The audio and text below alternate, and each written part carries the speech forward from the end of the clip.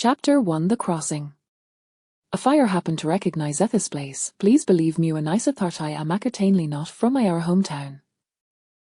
If I discover taught me name is the same as the Topher character in a story, rest assured I am definitely no your classmate. If. In any case, you will absolutely not find nor canios and mina threats. The night was cool. If and myself humming that song from my dreams, one determines moth the moonlight half me a town, which I haven't seen in ages. As Luyaro gazed at the Staraski, Shvel transformed into pure soul, one who had transcended basic desires.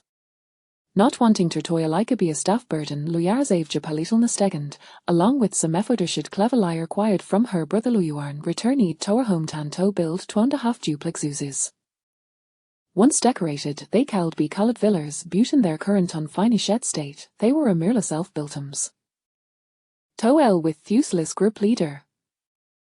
Toel with the boss howled even sire word. After hastily painting fuels white, shigily moved in, ready to enjoy a barbecue in the third floor balcony. The moonlight was bright, and as Luya also ordered piece of meat while taking a long swig of ginger beer, she hummed a tune.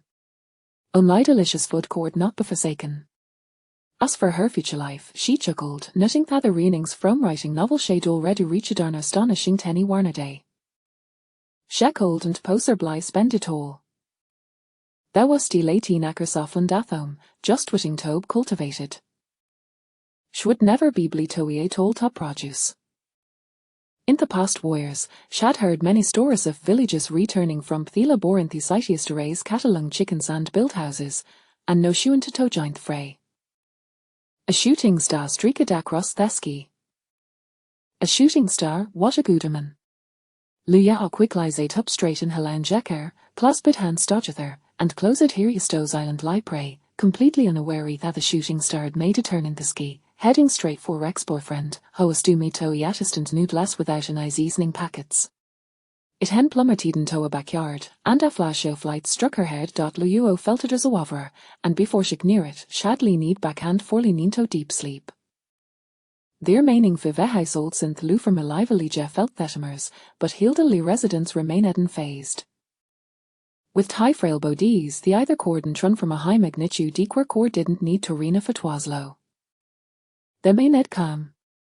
The sun rose azul, and Luyao woke leisurely to find the barbecue grill covered in chad meat, exclaiming Eindi's appointment before performing a set off Baju engine exercises. The rice cooker had made porridge, and after cleaning the grill and freshening up, shed a large bowl of tim porridge, paired it with pickled vegetables from a live streaming session, and Murdy here wait at the gathering spot. Over the years, Shad Mizadut and plenty of gossip which daughter-in-law had clashed with her mother-in-law, with go away slipping with a boy from the host fire, and which bore her been accepted into a prestigious university. She needed to catch you ponal their seto pics. After Themisk mandates, the number of elderly folks at the village's information centre had noticeably decreased, so Luyar took the opportunity to skabert Evans from 70 years ago to prepare for Hanovel. As these climbed higher, Luyar reluctantly bid farewell to a contact and returnido meto zetaleth final payments for the workers, constructing such house and painting the old shed cost of 2001. Currently, Harry count balance estu data stovert 1,300. It was to meta start cultivating the land. Sheckled still harvest some vegetables before winter arrived, and she needed to plant galick, scallions, and silent roser and possible. With flowers in the front and vegetables in the back, one side offered charm while the other provided sustenance perfects balance. Shabara wed an ancient cart, its endless moot hand polished with arch, set her for DSLR, jujinto the soul, and began documenting rural life. The countryside was remarkably quiet tenor to rooster sang Hanse Tithran doflu family village called Hiriachater scals. Beyond that, only the sound of thew and rustling thrusha leaves scored be heard. At first, Shvandaton comfortably often played music to fill the silence. Now, however, Shtorali enjoyed his way of life. After digging up thistle, she packed her way her camerard per shet the cart back, shinted her backyard from the east city of the house, her vision suddenly blared and she felt as if she had lost all weight for a moment. Anse her senses stabilized, she sound like firecrackers exploding nearby. Had her flash eye brother returned from a sleigh bore, hello veto shove, practically bringing his own sound truck wherever he went. Perhaps she was carrying firecrackers to announce his triumphant return. No, wait. Lu Yao sheer Tracy as the crackling sounds grew closer, awakening long-buried memories the gunfire from the old Move-A-Tunnel warfare. Crack! Bang! Lu Yao abandoned the cart on Juka behind it, glancing up to find an empty expanse or washahome, that waste the village had built with nearly her savings. Instinctively clutching her chest where her camera hung, she felt her wavy off panic wash over her. Although Lu Yao was so right for Raf Milliardians, she had never been particularly interested in me travel. If it weren't for hearing the trite thing about the historical era scored be profitable, she wouldn't have bothered asking Thiel to lie about the past. That said, even if she were to write a mediocre historical novel, she certainly didn't want to return to time for. She was a weakling, a delicate flower who couldn't even fend for herself. Who are you? Why are you he? A girl in a military uniform, thickened down woodsy on television, approached Lu Yao panting as she carried a half-conscious child. Zhu Hong was a military medic, a rookie who had thrown herself into battle before even graduating. A soldier had been injured, and the commander ordered her to carry him to safety. She understood that eyes was urchins to escape. A girl like he here should never fall into enema hands, otherwise the consequences would be worse than death. Shatter carry the injured soldier to safety first. New Fourth Army. Lu Yao stared in astonishment at the Lenuni for carrying the wounded child. Zhu Hong glanced at the left arm, thinking, isn't it obvious enough already?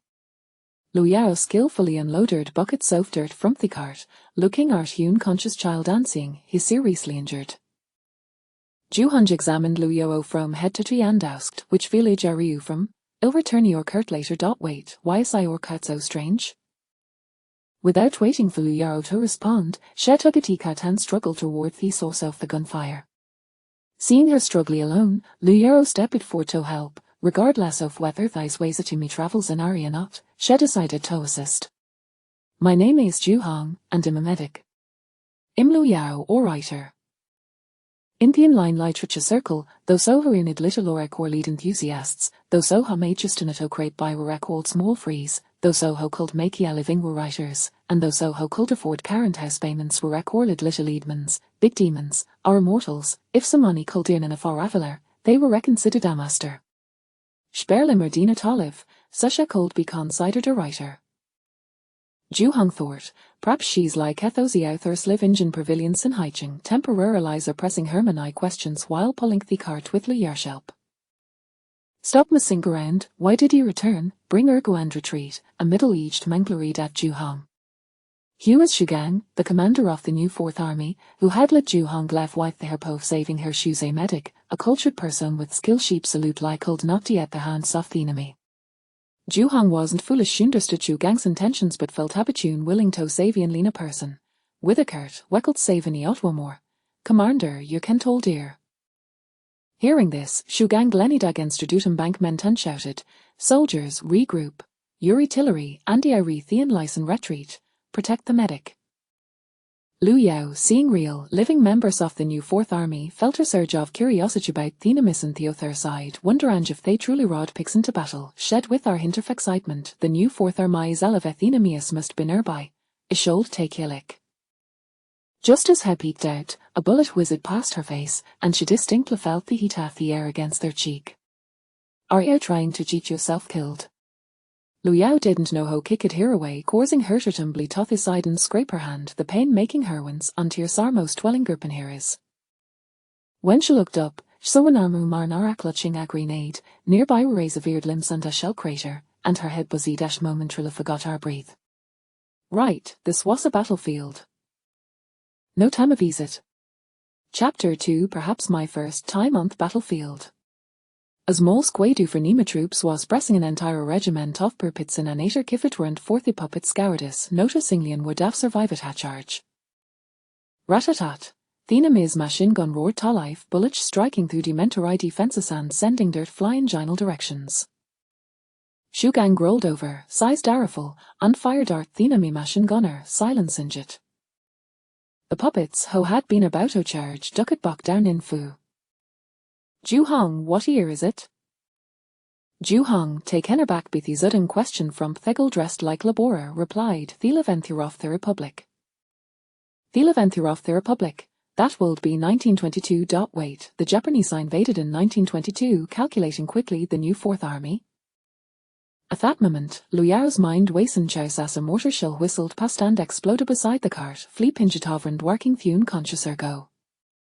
Liu Yao's anger flairty cat belonged toth from Leo Faniraber, brother 17, horror Elia said it, and she had borrowed it, treating it like an antiquar cold sure pay if it was destroyed. Damn it, painful the curt. Liu Yao dog 30 to find a grenade, Mimi King watched seen in television asher politi pinning peaky doot, estimating thinris animi puppy tways about 100 meters away. A grenade flew through tirer, exploding gritar bovie grew poofer nemas oldiers. Painful the curt. None gets away.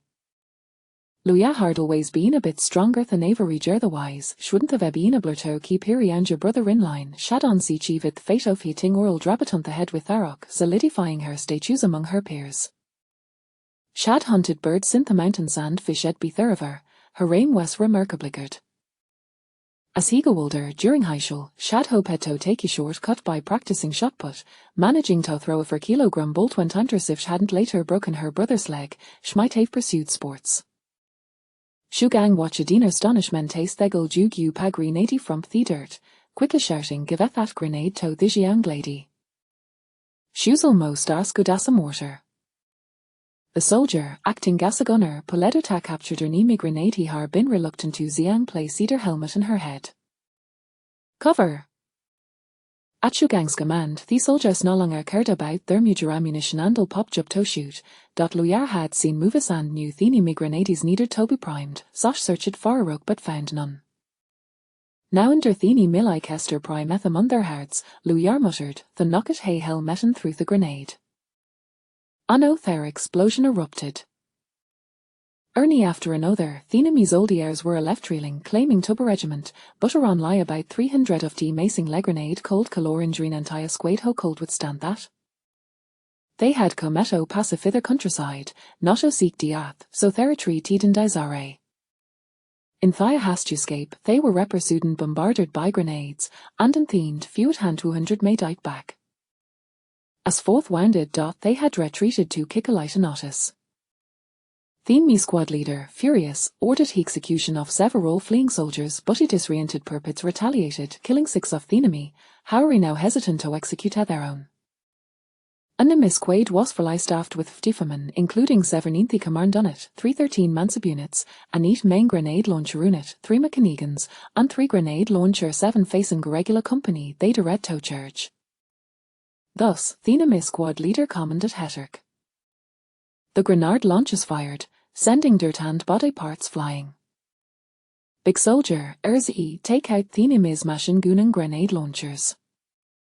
Big soldier waste artilleryman, and Erzi was the sharpshooter. Big soldier tended I stroke a mortar shell, which was the pride of the entire company, more precious than his own life, and fired the last mortar shell, scoring a hit on in the machine gun. The sharpshooter and these oldies coordinated their attack, taking out the enemy grenade launcher unit under their cover of grenades. The 3 attacking subunits had never experienced each or tactics they were re-throwing caution to Thewend. Commander, Imata bullets. Me too. Same here. Their major ammunition reserves were exhausted in just 3 minutes. Shugan drew his sword and shouted, charge with bayonets. What bayonets? They barely had a handful of peanuts left. Liu Yao looked at these event grenades and an enemy grenade, quietly peeking out oasis the situation before a kick-a-lie juking back down. Coward. Shen Yushu was being cowardly. The enemy probably guessed shot a new 4th Army way such of bullets that scattered Anima's oldies began to regroup and advance with bayonets. What a perfect opportunity. Help 'em, I'll take care of that throwing, Liu Yao said to the nearby young soldier. The young soldier immediately understood, crawling over. Liu Yao noticed he thought her soldier's leg was a bloody mess, hastily wrapped it with the cloth to stem the bleeding. Sister, you're amazing. Indeed. Liu Yao graciously accepted her compliment. She was indeed impressive. One by one, the grenades were recurrently thrown into groups for Nima's oldias, all exploding mid-air, leaving the enemies with no hair to hide. Shugang kept muttering goodness, gripping his sword in one hand and firing his sidearm with the other. Big soldier stared in disbelief to Slitalium Wazel most ace bar Philasa mortar. Thinam squad leader never expected Totty opposing side still her grenade escort off guard, he was shit by shrapnel from a grenade, Nakato the ground welling in agony. The nearby puppets, witnessing this, quickly fled, fearing they would be annihilated. As Theron, they cursed, Sir Vegerite, you thought we'd wear nothing. Hoppe Auldi. Theron 5 miles before you Nepopetusket Commander, what should we do? The commander glared at them, panting for a moment before saying, Go back, we're all dead. First, head to Eagle Beak Goji and Hydefrahile. Wise words, Commander. Wise me furt. Did we win?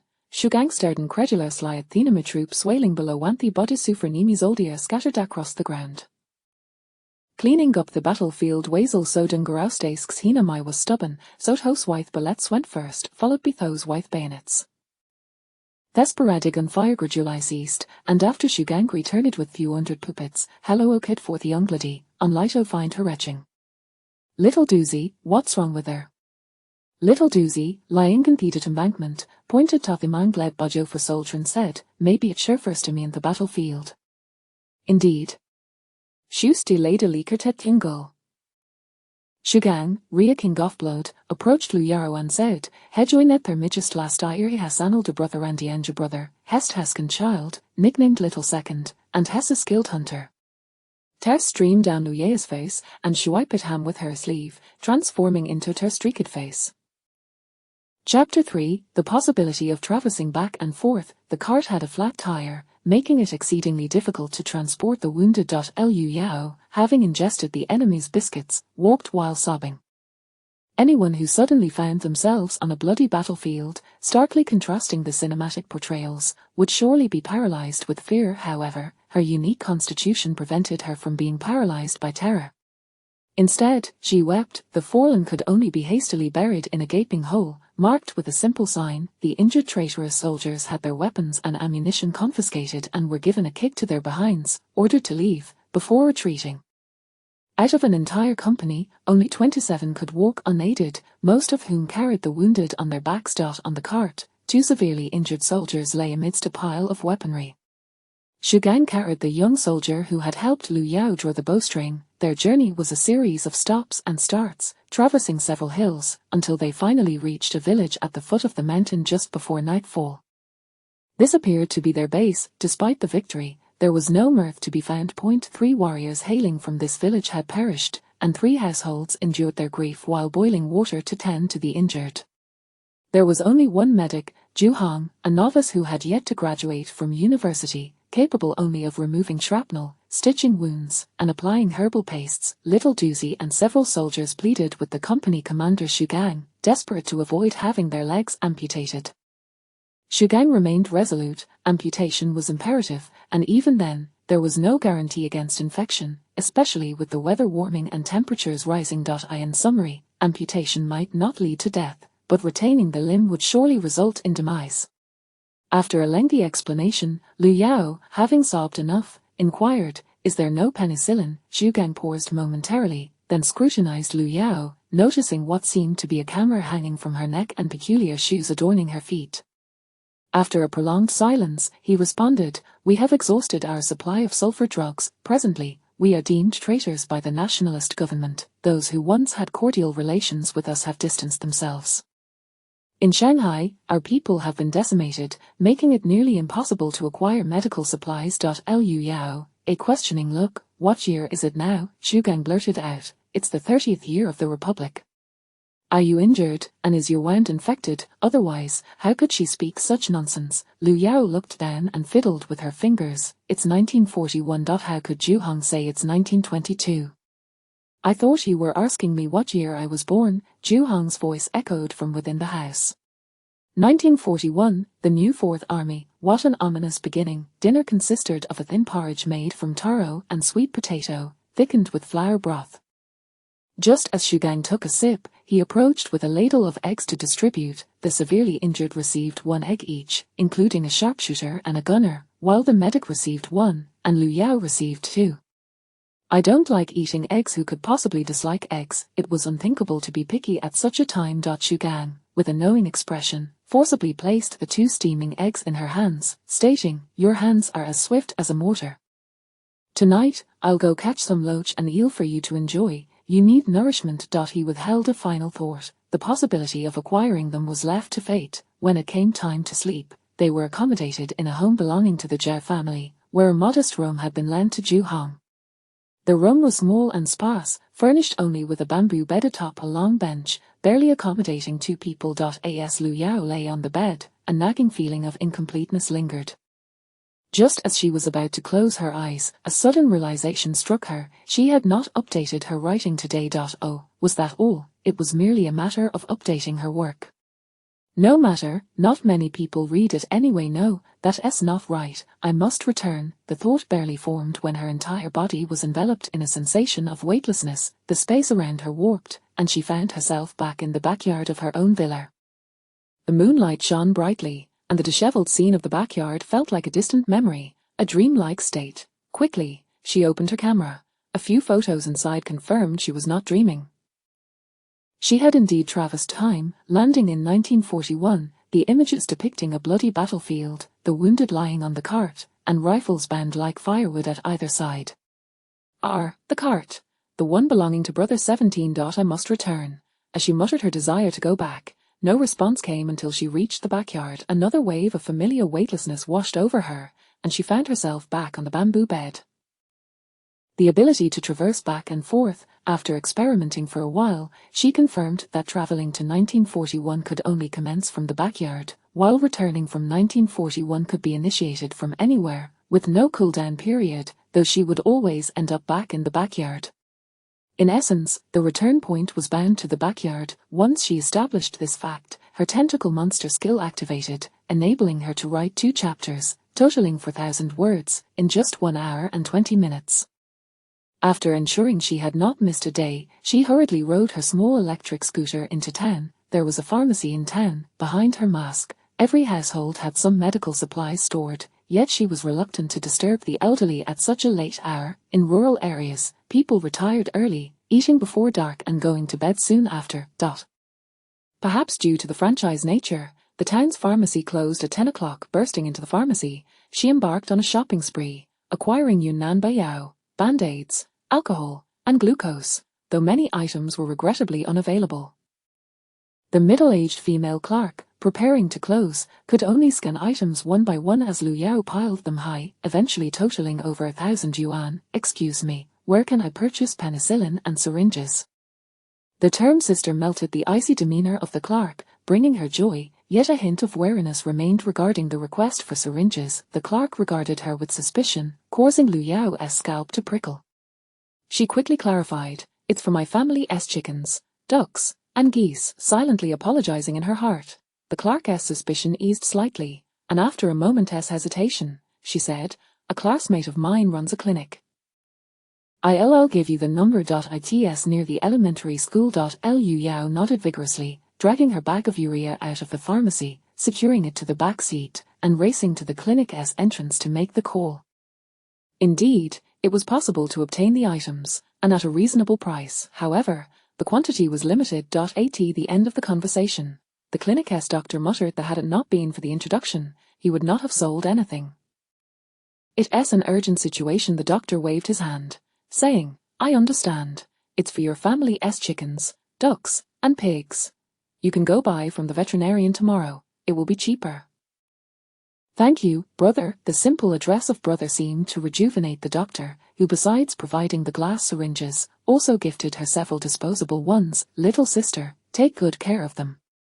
"I want to escort you," the clinic doctor thought. "I don't want to escort you either, but that little girl called me brother." Returning triumphantly, Lu Yao carefully placed the vials of penicillin into her small storage box, followed by a meticulous process of removing packaging and labels, organizing anti-hemorrhagic and anti-inflammatory medications into categories, filling a travel bag to the brim.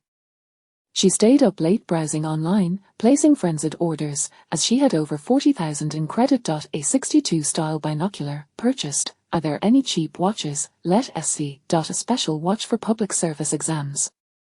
Bought bulletproof vests, a bit pricey, but Lu Yao gritted her teeth and ordered 10 tactical vests for under 30 yuan, ordered 100 walkie-talkies. Lu Yao hesitated briefly and set it aside, sending a message to her beloved younger brother, simply asking what supplies she should prepare if she were to traverse to the anti-Japanese war.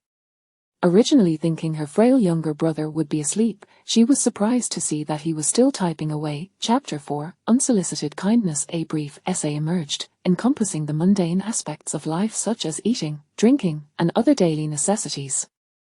However, the matter of radios, be it walkie-talkies or telegraphs, is rather sensitive. Yao Yao aspired to divinity. Is it possible to procure a walkie-talkie that can fire upon command?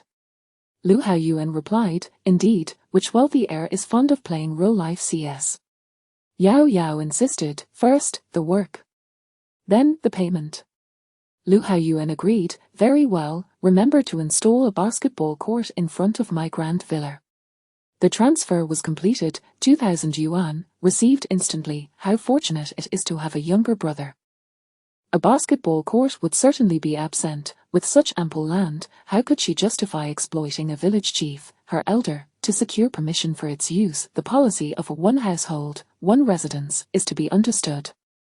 Additionally, both the front and backyards, according to regulations, would be deemed illegal constructions. While browsing a certain online marketplace, she stumbled upon veterinary penicillin at an astonishingly low price and promptly placed an order. During the War of Resistance, it was referred to as a liquid gold. Yet, a single dilemma lingered: how to convert this newfound gold into cash. A gold exchange shop would suffice for small quantities, but for larger amounts, scrutiny would be inevitable.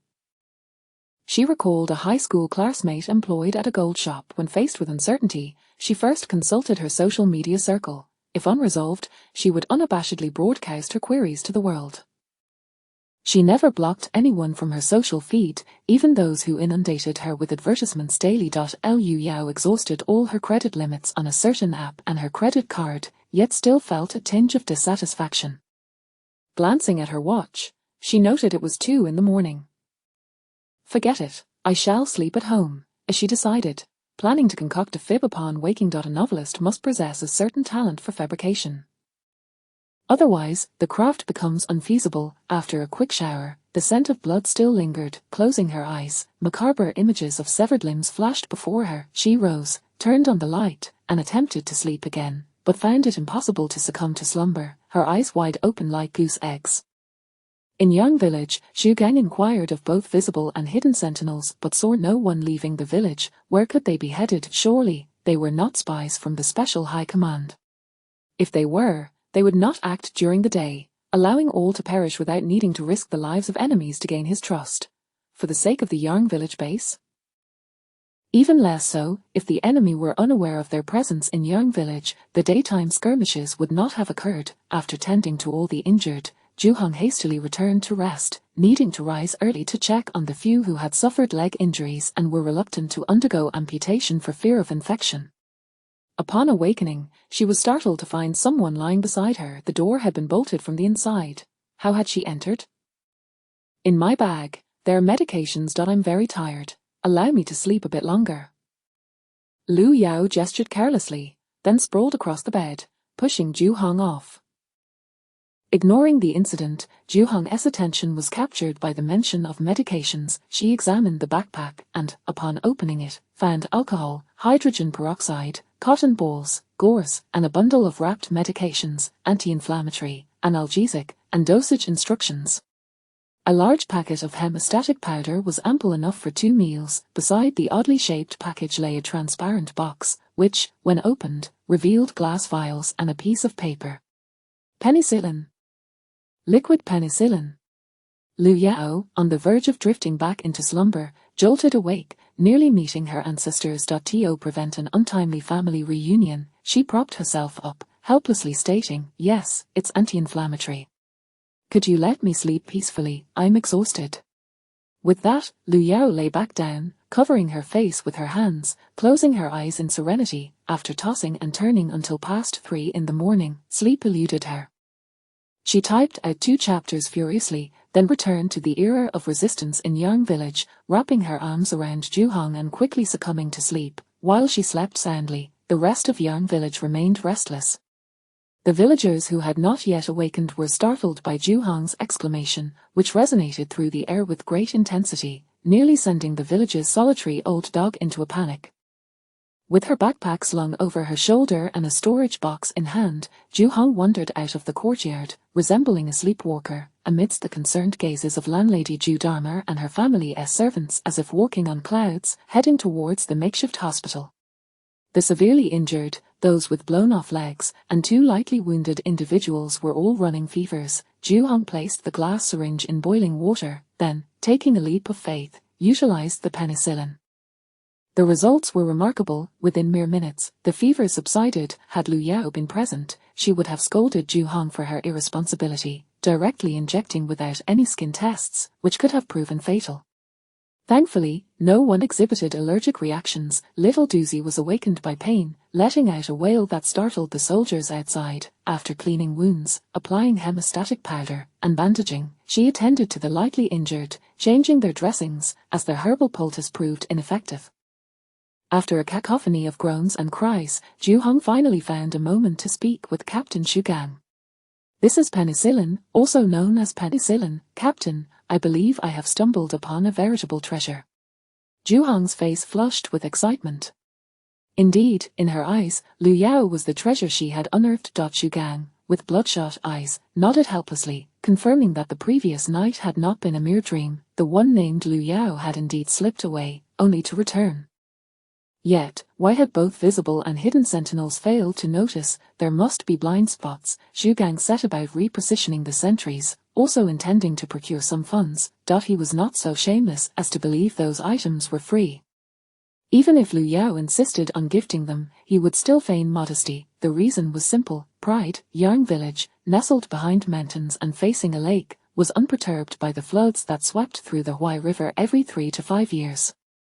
When the floods came, they would retreat into the mountains, and when the waters receded, they would descend. Facing floods was akin to confronting the enemy. Thus, in Yang village, there were those who hunted in the mountains and others who fished in the river. After rearranging the sentries, Shu Gang ventured to the riverbank to catch loaches and eels, yielding modest results, only 3 eels and a basin full of loaches. He decided to treat everyone to a meal before discussing monetary matters. As the saying goes, one is soft-handed when receiving favors, one is at a disadvantage when accepting food. To this end, he invited Aunt Zhao to cook, generously using copious amounts of vegetable oil and 2 heads of garlic.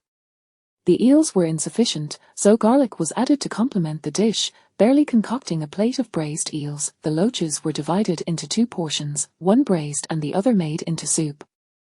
3 dishes, utterly perfect. When Lu Yao awoke and washed up before stepping outside with a yawn, she spotted Shu Gang sitting despondently at the door. Initially still groggy, she became particularly alert. "It's time to eat. I promised you eels and loaches last night," Shu Gang excitedly declared. Finally, the goddess of sleep had awakened. It was already midday. Unsolicited kindness. Lu Yao eyed the captain warily, the 2 locked in a silent standoff.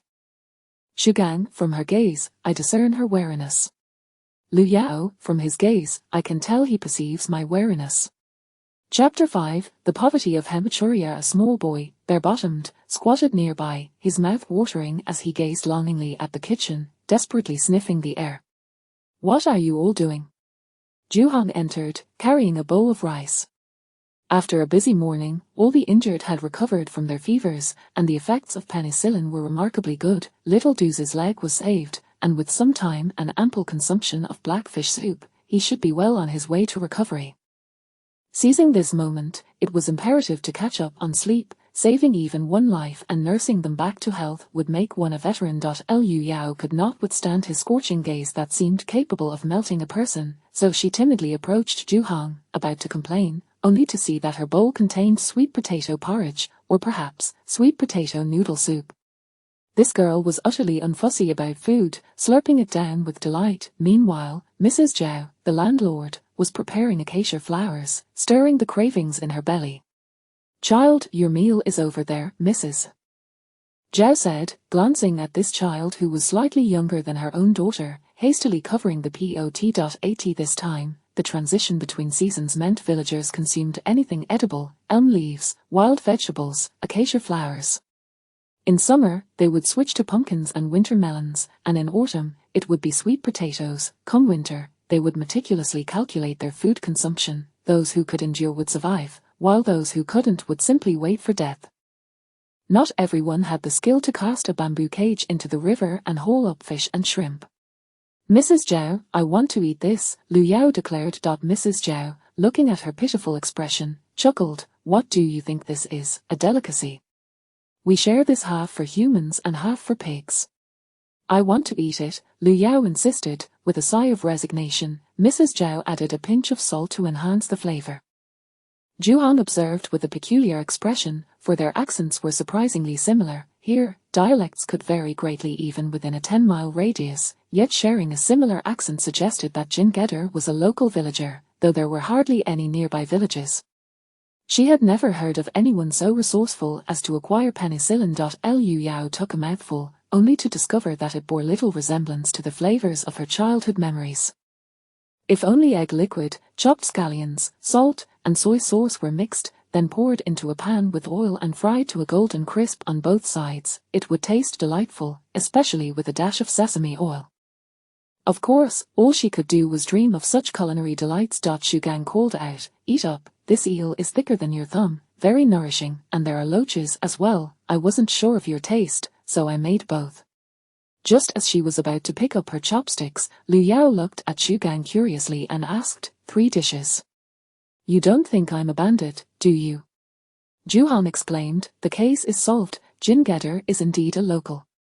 Even if he weren't, he wouldn't be far off, for only locals would refrain from serving 3 dishes. 3 dishes were reserved for bandits." Shu Gang chuckled awkwardly. "Oh no, it's just 2 dishes and a soup." Zhu Han slurped her sweet potato porridge with glee, picked up a loach, took a bite from the belly near the head, spat it out, and then shoved the entire loach into her mouth, casually chewing before spitting out the complete loach bones. Such an action, admittedly, though she hailed from the countryside, she was not adept at eating. She earnestly picked up a piece of eel, and, it does taste quite good, albeit a tad salty. Shu Gang's spirit lifted, as if suppressing excitement. He asked, "Have you eaten it all?" "I can't eat any more. At most, just a little." They were clearly not on the same wavelength. Shu Gang, grinning, inquired, "So, how much are you charging for those medicines?" Charging? Lu Yao genuinely wished to engage in business. Although making 10 yuan a day was considerable, it was predicated on having a little savings, otherwise, it would truly become a matter of survival in the wild. "All of those are gifts for you. What comes next will require payment. Wait, I remember your new 4th Army is as impoverished as the 8th Route Army. Do you have money to buy?" Both the 8th Route Army and the new 4th Army had been deprived of military pay since the Xiangnan incident, and the government even declared the new 4th Army as traitors. The transport station in Haicheng had been thoroughly ransacked, their Zhang Unit, number 76, and the Special High Command united to combat their Hong Unit, yet Yangon still yearned for a united front, not for any other reason but for the sake of the country and the nation. Zhu Han wanted to speak, but Shu Gang halted her. He bent down and pulled a gold bar from his shoe, placing it before her and said, "I'm sorry, this is all I have. Though it falls far short, nonetheless, thank you." Shu Gang's eyes misted over as he solemnly saluted. Lu Yao waved her hands repeatedly, her chopsticks flying from her grasp, clinking as they fell. The small child, who had been watching, scampered out, picked up the chopsticks, wiped them on his clothes, and placed them back on the table. Lu Yao's heart tightened painfully as she noticed the bare-bottomed child fixated on the plate of braised eel. He disregarded the gold bar, focusing solely on the braised eel. Lu Yao recalled the information she had gathered at the village's edge. They lacked oil, meat, and food. The bare-bottomed child belonged to Mrs. Zhao's household, dressed in an oversized garment that was clearly meant for an adult, with stains all over it. In the countryside, such attire was considered quite good. Some children didn't even have an upper garment. Lowering her gaze, Lu Yao refrained from reaching for the eel, swiftly consuming the acacia flowers. She stood up, took the gold bar, and declared, "Let this suffice. I am full now. In a few days, I will bring you penicillin." I wish to sell this item, gold bars, antiques, silver dollars, anything will do. I have my connections, I have someone backing me. Xu Gang and Zhu Hong simultaneously looked up at the clear sky. Someone above. Lu Yao dragged away the deflated cart, gradually disappearing from Xu Gang and Zhu Hong's sight. Squad leader, that gold bar. Xu Gang's face flushed crimson. He had executed missions in Haicheng and knew the price of penicillin. It was exorbitantly expensive yet scarce. I had intended to reserve it for buying weapons, but now there are more weapons than people. Let us leave it at that. The penicillin, which could not be used up, was delivered to the headquarters of the new 4th Army's 4th Division. Stirring the division commander, Commander Zhao summoned the soldier delivering the medicine to the headquarters for a detailed inquiry, but the soldier knew little, only mentioning that they had been ambushed by the Japanese while retreating, and suddenly a woman appeared pulling a cart. The next day, the medicines arrived. The 4th Division had been restructured from the 8th Route Army's 4th Column, maintaining operations behind enemy lines at the junction of Henan, Anhui, and Jiangsu, but in terms of organizational structure and intelligence network, it belonged to the new 4th Army. After thorough investigation by the intelligence personnel, they found no leads. It was said that a gold bar could exchange for such an abundance of medicines, which should have been a windfall. Yet this sudden appearance of a person with a large quantity of medicines claiming to continue purchasing with the gold bar raised questions. Surely, arithmetic was a subject taught by the Chinese literature teacher. Commander Zhao allocated 10 gold bars and 300 silver dollars, dispatching a squad to escort the gold and silver, while simultaneously providing reinforcements to the independent company, hoping to rally a troop. Perhaps the penicillin had arrived via train close to the Jinpu line. Chapter 6. To be a good person. Returning to the narrative of Lu Yao, her first act upon arriving home was to reach out to her high school classmates. Through one of them, she was introduced to a gold recycling business. When Lu Yao extracted a gold bar from her backpack, her classmate, Hao Qianqian, was taken aback, her eyes widening in disbelief. Is it really necessary to be this dramatic? The portly owner of the shop, equally excited, cradled the bar in his palms, scrutinizing the markings upon it. What an exquisite piece! The color is immaculate, the ice cracks are distinct and natural, weighing 10 taels, though the bite marks are a tad excessive, everything else is flawless. Such a waste, such a waste. The rotund proprietor extended 2 fingers and declared, a flat price of 200,000. Lu Yao snatched the bar back, retorting, have you weighed it? Just 200,000. Beside her, Hao Qianqian, with one hand clasped over her head, pulled Lu Yao aside, saying, no, Lu Yao, my dear lady, a 10-tael gold bar should weigh over 300 grams. If weighed, it should be around 180,000. Lu Yao glanced at the display screen on the shop's wall, then fished out her phone, fiddling with it for a moment. Convinced that the price was reasonable, she prepared to retrieve the gold bar. Hao Qianqian restrained Lu Yao's hand, asserting, owner, I will forego my commission, she is my half-sister. It's a relic, surely you can add a little more. Well, I can add 10,000, the proprietor replied, raising a single finger. Lu Yao was taken aback, an increase of 10,000, after all, she had only managed to save just over 20,000 from a month's labor. Noticing Lu Yao's lack of ambition, Hao Qianqian asserted, 40,000 flat, or I shall have my sister inquire with my boss. Her notoriously stingy employer, who even had employees wash their hands with laundry detergent, would never spend 40,000 on something valued at 20. Aside from the sycophantic store manager who zealously defended the boss's authority, the other employees sometimes utilized external channels for recycling old materials, pocketing a small bonus. Hao Qianqian was merely introducing her friend to a place for recycling, demonstrating commendable professional ethics. The rotund owner, clearly aware of this, sighed, oh dear girl, there's no room for such a high markup. I genuinely admire this gold bar, hence, what a fuss. Hao Qianqian, still clutching the bewildered Lu Yao, was ready to depart when the owner hastily called out, 30. Lu Yao was already quite satisfied, truly content. 30,000 was nothing to scoff at, she had toiled for years, only managing to save just over 20. 40 it is. The owner gritted his teeth, exclaiming, you can't play me like this. We are half-siblings. Hao Qianqian, unsatisfied, retorted, had it not been for the trouble or potential scrutiny, Do you believe I would sell it at an auction or in the capital for 70 or 80,000? I believe it. I believe every word. The owner, cautious by nature, examined the bar once more. This was a habit ingrained in him. Once an item left his hands, he had to scrutinize it again, even if it had passed through his father's hands. Ultimately, they settled at 40,000, and he even provided Hao Qianqian with a generous bonus. Let me treat you to a meal. As she observed the continuous notifications of the funds being transferred to her from the owner through various accounts, amounting precisely to 40,000, Hao Qianqian nodded, glancing at her own notification, and generously declared, I shall treat you. Gentlemen, how about I cover this? The owner was unwilling to let such an opportunity slip away, quickly offering. Not going. Do not even think about it. The owner watched the two depart, lamenting as he rubbed his belly, feeling quite despondent that he was not that kind of person. He merely wished to acquire a few more gold bars, so that when he returned home for the ancestral rites during the new year, he would be the most distinguished of them all. Looking down at the bite marks on the gold bar, he couldn't help but take a bite himself. Pure, sweet, fragrant, 40,000. Upon arriving at the restaurant, she suddenly felt a surge of joy and sent a message to her beloved younger brother.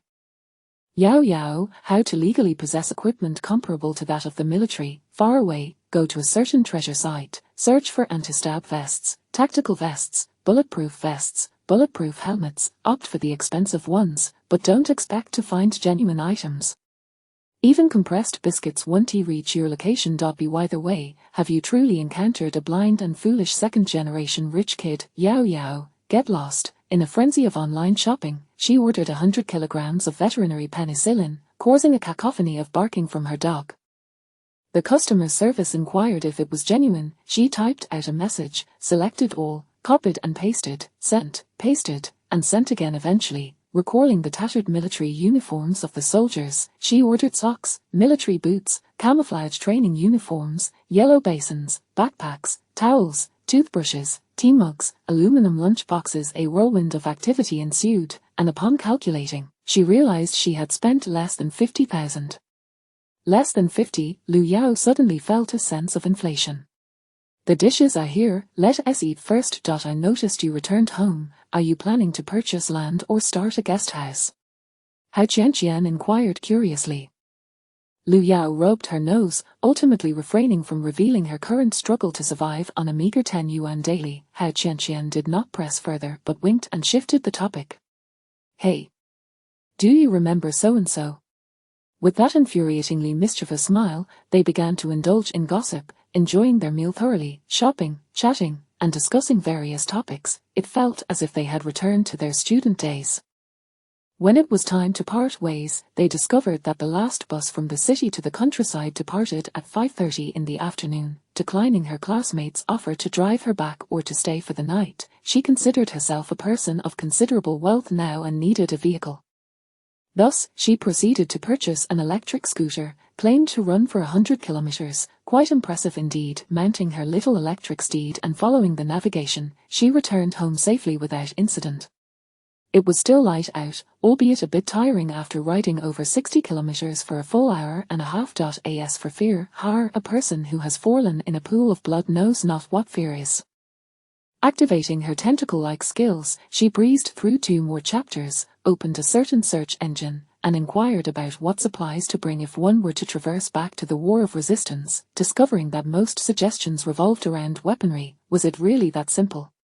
After all, this was within the borders of the motherland. After skimming through several foreign novels, which all came equipped with systems, Lu Yao muttered steady multiple times, ultimately resigning to consult her younger brother again. Yao, if I were to traverse back to the War of Resistance, what should I bring? Far away, it would be best to take your brain along, don't leave it at home. Yao, if you want to die, just say so. The typing indicator remained active, and after 10 minutes, he indeed sent a lengthy message, which made her nod in agreement repeatedly. Yao, what if I were to bring a ton of penicillin? Far away, the brain is a wonderful thing, but too bad you lack one. If you truly brought a ton of penicillin, you better pray that the place you traverse to is Yangon, and then promptly surrender it. Do not foolishly think you can conduct business with your simplistic mind. otherwise, the mad dogs from the nationalist government will tear you to shreds. Liu Yao patted her chest, feeling a tinge of fear.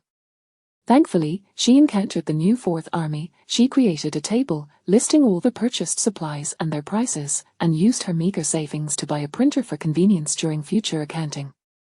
Human feelings aside, business is business. She should rightfully receive a 20% commission for her efforts. To be a good person, one must be generous. With 40,000 in hand, she saved 8,000 and allocated the remainder for procurement, item by item.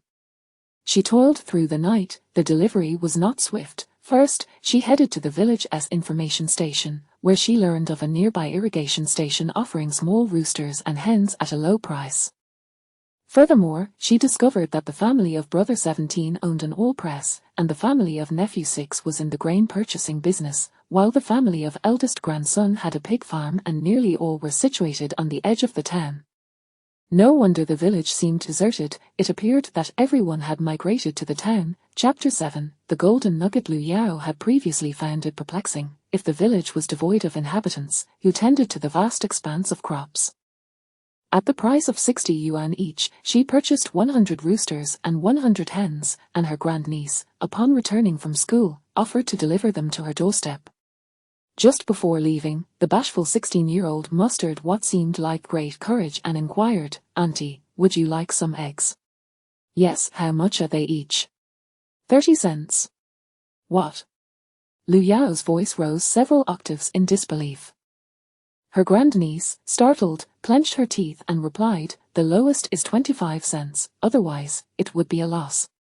"I'll take 10,000. First, send me 10,000, and please scan the code." As Liu Yao entered the amount, she abruptly realized it sounded as if she was cursing, and thus, added an extra 88 yuan. Glancing at the time, she wished to invite her for dinner, but her grandniece had already hopped onto the tricycle, reversing with careful attention. The village girls were not so delicate. Her grandniece was quite sturdy, having traversed to town by herself even during kindergarten days. "Auntie, I'll come back to deliver the eggs after school, I'm going to be late." Observing her grandniece on the tricycle, Liu Yao inexplicably thought of Zhao Zilong from Changban Slope. Regret washed over her. She ought to have purchased a tricycle as well, majestic and imposing. In the afternoon, while fretting over the numerous chickens confined in the yard, a phone call came in from the delivery station, informing her that her package had been directly transported to the town's delivery hub. They inquired whether she wanted home delivery, and if so, to add them as a friend and send her location. Such a delightful proposition. Why, of course, she desired home delivery. Thus, after a mere 10 minutes of waiting, the delivery truck arrived, offloading package after package into her backyard, filling it to the brim. Upon checking her phone, she noted a string of confirmations of receipt. Clearly, they were anxious about her potentially requesting a refund as a major client. Having placed the order yesterday, it had arrived today. After sending off the delivery personnel, she instructed them to either toss future parcels into the yard or for her to collect them personally. Armed with a utility knife, she spent the afternoon creating a miracle, unboxing all the parcels, her sole mode of transport being a deflated cart. Clothing and such were first piled together and covered with a tarpaulin, while the veterinary penicillin was all moved indoors, the labels torn off. After a while, she abandoned the task upon the arrival of her grandniece on the tricycle. Label tearing, 20 yuan an hour. Anyone interested? Her grandniece began rallying others, tearing labels, 15 yuan an hour, I've sent the location.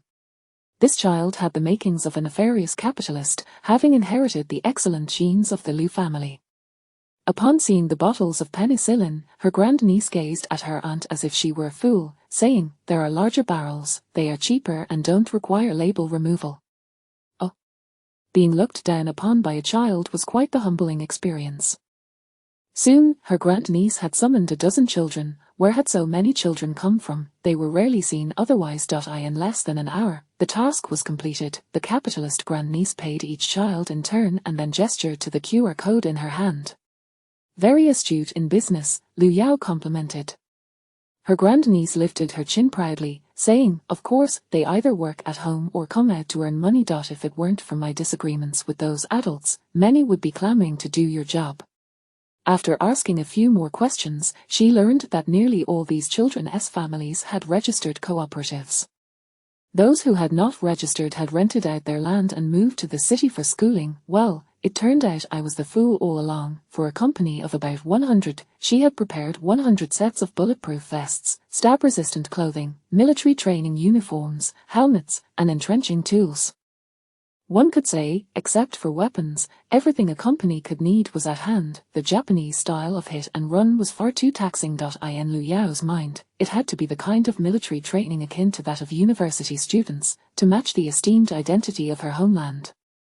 However, in this country, acquiring weapons was no easy feat. Such items would have to be procured abroad, but once abroad, how to transport weapons back to her yard? Perhaps she should report to the police, claiming she had the ability to traverse dimensions and was urgently in need of weapons to fight the Japanese. Would she be dissected for that? Moreover, she had yet to meet the strategic masterminds of that world. Perhaps they would be equally wary of these extraterrestrial beings. A message shattered her reverie. I heard you're back. Liu Yao glanced at the username and profile picture, then expressionlessly set her phone aside. After more than half an hour, her phone rang again. It was Hao Qianqian, voice message. You know my husband, he's quite the chatterbox, and blurted out your return. I'm sorry. It's fine. Truly, it was no issue.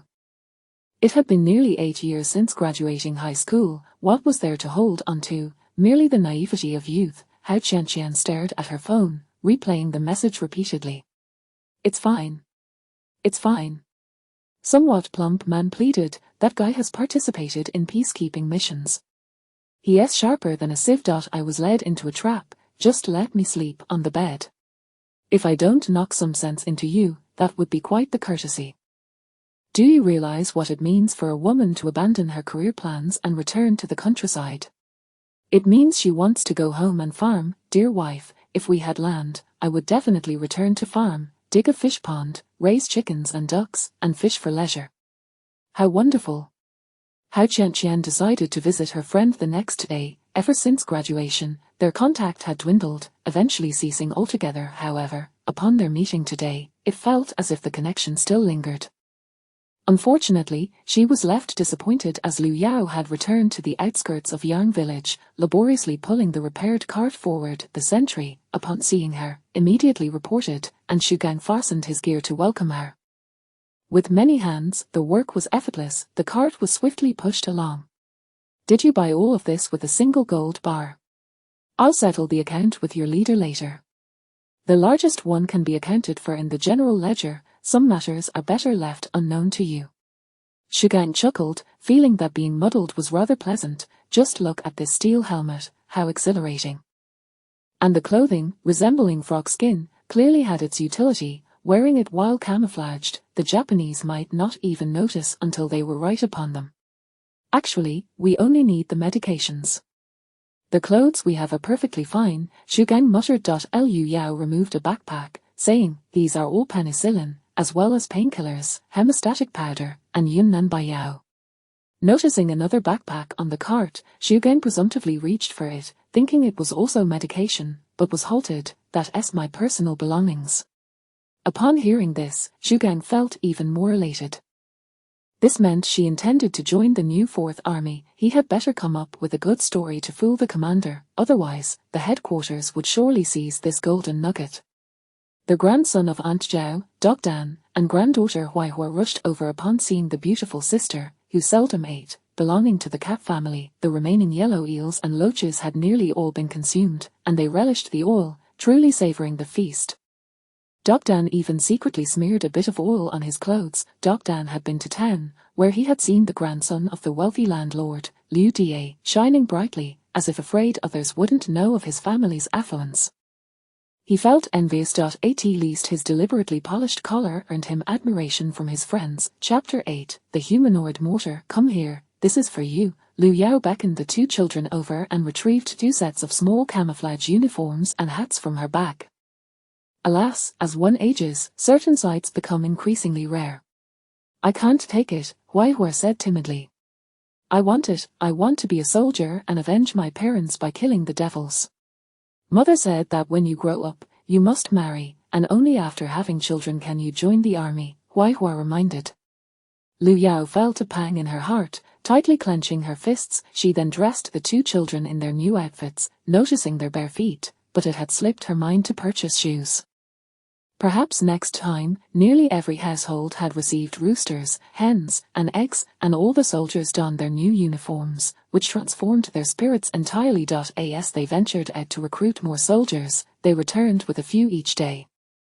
In just a matter of days, the independent company was fully staffed. However, that was a tale for another time. Liu Yao accompanied Zhu Hong to care for the wounded. During the dressing changes, Liu Yao realized why nurses were predominantly women. These men, save for little Doozy, displayed no signs of pain, regardless of how much they suffered. It seemed a shameful thing for a man to admit to hurting in front of a woman. Are men? Sister, I like you, can I marry you? Little Doozy asked with utmost seriousness. Zhu Hong rolled her eyes, remaining silent at the sight. Liu Yao, intrigued, inquired, why? Little Doozy replied earnestly, Mother said I should find a woman who can tolerate my crying. Hee hee. Liu Yao chuckled softly, pointing at Zhu Hong, why not her? Comrade Zhu Hong is very nice, but her heart is as cold as her scalpel. Very well. Liu Yao feigned a stern expression and said, do you know of a famous mountain in Sichuan? I do. Mother told me that the path through Shu is difficult, harder than ascending to the heavens, which means there are many mountains in Sichuan, and many of them are renowned, a little Doozy replied cheerfully. My favorite is Mount Shu. Now, be good and rest well to recover. Little Doozy, reluctant to refrain from questioning, was met with a fierce glare from Liu Yao. I am Mount Shu 1-2. So that is what Mount Shu is like, little Doozy thought, quickly closing his mouth and eyes. How fierce, not to be trifled with. The wounded soldiers stifled their laughter, struggling to contain their mirth. Once Liu Yao departed, little Doozy was nearly besieged, as his peers pondered why a mere child should be preoccupied with marrying a girl who was adept at tossing grenades. Such a young lad, not learning the ways of propriety, were it not for the scarcity of medical supplies, they might consider breaking his legs and reattaching them. A fierce girl like that could only be paired with the company commander. No, the commander's daughter seemed to be already 17. Perhaps the battalion commander, who appeared to be around 30. The regiment commander, he was nearing 40. How vexing. There were military operations underway, the guerrilla forces had suffered significant losses, and they managed to procure a 92mm howitzer and 2 boxes of shells from the train. As the enemy pressed closely, they buried the cannon in Eagle's Mouth Canyon, scattering to evade capture, like rabbits fleeing from a hound. A guerrilla fighter came to Yang village with news, indicating that the guerrillas would continue to lead the enemy on a wild chase, urging the new 4th Army comrades to dig. Shu Gang immediately prepared to lead 2 platoons from the independent company there. Seeing their fearless resolve, Liu Yao felt a stirring in her heart and stepped forward, only to be summarily rejected by Shu Gang without a moment's hesitation. Were it not for the need to protect her, he would have taken the entire company and left 1 platoon behind to ensure the safety of the villagers. 3rd Platoon Leader. Present. Shu Gang, brow furrowed, spoke softly to him. If the enemy ambushes Yang village, your task is to protect that girl. The 3rd Platoon Leader nodded gravely. They were in dire need of medical supplies, the medicinal pastes were too slow-acting, and aside from a few herbs like small thistle that could staunch bleeding, the rest of the afflictions had to be endured with gritted teeth. To endure meant becoming a seasoned veteran. The new 4th Army was sorely lacking in veterans. As Shu Gang prepared to leave, Liu Yao stepped closer and cheekily said, do you really trust that guerrilla fighter so much? What if it's a trap set by the enemy? Don't even think about tagging along. Little Shichu's entire family was slaughtered by the enemy. If he were to betray us, we would be unable to hide in Yang village, Shu Gang explained, looking at Liu Yao. Stop worrying. I will not take you with me. Well, do you really think a mere dozen people can keep me safe? Shu Gang, struck at the core, could only respond with silence. In the end, 1 squad from the 3rd Platoon stayed behind to temporarily escort the villagers and the wounded, while the rest headed to Eagle's Mouth Canyon, Liu Yao included, of course. Observing the resolute demeanor of the 100 or so individuals, Liu Yao declared, rest assured, the enemy's bullets cannot penetrate your vests. Do you know about the Yihequan? They are blessed warriors, impervious to blades and bullets. Or perhaps, you could try shooting yourselves. Zhu Gang shot her an exasperated glance as she lounged in the cart, chewing on a blade of grass while gazing at the scenery. Hadn't he realized before how audacious she was? Hey, you'll understand soon enough. It wasn't he that Liu Yao was particularly confident, rather, she had faith in the privately owned factories on the market. Factories producing fishing rods could rival state-owned enterprises. There were plenty of miraculous private factories around. Little Shichu donned his new attire, fitting on a bulletproof vest. However, he wasn't fond of their medic lying in the cart. He had encountered one new 4th Army medic before, Zhu Hong, who was gentle and carried her medical kit, resolutely avoiding causing trouble for the troops, unlike this one, who lounged with her legs crossed, enjoying the view. Upon reaching an incline, little Shichu watched as the medic jumped down, feeling slightly less to stain. It's too bumpy, let us walk for a bit. Oh, and be careful with my cart. It belongs to my elder brother, who imbued it with a sense of historical gravitas. Zhu Gang turned back, managing a forced smile. Elder brother was certainly not a biological sibling, suggesting that this girl came from a large family. Eagle's Mouth Canyon was 40 miles from Yang Village, and as Zhu Gang arrived at the outskirts, he sensed something amiss. The absence of birds signaled an ambush. Stay alert. Liu Yao, keep your distance. Don't get yourself splattered. With a crack, a gunshot rang out, striking Zhu Gang in the chest, followed by a barrage of gunfire. Little Shichu saw the medic clutching her head, sprawled on the ground, muttering something under her breath, and his initial disdain returned. Company commander. Zhu Gang grimaced in pain as he found a deformed bullet lodged in the magazine, feeling its heat. It's nothing. Just hit me harder. A few other soldiers were hit, but upon realizing that they were merely in pain with no life-threatening injuries, their spirits lifted. After enough of her murmuring, Liu Yao retrieved a grenade from her backpack, removed the safety pin, tapped it against her helmet, and hurled it at the 5 advancing enemies. The explosive power of the little devil's grenade manifested fully, instantly killing 2, while the remaining 3 lay severely injured, convulsing on the ground. Is this the medic of the new 4th Army? Little Shichu stared in astonishment at the humanoid mortar.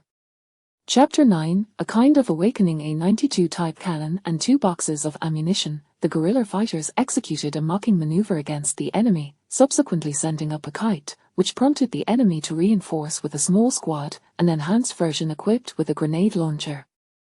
The puppet soldiers who fled to Eaglebeak Gorge once again acted as traitors. The enemy's grenade launcher accurately targeted the new 4th Army's machine gunner, toppling the light machine gun and leaving both the gunner and his assistant incapacitated.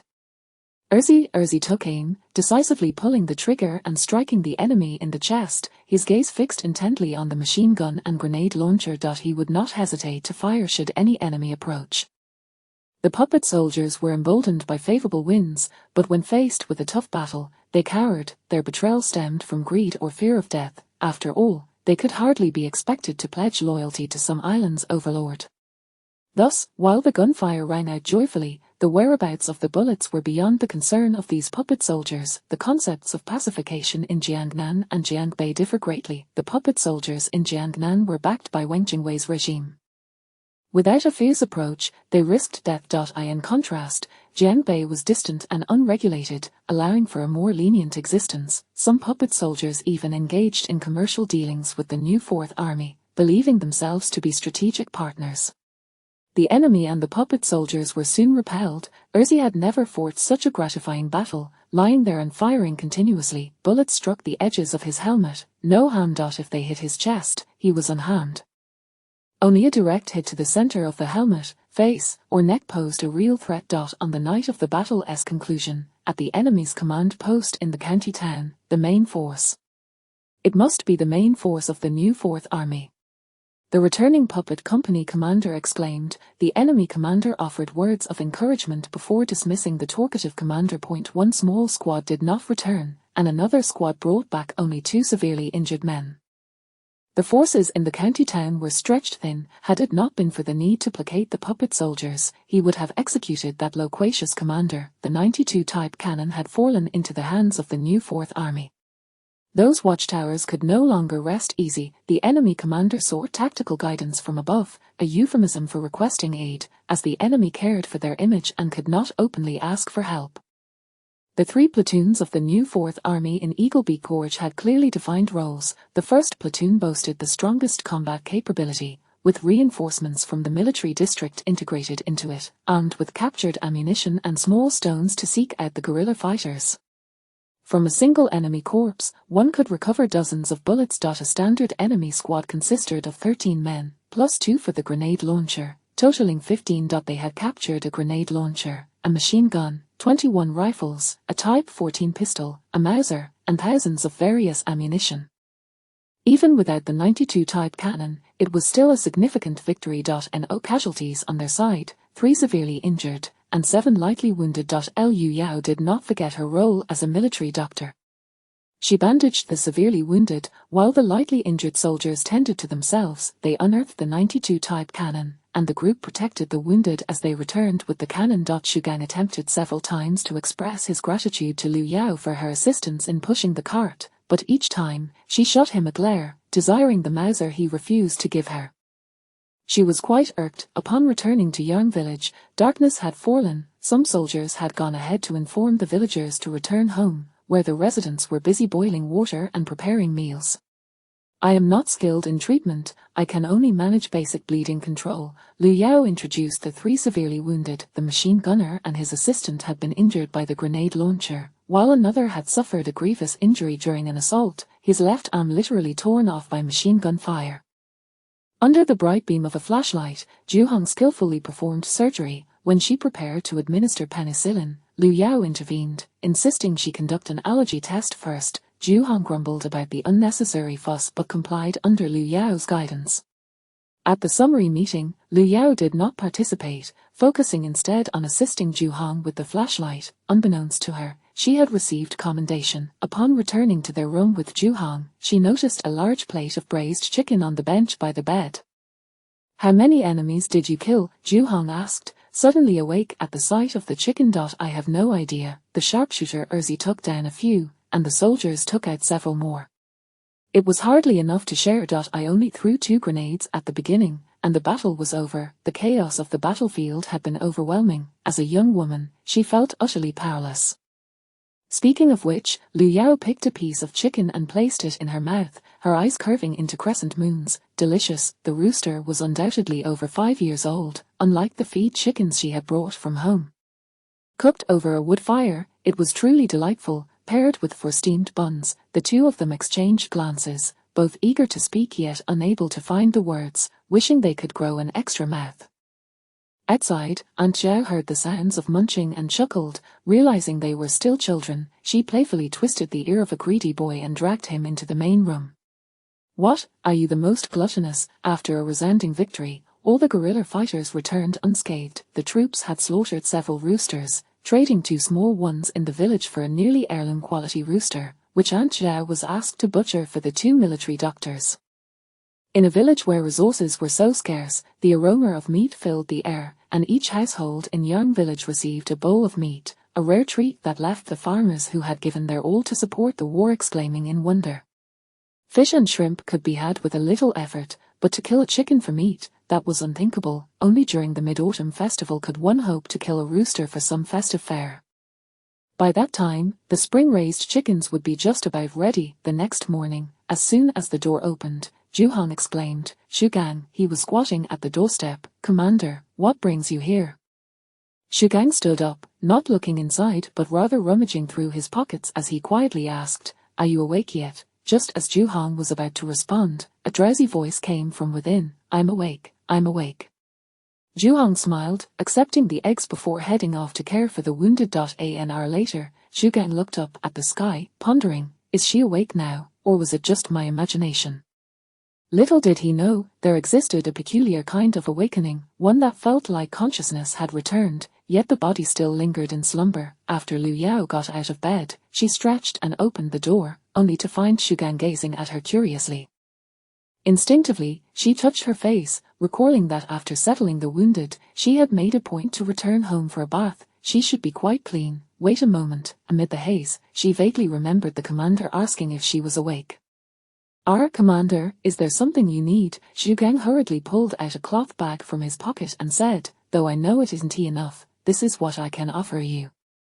We still need to save some to buy salt. Salt, I have some. If you need anything else, just say so, I can procure it. She had noticed the delightful sound of silver coins clinking in his pocket earlier.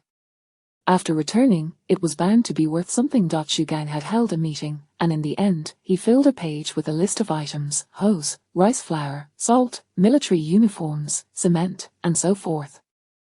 10 gold bars, $300 silver, and 3 golden teeth he had pried from the enemy's mouth. Initially, Xu Gang intended to offer her some paper currency and yen, but she declined. Chapter 10: The lethality of white moonlight. After departing, I first changed into a fresh set of clothes and made my way to the market, arranging for the delivery of 200 pounds of salt, packaged in large, snakeskin bags. I then visited a vendor specializing in fishing nets and purchased every net they had in stock: cement, farming tools. I gathered a plethora of goods and hurried home. My niece had been lingering nearby. Did you skip class? It's Saturday. Oh. Once the mundane exchanges were finished, as I was about to step inside, my little shadow followed me in. After what seemed like a considerable internal struggle, she finally voiced her intent. Do you still need roosters and hens? How many do you have? How many do you want? I pondered for a moment and replied, let us have another 100 of each. My niece cheerfully exited, and a 3-wheeled cart pulled up to the door, revealing 2 well-groomed pigs inside. She returned hastily. I was perplexed. My niece offered to help transport the goods for free. She was deeply concerned about the significant amounts of feed and grain required daily, and since she had been operating at a loss, she was eager to sell quickly. She no longer wished to be a left-behind child. Many young people had returned to the village due to the pandemic and had started raising livestock: chickens, ducks, geese, pigs, cattle, and sheep. The increased supply had driven prices down. With low prices and high investment costs, many faced losses. I had heard rumors of a wealthy entrepreneur who had secured a vast area of land to establish a chicken farm, employing some sort of live maggot feeding technique.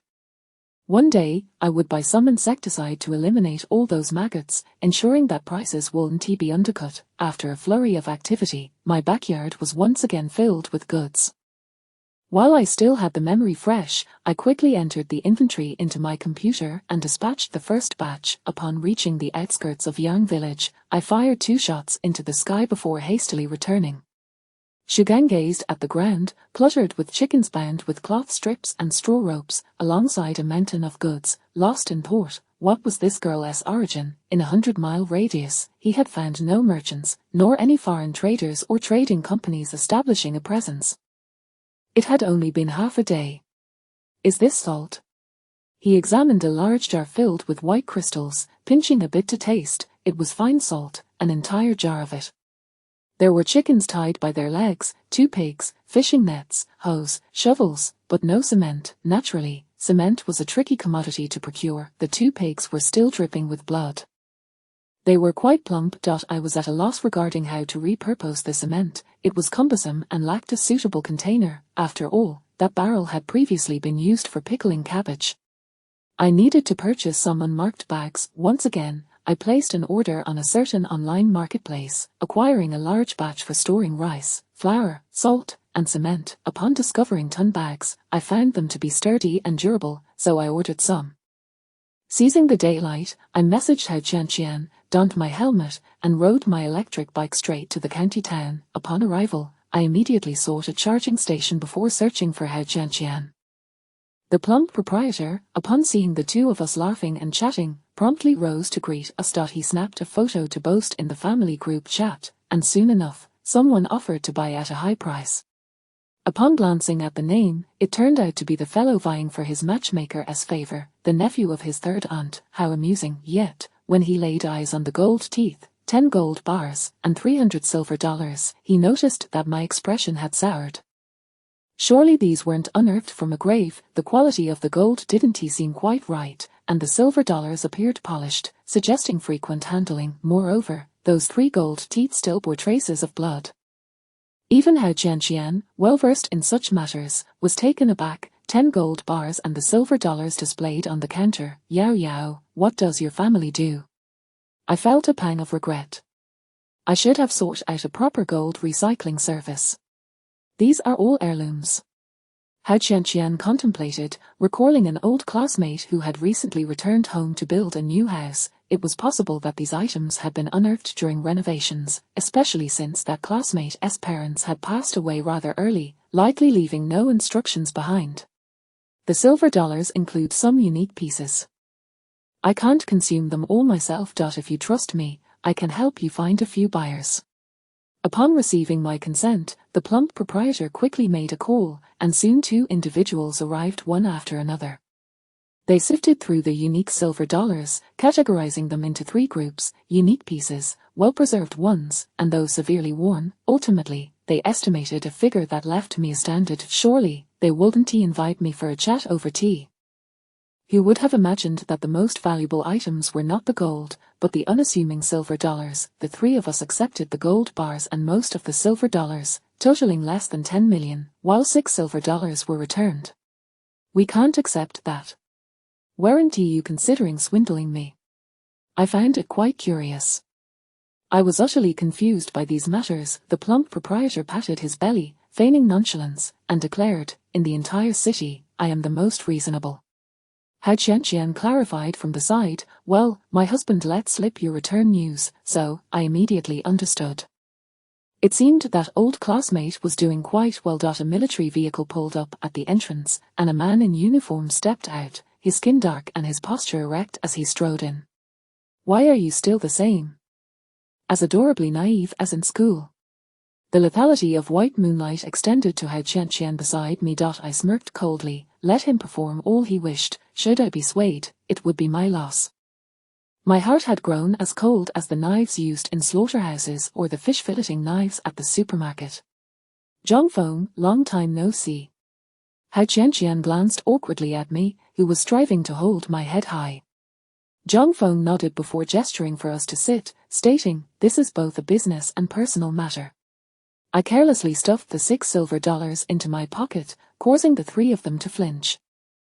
Surely, one could wrap them in something softer. After bidding farewell to Hao Qianqian, the vehicle continued to a dilapidated radar station on the outskirts of the county, where we opened the rusted iron gates, revealing a camouflage net overhead and several vehicles parked below.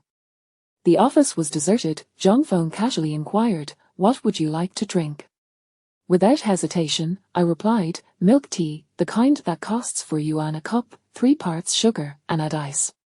Zhang Feng paused, holding a disposable cup. "Forget it. Just give me the yin-yang water." Yin-yang water refers to a mix of hot and cold water from the dispenser. Zhang Feng placed a cup of water in front of me, saying, "This matter, I stumbled upon by chance. I heard you were back and took leave, originally intending to gather with classmates, but unexpectedly encountered you. It was fortunate that I did." Noticing my silence as I stared at the water cup, Zhang Feng reminded me about the gold bars. "Is it illegal?" Zhang Feng gazed at me calmly before replying, "Could you stop acting like a hedgehog?" "Yes, I admit I was wrong about the past. Weren't you the one who stole a kiss? It's hardly a big deal, I've forgotten it. You mentioned this was a business matter." Zhang Feng's face turned a deep shade of red as he retrieved a photograph from his briefcase, stating, "Where did the gold bars come from?" "They were passed down through generations." Zhang Feng had inspected the gold bars in the plump proprietor's possession, and professionals had confirmed that they were neither excavated nor deliberately new or burned. Thus, he was inclined to believe my response emotionally. Before continuing, "An observatory detected a meteor that didn't follow its predetermined path, descending almost in a straight line through the atmosphere at nearly 50 Mach, yet no casualties occurred, and no traces could be found. Based on observations, the meteor likely fell near your hometown." "What has that got to do with me?" I remained composed, showing no signs of panic. Chapter 11, One must always look forward. Liu Yao had witnessed grand spectacles, including encounters with the enemy, both living and deceased. What could possibly penetrate the frost of her heart? Zhang Feng nodded in acknowledgement. From her demeanor, it was clear she spoke the truth. Initially, he had been reluctant to take on this assignment, but due to the proximity of his home during his leave, he was assigned at the last minute. A voice crackled through Zhang Feng's earpiece, "Release them." Liu Yao, with her keen hearing, caught the words and felt a flicker of relief. For the first time, she beheld the might of the nation, perhaps having been thoroughly vetted, with no suspicious activities uncovered. Yet, in retrospect, she recognized countless flaws, her entire being was riddled with them. There's nothing more to discuss, I'll see you off, Zhang Feng offered. Liu Yao resolutely waved her hand, declaring, no need. I know the way. Upon exiting the radar station, she spat disdainfully and walked away briskly, not daring to look back, aware that a pair of eyes followed her every move. The past was behind her, one must always look ahead. At the end of the road, she turned a corner and exhaled softly, then called Hao Qianqian. Shortly thereafter, Hao Qianqian arrived to pick her up. Are you all right? Hao Qianqian inquired. Liu Yao shook her head, responding, I'm fine. Her gaze drifted out the window, lost in thoughts of the past. Compared to her ex-boyfriend, Zhang Feng hardly qualified as a scoundrel. At worst, he had merely failed to fulfill his commitments, hardly deserving the label of being a cad. Noticing Liu Yao's somber expression, Hao Qianqian urged, Yao, truthfully, small cities aren't as idyllic as they seem. I've grown accustomed to my comfort zone and dread leaving it. Sometimes I wonder, had I remained in the big city, perhaps I wouldn't yearn to return. Liu Yao glanced at her, pondering the implication of her words. What are your plans for the future? After a moment of hesitation, Liu Yao articulated, I intend to open a farmhouse, with a theme centered around real-life CS. Having purchased an abundance of camouflage attire and bulletproof vests, it was likely Zhang Feng and his superiors were already aware. Thus, it would be prudent to establish a farmhouse to obscure her previous missteps. I've heard you write novels, what is the title? Liu Yao smiled, recalling how she had incorporated Zhang Feng and her ex-boyfriend's name as antagonists, devising various demises for them, and feeling a hint of bashfulness, she fabricated an excuse. It's a common practice for online writers to refrain from disclosing their titles in front of friends and family. After a sigh of resignation, Hao Qianqian followed Liu Yao's lead to the commercial and building material markets. 2 hours later, while seated in the car, Hao Qianqian exclaimed, that was quite an exhilarating shopping spree. A sudden tap-tap-tap on the window startled her. Turning to see a flamboyantly dressed woman outside, she instantly felt intimidated. It's the manager, Hao Qianqian said, then opened the car door, forcing a smile as they exchanged pleasantries. Liu Yao opened her door as well, and after listening for a moment, felt a twinge of guilt.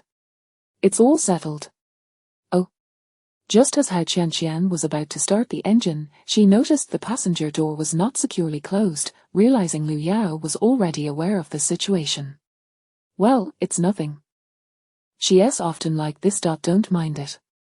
I need assistance with my farmhouse.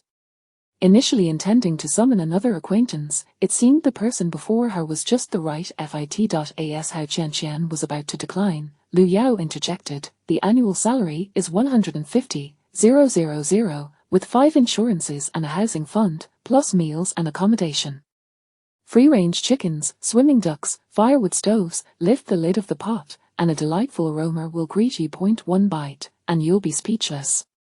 Upon hearing this, Hao Qianqian swallowed hard, ensuring her friend was not jesting. She pulled out her phone and dialed, exclaiming, I quit, to your second and third uncles.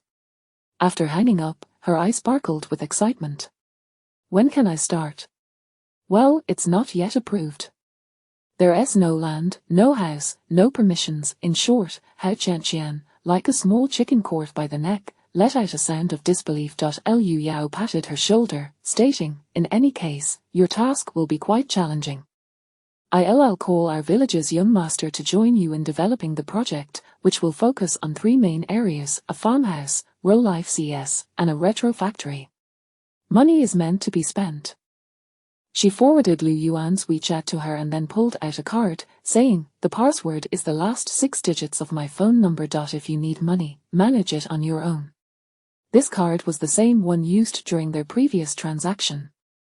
Hao Qianqian joked, aren't you afraid I might abscond with the funds? After all, how much is my life worth? Indeed, it seems that way, Liu Yao replied, blinking innocently and feigning seriousness. Once you're on board, I'll take you for team building in Southeast Asia. Har har. In truth, during high school, there were few with whom Liu Yao shared a close bond, and Hao Qianqian was undoubtedly one of them. Their relationship had gradually distanced as Hao Qianqian's partner was close to Zhang Feng. Back then, Hao Qianqian had offered her many cautionary words, which Liu Yao had dismissed. "What is your pig up to? Today for the tribe, tomorrow for the alliance," Hao Qianqian replied with a smile. Still addicted to gaming, resistant to change, unable to overcome it, yet manages to earn a few thousand each month. "Tell him that if he is interested, he can come work for me. The annual salary is 149,999. Hao Qianqian gave a thumbs up and raised her chin. "That is generous." 3 months later, both Hao Qianqian and Fan Cai discovered that acquiring that money was no easy feat, as they danced perilously close to the edges of legality, engaging in reckless experimentation. Chapter 12, Penicillin, enough for the entire unit to have a meal upon returning. Liu Yao busily typed away while engaging in conversation with her brother, Liu Yuan. He had chosen a vintage factory and intended to bring along a group of like-minded friends. Children from the metropolis held a deep yearning for rural life, albeit limited to the allure of fishing. Thus, the prospect of a fish pond was simply irresistible to them. Beyond that, what merits could the countryside possibly offer, fraught as it is with snakes, insects, and vermin? Consider this: why are properties in school districts or near hospitals so exorbitantly priced? In the countryside, what even constitutes a school district? The elementary school has long been dismantled, and the village clinic has been shuttered for years.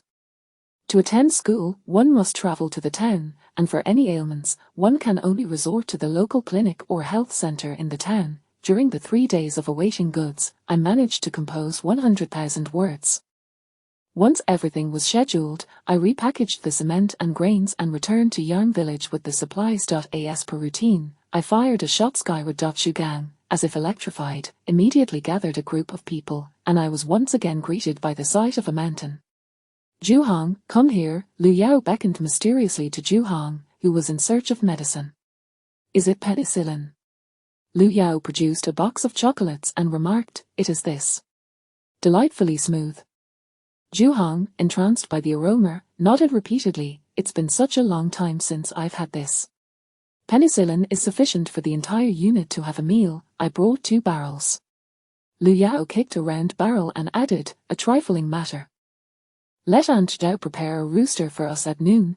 By the way, have Xiao Duzi and the others recovered? Yesterday, Commander Zhao arrived and stripped the soldiers in Yang Village of their uniforms, taking them away. One platoon in the guerrilla zone managed to escape. Commander Zhao mentioned it cost 10 strips to procure their safety." Liu Yao paused momentarily, considering the arrival of Commander Zhao from the military district. Reflecting on the inconsequential bulletproof vests, she calculated the cost and remarked with a peculiar expression, "He suffered a great loss. Perhaps just over a gram could purchase a single bulletproof vest. The entire ensemble for the soldiers would amount to 3 or 4 grams of gold, with each strip fetching 400,000. Thus, 10 strips would total $4 million. If all uniforms and helmets were to be purchased, it could nearly supply 2 regiments, and yet, this was the outcome. Chapter 12. By the way, I brought you a book from my backpack, she remarked, presenting her with a dictionary devoid of its cover, along with another book similarly stripped of its exterior. Make sure to read it yourself. Is this a medical book? I can recognize some of the words, but others are. Zhuhang pondered, questioning whether her lack of reading had led to her confusion with the text. The Essential Guide for Time Travelers, the Barefoot Doctor's Manual. Possessing this would suffice to render her a miraculous healer in the countryside, encompassing a wealth of knowledge, albeit with certain sections hastily marked out. Otherwise, she might have had to tear out a page from the table of contents. That is a dictionary, refer to it for comparison. There are matters I cannot disclose, so refrain from asking. Zhuhang briefly perused the pages before cherishingly stowing the dictionary and the book in her bag, giving it a reassuring pat. This font appears quite simple. Should we consider promoting it among the injured? Promotion would certainly be feasible, and it would be prudent to gather all the village's bare-bottomed children to teach them literacy. Upon arriving at the makeshift command center, she voiced this idea to Shugang, who readily acquiesced. Within half an hour, he had assembled all the children aged 6 to 10. Gazing at the innocent and bewildered youngsters, Liu Yao grasped the ancestral ruler from the village's ancestral hall, a mischievous smile creeping across her face. Yang Village now had a school, and the school welcomed its inaugural teacher. "I, a teacher?" Liu Yao exclaimed upon receiving the news, shaking her head vigorously. She was well aware of her limitations. After all, her own education had been nothing more than rote memorization throughout primary, middle, and high school. She could be blunt and say she had nearly forgotten it all. Zhu Gang urged, "One must have an identity, after all. You can teach for now, and I shall fetch a few educators from the county to assist later." Indeed, his reasoning seemed sound. As a military doctor, she lacked the necessary skills. She couldn't remain idle forever. Having watched numerous espionage films and dramas, Liu Yao felt acutely aware of the dangers lurking beyond the village, where countless gun barrels might be aimed at her head. Thus, Liu Yao assumed a new identity, that of a teacher. The makeshift primary school commenced its first lesson. Faced with the rowdy children, Liu Yao resorted to the most cunning of tactics, producing a handful of Alpen candies from her pocket. "Those who perform well and learn quickly shall earn a sweet treat." In that instant, the children, previously fidgeting on their benches, fell silent. On the first day, just over 30 children attended. Liu Yao taught them the basics of phonetics, and to her surprise, the children were earnest in their learning. However, she noticed that only one girl, named Jiang Ernie, was present among them. After school that day, she hurried to the command center, where Zhu Gang promptly summoned the director of the Women's Relief Association, advocating for all eligible village girls to join the lessons. While the twilight had not yet fully descended, Liu Yao ventured to the primary school next to the town, purchasing every pencil, workbook, and A4 paper from the stationery store. She downloaded electronic versions of the textbooks, made necessary modifications, printed 50 copies with the newly acquired printer, and then returned to Yang Village. Yet, after a night of mobilization, Liu Yao sighed upon witnessing the sparse number of girls in attendance. Chapter 13. Did I relocate the headquarters to Yang Village? Certain ideologies cannot be altered merely through mobilization. In the countryside, the preference for sons over daughters is particularly pronounced, primarily manifested in the notion that boys represent labor force while girls, regardless of their literacy, are destined for marriage. She finds herself unable to change the antiquated beliefs of these individuals. Furthermore, as the children grow and become capable of work, the villagers of Yang Village are reluctant to send their industrious offspring to school. Some stubbornly argue that whether one attends school or not, food is still required. Thus, it is more beneficial to engage in productive activities. The few girls attending school do so primarily because their brothers or fathers have joined the militia or the new Fourth Army, with one being the sister of a recently fallen soldier. The remainder are at home tending to chickens, pigs, and cattle. After distributing the printed educational materials, human nature prompted her to pay particular attention to the first girl at school, Yang Ernie, the sister of the fallen soldier. Zhu Hong spent an entire night poring over medical texts, cross-referencing with a dictionary, and discovered that learning simplified characters was rather swift. She had lived through the era when there was a push to abolish Chinese characters. As carriers of information, Chinese characters are notoriously difficult to master, and typewriters are filled with a plethora of commonly used characters. Some professors even suggested replacing Chinese characters with Latin script. This dictionary, however, contained English words that seemed. By midday, Zhu Hong consulted Liu Yao, who taught her pinyin. What a brilliant idea! It mirrors the previous suggestion of replacing Chinese characters with Latin script, but it is even more progressive. Thus, in the afternoon, some injured soldiers arrived, each of them diligently studying pinyin like primary school students. Zhu Hong thought it prudent to promote pinyin at this opportune moment. The majority of these soldiers were illiterate, making the introduction of pinyin quite fitting. Observing the soldiers' earnestness, even surpassing that of the children, as they traced pinyin characters in the dirt with small twigs, Liu Yao resolved to work overtime that evening to read from the militia training manual for the soldiers.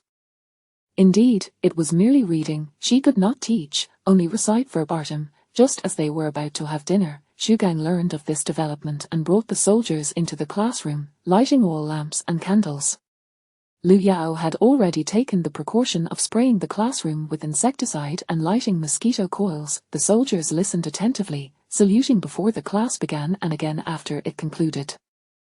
By the time school was over, it was already 10 o'clock at night. Xu Gang lingered behind, speaking to Liu Yao. If possible, I will bring a few literate individuals over to compile the contents of the training manual in a day or two, allowing you to get a good night's rest.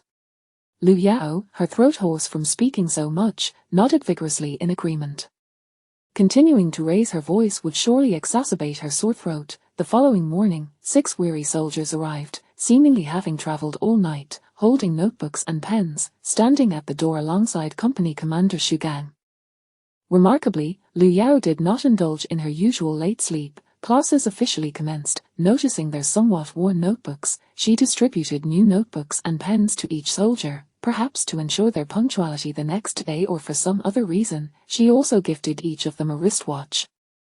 Meanwhile, classes continued at the school, as 2 individuals were brought in from the county, observing the knowledgeable and cultured soldiers, alongside Xu Gang and a student soldier from the company. Liu Yao wasted no time and began dictating the training manual. After 2 days of diligent recording, the 6 soldiers departed with hearts full of gratitude. Xu Gang too was earnestly absorbing the knowledge contained within, such as the 3-3 system and various training methods. Upon returning to the 4th Division, the 6 soldiers promptly submitted their notes. As Commander Zhao began to review them, one soldier, with a peculiar expression, interrupted, saying, "Commander, this is a gift sent by the independent company." Commander Zhao paid no heed, becoming engrossed in the text. It was only after hastily reading through that he noticed the package, and upon opening it, found it filled with brand new wristwatches. Commander Zhao. Within the school, Liu Yao continued to teach pinyin, for once the children mastered it, they could even self-study thereafter. Commander Zhao, accompanied by 2 guards, stood outside the ancestral hall, listening to the sounds of children learning pinyin within. He found it hard to fathom that such individuals would willingly dedicate themselves to teaching children to read. Sitting by the window, he perused the teaching materials Xu Gang had handed him. The paper was exceptionally white, unlike anything available on the market, with particularly clear printing that no ordinary press could achieve. Could it be imported from abroad? Yet, if it were indeed foreign, how could the goods have reached Yang Village so swiftly? It was safe to rule out the possibility that such a person was sent by the enemy. The enemy would never dispatch an agent capable of enhancing their combat capabilities. After all, the concrete used to construct bunkers, the defensive fortifications, along with the bulletproof vests and stab-resistant clothing, had provided the new 4th Army with the means to engage in positional warfare against the Japanese. However, the enemy's artillery was exceedingly fierce, making it currently impossible to engage in such combat. After listening for a while, Commander Zhao moved a bit further away, saying, "Xu, it seems you're losing sight of priorities. Education is important, but wouldn't it be better to offer her gold and silver to procure weapons and equipment for us? However, we must maintain a FA aid, so as not to arouse the suspicions of enemy spies." Xu Gang chuckled, flashing a broad grin. Commander Zhao regarded him with an expression that was somewhat amused yet skeptical, leaving Xu Gang feeling uneasy. It took him a moment to reply, "All right, let us put aside such lofty rhetoric. You simply wish to keep her in Yang Village, don't you? It's not a monumental task. Do you believe I would relocate the headquarters to Yang Village? Please don't, Commander. Our independent company is doing quite well." It was previously agreed that he would independently lead a company, then a battalion, and eventually a regiment. If the headquarters were to move here, he certainly couldn't overstep and assume the role of commander. "Hand over all your equipment to me, and I won't relocate," Zhao teased, clearly taking advantage of the situation. After all, this was the 8th Route Army, and such opportunistic behavior seemed to be a shared trait. Having been taken advantage of before, he found it incredulous that it was happening again. Xu Gang gazed at Commander Zhao with a look of dismay, saying, "I will, but you must not obstruct my operational plans any longer. I won't interfere, just one 92mm howitzer will have you over the moon. I'll arrange for a couple of artillerymen to take out the nearby enemy strongholds, and by the way, let us see if we can procure some weaponry, merely having shields won't suffice." Commander Zhao once more stripped the independent company of its resources, taking away considerable amounts of concrete and penicillin. As the entire independent company exchanged banter regarding their commander being taken advantage of, they shared a moment of camaraderie amidst their shared plight. Chapter 14, Half for each when the enemy troops have come to invade once again. As Lu Yao concluded her phonetics class and contemplated whether to plant fruit trees on the back hill, Xu Gang rushed in with urgency. A large battalion of enemy soldiers and over 200 puppet troops have arrived. The platoon engaged in guerrilla warfare is currently harassing the enemy. You, the wounded, and the villagers must evacuate immediately. Lu Yao clenched her small fist and declared, "Squad leader, I believe a squad will escort you to the division headquarters." "I want to go." Is the division headquarters necessarily safe? Not at all. The personnel in Yang village are limited to either combat soldiers or villagers. Who knows how many enemy spies lurk at the division headquarters? Movies do not lie. Xu Gang stated sternly. "Comrade Lu Yao, I am not consulting you, this is an order." Lu Yao was of utmost importance. Although her origins were unclear, she was essential. The penicillin she had provided had saved many soldiers. The independent company might wish to keep her, but they could not disregard the life of someone so vital. Seeing his seriousness, Lu Yao replied, "Don't worry about me, I will hide well." Upon reaching Aunt Zhao's house, Zhu Hong was standing by the cart. "This is a transfer from the military district," Zhu Hong said, patting the box. The box was small yet heavy, and Lu Yao could easily guess its contents. Curiously, she opened it and was nearly blinded by the gleaming gold bars and silver dollars inside. Was this truly the impoverished new Fourth Army she had envisioned? "Comrade, please explain, I still need to evacuate the wounded," Zhu Hong called to a soldier standing nearby. The soldier saluted and quietly said, "The military district has sold a small portion of penicillin to the nationalist army at a high price." The commander said, "Half for each." Lu Yao tentatively inquired, "Your position is not low, is it?" "I'm an officer at the division headquarters, though I have never fought in a battle." That made sense. "All right, I understand." As she pulled the cart far away from Yang village, Lu Yao glanced back at the evacuating villagers. Casting aside the low-thatched cottages, the scene resembled a blooming paradise. If not for the enemy, this place would be as peaceful as Lu's family estate. Returning to the backyard, she noticed the gate next door was open. To facilitate movement with her beloved younger brother, she had specially created an opening in the wall between their two houses. "Sister, where have you been?" Lu Yao blinked and smiled broadly. "Why not take a guess?" Lu Yuan rolled his eyes and replied, "I'm busy." "The walkie-talkies are ready, 3 sets, payment due." Lu Yao considered this. Sibling relationships should be grounded in fairness. She opened her phone, entered a series of numbers, and muttered, "Units, tens, hundreds, thousands, five figures." Lu Yuan was astonished. Having toiled for a year, he barely managed to save over 200,000 with his meager earnings, working tirelessly, selling breakfast at dawn, delivering takeout during lunch breaks, driving ride-hailing at night, and selling porridge. He had intended to ask if Lu Yao had stumbled upon a national treasure while building a house, but now he was dumbfounded by the 5-figure transaction. "This business is feasible." "Have you really connected with a wealthy heir?" "Let me tell you, those little tycoons are just after your looks. You mustn't agree. Also, how come my nephew mentioned that we're starting a farm stay and opening a factory? Plus, your friend Hao Qianqian has a strong background. The approval has come through." Lu Yuan chattered incessantly. "Stop, give it back to me." Lu Yuan quickly stuffed his phone into his pocket, grinning, "Why not? By the way, yesterday I ran into a friend, and your white moonlight has found a dashing girlfriend. They're getting married. We shouldn't he?" Truly, he was noisy. Lu Yao interrupted, "Enough of you. Will you ever stop? Why are you veering into matters of the heart again? I am determined to be a noble person, a pure person, a moral person, one who has risen above base desires, and a person beneficial to the people."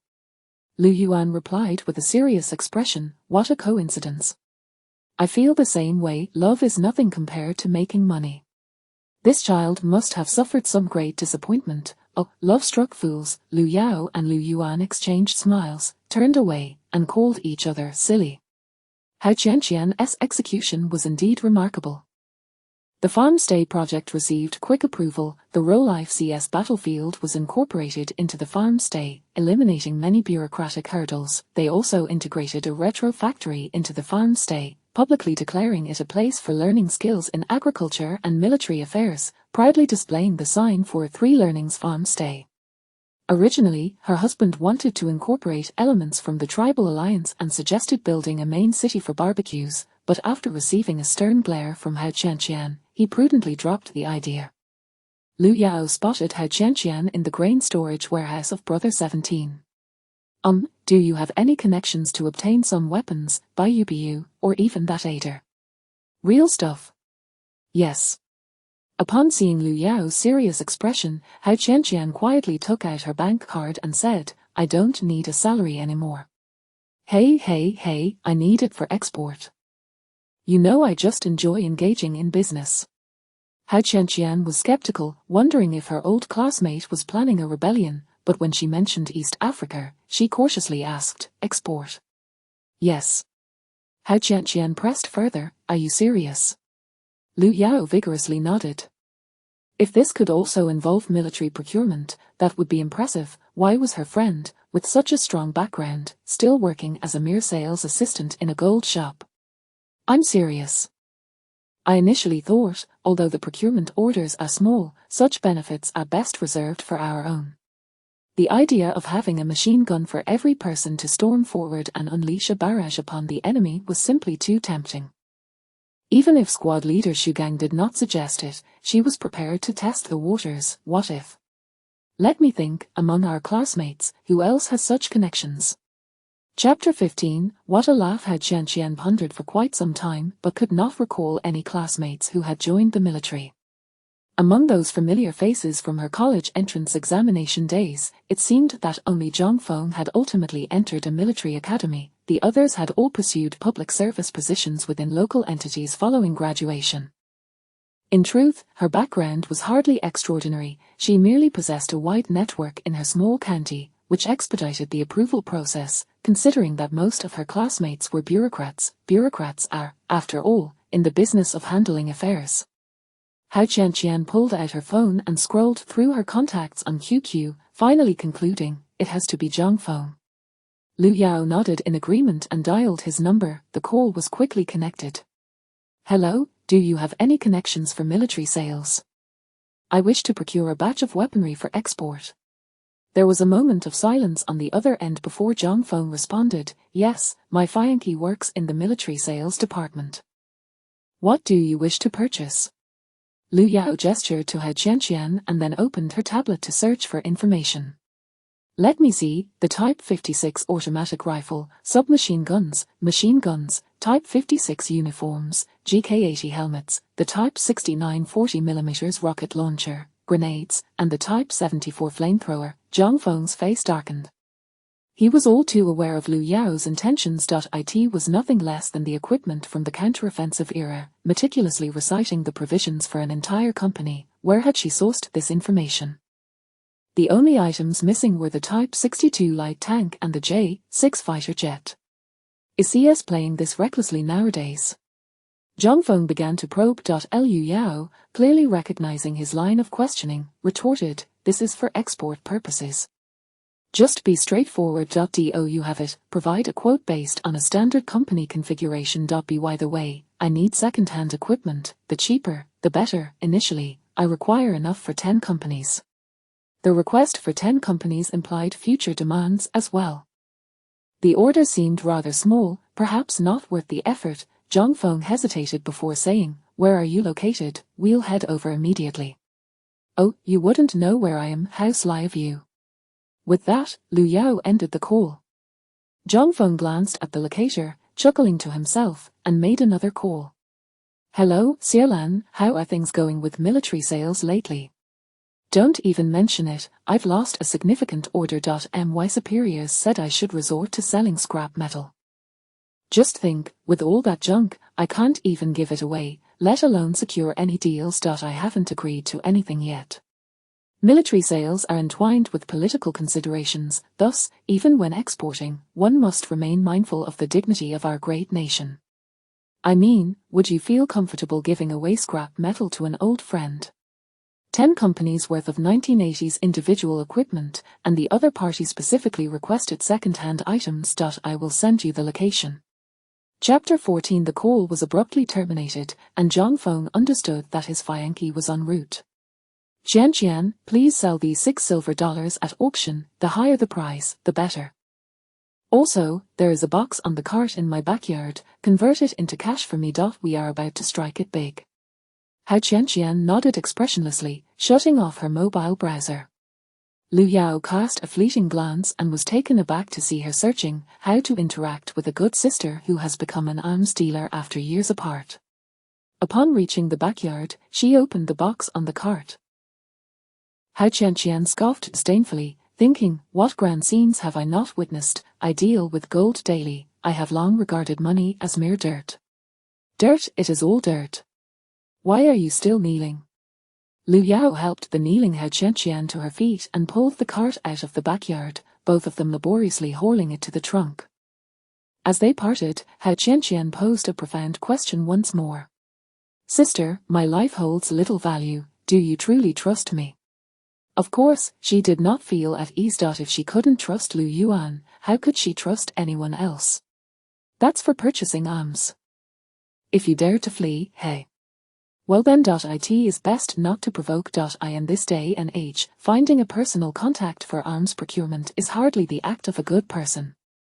A reputable individual would simply approach their national authority. After dismantling packages all afternoon, by evening, her utterly useless brother called out for her to join him for dinner: sweet and sour pork, scrambled eggs, and seaweed egg soup. Just as they were eating, Zhang Feng arrived with his fiancé, Yu Xiaolan. The two had thoroughly researched Lu Yao beforehand, including her former boyfriend and previous employer. Her ex-boyfriend, when apprehended by plainclothes officers, was so frightened that he urinated himself before even reaching the car, answering every question without hesitation. Her former employer, somewhat more resilient, only showed signs of fear once inside the vehicle. It was merely a tax evasion issue. What was the meaning of having a gun pointed at his forehead? After a thorough investigation, while returning to the city, Zhang Feng learned that Hao Qian was dealing with gold, which alarmed the rotund boss into refusing to accept it, even reporting the matter to the authorities. Ultimately, it was Yu Xiaolan's phone call that secured Hao Qian's release. Another call followed, coordinating with several collectors from the provincial capital to first acquire the gold bars and silver dollars in Hao Qian's possession before proceeding to the Lu family estate. Lu Yuan blinked his eyes, a mischievous grin plastered across his face. Lu Yao exclaimed, "What are you laughing at?" Lu Yuan replied, "Oh." Lu Yao. Upon noticing the sweet and sour pork on the dining table, Zhang Feng felt a twitch at the corner of his eye and then feigned ignorance as he introduced, "The arms sales representative, Yu Xiaolan, is also my fiancé." "Hello, I trust Zhang Feng has informed you of my requirements. Please quote a price." Yu Xiaolan, believing her demands to be modest, extended a single finger and stated, "Let us settle on this figure." Lu Yao's heart sank. Surely she couldn't be referring to a minimal target. The box contained just over 100 gold bars, amounting to roughly 40 million, and the silver dollars would fetch little. However, maintaining a stoic expression, she replied, "I would like to see a detailed list." Yu Xiaolan smiled and said, "It's a small order. I haven't had time to organize it, but I can send you the electronic file." In her view, a mere 10 companies worth of equipment amounted to only one infantry regiment, truly a trivial order. Upon hearing this, Lu Yao raised her own finger and stated, "My expectation is this amount." Zhang Feng interjected, "That is absolutely impossible. The 56 model rifles, even at 500 each, would require over 1,000 for 10 companies, totaling at least 500,000. Plus, you have 300 submachine guns and squad machine guns, nearing 1 million. Additionally, there are 40 mortars and 10 flamethrowers. Without even factoring in ammunition, it will undoubtedly exceed 1 million. Lu Yuan, grasping the implications, felt a wave of dizziness. What kind of affluent second generation is this? Is a rebellion truly in the works? Did they unearth a national treasure while constructing a building? Wait, sister, dear sister, what exactly do you intend to purchase? Lu Yao looked curiously at her perspiring brother and replied, "Equipment for 10 companies of infantry, and by the way, order 7 more of those walkie-talkies." Lu Yuan was flabbergasted. Was she serious? Could he perhaps alter his self-reference before being wiped out? "I, or your majesty," just as he was enjoying this moment, under the scrutinizing gazes of Zhang Feng and Yu Xiaolan, both clad in military attire, he slowly squatted down, clutching his head and uttering, "I must report. The matter of the walkie-talkies is entirely unrelated to me." Lu Yao, Zhang Feng, Yu Xiaolan sat smiling. What an embarrassment, this brother is simply unbearable. Chapter 16. Are you here to steal dogs? Lu Yao delivered a swift kick, sending Lu Yuan sprawling, and then sheepishly remarked, "Science students often have a few gaps in their intellect." Ultimately, the military equipment, uniforms, helmets, and yellow sneakers were sold for 2 million, with bullets priced at $3 each, totaling 1 million rounds purchased, and artillery shells at $2,000 per piece, with 1,000 rounds acquired. Please expedite the customs clearance and have the goods delivered to the backyard next door. Is it really that simple? Zhang Feng inquired, visibly astonished. Yu Xiaolan shot Zhang Feng a knowing glance and smiled. They will be delivered tomorrow afternoon, along with the necessary paperwork. Upon exiting the modest villa and settling into the car, Yu Xiaolan made 2 phone calls, one to the state security and another to her superiors. The dilapidated items had fetched an astonishing 7 million. While it may seem trivial, it was undoubtedly a remarkable feat. In an era dominated by unmanned drones and aircraft carriers, it was absurd that such scrap metal still had a place in the market. These weapons were akin to a double-edged sword, inedible yet too valuable to discard, even as mere scrap. They required proper disposal. Left unattended, they incurred maintenance costs annually, an additional burden. Your classmate seems suspicious. We should investigate her background. Once back, contact all qualified logistics companies and dispatch personnel for surveillance. I want to know who facilitated her purchases, Zhang Feng stated. I've already looked into it. She hasn't even applied for a passport, he added. Really? Yu Xiaolan was perplexed. Indeed, and aside from her regular salary, the money she possesses comes from selling gold you saw in the city, gold from the Republican era, along with a bag of silver dollars. Are you suggesting, Yu Xiaolan's eyes brightened, that she has time-traveled? Enough with the internet novels, Zhang Feng retorted, playfully tapping her on the head. What do you think it is, then? Yu Xiaolan pressed, slightly indignant. Zhang Feng pondered for a moment, unable to conjure an explanation, and finally shook his head with a wry smile. After the bald man retreated, he took a significant amount of gold with him. Later, it was scattered worldwide in a bid for international recognition. It's not impossible that some of that gold ended up in the hands of the hippos in Africa. Are you hiding this from Bai Yueguang? Yu Xiaolan teased. What Bai Yueguang? Nonsense. Not Bai Yueguang. Why are you blushing? As they departed, the investigators dispatched faced an arduous task. In the countryside, fewer people did not equate to a lack of presence, especially regarding Lu Yao's numerous nephews, nieces, and elder brothers. Are you here to steal dogs? An inquisitive little girl on a tricycle halted to inquire. No. Not at all, the investigator stammered as the girl rode away. The investigator shifted locations, but not long after, he heard a boy's voice. I heard a dog thief is around, is that you? The investigator remained silent, opting to change position once more.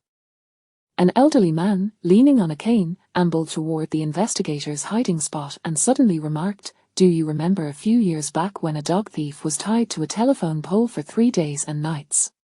It was only when city officials arrived that he was taken away. What a pity.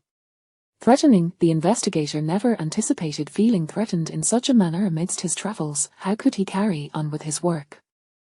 No matter where he concealed himself, it seemed he would always be discovered. Tracking within the city would have been far preferable, at least avoiding such awkwardness. Upon hearing her niece's description, Lu Yao quietly dialed a number, contacting someone in town responsible for building sheds.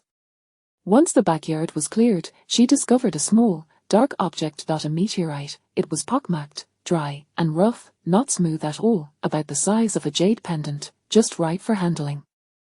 As she examined it, the black substance on the surface crumbled like dried flour, cracking open. Surely it couldn't be radioactive. Just as this thought crossed her mind, a green light burst forth from within, piercing into Lu Yao's hand.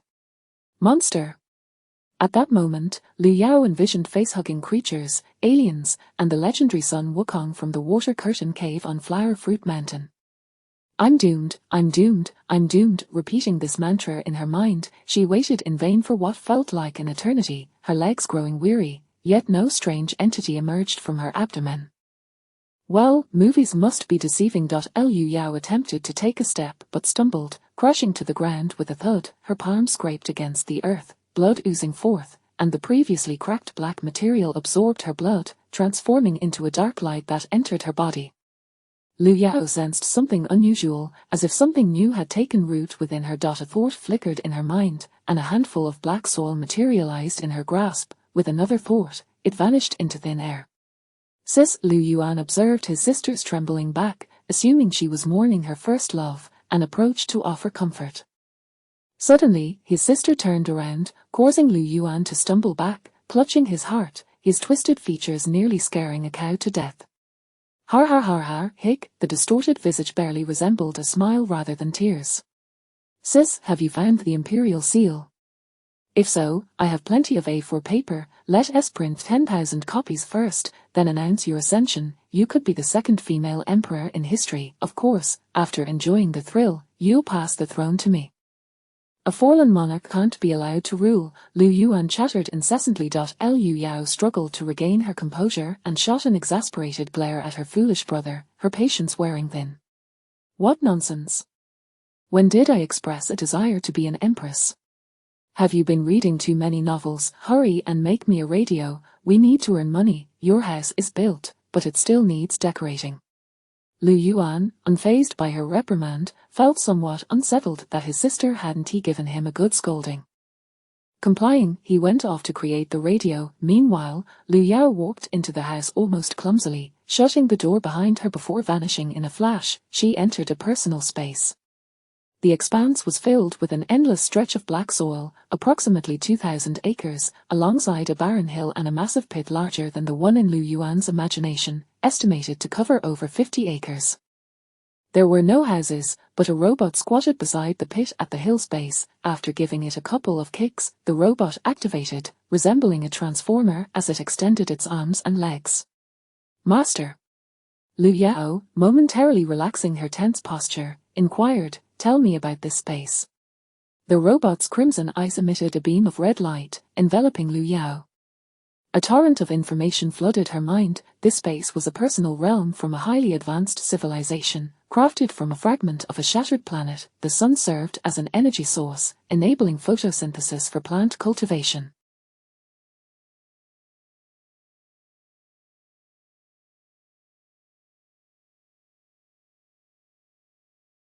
The advanced civilization fell victim to a civil war, and one of their escape ships detected a universe with multiple dimensions. When it approached the edge, it was torn apart by spatial energy, resulting in a catastrophic accident where all life aboard perished, and the agricultural space was captured by the gravitational pull of this planet.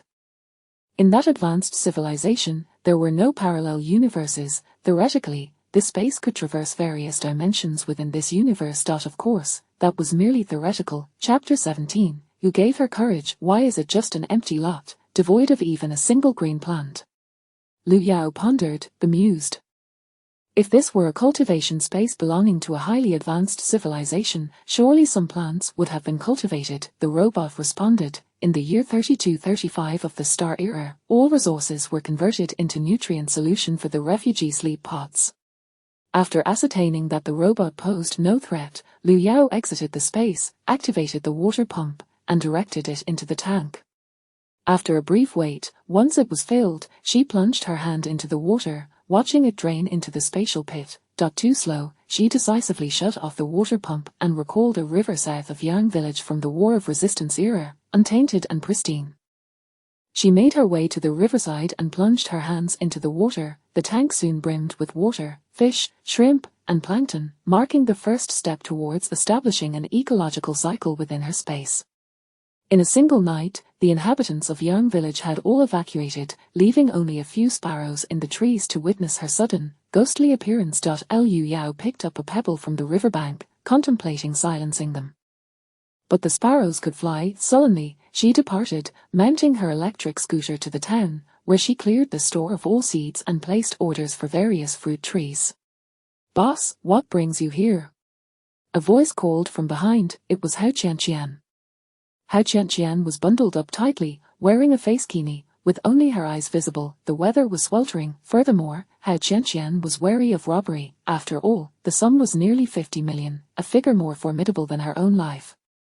"I'm ordering some fruit trees. You can find plenty of fruit trees at our agritourism site."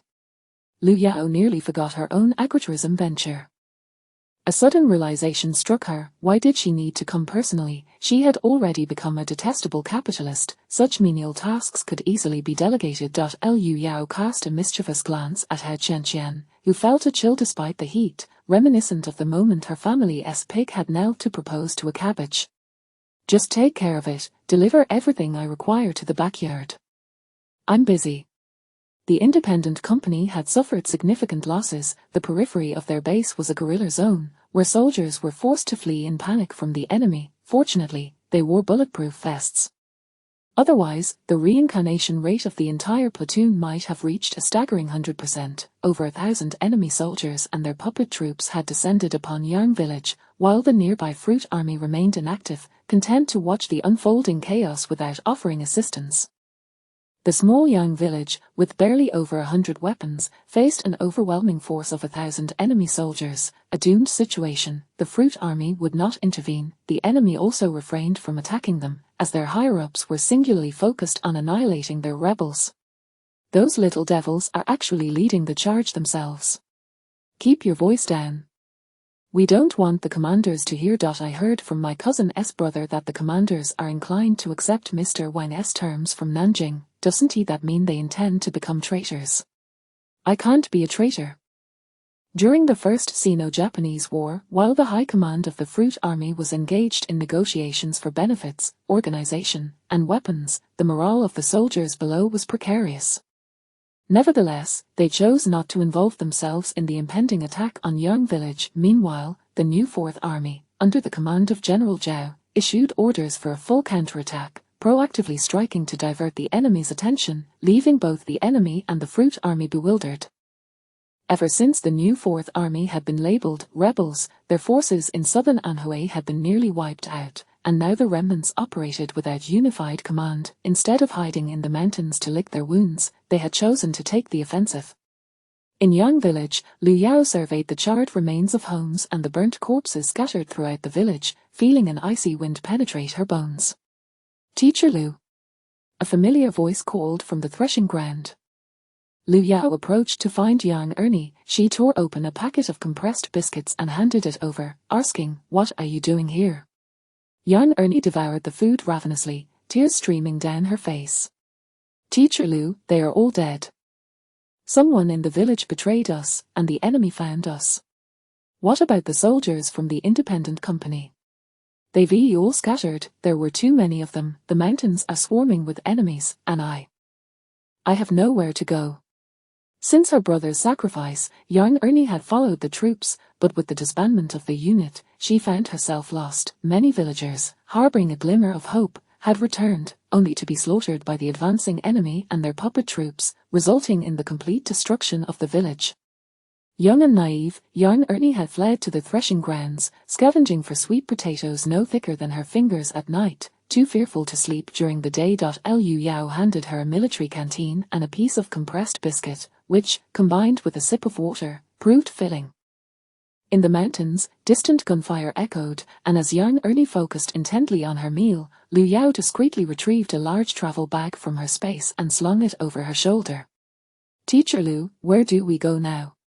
With Yang village gone, Liu Yao's initial desire to support the base had waned. Even if she had ample supplies, Yang village had transformed into a new rural area, with every household boasting small Western-style buildings. What difference did it make when the outside world was filled with wolves? Having grown accustomed to peaceful days, even after participating in 2 battles and experiencing several days of stability, one might easily presume the world to be tranquil. Yarn Ernie inquired about their destination. Liu Yao gazed blankly at the still smoldering remains of Yarn Village, unbuckled her backpack, glanced at the small radish head, and handed her a wooden-handled grenade. If we are surrounded by the enemy, just open the back cover, pull the string, and then close your eyes. Liu Yao's heart grew cold. Yarn Ernie solemnly nodded, eyeing the backpack. Teacher Liu, can I have one of the guns in your bag? Can you shoot? Liu Yao questioned, skeptical of Yarn Ernie's capabilities, but then recalled that this child had been explicitly acknowledged by Zhu Gang. Even the enemy's elite units would hardly attempt to recruit a young girl. Moreover, this girl had lost her family to the enemy. Truth be told, Liu Yao herself was no marksman. She retrieved a Type 54 pistol and handed it to Yarn Ernie, who fiddled with it, removing the magazine. It needs to be wiped down. The gun oil was thick and required thorough cleaning. Did your brother teach you? Liu Yao asked while wiping down another pistol.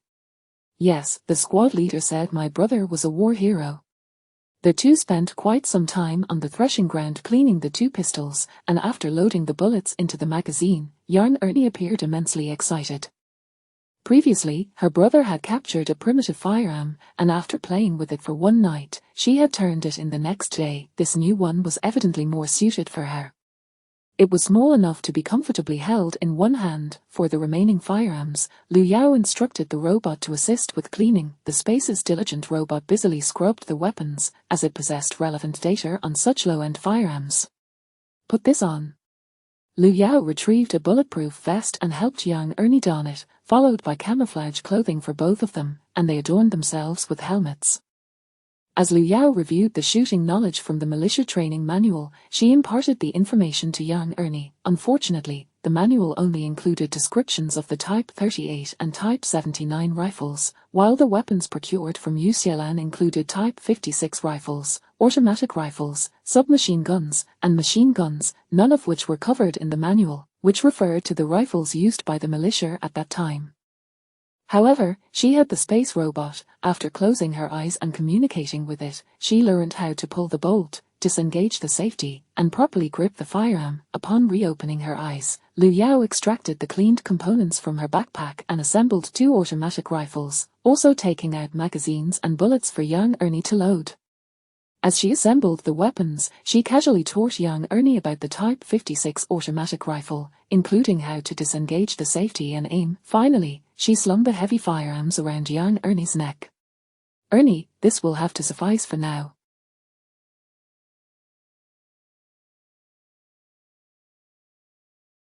Try not to get separated from me. If they were to lose each other, there would be no way to reunite. As dusk fell, they consumed another round of compressed biscuits and drank some water before setting out along the ridge, navigating the uneven terrain into the mountains. Upon entering the mountains, they spotted the enemy stationed at the periphery, roasting for sheep over a bonfire while the soldiers danced and chattered animatedly. Liu Yao pressed down on Yarn Ernie, who was about to fire, and whispered, "Don't engage. Get closer and throw a grenade." This child was far too bold, facing over 50 enemy soldiers, who had given her such courage. Was it Isan Chan? As they prepared to crawl closer, they suddenly heard raucous voices nearby. Liu Yao quickly halted Yarn Ernie. "Stay still." With her keen hearing, Liu Yao discerned the direction of the noise, waiting patiently until one of the soldiers lit a cigarette. She then saw it was 2 enemy soldiers armed with rifles. They could either circumvent the area or take out these 2 soldiers and risk being shot at by the remaining 50. The enemy was indeed tenacious. Even in such dire circumstances, they did not forget to post sentries. Chapter 18, The Onslaught of Firepower from a Distance. In the forest, throwing grenades was a gamble. Even for Liu Yao, the risk of a branch rebounding was too great, and dying unjustly was simply not worth it. Any reasonable person would refrain from tossing grenades in the woods, wouldn't they? For now, all she could do was wait, biding her time until the latter half of the night. Having experienced overtime work, Lu Yao knew that fatigue often set in during those hours. The little devils would surely not remain awake throughout the night. Once they succumbed to slumber, she was confident that she could draw nearer using her spatial abilities, gather their weapons, and seize the opportunity to eliminate those soldiers. Furthermore, how could they enjoy roasted lamb when they should choke on it, those wretched spawn? As the temperature in the forest steadily dropped, Lu Yao retreated a bit with Yarn Ernie, then remarked, "Let's rest. When I awaken you, we shall strike."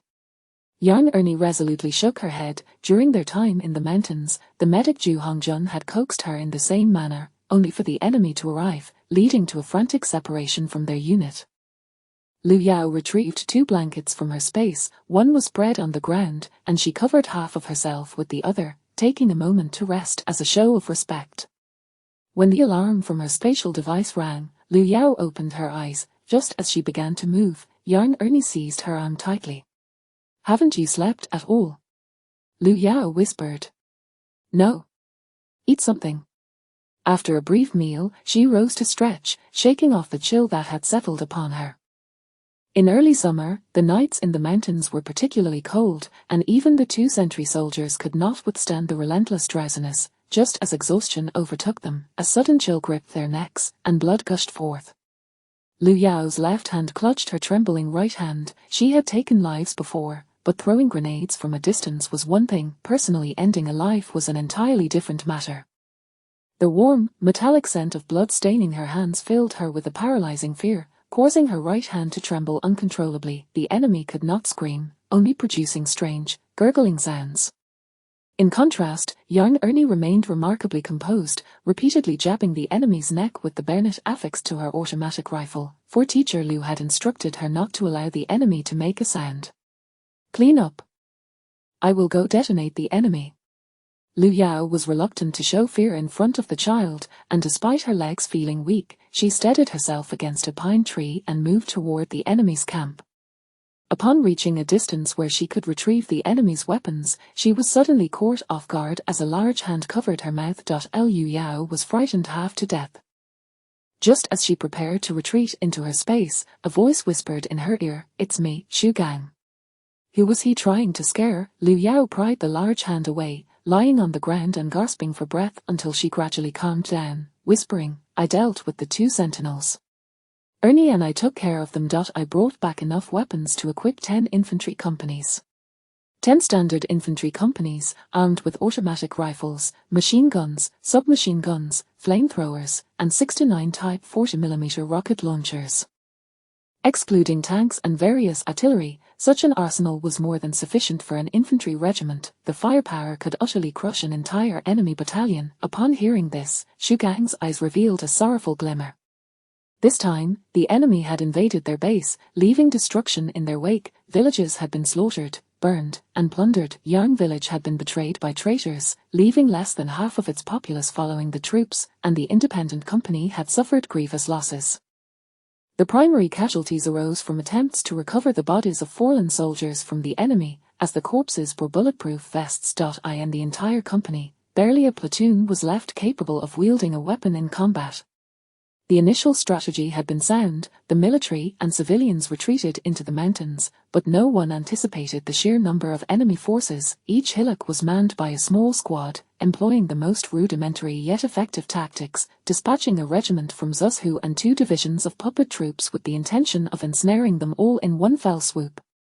Seeing the company commander silent, Lu Yao eagerly presented the rifle strap to her back, stating, "An automatic rifle, capable of rapid fire, along with submachine guns and machine guns, none of those inferior weapons that require reloading after each shot." Shu Gang perked up, feeling around in the darkness for the firearms. He exhaled deeply, saying, "We must exit the mountains before dawn and break free from the enemy's encirclement, otherwise, the traitors in the southern county will seal our fate, and we shall lose all chances." The guns were excellent, but not merely a matter of pulling the trigger. So, Shu Gang emitted a bird-like call, and over 20 soldiers swiftly emerged from the woods, holding bayoneted rifles and some brandishing sabers, crouching nearby. Lu Yao quickly interjected, "No hand-to-hand combat, there's a company's worth of equipment in Yang Village. Arm yourselves and use Yang Village as a stronghold to eliminate those little devils. First, we must eliminate this band of little devils. Xu Gang's words had barely left his lips when the soldiers stealthily approached the enemy camp, returning the automatic rifles to Lu Yao and stating, Aunt Zhao was killed by the enemy. Aunt Zhao had been their landlady, known for her exceptional cooking. The anticipated silent execution of the enemy did not come to fruition. Gunfire erupted, and Xu Gang charged forward, closely followed by Yang Ernie, clutching her automatic rifle, determined to join the fray. Lu Yao followed suit. The gunfire startled the remaining 3 sentries in the adjacent tents. Use your firearms, swiftly conclude the battle. Xu Gang shouted. Just as one enemy soldier emerged from a tent, a grenade was hurled inside, and with a resounding explosion, the shockwave nearly toppled Lu Yao. Grenades possessed such tremendous power, the 6-7 type grenade could produce 100 or more shrapnel pieces upon detonation, theoretically covering a lethal radius of 7 meters, with shrapnel capable of inflicting damage as far as 70 to 80 meters from the blast point, comparable to. Fortunately, everyone wore bulletproof vests, otherwise, they might have been killed by their own grenades. In no more than 10 minutes, nearby enemy reinforcements would arrive. The unfamiliar yet dense gunfire startled both sides, and Lu Yao and Yang Ernie were taken aback by the substantial recoil of the automatic rifles. Yang Ernie was knocked to the ground by the force, while Lu Yao managed to maintain her footing, relentlessly pulling the trigger toward the tents. The remaining soldiers utilized whatever they had at their disposal, with one soldier mounting an enemy machine gun, unleashing a barrage toward the tent. The enemy reacted swiftly, some returned fire, but many of the soldiers donned 2 bulletproof vests. How could they possibly breach that defense? The enemy attempted to engage in close combat, only to find that their assailants were not. Thus, the enemy fell, dead or wounded. Lu Yao discarded her rifle, which had jarred her shoulder painfully, and drew her pistol, methodically dispatching the enemy at close range, delivering a bullet to each, be they dead or wounded. The soldiers emulated her actions, using bayonets instead to conserve ammunition. Xu Gang pretended not to notice, cradling the firearms with a pained expression, as if he were a child clutching a beloved toy. Quickly secure the battlefield and escort the villagers to safety. The only one displeased was Yang Ernie, who had fired her automatic rifle just once without hitting an enemy, only to be knocked over by the recoil and cared for by an injured soldier who helped her away. Chapter 19, The Gold Nuggets Lecture. The villagers of Yang Village swiftly joined the fray, quickly clearing the battlefield before hastily following suit. Previously, they had been overwhelmed by the enemy, resulting in the near-total loss of their food. Only those with greater agility managed to keep pace with the troops. Before the encirclement by the enemy, less than 200 military personnel and civilians successfully returned to Yang Village. The populace continued to evacuate, utilizing concealed small fishing boats to cross to the opposite bank under the cover of night, in search of the larger forces. Times had changed. The villagers, having lost many cattle and sheep, now resembled the refugees fleeing northward or southward as before. Yet, they remained steadfast in their belief that once the main forces expelled the enemy, they would be able to return to Yang Village. Xu Gang commanded Zhu Hong and several injured soldiers to also evacuate before dawn. Seizing a moment of respite, Zhu Hong approached Lu Yao and said, "I apologize, I burned the dictionary and medical books." In the face of urgency, after the medicines had been buried, one of the teachers at the school, a spy, nearly captured Zhu Hong alive. Had it not been for Zhu Hong also carrying a firearm, he might have been subjected to the enemy's indignities and met a tragic fate. After escaping, Zhu Hong incinerated the dictionary and medical texts. This breakout was fraught with uncertainty. The independent company had no absolute confidence in its success. Lu Yao reassured, "It's all right, I will procure another copy for you later. Take Yang Ernie and the severely injured and withdraw. You must retreat as well.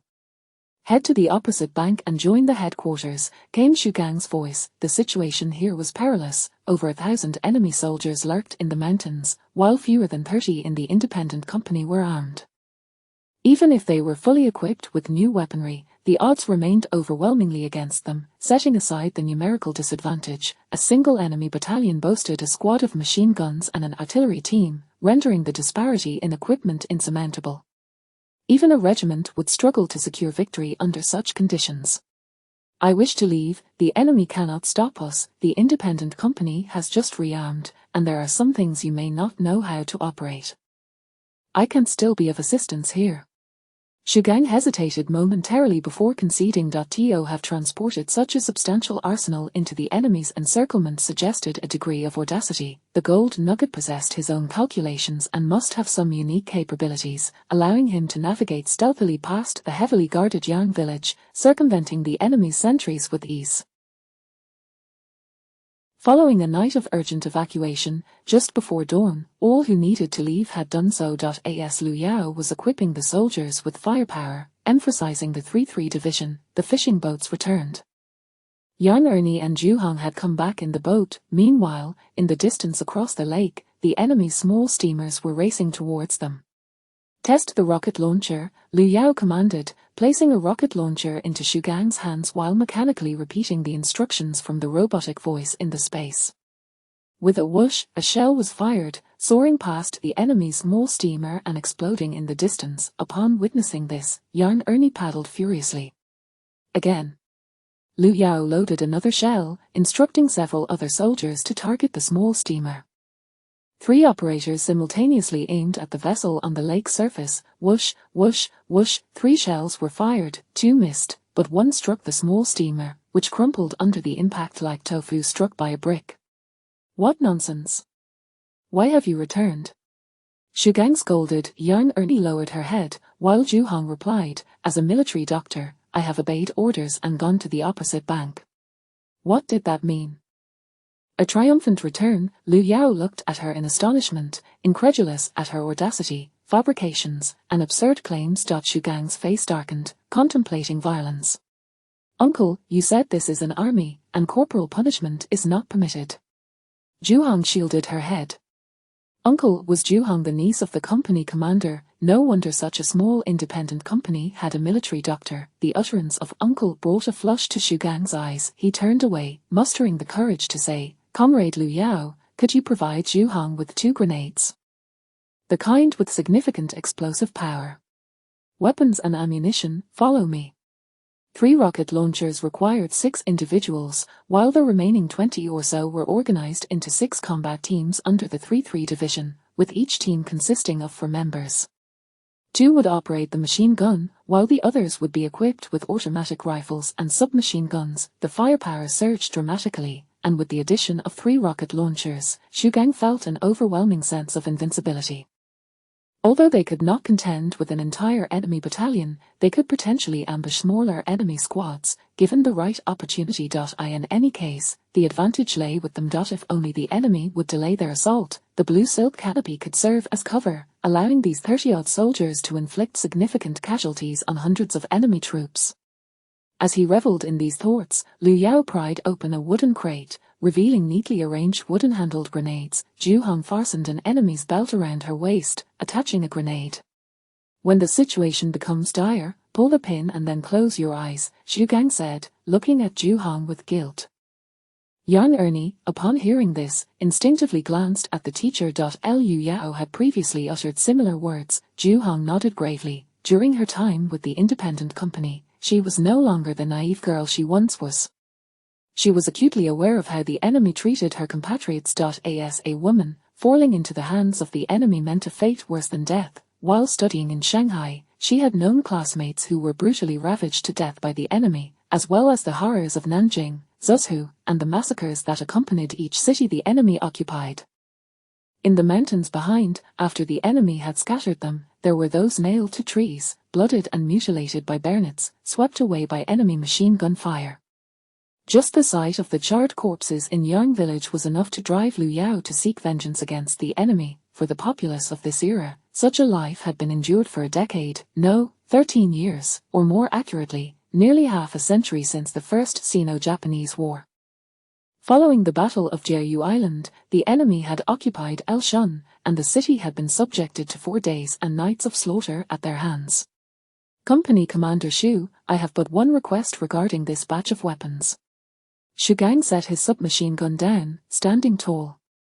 The gold nugget had spoken, his words must be heeded. with just a little time to recover, he could assemble a full regiment. At that point, the entire regiment would be uniformly equipped with such weaponry, and he would dare to strike at Tokyo.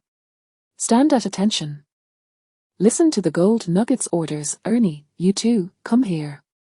Shugang called everyone to attention, forming 3 rows, with young Ernie following suit, appearing as obedient as a little cat in the ancestral hall of the school. All over 1,000 enemy soldiers must be killed. No prisoners taken. If you can accomplish this, I will remain here as your logistical support, providing whatever you need. If anyone can operate a tank, I will procure a real tank for you. The tank she referred to was not the enemy's flimsy iron coffins, but a genuine tank, impervious to bullets and artillery, armored thicker than Shugang's resolve. Shugang's eyes lit up, and he instinctively gazed towards the south. Among the independent company, there was no one skilled in tank operation, but that southern faction had such personnel, and it was rumored they even had a naval force, albeit one stranded without ships. The Air Force was a lost cause. During the Battle of Wuhan, it was said they had suffered near total casualties. Shugang felt an overwhelming sense of exhilaration. The blue planet could no longer contain him. Chapter 20, You Command. Uncle, dear uncle, wake up. Juhong tugged gently at Shugang's clothing, her movements restrained as she feared disturbing her beloved uncle too much. I still have 3 artillerymen, could that work? The one referred to as Dabin came to Liu Yao's mind. He readily affirmed, yes, 2 are from the division headquarters, and 1 is called Dabin, correct. Shugang nodded vigorously. Indeed, he studies mechanics in Germany and can operate any type of cannon. Liu Yao nodded in response and said, in a couple of days. Would they truly provide everything requested? He mused over the possibility of acquiring aircraft, yearning to soar through the skies, but just as he was about to voice his desires, he noticed Jingadwa deep in contemplation and quickly silenced himself. Liu Yao pondered which type of artillery to procure. After much deliberation, she ultimately decided against it, as her understanding of military matters was scant, let alone knowledge of equipment. Previously, when she sought supplies from Yu Xiaolin, her references stemmed solely from films. Otherwise, how could she have mentioned the equipment of 10 companies rather than that of a single regiment? She was utterly oblivious to the arsenal of an infantry regiment, yet a company's equipment was relatively straightforward.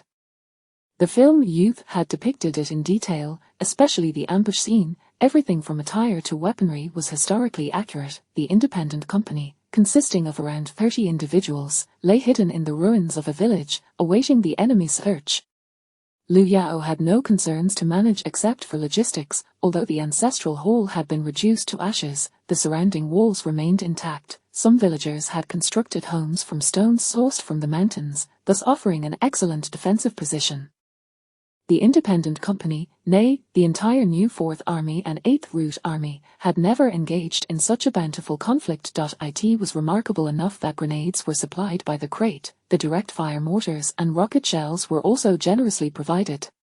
Ammunition was stored in tin boxes. Liu Yao was accompanied by 2 guards, the military doctor Juhong and the student young Ernie. Throughout the day, the enemy remained in the mountains, seemingly oblivious to the fact that anyone had broken free from their encirclement. In truth, the enemy had long since discovered their presence. The reason for their inaction lay in the unusual shell casings found in the depths of the night. Upon extracting the projectile and restoring it, they identified it as a steel core bullet, a technology seemingly unparalleled across the globe. Commander, I suspect it was brought here by that Liu Yao, stated a freshly uniformed 2nd Lieutenant Takahashi. The enemy commander, Sato, squinted as if examining the bullet, but in reality, he was contemplating the loyalties of the young Takahashi. Takahashi-kun, your mission is complete, return to Shanghai. Takahashi wished to protest but ultimately nodded and departed with a bow.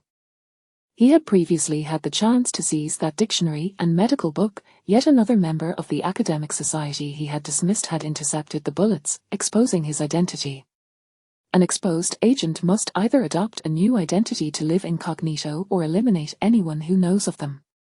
Commander, be wary of Liu Yao. Within the new 4th Army, she is known by the code name Jingadwa. The bulletproof clothing is undoubtedly her doing. Takahashi bowed and exited. He had a premonition that if Liu Yao returned prematurely, the independent company would grow even stronger. Upon leaving the camp, news reached him that the small steamboat on the lake had been sunk. The independent company possessed artillery, seized from the guerrilla forces, but their ammunition was scant and they were down to just 3 gunners, likely with no shells remaining. Just as Takahashi was about to leave with the wounded, a thought struck him, and he rushed back into the tent, exclaiming in Sato's astonished gaze, "They still have artillery. They must have more. The new Fourth Army could not possibly waste so much ammunition on a single vessel." The encirclement was tightly sealed, rendering any issues improbable. If problems did arise, they would surely stem from the southern detachment of the Gua army. The only gap in the entire cordon was there. Second Lieutenant Takahashi, everything here is no longer your concern. A devalued agent, regardless of their rank, held no worth in the eyes of a combat unit, perhaps even less than a private. Sato reprimanded sternly, "I will report your actions accurately." Takahashi lowered his head, rage simmering in his eyes. After Takahashi's departure, Sato scoffed coldly. He had received directives from the upper echelons to eliminate the guerrilla forces operating behind the scenes. Was the objective not sufficiently apparent? The Empire was on the brink of conflict with the West. In such grand circumstances, would the Empire alter its offensive strategy for the sake of one individual? Encirclement. The plan devised by the military command was to encircle and compress the guerrilla forces, annihilating all so-called guerrilla zones and bases, leaving no space for survival. Foolish Takahashi believed this was merely a factional struggle, demonstrating his utter foolishness. Since the new Fourth Army had already departed the mountains, the 1,000+ soldiers would meticulously scour the area over the next 2 days, ensuring no enemy presence remained, before shifting their focus to the opposite riverbank to further compress the new Fourth Army's operational territory. The multitude of rivers in Genwai appeared to Sato as excellent barbed wire. All that was needed was a systematic clearing. In the ruins of Yang village, around 30 individuals observed the sun setting, while the enemy in the mountains remained unmoving, leaving the frustrated soldiers with nowhere to vent their pent-up anger. Shugang felt a restless itch. He yearned to test the power of the new weaponry. "Squad leader, should we take the initiative and strike?" Dabin, cradling the rocket launcher, was so attached to it that he even took it to the restroom. Shugang was similarly tempted but waved his hand, saying, "I'll first seek out our Jingadwa." Upon reaching the ancestral hall, he inquired with Yang Ernie. She shook her head, replying, "Teacher Liu has already left," saying she was off to acquire new equipment. What could they possibly do with so few people? They might as well hunker down. "Erzi, let Ernie take you to the other side of the river to scout. It would be best to locate the division commander." Erzi was reluctant, fearing he would be stripped of his weapons by the commander. Shugang's face darkened. "What, should I go myself? You wish to command?" Reluctantly, Erzi slung a traditional rifle over his shoulder, clutching a Type 56 automatic rifle, only to be halted by the squad leader, who took the rifle away and retrieved a package from the ruins, saying, "This must be delivered to the commander, and it would be best to bring back 9 men from the company to take down the little devils in the mountains." Did the squad leader aspire to become a regiment commander? The squad leader had lost his mind. As night fell, Shugang munched on compressed biscuits, his thoughts wandering to Liu Yao's origins. He had instructed Erzi to take along the radio, wrapped securely in oilcloth to prevent it from getting wet. "Uncle, eat this." Shugang instinctively began to refuse, but the long-forgotten sweetness flooded his senses. "Chocolate!" Juhong gasped. Shugang halted his niece's continued offering. A single piece of chocolate melted in his heart. And oh wonder, his brother-in-law always boasted about her being a thoughtful little cotton-padded jacket. You were tricked by your uncle. If you survive this, return to Shanghai. Shugang lamented the loss of that medical book. Even though he lacked medical expertise, he could comprehend its contents, which detailed ailments and remedies, both Chinese and Western. Some even included acupuncture. Truly a valuable tome. "Uncle, how about I take Comrade Liu Yao to Shanghai? The concession is comparatively safer." Juhong blinked innocently. Upon hearing this, Shugang found the chocolate in his mouth suddenly lost its sweetness. This was hardly a thoughtful little cotton-padded jacket, but rather a tattered beggar's attire.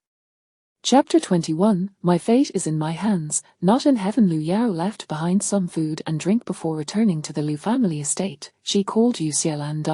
The Yu residence. Yu's father, a shrewd businessman, was busy acquiring land while Yu's mother entertained the two guests. Xiaofeng, I heard that my daughter Dialan is now selling scrap. Is it true? Yu's mother asked with a beaming smile. Zhongfeng sat upright, nodding vigorously. Mom, what are you saying? It's not selling scrap, it's called resource recycling. Yu's mother rolled her eyes and remarked, if you ask me, you two should plead with the old man for military sales. Who doesn't he know that the richest among us is the camel? TSK, I heard it cost 300 billion just for the two of them to enjoy a trip to the heavens. Yu Xiaolan, well informed yet helpless, interjected, Mom, you should cut down on watching short videos. Yu's mother shot her a glare, fiercely insisting, many matters concerning the old man were confidential, although not everything on her side was a secret, some things were still best left unsaid. With her father being a businessman consumed by land deals and her mother working at a hospital, there was little to occupy her time other than scrolling through short videos during her breaks. Fortune God has arrived at my doorstep, joyfully celebrating the new year. The phone rang. Yu Xiaolan snatched the fruit-cutting box from Zhongfeng's hands and declared, the god of wealth is calling. Zhongfeng immediately stood up, chewing on the fruit, and respectfully stated, I'll go greet Grandpa and be on my way. Yu's mother nodded with a smile. Yu Xiaolan cleared her throat and answered the call, her smile tinged with a hint of flattery that made her mother avert her eyes, mentally reassuring herself, she's my own flesh and blood. Boss Lu, what can I do for you this time? All right. Yu's mother watched as her notepad remained blank, her hand flailing to write down notes, only to tear off a sheet in frustration as she shot a glare at her daughter. Realizing her oversight, Yu Xiaolan hastily tore off several blank pages beneath and cheerfully handed them over, saying, Dear Mom, selling scrap can be quite good. Seeing Zhongfeng still upstairs, she lingered below as a lookout for him but eventually decided to go upstairs. Dialan greeted the kindly old man, Grandpa Yu. Though retired, his influence in the military remained significant. Zhongfeng, puzzled, asked, Grandpa, should I tell her? Yu Xiaolan shot him a glare, thinking, how could you, who promised to be each other's guardian angels, abandon me to flirt with Grandpa? It seems the god of wealth was right, you truly are a scoundrel, hiding things from me. Grandpa Yu nodded and said, yes, you're right, get in touch, I'd like to meet this child. Yu Xiaolan. Zhongfeng placed a call, and only then did Yu Xiaolan realize that Grandpa wanted to meet the god of wealth. If he weren't her biological grandfather, she might have thought he was trying to cut her off. Grandpa, doesn't he want to come? She says she is busy but will visit when she has time. Grandpa Yu chuckled heartily and rose, I heard she opened a farmhouse, is she studying agriculture or military affairs? Does Grandpa want to go? Yu Xiaolan was also interested. It would be a perfect opportunity to slack off during work hours. Yes, a little outing wouldn't hurt. At Lu family estate, Lu Yao transferred a sum of money to her own account as per Hao Qianqian's instructions and then browsed her social media. At his instant noodle factory, Boss He gazed at his old factory with a heavy heart. Over the years, competition had intensified, and even the once leading White Elephant brand was struggling to survive. His instant noodles were barely holding on. He wanted to pivot but was uncertain of what direction to take, particularly as the industry was shifting towards nutrition and health. While he had always reduced additive usage, he couldn't comprehend why everyone suddenly needed to focus on health in instant noodles. Were they attempting to elevate instant noodles to a premium product? It was merely a scheme to earn more money. Boss He, with the mindset of an older generation, was baffled by the current state of affairs. His daughter, He Manli, who was helping out in the factory over the summer, dejectedly pushed open the office door. Instinctively, Boss He reached for the drawer, searching for a remedy to his anxiety. The factory could have lingered in a state of limbo, neither thriving nor perishing, but ever since his daughter volunteered to work there for the summer, he could see it hurtling towards a swift demise. Speak up. Which village's partner messed up? Boss He had braced himself for the worst. Har har har, my fate is in my hands, not in heaven, yea. He manly exclaimed, clutching her phone and laughing to the sky. Boss, he clutched his chest and rose, advising, dear daughter, if the factory goes under, it goes under, you must take care of yourself. At the very least, we have a house, and your parents have paid into Social Security. There will be a pension later. Yet, he manly could not suppress the smile tugging at her lips as she extended a finger, saying, 20 tons, heavy oil and salt. Daughter, you're extending just one finger. Boss, he regretted allowing his daughter to work at the factory. He manly glanced at her outstretched index finger and remarked, don't sweat the small details. 2 tons of noodles, 50 cents per noodle. My senior needs 2 tons, with more to follow. A noodle piece weighs about an ounce. 10 noodle pieces make a pound, leading to 20 tons. If the factory made money, then they could afford new equipment and produce healthier. Who in their right mind would care about health when eating instant noodles? I'm in despair. My senior will pay in full. Dear Dad, do we have any in stock? If so, load the truck now. She opened a farmhouse, and I visited for a few days. Boss, he hadn't fully processed the information when the phrase 20 tons echoed in his mind. Thankfully, his mind was somewhat limited, and he quickly reacted. 20 tons, he immediately agreed. Not only should his daughter go, but he also wanted to see it for himself, counting on her to maintain the client only to end up with a failed venture. Such scenes unfolded among various students, and Lu Yao, in the end, politely mentioned that she had opened a farmhouse, which eventually led to a uniquely organized alumni gathering at the farmhouse several days later. Chapter 22, The Syrian Decorative Style. The ordering process was not as swift as anticipated. After putting down her phone, Lu Yao first delved into the instructional video sent by Yuxialan.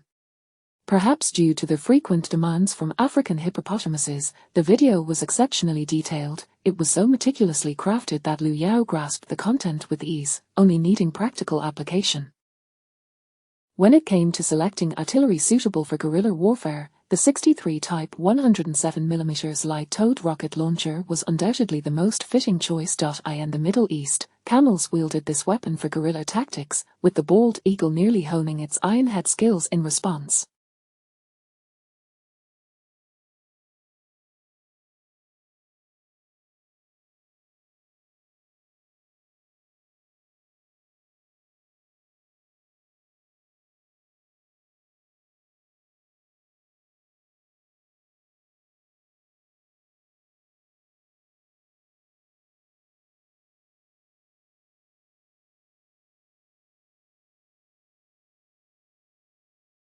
Upon witnessing the footage of shells positioned on a bracket being ignited with a lighter, Lu Yao was utterly convinced. After all, guerrilla warfare had its own language understood only by those who had experienced it. Perhaps Yuxialan's hands trembled while sending the video, or perhaps she intended to promote it, but the video inadvertently included an explosion of a howitzer. As the cannon fired and the scene shifted to the explosive aftermath accompanied by narration, Lu Yao pondered the vastness of 7 basketball courts. Howitzers, with several hundred rounds of various shells, shall be priced at a total of 10 million soft sister coins. Such a casual remark sealed the fate of the enemy troops lurking in the mountains of Yang village, though both Lu Yao and Yuxialan found it alarmingly nonchalant. Yuxialan sighed. She had indeed purposefully sent the explosion video of the howitzer, yet had only managed to secure an order worth 10 million. Long ago, the export price for howitzers was 400,000 green coins. She certainly would not adhere to that price, but selling each piece for 400,000 soft sister coins was still feasible. Rounding up, that amounted to 500,000. But the shells were not particularly expensive. Had there been a scrap yard willing to accept them, they would have been sold as scrap metal long ago. After careful calculations, the order comprised 6 howitzers along with hundreds of shells. The military sales department was in a frenzy. The order was indeed modest, yet who was this bold commander, so brazenly purchasing scrap metal for 500,000 soft sister coins? Inquiries arose, but Yuxialan swiftly rebuffed them, even issuing threats to prevent any investigations. Should anyone dare to probe and cause the order to divert to other benefactors, she would take the howitzer and bombard their windows by night.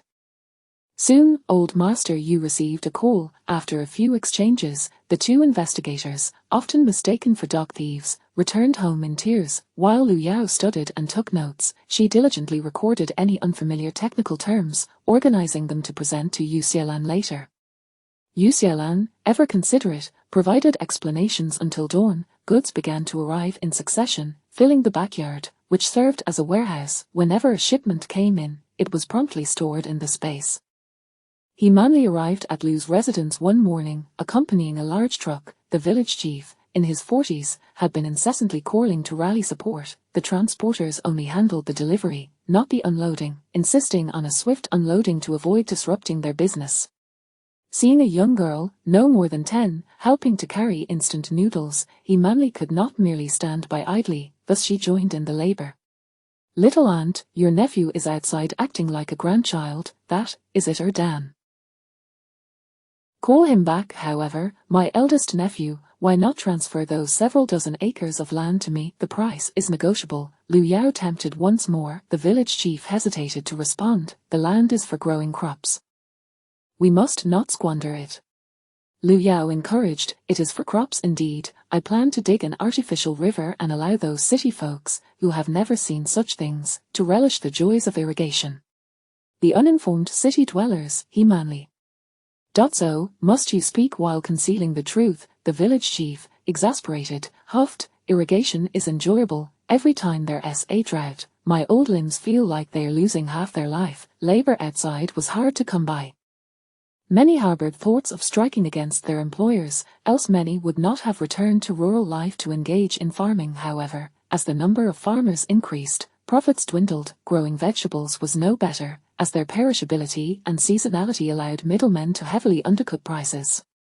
Just days ago, Lu Yuan's friends came, professing their love for rural life, yet departed the very next day, deterred by a 4-hour power outage. They spoke sweetly of their fondness for rural existence, yet their true affection lay with the idyllic portrayal seen in short videos. Hao Qianqian's husband, Fan Cai, arrived driving a tractor, hauling away a load of dough. Once the goods were unloaded, he manly washed her hands and expressed her gratitude. "I told him not to mix personal sentiments into business, but he insists business is business." Lu Yao smiled and nodded. "Your father, that bald-headed one." "Bald-headed he, the boss, was at the entrance wearing a smile." "But," he manly nearly burst into laughter, her nose bubbling with mirth. "You should head over to the farmhouse. There's a place to bathe, and some of your classmates are likely there." Lu Yao invited he manly to accompany the tractor to the farmhouse. There, the reproposed container homes offered independent living spaces, 1 room, 1 hall, 1 bath, equipped with air conditioning and solar water heaters. Affordable and practical. Lu Yao had stored 50 renovated containers in her space. Even if one slept in the space with the earth as a bed and the sky as a blanket, one would not catch a cold, yet it felt oddly uncomfortable, akin to sleeping in the nude.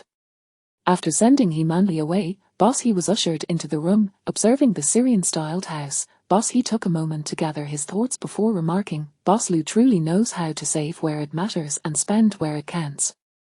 There's an entrepreneurial spirit in you." Lu Yao pondered, was that a compliment? Relations aside, the ever-smooth boss he, having been splattered with instant noodle grease since childhood, spoke only flattering words. Lu Yao regretted not sending the bald head to the farmhouse and keeping he manly behind. "Well, uncle he, in the future, please send 20 tons of instant noodle dough here every month, with immediate payment, and delivered right to this location. You see, my backyard is about to undergo expansion to convert into a warehouse.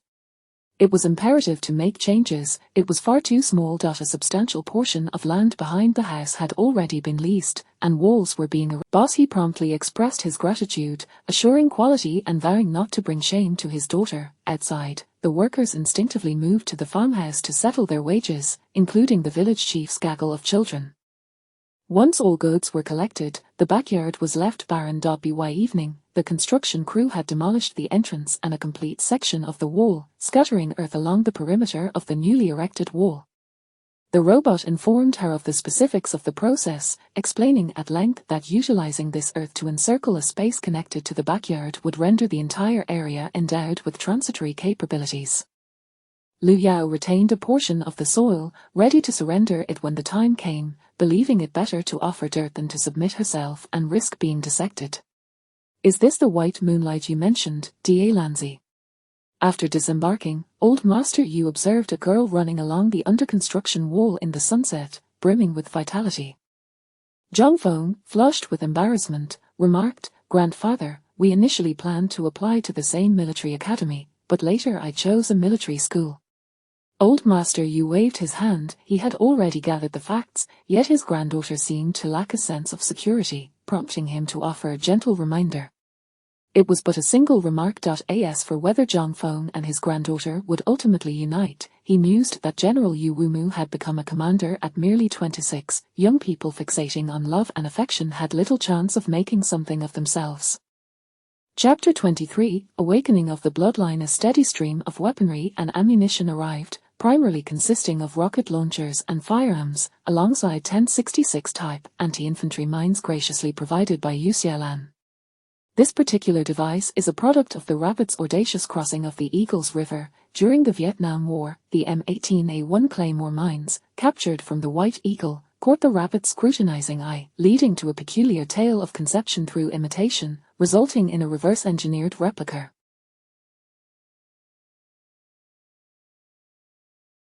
Stricken with the fear of inadequate firepower, the Rabbit had deliberately added an additional 100 steel balls, enhancing its lethality. Yu Xiaolan was confident that once employed, there would undoubtedly be a significant demand for procurement. The usage was straightforward: orient this side toward enemy, face towards the adversary, with options to detonate via pressure, tripwire, manual switch, or remote cable control. The cargo was delivered to the newly arranged backyard, where containers were meticulously positioned by cranes as trucks unloaded them in an orderly fashion. After a brief encounter, Old Master Yu nodded with a smile. "No need to mind me, I simply heard a farm-style inn had opened here and decided to visit." Yet, in that fleeting moment, Lu Yao felt as if her secret had been laid bare. Steeling herself, she facilitated the arrangements for the inn, while Old Master Yu instructed his granddaughter and prospective grandson-in-law to step outside, leaving Lu Yao behind. "You have been on the battlefield." Lu Yao, akin to a schoolchild caught in wrongdoing, pondered. Not only had she been on the battlefield, but she had also dispatched numerous adversaries. What of it? Must one acquire a license to kill the enemy, akin to obtaining a driver's permit? She met Old Master Yu's scrutinizing gaze head-on, declaring, "Indeed."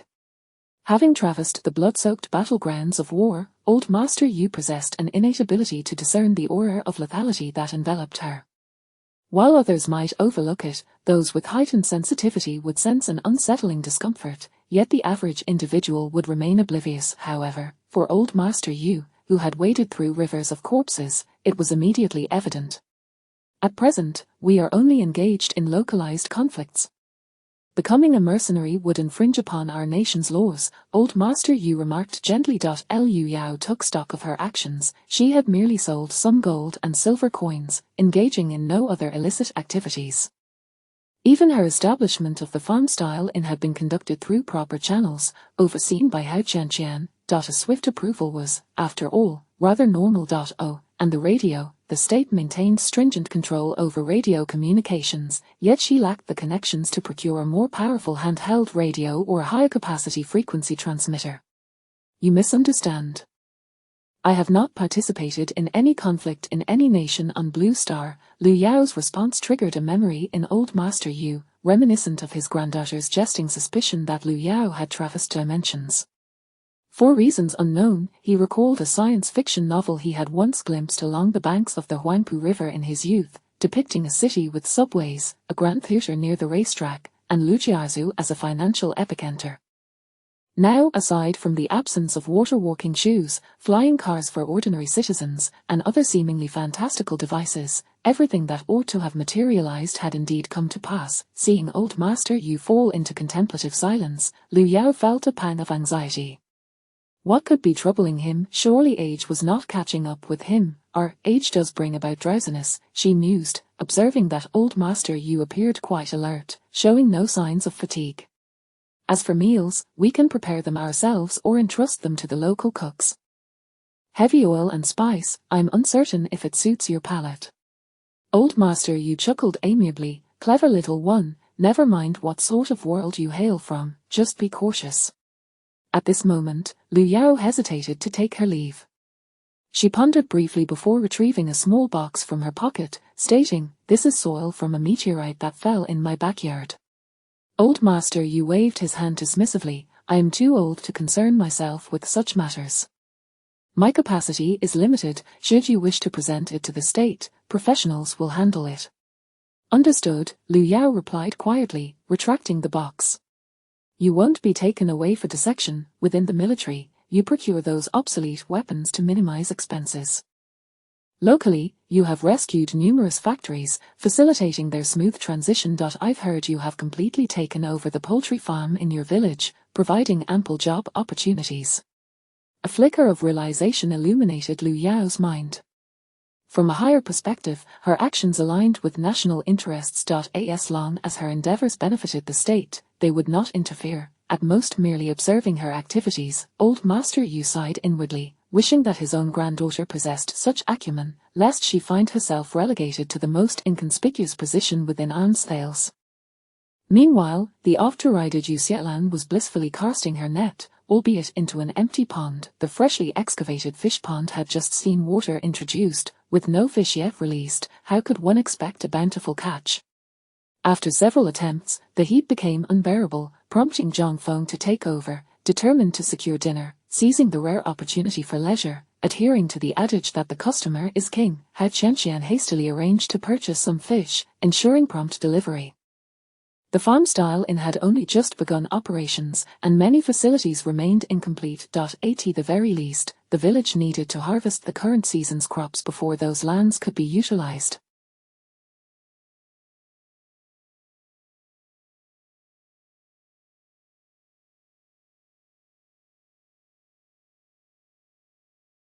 Thus, while termed a farm-style inn, apart from a few rows of container houses, a fish pond, and a temporary workshop within the containers, little else existed, save for various crops. Entertainment options were limited, with the radio workshop becoming the focal point for exploration and experience. Liu Yuan belonged to that rare breed of science students who, while adept at online banter, would blush at the mere thought of conversing with girls. He and several friends felt their hearts race as they found themselves the center of attention, with beautiful young women eager to engage hands-on, yet their clumsy tongues betrayed them. So if I managed to create one, I could earn a reward," he manly exclaimed in astonishment.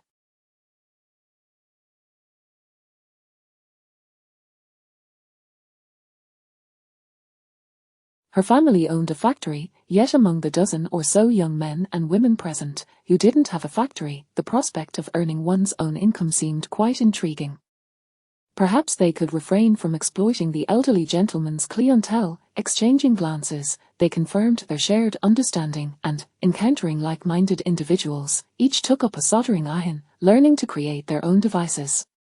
Liu Yuan blinked in realization. Perhaps this was indeed feasible. He could directly pay them wages. Even the most lackluster university students could surely manage to produce a couple of walkie-talkies, right? He could earn a bit from each unit.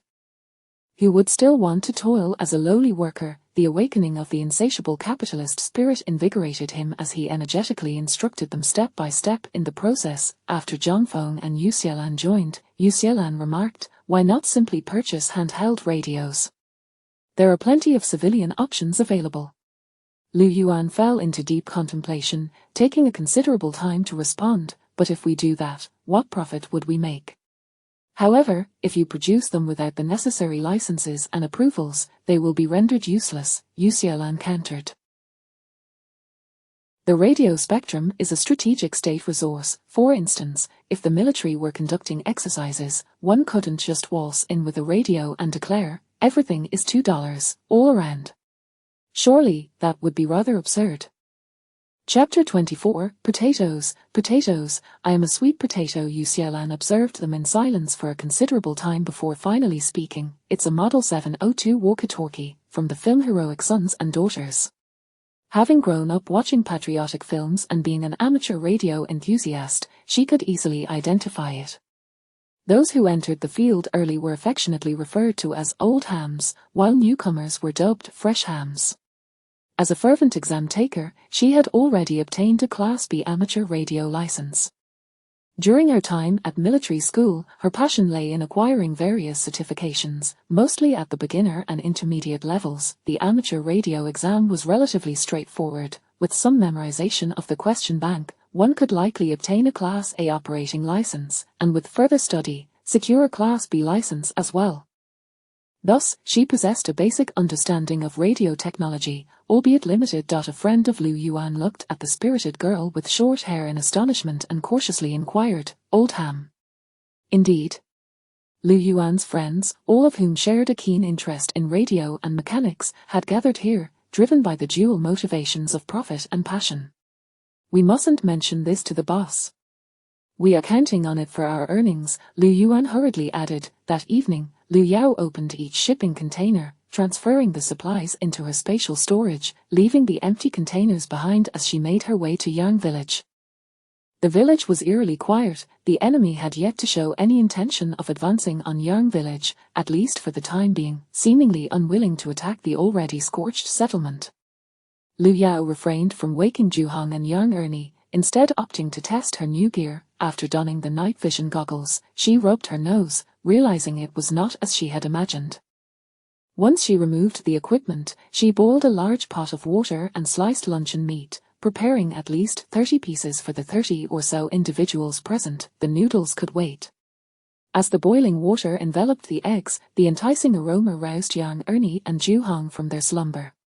"I'm hungry, let's eat noodles, help me out," Liu Yao succinctly instructed. Yang Ernie tended to the fire while Zhu Hong cracked the eggs, and Liu Yao took a seat, observing. The two, in unspoken agreement, did not question the source of the noodles. Soon, the eggs were gathered in a bowl, one for each person, followed by briefly blanching the luncheon meat in boiling water before placing it into another bowl, and finally, cooking the noodles while Yang Ernie searched for the meal boxes confiscated from the enemy. Liu Yao halted Yang Ernie's attempt to distribute the food, stating, "We eat first, until we are full." The two relished their meal, and noticing Yang Ernie's particular fondness for the luncheon meat, Liu Yao took a few additional pieces from her backpack, allowing her to keep them. Zhu Hong also extended her small hand. After finishing their meal, the three set out to deliver food, each box filled to the brim. The soldiers, upon seeing the sumptuous dinner, eagerly dug in, disregarding the heat. However, Liu Yao felt the taste was rather mediocre compared to the fragrant concoction she had prepared in her small pot. After the meal, she retrieved the anti-personnel mines, explaining to a combat team, 3 mines should be deployed outside the village, set to detonate simultaneously to thwart the enemy's charge. Be certain that the side with the writing faces the enemy. This device possessed significant lethality. Based on the videos she had seen, 3 mines could easily decimate all the enemy soldiers within the vicinity. The enemy's tactics were rather straightforward, artillery bombardment followed by infantry assaults, and when faced with formidable resistance, they would call in airstrikes. Such a simplistic strategy had inexplicably led to the downfall of a large portion of a nation heavily reliant on artillery support. As for the Chinese forces, the most capable were the German-equipped divisions, whose training was adequate but not exceptional, relying instead on advanced weaponry and an indomitable spirit. After concluding her explanation, Liu Yao remarked, "If it's effective, I'll procure more." "It will undoubtedly be effective," Zhu Gang opined, believing that even without automatic rifles, they could still drive the enemy from their homeland. "Try on the night vision goggles and see for yourselves," she suggested. Upon wearing them, Zhu Gang and the soldiers fell into an eerie silence, subsequently urging Liu Yao to return to rest. That night, through the night vision goggles, Liu Yao observed 3 combat teams, totaling 9 individuals, heading toward the back mountain. They had refrained from entering the mountains previously due to insufficient numbers, aiming to prevent the enemy from retreating. With 30 of them, they could at least hold some of the enemy at bay. Now that Zhu Gang had acquired new equipment, they were eager to test it. The 9 were divided into 3 combat teams, their goal to demonstrate to the enemy that they were not yet extinct, thereby attracting the enemy's fire. Just as they departed, a call crackled through the walkie-talkie. As Liu Yao prepared to follow, a soldier carrying the walkie-talkie approached nervously. "Potato, potato, this is Sweet Potato. If you hear my call, please respond." Instinctively, Liu Yao took the microphone and uttered, "Potato. General Zhao." Liu Yao pressed her ear to the headset, realizing there was no sound. Instinctively, she tapped her headset and muttered, "Oh, no sound. Is it a poor signal? That little rascal Lu Yuan is getting restless. Sweet potato, this is potato. I must inform you that an enemy regiment has reinforced Yang Village, likely intending to compel the old county troops to surrender. Yang Village is a crucial passage. Hold your ground. The 2nd Regiment will arrive early tomorrow. Is the weapon situation genuine? If so, I will send them without any provisions." The 4th Division could only muster a single regiment to respond, hoping to eliminate the enemy's battalion and buy time for their withdrawal. Liu Yao nodded repeatedly, realizing this was not a video call, and promptly replied, "It's genuine, I repeat, it's genuine. Additionally, there are 6 howitzers. Please send me 30 artillerymen. It's all right if they lack experience. 6 with strong mathematical skills will suffice, preferably those who understand projectile motion." General Zhao, if Liu Yao is not a spy, then she must be insane. Howitzers, he had only heard of them, never seen one, but had certainly felt their destructive power. After the Marco Polo Bridge incident, the enemy had dispatched 8 newly manufactured howitzers to the North China battlefield, causing significant casualties among military and civilians alike, their power overwhelming. Will the radio frequencies be monitored? Liu Yao hesitated before responding, theoretically, yes. No sooner had she spoken than the other end advised, "Take care of yourself," and abruptly terminated the call. Liu Yao muttered, "I already said it's only theoretical. This walkie-talkie has encryption features. A regiment consists of at least 1,000 personnel, which is just right, as she currently possesses equipment for 10 companies.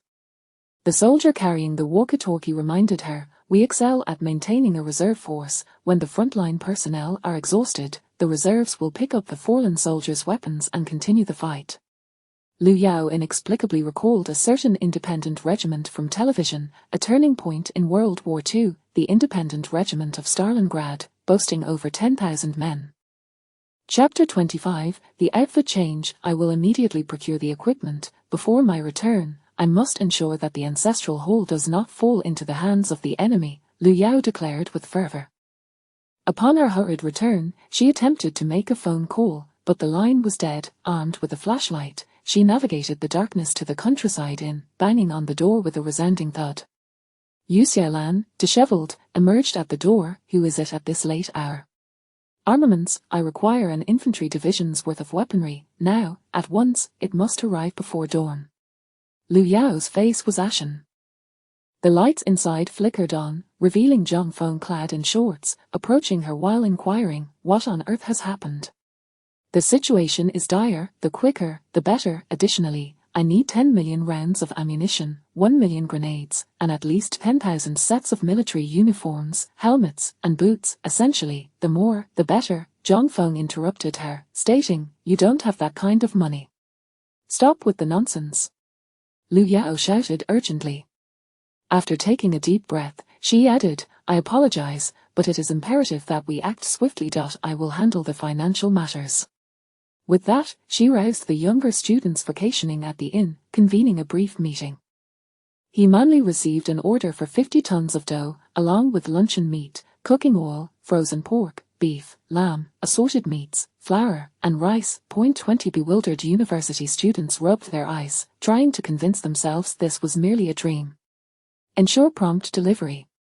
It is crucial. Liu Yao hastily departed, making her way to the town, where she squatted outside a pharmacy, ordering medical supplies online, leaving a message demanding expedited shipping. After enduring a night of mosquito bites, she finally persevered until the breakfast shop. The staff member, momentarily stunned upon seeing Liu Yao, greeted her, "Sister, what brings you here? Open the door, hurry." Estimating the time, Liu Yao figured the troop must have already arrived at Yang Village, and her anxiety mounted. "What on earth is going on?" "Calm down," the staff urged, suppressing her mounting impatience. Liu Yao replied, "There's no need to panic. I run a countryside inn and require some hemostatic agents, bandages, alcohol, iodine solution, and anti-inflammatory medications, essentially, anything for treating external injuries." Though internally fraught with urgency, she maintained her composure. Everything else is manageable, but there are regulations concerning anti-inflammatory medications, the staff member informed her. Lu Yao nodded, understood, just provide me with everything else, particularly the alcohol, deplete the stock, someone will come to collect it shortly. As her words faded, a fleet of tricycles arrived at the pharmacy entrance. They were not scouts, but her nephews and nieces, along with Hao Qianqian seated in the lead vehicle. Lu Yao approached the tricycles, instructing, gather breakfast from all the eateries on this street and take it back.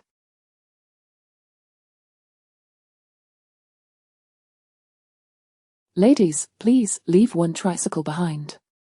Though Hao Qianqian was perplexed by the unfolding events, her resolve to fulfill her boss's orders remained unwavering, if instructed. With a flurry, the convoy of tricycles sped away. The pharmacy staff, now convinced, hastily checked the inventory, alcohol, bandages, alcohol cotton, iodine solution. The tricycles were filled to the brim, and upon witnessing the empty shelves and the sound of the cash register, she felt this was the easiest day at work since she had started, for she could finally clock out. Aside from the prescription drugs, nearly everything else had been cleared. Even the eggs destined for the elderly were distributed amidst the flattering remarks of "good sister." Returning to the backyard, trucks loaded with containers had already arrived, unloading their cargo. Yu Xiaolan inspected the previously arrived containers, only to discover they were all empty. Where had the weapons vanished to? Had they disappeared right under her nose? After unloading, she instructed the soldiers to take a tricycle full of food to the inn for breakfast while she meticulously sorted through the weapons inside the containers. She then hurriedly departed with the remaining buns, fried dough sticks, and soy milk. Her instincts were correct. Although it was referred to as a regiment, it was far more than that.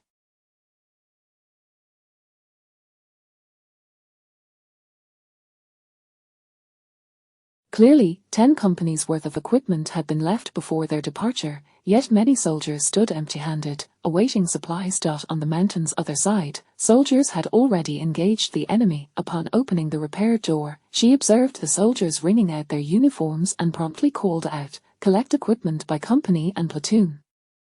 Are there any independent companies present? Assist them." Previously, only Xu Gang and a handful of others from the independent company had been present. The remainder had been assigned to the newly arrived companies to confront the enemy on the mountain. Boxes of weapons awaited, needing no prying open, as the robots within the space had already done so and cleaned the gun oil. Now, the robots tirelessly cleaned with alcohol. The atmosphere was frenetic. As one company donned their new gear and marched out of the ancestral hall with vigor, the next company eagerly awaited their turn to enter. Alarmed, Lu Yao quickly instructed Xu Gang to take the food outside, saying, "These provisions, let the soldiers have them first. By the way, go to the adjacent room and fetch the dough. Heat the water to boil the noodles." Every moment of delay was crucial. She resolved to request Yu Xiaolan to ensure the gun oil was thoroughly wiped clean next time before bringing supplies. Otherwise, in similar urgent situations, there would simply be no time. Xu Gang summoned the cooking teams to begin their tasks while he stood guard at the door. In the mountains, the newly arrived regiment witnessed their command post being obliterated by a single company that fired over 20 rockets, leaving no trace behind. Captain Sato, now acting as the regimental commander, was astounded. Initially, Sato had perceived the advancing new 4th Army companies as mere reinforcements. However, they were now retreating in disarray, with even the newly established command post having been taken. When the order for withdrawal arrived, he thought he was dreaming. "That damned Takahashi," Sato lamented, glancing at the casualty figures. While he claimed his heart bled, the truth was, his forces were dispersed, so the losses were not catastrophic. Yet, if this continued, they would undoubtedly be unable to withstand the new 4th Army. Should the northern and western routes be blocked, the entire regiment, along with his battalion, would be trapped. By evening, a messenger arrived to report to the regimental commander, "The western position has fallen." Sato realized that if they did not retreat soon, it would be the end. After stalling for another half-hour, a telegraph operator stood up and loudly announced, "Commander, an urgent message from the Central China Expeditionary Army headquarters. The troops in Old County have revolted, and the entire regiment has joined the new 4th Army. Retreat, retreat northward." What had happened to the new 4th Army that they suddenly unleashed such formidable firepower? Chapter 26, Kill, Leave No One Behind. Upon receiving the news that the enemy was attempting to flee, the 26 fully equipped companies, neglecting their meals and rest, charged forward recklessly, clutching unfamiliar weapons. The enemy, in their desperate bid for survival, left behind tanks to cover their retreat. With a thunderous roar, one of these tanks fired, causing a devastating explosion among the pursuing soldiers. The shockwave sent stones flying, resulting in the immediate sacrifice of 2 warriors and injuries to over 10 others. Take down that iron turtle, a platoon leader instinctively reached for an explosive pack, while a soldier from the independent company swiftly raised his rocket launcher, aiming it at the enemy tank. With a single shot, the tank was engulfed in flames, and the enemy soldiers inside were obliterated on the spot. The newly arrived warriors, still grappling with the rudimentary nature of their equipment, were determined to sacrifice their lives in the pursuit of the enemy's armored vehicles. Wiping the sweat from his brow, a soldier from the independent company glared at the platoon leader and said, "Have you had enough noodles? If we have artillery, we should use it. Do not hoard ammunition." In the past, capturing a single enemy mortar would bring days of elation, yet now, with rocket launchers in their hands, they hesitated to use them. Were they to squander the lives of their comrades like firewood? The platoon leader scratched his nose and shouted, "Kill, leave no one behind." The soldiers of the independent company shouted in unison, "Remember how you acquired your weapons, we shall take no prisoners." They understood that these weapons came with conditions. Every enemy soldier in the mountains must perish. As for the notion of treating prisoners humanely, after the full-scale resistance began, Yangon had issued countless directives outlining the prohibition against beating, stabbing, hanging, or burning prisoners. Most officers of the 8th Route Army and the new 4th Army, upon receiving these orders, merely chuckled coldly. Were there really so many rules to follow? Such matters had only seen improvement last year, as many platoon and company leaders in the reorganized 4th Division had been exiled for executing prisoners. Thus, Kill Him, an injured enemy soldier, extended his hand, struggling to plead for mercy. The response he received was a hail of bullets and bayonets. "Did everyone hear that? The little devil said he wants to kill me." "It has nothing to do with me," declared a soldier after dispatching the enemy. He was promptly met with a kick from his sergeant. "What nonsense are you spouting? Once we cross the river, you are no longer part of the new 4th Army." Whatever the Golden Nugget says goes. The Golden Nugget decreed that all enemy soldiers in the mountains must die. "Speak no more, lay down your weapons and return across the river," the sergeant announced loudly. Having never fought such a battle before, casualties were surprisingly minimal after a single charge, and the rhythmic sound of gunfire, along with the somewhat uncoordinated 3-man formation, unleashed an astonishing fighting spirit. They were no longer part of the new 4th Army, so there was no need to adhere to any so-called humane treatment of prisoners. The soldiers understood it was merely a game of deceit, and they were more than willing to play along. Some soldiers, fueled by the anger from witnessing the brutal deaths of villagers, charged ahead with fervor. In truth, the combat effectiveness of their unfamiliar weapons was not significantly superior to the old Hanyang rifles they had previously wielded. While their weapons were indeed superior, pulling the trigger alone would not suffice. However, the company commanders held a different perspective. Even with thousands of donkeys, as long as they could pull the trigger, they could inflict substantial damage upon the enemy. Automatic rifles, submachine guns, and machine guns, along with ample ammunition, provided them with experiences they had never encountered before. In the past, guerrilla fighting against the Japanese had meant sharing a single gun among 3 or 4 men, relying solely on captured ammunition. Now, every soldier had a weapon in hand, including those in reserve. It was often said that the 8th Route Army and new 4th Army favored using reserves, primarily due to a lack of equipment and the poor quality of what little they had, leading them to expend lives in battle. With an abundance of weapons, picking one up signified being part of a regular army, who would want to remain in the reserves. At the grain threshing yard in Yang village, 30 artillerymen stood ready, waiting so long that even the morning glories were wilting, yet still, they received no command from Liu Yao. Wearing headphones, Liu Yao awaited data from the front lines, but no information arrived. Their hastily assembled artillery unit seemed to have been entirely forgotten amidst the chaos of the battlefield. Shugang, watching from the side, could hardly contain his laughter. Commander Wang, accompanied by the guard company, spread out around the area, ever prepared to risk their lives to protect the 4th Division's golden nugget. Since the incident, this young girl from the grain threshing yard had become one of the few who provided support to the new 4th Army, offering precious supplies worth their weight in gold, medications, fierce weaponry, and food, clothing, and other essentials. Frankly speaking, if it weren't for his unwavering faith, he might have considered placing Liu Yao on an altar, lighting incense morning and night, even offering a stick before rising at night to relieve himself. At last, news arrived from the front. Liu Yao's spirit surged as she immediately relayed the parameters. The 6 howitzers quickly aimed, loaded, and fired in rapid succession, erupting with a thunderous roar that momentarily left Liu Yao in a daze. 6 shells rained down, and among the artillery, 2 howitzers fired explosive shells. Sato was knocked over by the shockwave, tumbling to the ground. As he looked back, he saw that the small hill used for their ambush had been utterly devastated. Trees were splintered, and dust and smoke billowed into the air. After a considerable time, an enemy soldier approached to report that the ambushing force had been nearly annihilated. It was the large-caliber howitzers. Sato, overwhelmed by rage, spat out a mouthful of blood before losing consciousness. He had no choice but to faint. If he didn't, he would be the unfortunate scapegoat. Upon returning, he would be left with no option but to slice open his own belly to examine the color of his intestines.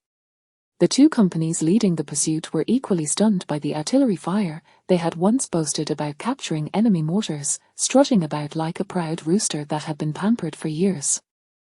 Yet, even 100 mortars could not produce such a cacophony. The observation post, peering through binoculars, was met with a horrific sight of dismembered limbs scattered about, taking a while to regain composure as they exchanged bewildered glances. Where's the divine list? Their heavenly seal? Indeed, it's terrifying. Ultimately, the observation post concluded that the enemy's tactics were sound. Artillery fire covers the first 300 meters. Upon hearing the report, Liu Yao immediately issued orders, adjusting the angle of the cannons. 6 shells soared toward the retreating enemy soldiers. Among the new 4th Army troops watching from the hilltop was a genuine soldier from the Gua Army, who was more excited than anyone else. Leaning out, he spat out, "Country bumpkins, I told you all along about the thunderous roar. You thought I was bragging, didn't you? Now you see it. This is the thunderous roar. Only you unworldly bumpkins who have never seen battle would doubt it." The surrounding bumpkins felt an itch to strike back. The remaining villagers in the mountains emerged from their hidden caves and ravines. Those who had escaped death became visible to the soldiers, piercing their hearts with pain. "Villagers, we are the new 4th Army. You are from Yang Village, correct?" "We are." Having filled their bellies with food and drink, the villagers of Yang Village spontaneously rallied to assist the soldiers of the new 4th Army in encircling the scattered enemy forces. These villagers had evaded detection right under the enemy's nose, hiding in well-concealed spots, and the panicked enemy soldiers shared a similar instinct to hide as the villagers once did. Moreover, the locals were well acquainted with the terrain, making it easier for them to hunt down the enemy. Some young men from Yang Village, who had been mobilized but had not joined the new 4th Army, now picked up enemy weapons, joining the hunt for the enemy. In the future, these young men might even carry their guns with them to the latrine. Chapter 27. Only Shanghai exists after a relentless battle that raged for a day and night. The majority of the enemy forces were annihilated, with only a small contingent managing to escape. 10 companies, under the command of an independent battalion, pursued them with fervor. Whenever they encountered resistance, they either deployed rocket launchers or called for artillery support, leaving the scattered enemy squads, on average, only able to hold their ground for a mere 10 minutes before being torn apart by the new 4th Army. Some of the enemy fled into villages they had previously ravaged, attempting to make a last stand, but they were soon met with devastating artillery fire that left them in disarray. After pursuing for over 10 kilometers and seeing the enemy on the verge of escaping the artillery's range, Liu Yao ordered captured trucks to be loaded with shells, bringing 3 artillery pieces in hot pursuit. The artillery roared, the infantry charged. After the infantry advanced, the artillery fired again, and so the cycle continued. The enemy's tactics were indeed effective. In the mountains, the bodies of the fallen enemy were being burned, alongside the remains of the slain villagers. A small pile of gold and silver coins, along with paper currency, was placed inside a wooden box, while rifles, machine guns, heavy machine guns, helmets, uniforms, shoes, backpacks, ammunition pouches, and grenades were meticulously arranged. Commander Wang had a slight obsession with order, one that could not be cured. Thus, the soldiers under his command exhibited a similar tendency, and those who did not were expected to adhere strictly to the standards. After many enemy corpses had been incinerated, some soldiers, donning masks, sifted through the ashes with great care. Not without reward. Among the remains, they could at least uncover forgotten treasures or gold hidden within the enemy's clothing. The principle of the sound of cannon fire brings forth treasures was well understood by all. What a loss, a tremendous loss. Liu Yao, who had incurred immense debts in another realm, lamented as she gazed at the scant pile of gold and silver coins, estimating it to total barely over £100.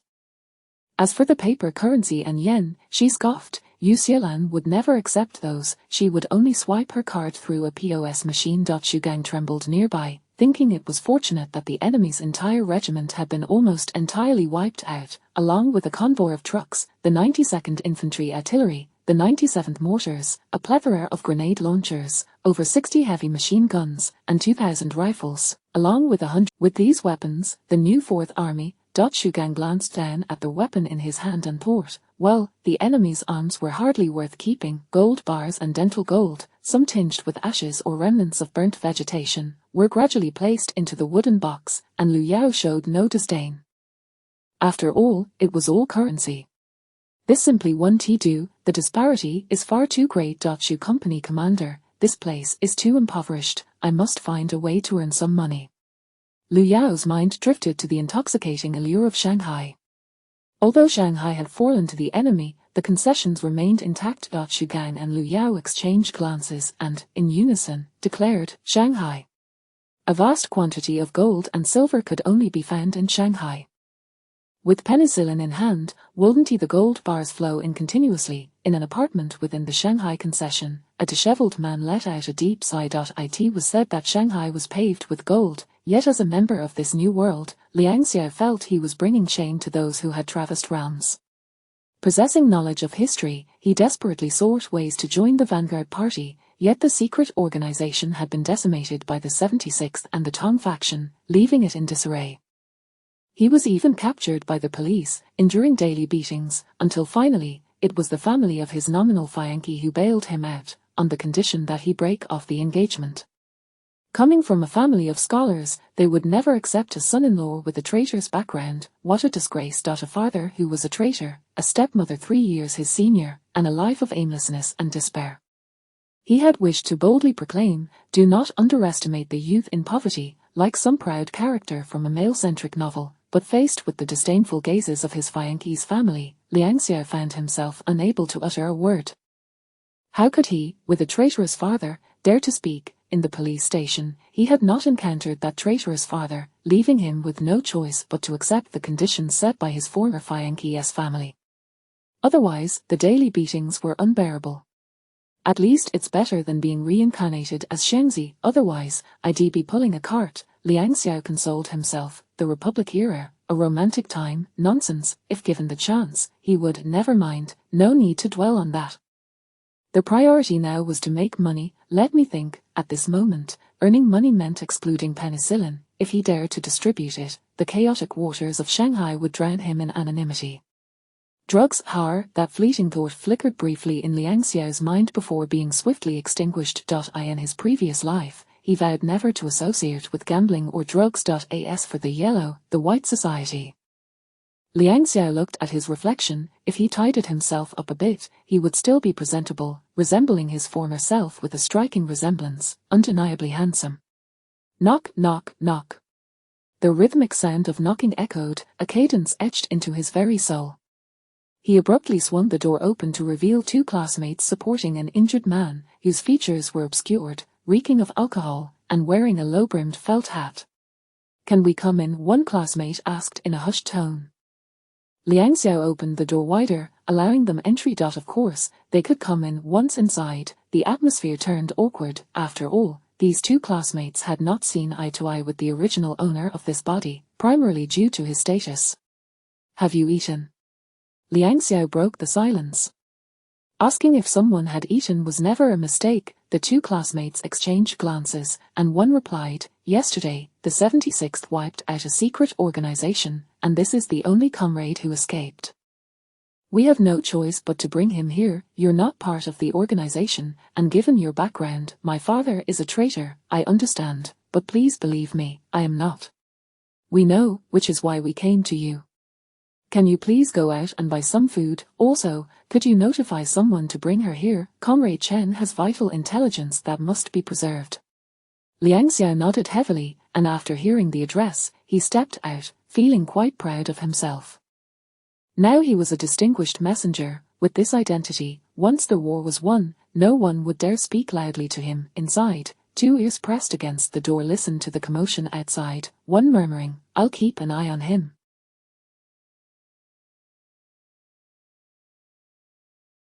He seems a bit dim-witted. Chapter 28, The Concessions. Shanghai Concession. On the Waibaidu Bridge over the Suzhou River, Liu Yao gazed intently outward. "This place is rather famous." Yiping once climbed up to find the thorns on her body after drinking heavily and later jumped into the Suzhou River in search of her shoes. Zhu clutched her clothing, repeatedly urging, "Be careful." Upon witnessing the real Waibaidu Bridge, she realized how fortunate Yiping truly was. No wonder, in the end, she reconciled with He Shuhuan after all their ups and downs. Their height was daunting, a leap from such a distance could easily lead to death. Shugang slowed the car, allowing Jinguar to gaze at the bridge like a curious child. He had been assigned to escort Liu Yao closely, but midway, a strict order from Yan'an commanded a swift return. However, retreat was not an option. Liu Yao had amassed hundreds of thousands of rifles, over 100 cannons, and billions of bullets, along with hundreds of tons of artillery shells, successfully incurring debts for minor targets. If she failed to procure gold to fill the void, Yu Xiaolan would dig a deep pit in the farmhouse and bury both Liu Yao and herself within it. Furthermore, even if penicillin were sold by the underground party, how could the gold be transported to Yang Village? Her goal was a ton of gold. Before the Songhu War of Resistance, all banks, financial companies, financiers, compradors, and businesses had loaded their gold and silver onto trucks, transporting them into the French concession and the international settlement. Thus, Shanghai, as an island, was quite affluent. It was precisely for this reason that when the outside Chinese community was bombed to smithereens, more people fled into the concessions, leading to soaring prices, particularly for food and textiles. For those holding wealth, the impact was negligible, and the Japanese invaders would not relinquish their control over food prices despite the famine in the concessions. Liu Yao's preference for Shanghai was not without reason. Historical records indicate that the volume of gold traded at the Shanghai Gold Exchange was sufficient to influence global gold prices. Hence, the saying "Shanghai is paved with gold" came to be. She was uncertain of the exact amount, but surely, obtaining a modest quantity of gold should not be overly challenging. Upon crossing the bridge, they entered the concession, the car halted, and Shugang disembarked to present his identification, yet they were still searched by both the Japanese and Westerners. With Liu Yao present, such searches would yield no results. Like many families, they lived an unassuming yet opulent life. During their time in Nanjing, Shugang had procured a vehicle through certain channels and obtained a pass issued by the puppet government's security bureau, allowing them to travel almost unimpeded to Shanghai. Once the vehicle resumed motion, Shugang's expression turned grave as he remarked, "Something feels amiss. It is highly likely our movements have been compromised. We cannot proceed with the meeting today." Turning back was not an option. If their whereabouts were indeed exposed, retracing their steps would mean certain death. This journey had passed through numerous transit stations, and they had scattered medical supplies and weapons along the way for over a month before finally reaching Shanghai. If they had not been compromised, it would have been a miracle. Liu Yao remained composed, redirecting her gaze to the bustling concession. When looking up, the concession appeared vibrant, yet upon lowering her gaze, she was confronted with the sight of ragged beggars and starving children. At the Dalifes Road courtyard, adjacent to what was once Jinan University, the Zhu family entered their home, drawing curious neighbors to witness the commotion. The daughter of the Zhu family had returned, but instead of bringing back a man, she had come with a woman. While she busily carried luggage, he exchanged greetings with the neighbors, speaking in a dialect at a rapid pace that made it difficult for Liu Yao to comprehend. Zhu Hong, too shy, greeted everyone, Ju's parents were overjoyed, while her brother Ju Ruisheng was moved to tears. Sister, still so prone to tears, Ju Hong instinctively reached to ruffle her brother's hair, only to realize that he stood taller than her by a head.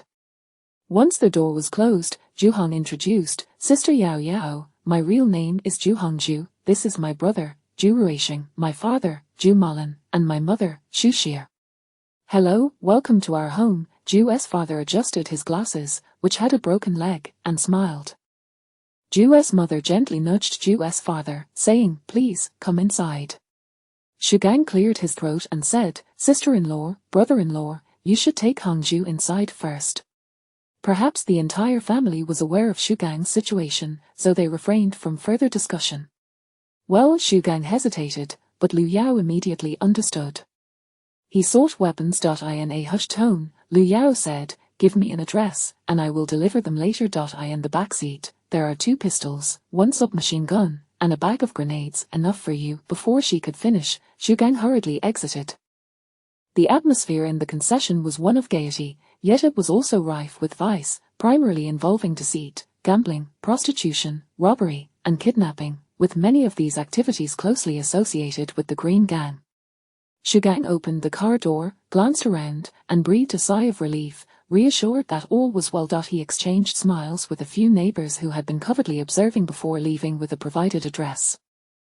Ju Hongju vaguely informed her family that Lu Yao was a friend she had made, opting not to elaborate further. Upon entering the main room, Lu Yao's first statement was, I want to buy a house. Ju Hongju was taken aback, and the entire Ju family regarded her with bewildered expressions. Sister Yao Yao, we are here to collect gold. Shall we not postpone such trivial matters as buying a house? Ju Hongju coaxed.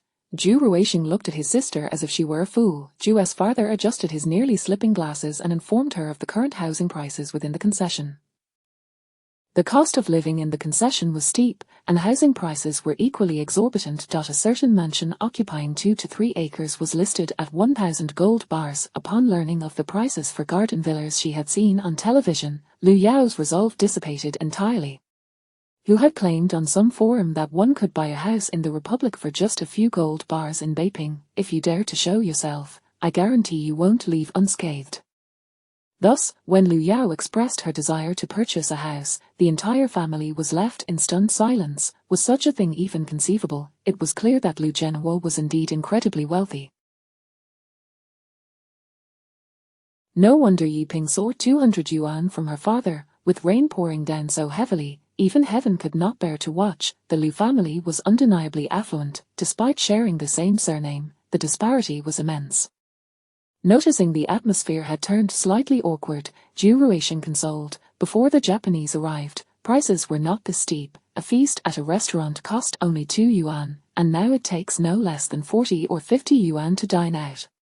Lu Yao thought to herself, Lu Zhenhua, well done, indeed. Chapter 29, Business is Business. The concession has become an island as early as the late Qing dynasty and the early Republic of China. The concessions had already become priceless. Subsequently, amidst the chaos of warlords battling for supremacy, those deposed commanders and warlords brought their fortunes into the concessions, erecting this mansion and that villa. For instance, the modest residence of the Ju family, which occupies merely over 40 square meters, stands 2.5 stories tall and features a small courtyard of approximately 20 square meters.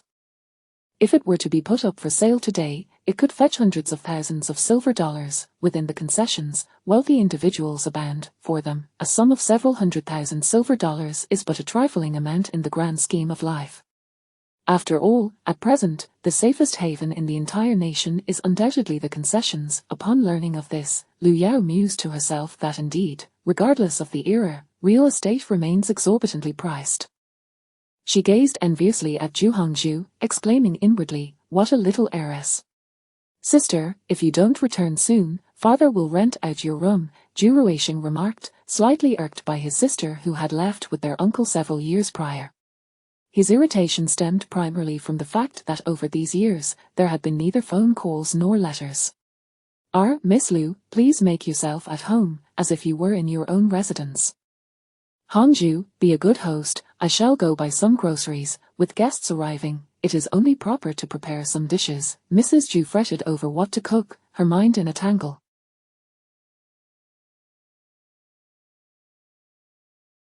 Liu Yao smiled and nodded, appearing obedient and demure.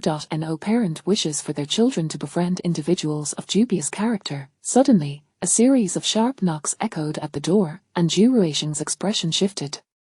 He sprang up as if electrified, hurriedly ascending the stairs with purposeful strides, only to descend shortly thereafter, his backpack slung over his shoulder.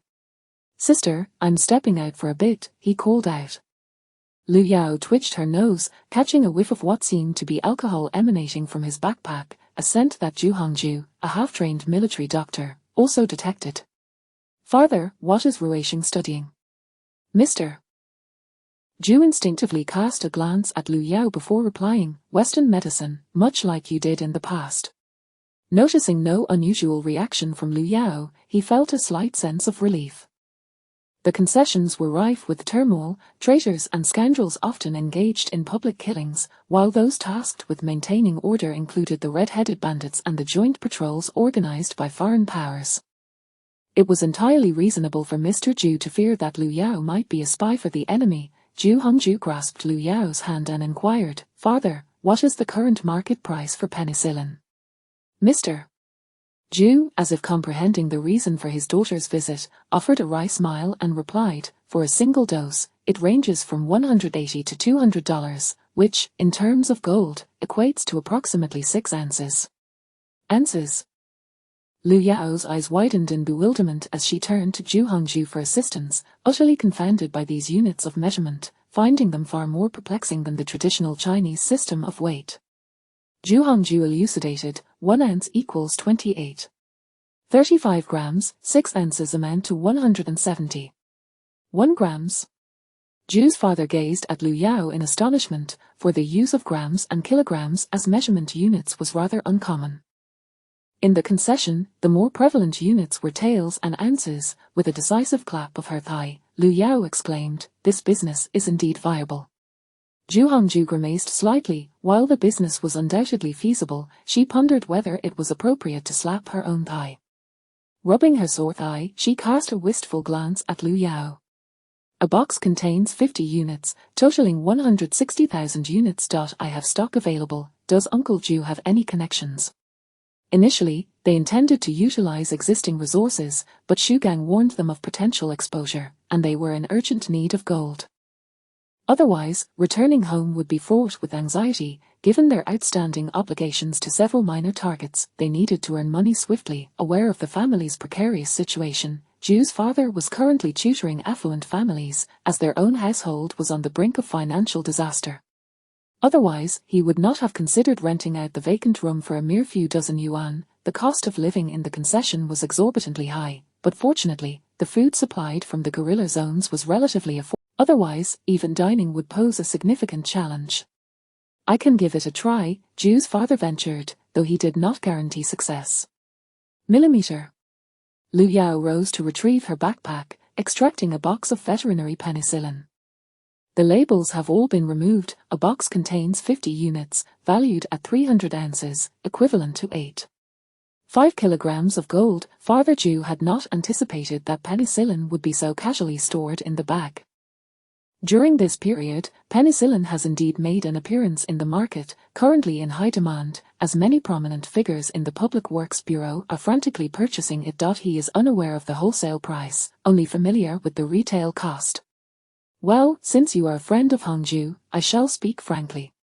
It is unlikely that a single unit will sell for less than 6 ounces, considering both retail and wholesale prices." Before he could finish his sentence, Liu Yao interjected, saying, "Uncle Zhu, you should handle this as you see fit. Ultimately, I will leave you with a 10% share. Business is business." Open and generous, the last time Father Zhu encountered someone with such magnanimity was during a previous occasion. "Father, Mother is not present at the moment, so I shall speak candidly. I have joined the new Fourth Army. The new Fourth Army is in dire straits. At times, several individuals cannot even secure a single firearm. Selling this penicillin is for the sake of the resistance." Zhu Hongju could not help but embellish her plight. Father Zhu smiled bitterly. gazing at his daughter with indulgence, and remarked, "Do you truly believe I am unaware?" However, he did not lower the price. A 10% share may appear substantial, yet in reality, it is not particularly significant. If he intends to sell, he certainly would not resort to the black market but rather utilize the Chamber of Commerce, which would undoubtedly claim a portion as well. His psychological expectation is to yield a 10% share to the Chamber of Commerce. Lu Yao noticed the expression on Father Ju's face and immediately comprehended the situation. Her seemingly generous offer of 10% might result in the Ju family not profiting at all. "Uncle Ju, I am well aware of the nuances of relationships and the exchange of favors. You are now considered a part of our venture, after deducting some essential expenses. Providing you with a 10% share constitutes our business arrangement." Father Ju pondered for a moment and inquired, "Young friend, speak frankly with me. How much do you bring? I still wish to control the quantity, as rarity enhances value. My goal is 1 ton of gold. I must secure at least that much to settle my debts. Furthermore, these goods are exclusively available through my channels." 1 ton, that's hardly a substantial amount. Ju's father sighed in relief. However, clutching his heart, he realized upon hearing just a single word that it was not as trivial as he initially thought.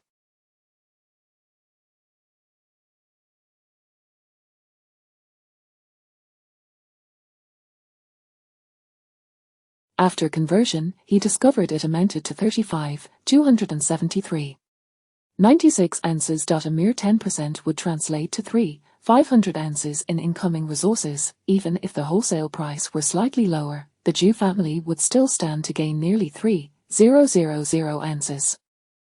It is no wonder that the 4 prominent families were so fervently engaged in monopolization and commission-based dealings. The profits were indeed substantial.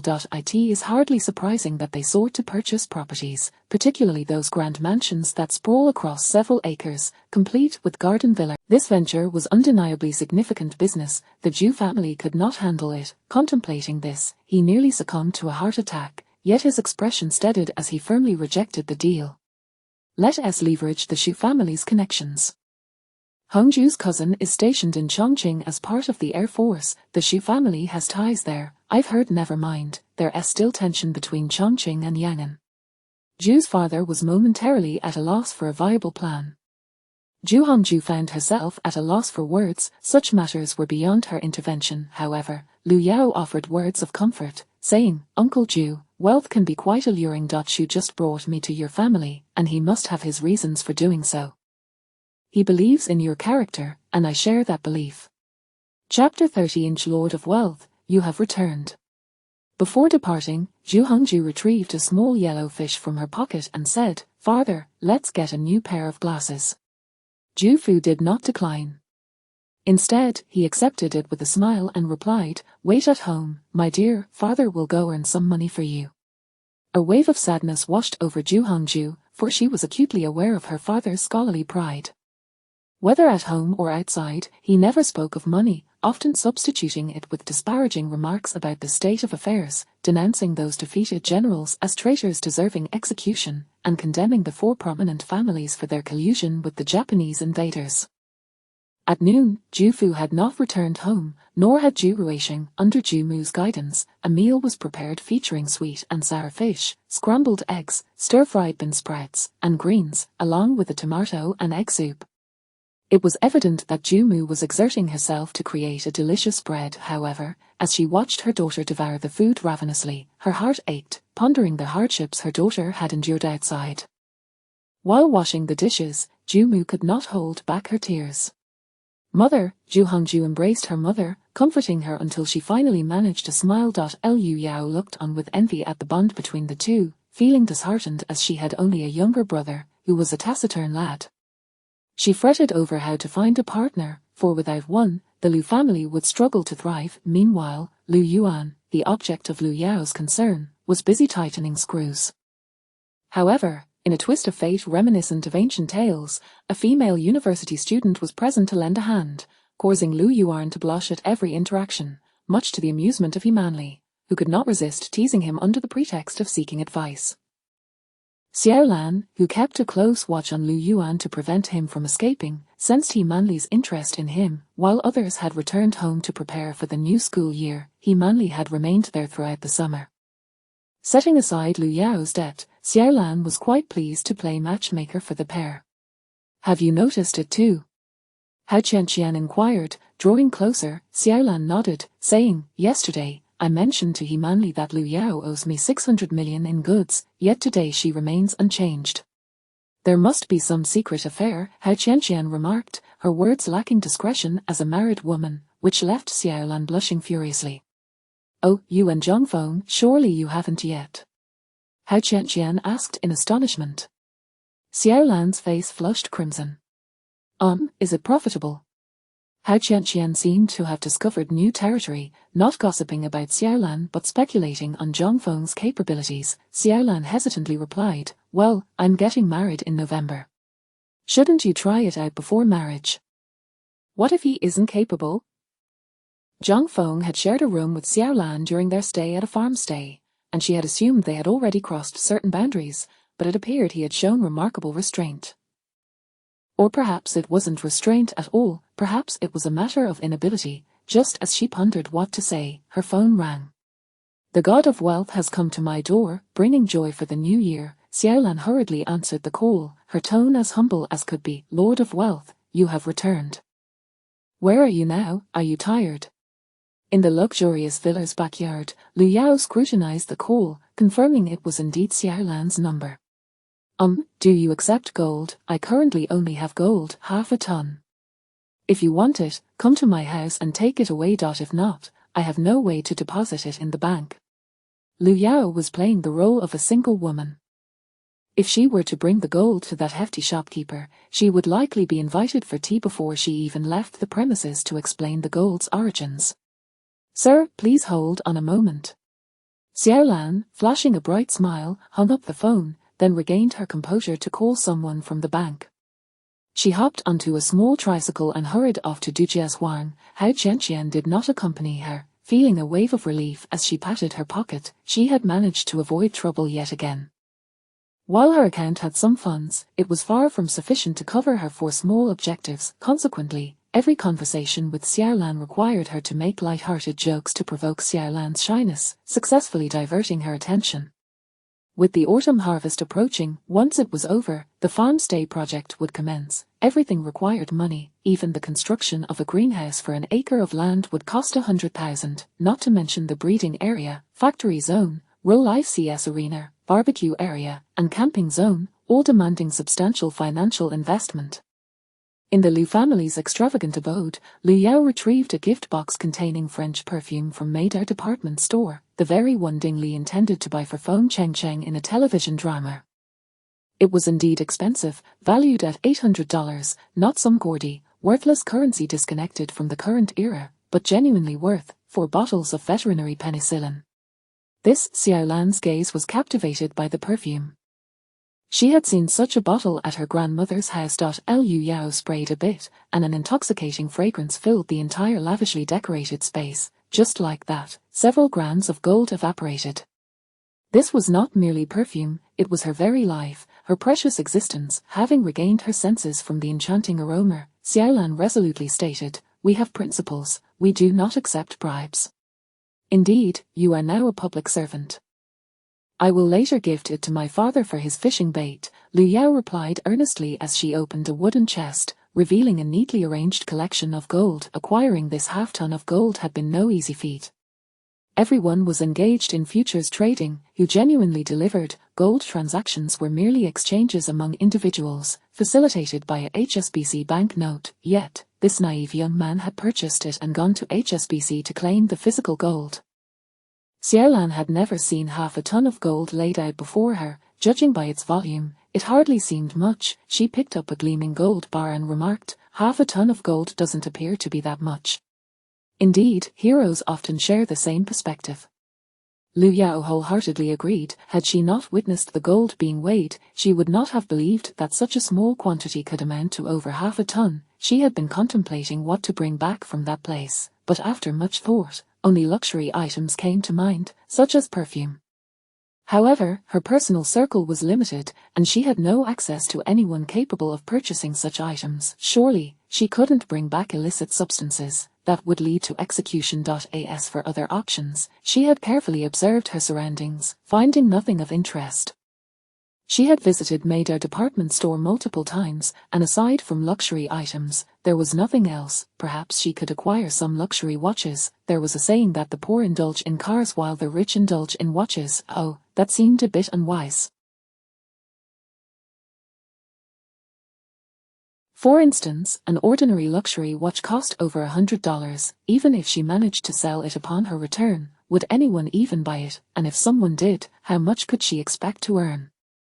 Meanwhile, purchasing it over there would require more than $100 silver, enough to exchange for 20 to 30 grams of gold. Ultimately, she concluded that penicillin and gold were the most profitable ventures. Do you have any idea how I've been getting by these past few days? Xiaolan seemed to have stepped on a tail, nearly jumping in frustration. Chapter 31. The dealer. Though her superior ceased to intervene after Lord Yu had made a mention, she felt as though she had been cast aside. The pressure she experienced these days was immense, otherwise, she wouldn't be fixating so intently on Lu Yuan. Those were 4 small targets. After all, her monthly salary, along with commissions, barely amounted to a meager sum. I understand your urgency, but please, remain calm, Lu Yao said, wiping the saliva from her face with composure. The situation is as it is. Additionally, do gather some first aid kits, penicillin, bandages, and the like. I shall refrain from purchasing veterinary supplies from a certain online platform. Penicillin is manageable, but don't even think about the weaponry, Yu Xiaolan replied resolutely. There would be no extending credit. If that were to happen, she'd have to address Lu Yao as auntie. The bank personnel arrived to weigh the gold, and after Lu Yao signed a plethora of documents, Yu Xiaolan, holding the POS machine, heard a beep. Everything was accounted for. She then returned the card to Lu Yao and inquired, Auntie, what was it you wanted to procure next? Today, the gold recycling price had soared past 600, and the gold Lu Yao brought back was of high purity, entirely meeting the storage standards. Although it was stated to be over half a ton, the price had already escalated to 4 small targets, allowing for full repayment of debts with some surplus remaining. Lu Yao had not anticipated that the gold price would breach the 600 mark. In a moment of bewilderment, upon hearing Yu Xiaolan's remark, she waited until the bank personnel had huffed and puffed away with the gold before stating, let us acquire another 4 small targets worth of weaponry. By the way, I've heard that our mother has commenced mass production of killing machines. Could you arrange for a few tens of thousands for this unfortunate soul? Don't even entertain such thoughts. Yu Xiaolan's voice rose significantly. Lu Yao pouted. Had it not been for the credit extension, perhaps Yu Xiaolan's tone would have been considerably softer. She envied the camel on its first day. How unlike her, who had become so frugal over trivial matters. Ensure that the gun oil is thoroughly cleaned. Moreover, considering my purchase, a bullet production line should not pose an issue, right? And as for the penicillin, hemostatic powder, bandages, and gauze, let us go for $1 million. Yu Xiaolan seized upon the mention of the bullet production line, nearly letting it slip by. Well, Lu Yao, do you have any idea how many countries on Blue Star possess the capability for mass bullet production? Lu Yao shook her head. By now, reaching the moon seemed feasible. Bullets, one would assume, could be produced by numerous nations. Perhaps only a select few hippo countries would lack the means. There are over 70 countries capable of bullet production, but only 13 can produce them in bulk to acceptable standards. Even if you were granted a bullet production line, the initial smelting is also crucial. Do you think the hippo you re-exporting to possesses such capabilities? Well, let us assume you buy the raw materials from our mother, but is it worth it?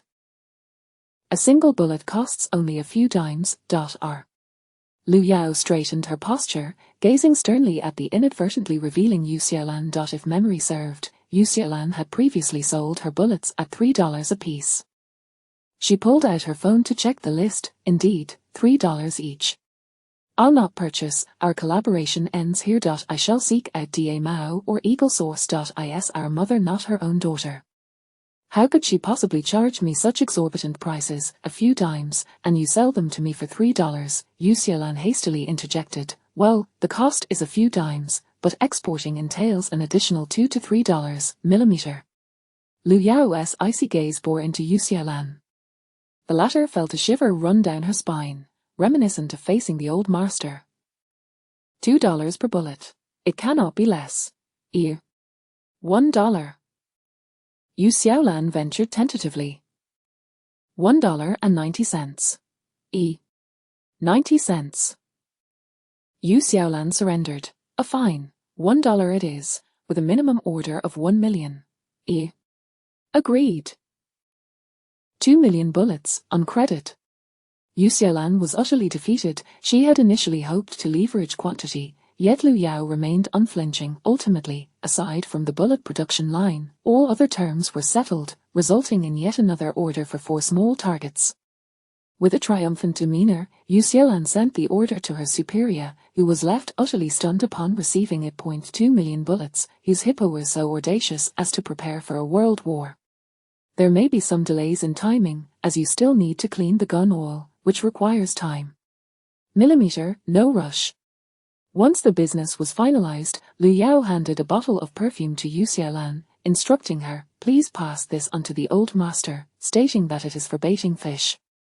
After Yu Xiaolan departed, Lu Yao hastily opened her computer and began placing orders for essentials like rice and flour. The salt from that online platform was exorbitantly priced. She preferred the more affordable kind packaged in burlap sacks from the dry goods store. She called the dry goods store to commandeer their entire stock, which totaled just over £1,000. She ordered a sealing machine and some vacuum bags, preparing to entrust them to the space robot for packaging. Considering the stab-proof vests and bulletproof jackets, recalling the guerrilla team that had ventured to the eastern Zhejiang area in May, she decided to purchase 1,000 of each. That should suffice for the time being. However, Lu Yao did not anticipate that just as she made the payment, the manufacturer of the stab-proof vests called, indicating that if they were to establish a long-term partnership, the price could be further reduced. By how much? 800. Lu Yao swiftly clicked on the return option, opting for an expedited refund. The dealer finished. In the manufacturer's office, the factory manager hung up the phone and remarked, "Thank you very much. I truly don't know how to express my gratitude." A middle-aged man waved his hand dismissively, saying, "No need to rush to thank me. We are all good friends. Had the other two from the academy reached out to me, I would have provided them with this person's contact as well. Isn't he our niece getting married on the 11th? Do you think Boss Lu will attend?" The middle-aged man detected his subtle curiosity and shot him a pointed look. "Don't ask me, I have yet to meet Boss Lu." In truth, not only this private factory but also others producing military goods were aware of the presence of such a character, NAVE and flush with cash, paying in cash. However, those who knew Lu Yao's address kept it under wraps, particularly her junior colleagues. The cake is only so large, if one shares a slice, they diminish their own portion. How could they easily let that go? On the eve of the school year, he manly left with lingering sentiments. This summer had been particularly meaningful. Ultimately, neither he Manly nor Lu Yuan broached the subject, leaving Lu Yao somewhat disappointed. She had hoped for some juicy gossip. The bottle of perfume she had given Lu Yuan was reproposed as an air freshener, sprayed daily in his container home. How very straight male of him. As the elder sister, Lu Yao found herself helpless. She couldn't force a cow to drink water. In truth, he Manly was aware that those around her were eager for news about her relationship with Lu Yuan, yet she felt indifferent, too preoccupied with earning money to entertain thoughts of romance. Throughout the summer, she had savored the experience of rural life and had earned enough to cover her university tuition and living expenses. She had produced 22 walkie-talkies. Senior, while I'm at school, may I continue working during my spare time? I have more packages coming. Before departing, he Manly clasped her hands together in a gesture of supplication. This money was easy to make, her bald-headed father often said. Money is hard to earn, and dung is hard to eat. He Manly was unsure about the latter, but she found earning money to be quite straightforward. Of course, coordinate with Lu Yuan. Chapter 32.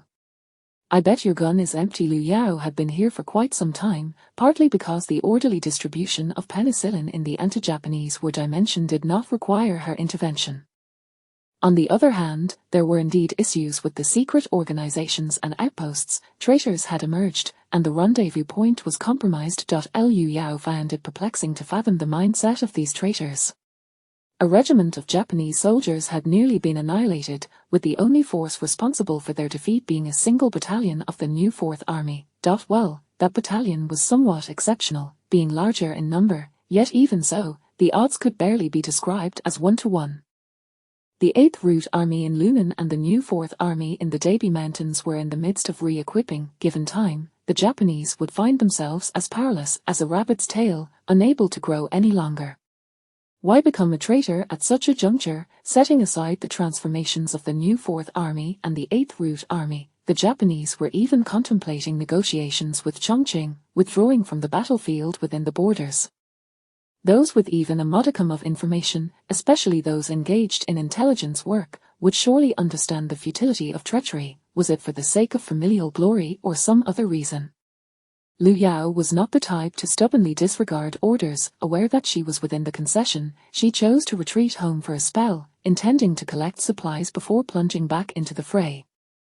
Counting on her fingers, she recalled the guerrilla forces in eastern Zhejiang, the Jiankang guerrilla units, and, of course, the Dongjian column of the Liangyu Ice Rum. After much deliberation, Liu Yao concluded that this task was quite formidable for her. Consignments of goods arrived in trucks, always under the cover of night, with supplies temporarily stored in her space before being elegantly forgotten. Forgetting was no great loss. After all, when her funds were entirely depleted, she returned in the dead of night with a considerable amount of supplies to a narrow alley beside the Zhu family home. In the gloom, just as she was about to stealthily knock, hurried footsteps echoed from the alley's entrance, followed by the erratic glow of flashlights. "Capture them alive, don't shoot," boomed a brazen voice, cutting through the stillness of the night. To be targeted by these treacherous dogs is truly infuriating. Upon hearing such words, Liu Yao had no intention of offering assistance. Xu Gang had mentioned that the 76th unit enjoyed luring their prey under the guise of capture. Some had fallen for this ruse. Who could tell if this was a deliberate trap set by traitorous agents? Just a few more years to endure, and victory in the anti-Japanese war will be ours, only to perish here. Well, it is what it is. I fear pain and surely would not survive. Victory in the anti-Japanese war. Another time traveler, Liu Yao's heart skipped a beat, contemplating action, but she understood the dangers of betrayal among compatriots. So be it.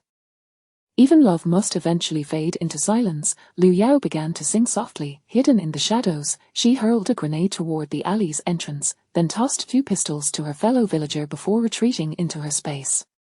Liang Xiao envisioned herself as a character in a film, preparing to stride forth with righteous resolve, declaring, "I bet your gun is empty," and reserving the final bullet for herself. Suddenly, an explosion erupted from the alley, and just as Liang Xiao was about to express her heartfelt emotions, she felt a sharp impact on her head and shoulder.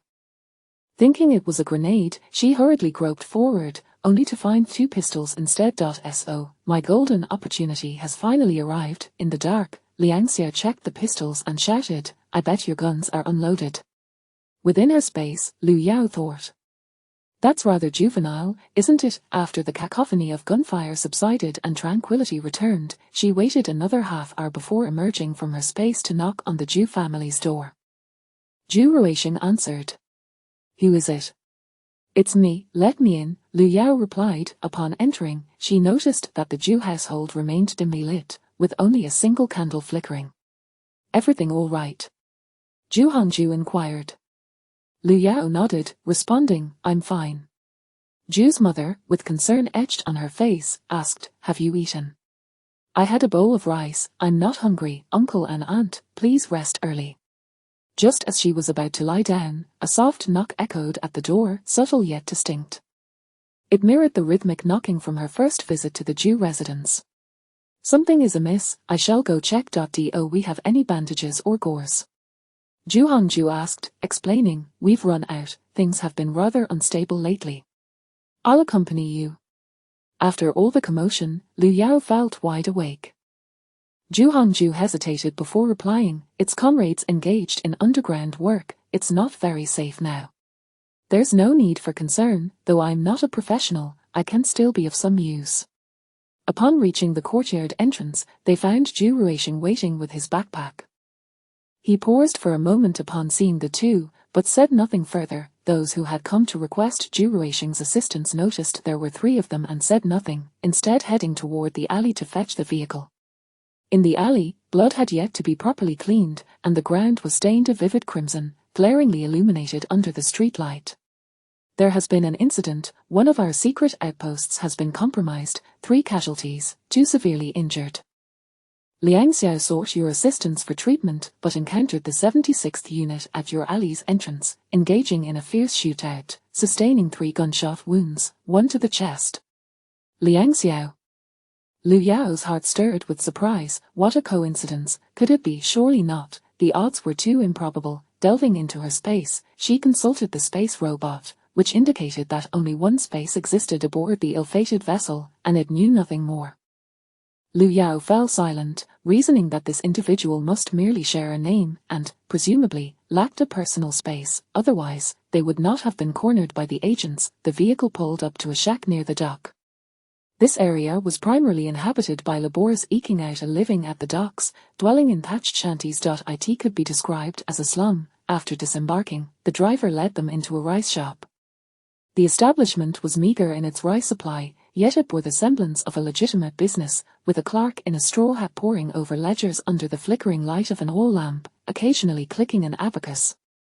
Upon noticing the newcomers, the clerk merely glanced up before returning to his calculations. The first to greet them was Xu Gang, his eyes bloodshot, as if he hadn't slept for days. There's no other choice. I must implore you. A boat is leaving in the early hours, and I will ensure they all get away. The situation was dire. Xu Gang intended to use the Green Gang smuggling vessel to transport the injured intelligence agents from the rice shop, but they required treatment first. Otherwise, Xu Gang himself could not guarantee that the Green Gang wouldn't discard the agents into the sea mid-journey. Zhu Hongju stepped aside slightly, revealing Lu Yao behind her. Thank goodness I arrived, Lu Yao declared. Xu Gang, startled by the voice, nearly jumped out of his skin, initially thinking it was his nephew's classmate, cloaked in mystery, yet, upon recognizing the voice, he realized it belonged to Jin Jiden. Xiao Li, fetch the submachine gun and grab some grenades. Keep a lookout outside. If you spot any agents or suspicious individuals, open fire immediately. Understood. Was the driver called Xiao Li? So it begins now. Chapter 33. The vessel you await has yet to arrive. Having become accustomed to intelligence work, Xiao Li surmised that the figure, veiled and speaking in what seemed to be a woman's voice, must be of considerable importance. Otherwise, the deployment of submachine guns would be unwarranted, yet, he remained silent, dutifully adhering to orders. The accountant, still bowed, did not even glance in that direction, as if rendered deaf. After Xiao Li departed, Xu Gang addressed a person behind the counter who was tallying accounts. Comrade Hornet, I must trouble you to take an automatic rifle and grenades. If Xiao Li is indeed a traitor, eliminate him on the spot. Hornet, a young man clad in a cap resembling that of a rural simpleton, chuckled softly, closed the ledger, retrieved an automatic rifle from beneath the counter, slung it over his shoulder, and as he was about to exit, remarked, Please refrain from sending anyone to watch me. I suspect these 3 may be traitors in league with the enemy. You are of less significance than they are. Upon hearing this, Hornet's smile faded. Comrade Golden Nugget, it is a pleasure to meet you. No need to unveil your mask, a mere gesture will suffice. The individual of greater importance, as dictated by the organization, warranted the utmost protection, even at the cost of his own life. Previously, the orders had emphasized maintaining a concealed identity and safeguarding oneself. Even the most pivotal figures had underscored their importance without the grave implication of risking one's life. When Xu Gang mentioned someone of greater significance, Hornet immediately understood. Lu Yao paused momentarily before lifting her mask, greeting, Hello, Comrade Hornet. Hornet cast a glance, noting her decent appearance, her skin slightly tanned, yet her features remarkably well-defined. By the way, my codename is Hornet. We shall converse further when the opportunity arises. He appeared somewhat flustered, quickly pulled the bolt of his firearm, nodded, and stealthily departed. Let us commence without delay. Liu Yao entered the courtyard, where 5 injured soldiers lay, some conscious, while 2 severely wounded ones rested on the scant bedboards, teetering between life and death. You two, prioritize the severely injured. I will provide illumination. The bright beam of a flashlight illuminated the blood-soaked wounds, trembling slightly as Xu Gang took over. A girl of an age akin to his niece. Xu Gang's hands were steady, one grasping each wound, unwavering despite the numbness and ache in his arms. Liu Yao extracted 2 first-aid kits from her bag, filled with various supplies, including morphine. After a thorough introduction, Zhu Hongju and her brother Zhu Ruixing appeared somewhat bewildered, as there were items they had never encountered before. Do not look to me. I am but a useless courier. Liu Yao interrupted their thoughts with utmost seriousness. Utilize what you can, that morphine can serve as an anesthetic. As if it were common knowledge, who was unaware of morphine's properties. Wait, morphine, the siblings, adept in surgical procedures, carefully placed the bullet heads into an aluminum box. Liu Yao diligently wiped their brows. An hour later, both exhaled deeply, taking a brief respite as Liu Yao provided hemostatic powder. Liu Yao felt she had transformed into a warrior capable of facing copious bloodshed.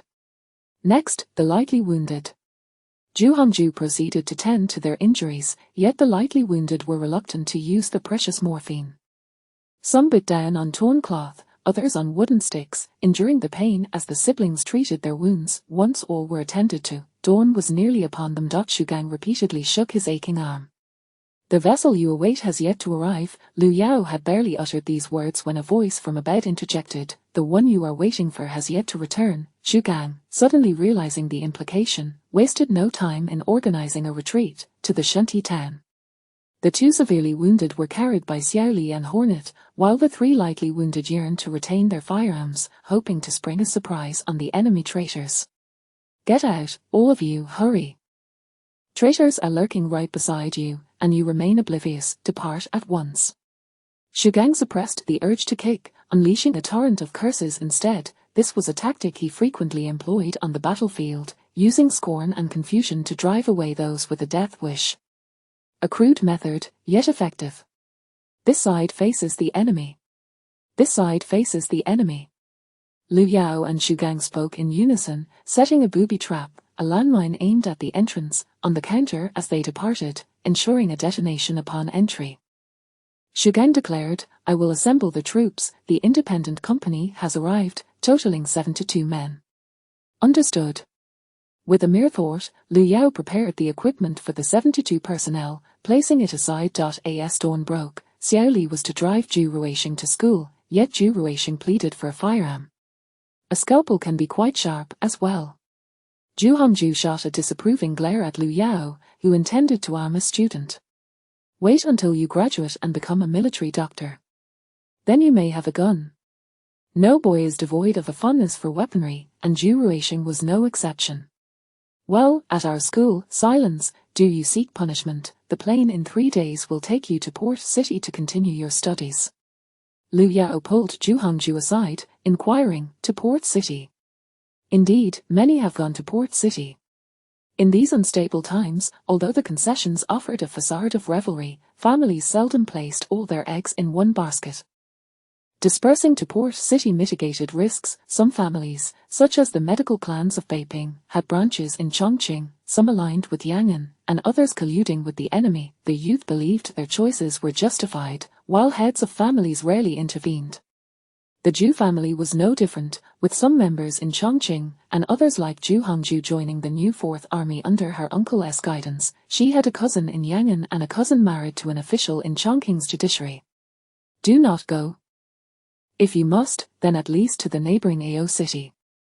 The slums were rife with danger, where disputes over mere morsels could result in injury or death. Those who resided there were often brave and fierce, many claiming allegiance to the Green Gang or the now diminished Red Gang. Under Xiao Li's escort, they exited the slums, boarded a vehicle, and proceeded to school. Within the slums, word had circulated about a small group, the rice shop proprietor, the accountant, and seemingly injured foes taking refuge there. With no explosion from the rice shop, Hornet observed the curious onlookers in the shadows, suddenly slapping his forehead. He stepped outside, exchanged a few words with several individuals, and then led them to the rice shop to transport the remaining grain. Strength in numbers proved effective. In a single encounter, apart from the counter and the landmine above it, nothing remained in the rice shop. With the dawn, the agents of the 76th Unit finally arrived. As they opened the door, a violent explosion obliterated the one who had opened it and those standing nearby into a mist of blood. Highbridge, just disembarking, lost an ear to a steel pellet. His aspirations of becoming a covert operative in Yangon and Chongqing were now dashed, akin to a widow bereft of her son, utterly hopeless. In the clandestine trade, a person with visible disabilities would never be accepted. After tending to his companions, Highbridge drew his handgun, aiming at a shop across the way, firing a shot that struck a lurking observer. Amidst the ensuing screams, Highbridge, enraged, led his men to annihilate everyone within. Highbridge, liaison officer, that shop belongs to our own. It's our own. A minor leader from the 76th Unit hastily intervened. Those who mingled at the docks were often influential figures, entangled in complex relationships with various factions, including the police, the Green Gang, or the Japanese. Barker. Highbridge struck the minor leader, knocking out 2 of his teeth, his face swelling instantly, silencing any further objections. The few surviving traitors beneath him fidgeted restlessly. Indeed, the shop belonged to their own, yielding a 30% profit. As traitors, was it not for such financial gain, disruption of their income would provoke immediate hostility. Highbridge, calm yourself. That shop is a friend's establishment, do not act rashly. Upon hearing this, Highbridge reluctantly composed himself. Sumi Mason, he bowed in acknowledgement. Chapter 34, The Bounty. The sound of an explosion jolted both severely injured individuals awake. Liang Xiao, who resembled a drunken reveler sprawled in a KTV, suddenly spotted a row of long legs akin to those of a petite girl extending toward him, accompanied by a delicate hand gesture. Help me up. According to the trope that protagonists possess an aura of luck, Liang Xiao tilted his head and beheld a familiar face. Good heavens! Yao Yao! Liang Xiao blurted out. Upon seeing Liu Yao, a shiver coursed through Liang Xiao's body, and he promptly shut his eyes, repeatedly reassuring himself, I must be hallucinating, I cannot possibly see my ex-girlfriend. Huang Feng raised an eyebrow, exchanging a knowing glance with Zhu Hongzhu, and they shared a silent smile. Huang Feng was purely gossip-driven, while Zhu Hongzhu pondered more deeply. Should this be reported, perhaps, under the current circumstances, it would be wiser to refrain. After all, it is often better to avoid unnecessary trouble. The present Shanghai was fraught with tumult, and the organization had suffered severe setbacks. Even someone with Huang Feng's historical issues was now in play, indicating the organization had dwindled in numbers. Liu Yao scrutinized the man before her. Though he bore a striking resemblance to her former lover, she was certain she did not know him, and thus furrowed her brow, declaring, I do not know him. The voice, nearly etched into Liang Xiao's very soul, made him realize this was no mere mirage. What a calamity! He had traversed time and space. A melancholic tune from A Cut of Plum began to play in his mind. He had lost all hope, having crossed over, and yet, here they were together in this strange new world. Seeing Huang Feng and Zhu Hongzhu regarding her with knowing expressions, Liu Yao hastily clarified, I truly do not know him, and besides, men only serve to hinder my financial pursuits. Well, in truth, Liu Yao had already surmised that the individual from the alley last night was indeed him. Had she known earlier that this scoundrel was involved, she might have intervened. Born under the red flag and nurtured by the spring breeze, those who fought against the malevolent Japanese devils could hardly be deemed evil. Even if not friends, they should at least share a common front. Zhu Hongzhu nodded repeatedly, asserting, yes, we must earn money. The mention of profit seemed to strike a chord with someone, as Liang Xiao interjected, what money can we earn? The concessions are nearly gone. Liu Yao smiled inwardly, thinking to herself, all right, well done. Not only Huang Feng, but even the other injured underground workers looked on with curiosity. Zhu Hongzhu approached the bedside and inquired, the concessions are gone. How can that be? Even if the Japanese are madmen, they would not dare wage war against so many nations. Attacking such small countries would be tantamount to courting death. Liang Xiao chuckled, it is true, it will happen around December. Just wait and see. Liu Yao nearly broke into applause, thinking, well done, henceforth, the attention of the Special High Command will likely be fixated on him. We must earn money quickly, Liu Yao urged. News of their retreat to the slums could not be concealed, and a few bags of coarse rice would hardly silence the gangsters within. However, the Japanese and their spies would not recklessly dive into the den of outlaws. The operatives at number 76 were not confined to the mere location of 76 Jizafire Road but were part of a vast organizational structure, encompassing administrative, financial, party affairs, investigation, social movement, cultural education, political work, armed guards, and offices in Suzhou, Zhenjing, Wu, and Bengbu. Factionalism ran rampant within, even among their Tong faction. Several small cliques existed within the ranks of number 76, not to mention defectors from the Vanguard Party. This time, a contingent from the Armed Guard and the Investigation Unit had arrived. Most operatives within the Armed Guard were disciples of the Green Gang, yet the Green Gang itself was chaotic and complex, publicly showcasing for major tycoons, while in reality, it had numerous factions, and many of its members willingly acted as traitors. Similar to the factionalism within number 76, Shanghai slums were rife with such dynamics, particularly near the docks, which were a veritable melting pot of elements, with the nearly extinct Red Gang and Blue Gang members struggling to survive, leaving few daring to intervene. Given this situation, Takahashi ordered his men to capture a few individuals from the rice mill, offering a bounty of 10,000 yuan for each living capture, and 5,000 for the dead. The police bureau and station troops were aware, yet the foreign dignitaries paid little heed to the squabbling among the local factions. However, some patrolmen and informants found the matter quite intriguing.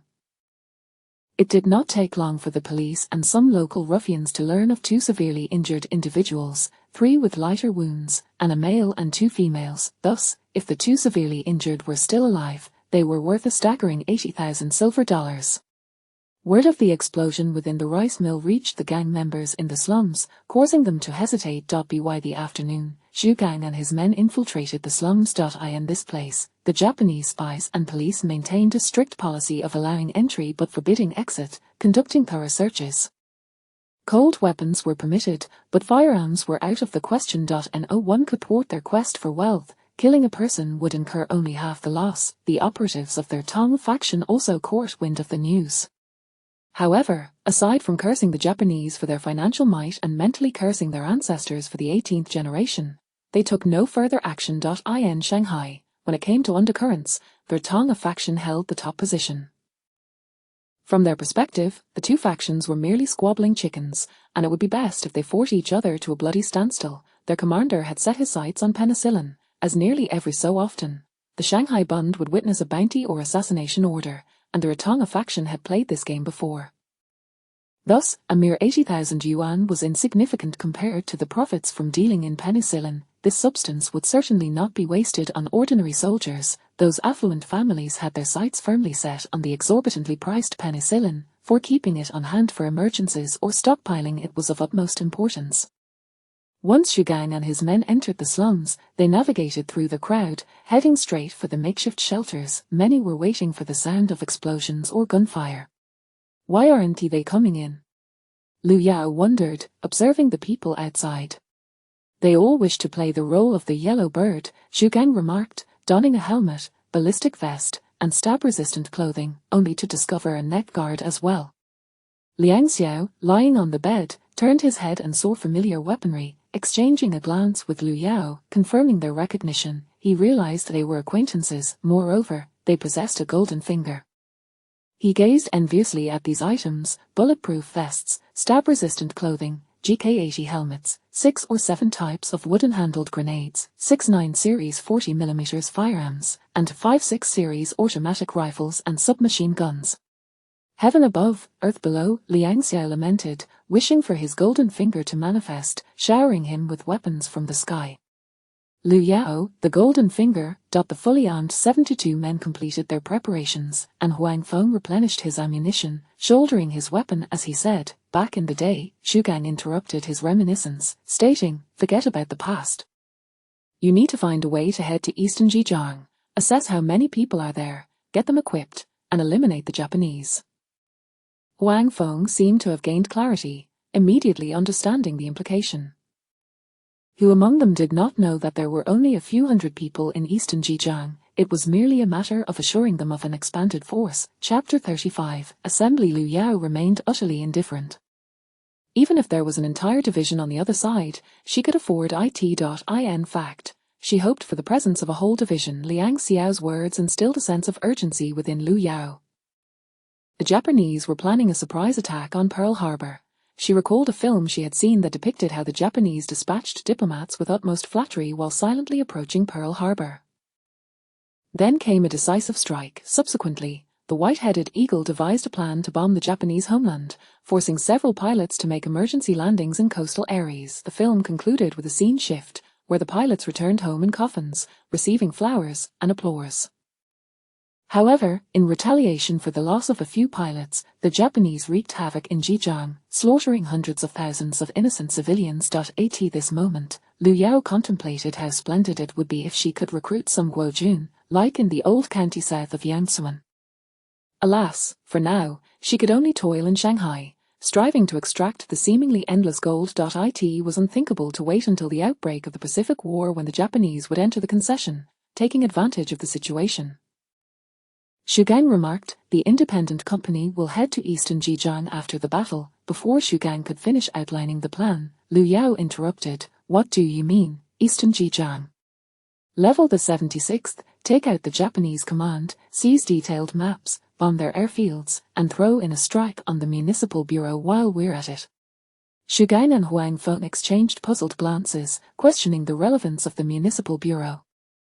Liu Yao elaborated, "You won't be dealing with the foreign devils, they lack the cultural depth of 5,000 years. The correct approach is to demonstrate strength, establish principles, and extend goodwill."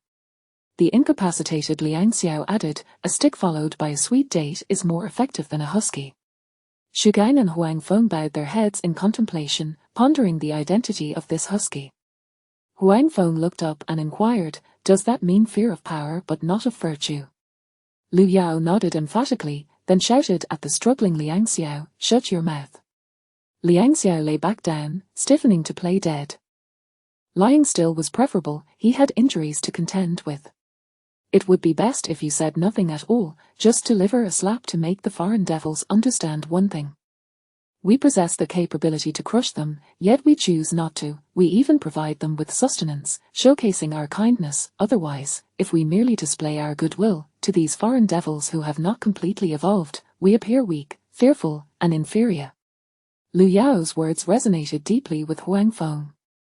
Wasn't that precisely what the 76th had done? Disregarding the police station, they seemed to have reached an unspoken understanding. When the 76th operated, the police station kept its distance, only to emerge and cover up after the fact.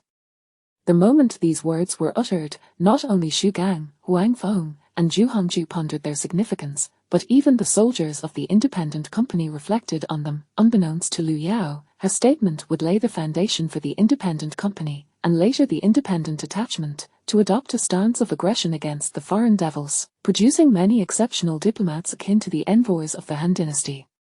"Is everyone ready?" Xu Gang growled, "Level the 76th, eliminate anyone who opens fire upon us. Remember, anyone. Eliminate them." The soldiers of the independent company raised their weapons high. The incapacitated Liang Xiao mused, "If only I were uninjured, how glorious it would be, enough to etch my name in history and dedicate a page in the family genealogy. Who would dare call me a traitor then?" "Captain, what if something goes wrong?" Xiao Dou asked with concern. Xu Gang shot him a glare and replied, "What order did the division give you?" Xiao Dou stood at attention, declaring, "Protect the gold nugget." Nearby, a soldier with a rocket launcher deliberately bumped into Xiao Dou, saying, "I don't want to be cooped up in a room all day. Let us strike, withdraw to the base, gather a crew, each armed with a rocket launcher, and charge straight to Tokyo." The independent company had not expanded in Jiangsuan. The division specifically ordered that after training, they be sent to Shanghai, where they were subsequently dispersed. They had spent their days eating, drinking, and sleeping, with no action whatsoever. Their distinct combat styles indicated they were meant for the base, yet they had waited until today for an emergency assembly. After 72 armed men filed out, those in the slums who had hoped to play it safe abandoned their thwarts. Their weapons resembled neither guns nor artillery. Upon hearing the news, the Japanese engaged in discussions with the municipal bureau, but the bureau firmly stated that no Japanese troops would be permitted entry.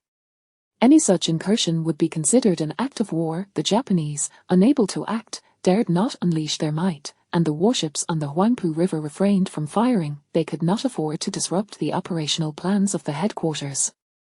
Thus, the 76th's headquarters issued orders for all personnel to cancel their leave and prepare for a nighttime offensive. The agents of their Tong and Hong factions communicated messages through various means, yet received only one directive: conceal themselves. Many cowardly traitors concocted excuses to request leave, regardless of their marital status, claiming their wives were giving birth. The agents of their Tong and Hong factions felt uneasy. They promptly volunteered to guard the prison, making it their first choice.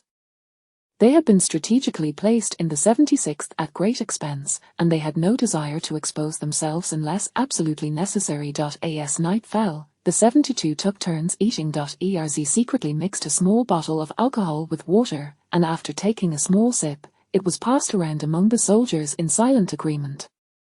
Shugang noticed but said nothing. He too wished to partake. At 6:30, Shugang glanced at his watch and declared, "Move out." Xiao Li waited outside in a car, observing a group of fully armed individuals emerging from the slums, forming a combat formation of 3 or 4 members and advancing towards the police checkpoint. Xiao Li thought to himself. He silently got into the car, starting the engine and driving further away. Getting splattered with blood was one thing, damaging the car would mean repairs, which cost money that could instead buy several submachine guns. A big-nosed officer fired a shot not far from the soldiers, arrogantly lifting his head to issue a warning. Just then, a hail of bullets rained down from the opposing side, turning the big-nosed officer into a sieve.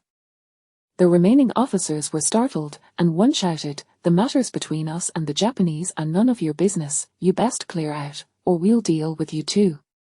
Some Chinese officers wisely holstered their weapons and retreated with their subordinates, while a few red-scarfed Indian officers, gun in hand, dared neither to fire nor to withdraw. Shugang glanced back and saw that Liu Yao had emerged, prompting him to shout, "Kill." He pulled the trigger, and several red-scarfed Indian officers met the same fate as their compatriot, being riddled with bullets. Chapter 36, Bombardment. The Wasps had never experienced such exhilaration. The combat troops were formidable, unlike those engaged in intelligence work, who meticulously devised operational plans even for the act of killing. After repelling the patrol, amidst the ensuing chaos, 2 severely injured individuals were carried into Xiao Li's vehicle. Liu Yao turned to Zhu Hongzhu and said, "You should leave as well." Zhu Hongzhu hesitated for a moment but ultimately decided to obey the command, stating, "Remember, I still need to make money." "Yes, I understand. I will return. Take this and observe the Japanese warships on the Huangpu River." Liu Yao handed him a walkie-talkie, kindly instructing him on how to wear the headset and use the device. Finally, Liu Yao added, "If you cannot operate it, consult Zhuhong on your way. There is a range limitation. Once we return, I'll replace it with a handheld radio." The Wasp had never revealed his true name, and thus, he would not disclose Zhu Hongzhu's real name in his presence. More than 70 individuals, with minimal effort, stormed to Jizafire Road, unleashing a barrage of rocket fire that obliterated the sentries and machine gun positions along the way, effortlessly breaching the defenses of number 76. Those with ties to the Green Gang, having fired a few shots that clearly hit their targets, observed in astonishment as their enemies sprang back to life, seemingly impervious to harm, until the last vestiges of resistance faded away. They either surrendered or were gunned down. More than 70 individuals had decisively quelled the arrogance of number 76. This was the outcome of a confrontation between regular troops and operatives. While operatives might be adept at gathering intelligence, in combat, they paled in comparison to the rigorously trained military. After spending some time clearing the corridors, grenades were flung with reckless abandon, detonating room after room. As Liu Yao scavenged for supplies, the primary objective was to obtain maps. Securing the maps would provide the necessary coordinates for long-range bombardments of the enemy's airfields and headquarters. The soldiers, alongside the artillerymen, meticulously calculated their next moves. Upon reaching the backyard, they encountered an unexpected artillery piece. A strange cannon with 12 barrels. It soon became a matter of acclimatization. In the slums, weapons and equipment just sufficient for everyone's use had emerged. When stationed in Jiangbei, the division commander had instructed them not to inquire or seek information. Without lifting her head, Liu Yao commanded, "You will bombard the Japanese command post with the howitzers. Until an accurate ceasefire order is issued, bombard relentlessly." As Liu Yao adjusted the rocket launcher, a stream of rockets zipped through the air, soaring over the concession, nearly uninterrupted. After expending their payload, the rockets were stored away, reloaded within a year, and swiftly released again, all in under a second. It was as if they were firing a machine gun, a continuous flow of ordnance. Outside the city, rows of aircraft were methodically covered by the incessant barrage of rockets, targeting not just the aircraft but also the control towers, barracks, and fuel depots, and yet the bombardment showed no signs of abating. The Hongkou Marine Corps command was thrown into disarray. The Japanese Navy pondered, "What have I done? Even in death, I deserve clarity. What have I done?" The Japanese army defending the airfield speculated, "It must be those foolish naval officers who have provoked the Western powers, but why has the headquarters not issued any notification?" In the dungeon, the leaders and the covert operatives engaged in a blame game, each with a multitude of suspicions. Ultimately, they unanimously resolved to lay down their arms, emerge from the dungeon, and raise their hands in surrender. As everyone shouted their capitulation, they could later claim it was a tactical necessity. Gazing at the multitude of corpses, the armed and resupplied unidentified forces began to shout for their own side, even questioning if it was a ploy orchestrated by the Japanese. However, upon witnessing the dead and the blooded weapons, it became evident that this was no ruse. Yet, Shugang spotted the three individuals and, with a swift blow of his rifle butt, declared, "Beat these traitorous scoundrels and toss them out as shields to protect the artillery." The bombardment continued unabated. Suddenly, a soldier halted the firing, and upon hearing the voice in his headset, promptly commanded, "Target, Japanese warship, turn left 20 degrees, elevate 3 degrees, 1 round loaded, fire."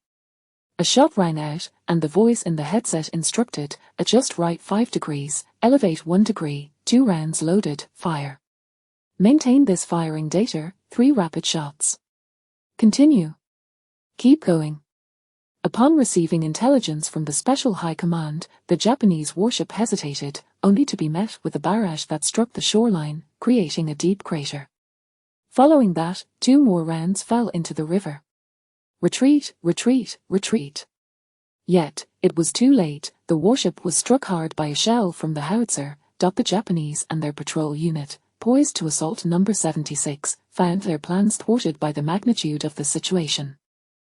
Such armed patrols could not proceed, only the station troops remained. Artillery fire directed at the small concessions, combined with the earlier casualties, incited the ire of the municipal council, leading to severe consequences.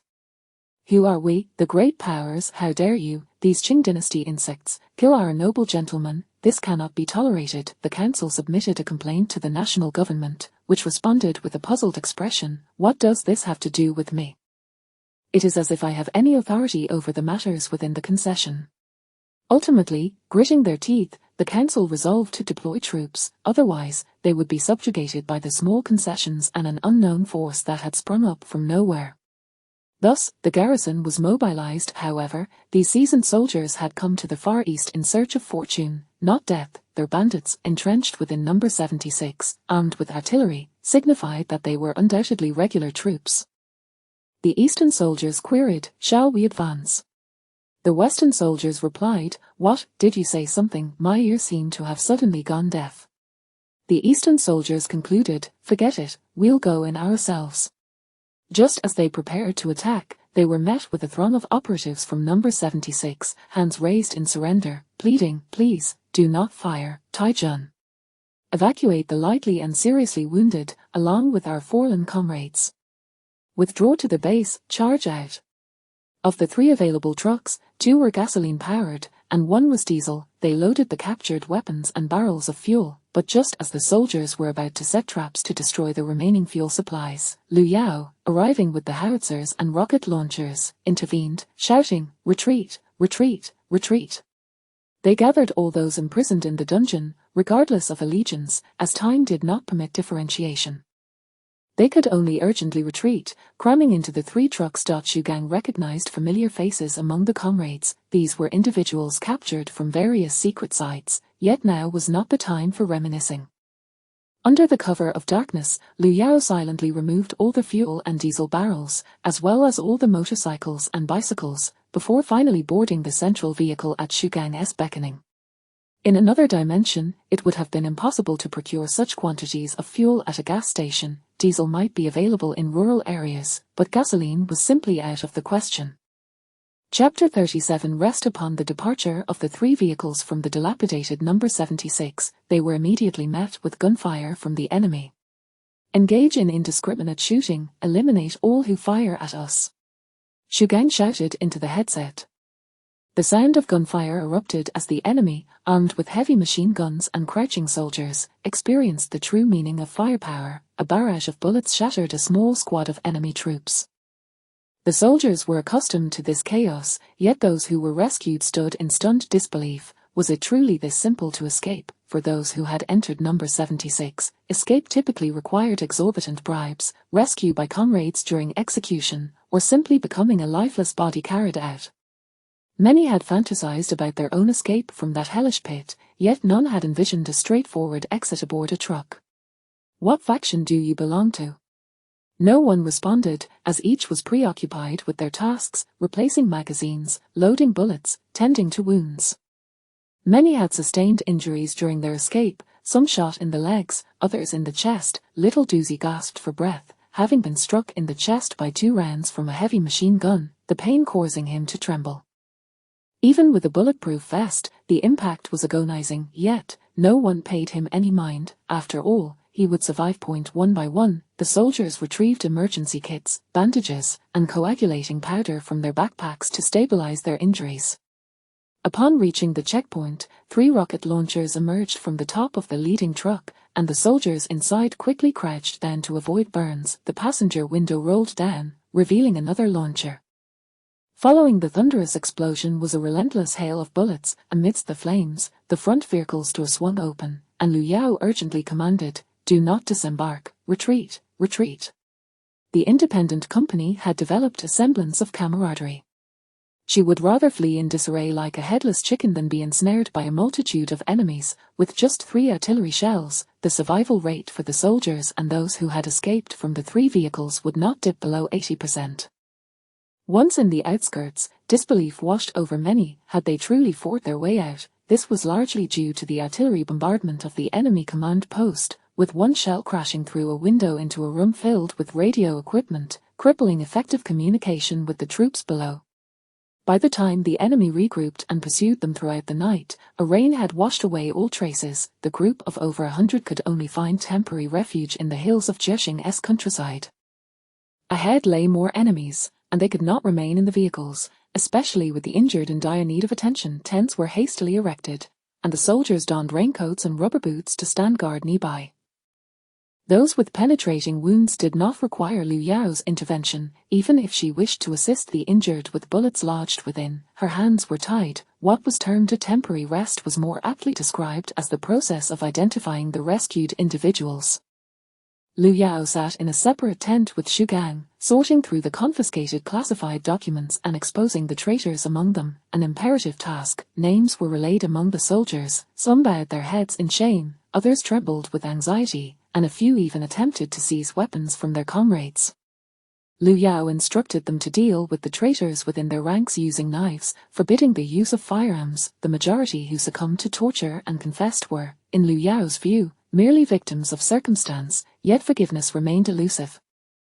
A few individuals had been mistakenly apprehended at number 76. Shu Gang provided them with food, planning to release them when they departed the mountains. After burying their fallen comrades and executing the traitors, they enjoyed a warm meal of boiled noodles accompanied by slices of luncheon meat. The factions were distinctly divided, with little conversation exchanged, creating a somber atmosphere. However, the contingent from Yangon was far more animated, engaging in lively discussions. "Has anyone got cigarettes? If so, please distribute these," Liu Yao said, handing a tin box, originally containing chocolates, to Shu Gang. She preferred to maintain her distance, for she had to return, even without packaging, the cigarettes bore markings, and the intelligence personnel, sharp as ever, took a few, savouring the filtered smoke. Once we reach the base, a couple of artillerymen from the 2nd Artillery will accompany us back.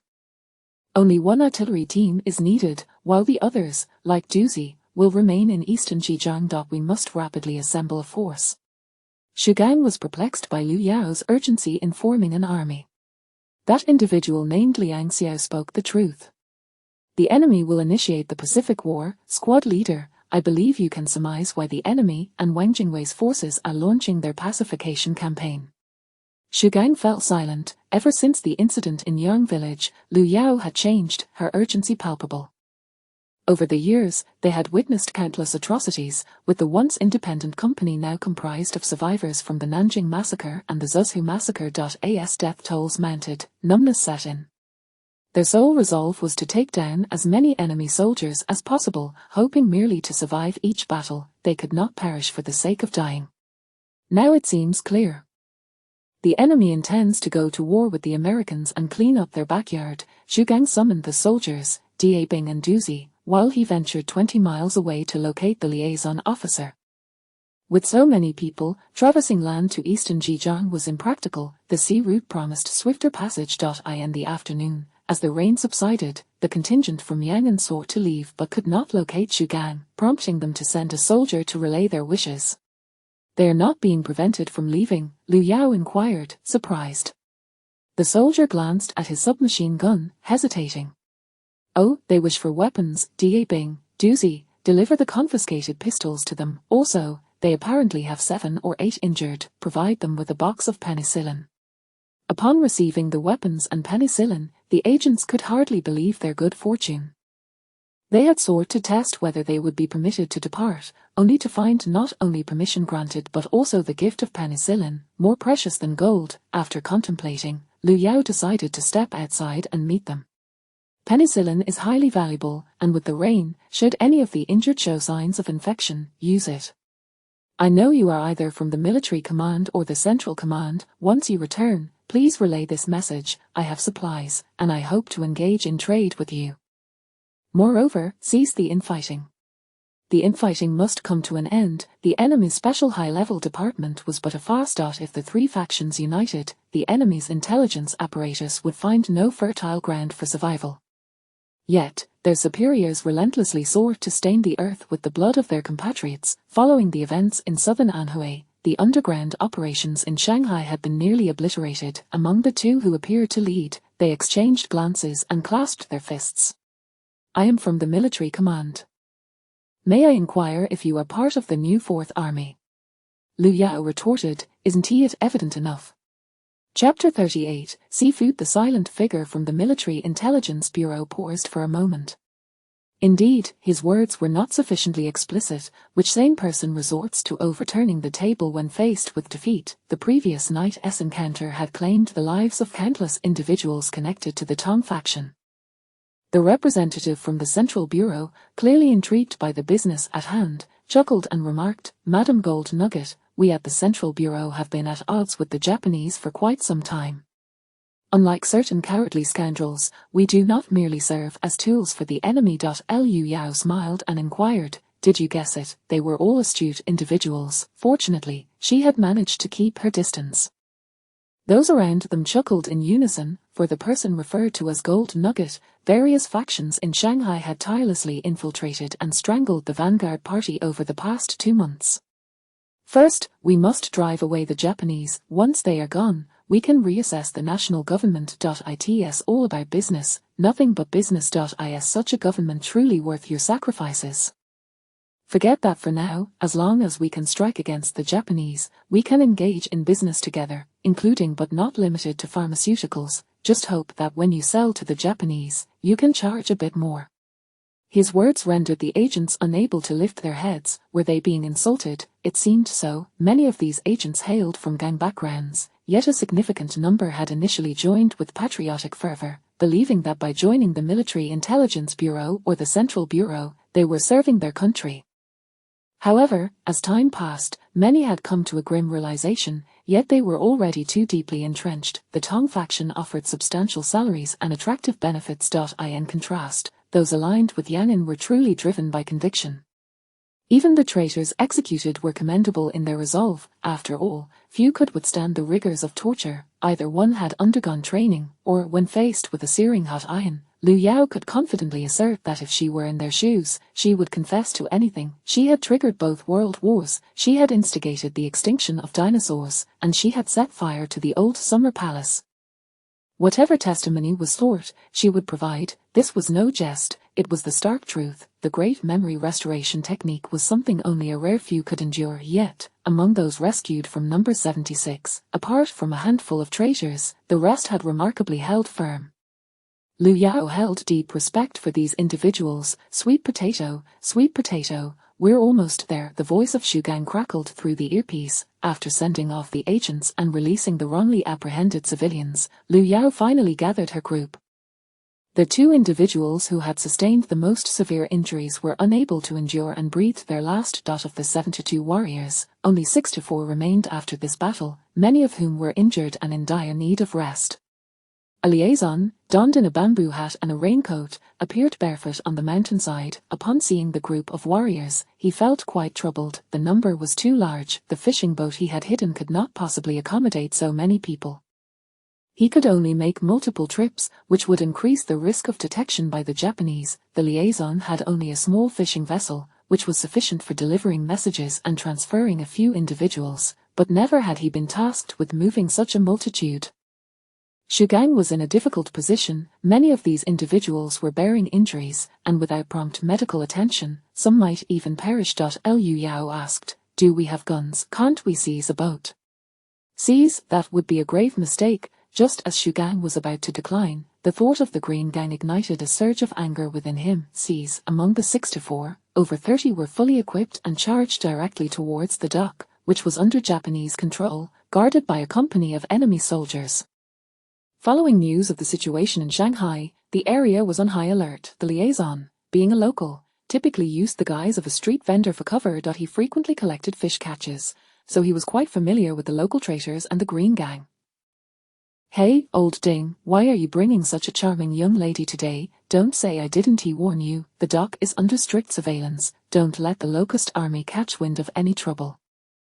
Old Ding, the liaison, chuckled amiably and replied, "I've heard the rumors. Those who usually buy fish won't show up today. Look, I've brought some help and a few extra baskets." "Risking your life for money," the man mumbled before losing interest. Liu Yao and Xiao Duzi kept their heads down, helping to push the cart. Just as they set it down, individuals began to arrive, carrying baskets or shouldering burdens. Just as old Ding had predicted, with the usual buyers absent, fishermen quickly approached to trade. Liu Yao was oblivious to their conversations, her eyes fixated on the baskets filled with swimming crabs, grouper, octopus, scallops, sea urchins, and even the rare money fish from the deep sea. The variety was abundant, albeit in limited quantities, yet undeniably fresh. Liu Yao swallowed hard. Xiao Duzi was no better off, his mind consumed with thoughts of food, and more food. Deal. I won't haggle. Old Ding is the most straightforward. Old Ding skillfully operated the scale, thus, the first transaction was made. Liu Yao pretended to pull out a small cloth bag from her pocket and handed it to Old Ding, saying, "Take as much as you can." "The more, the better." Old Ding, momentarily taken aback, accepted the heavy bag and stared at Liu Yao in astonishment. So much money.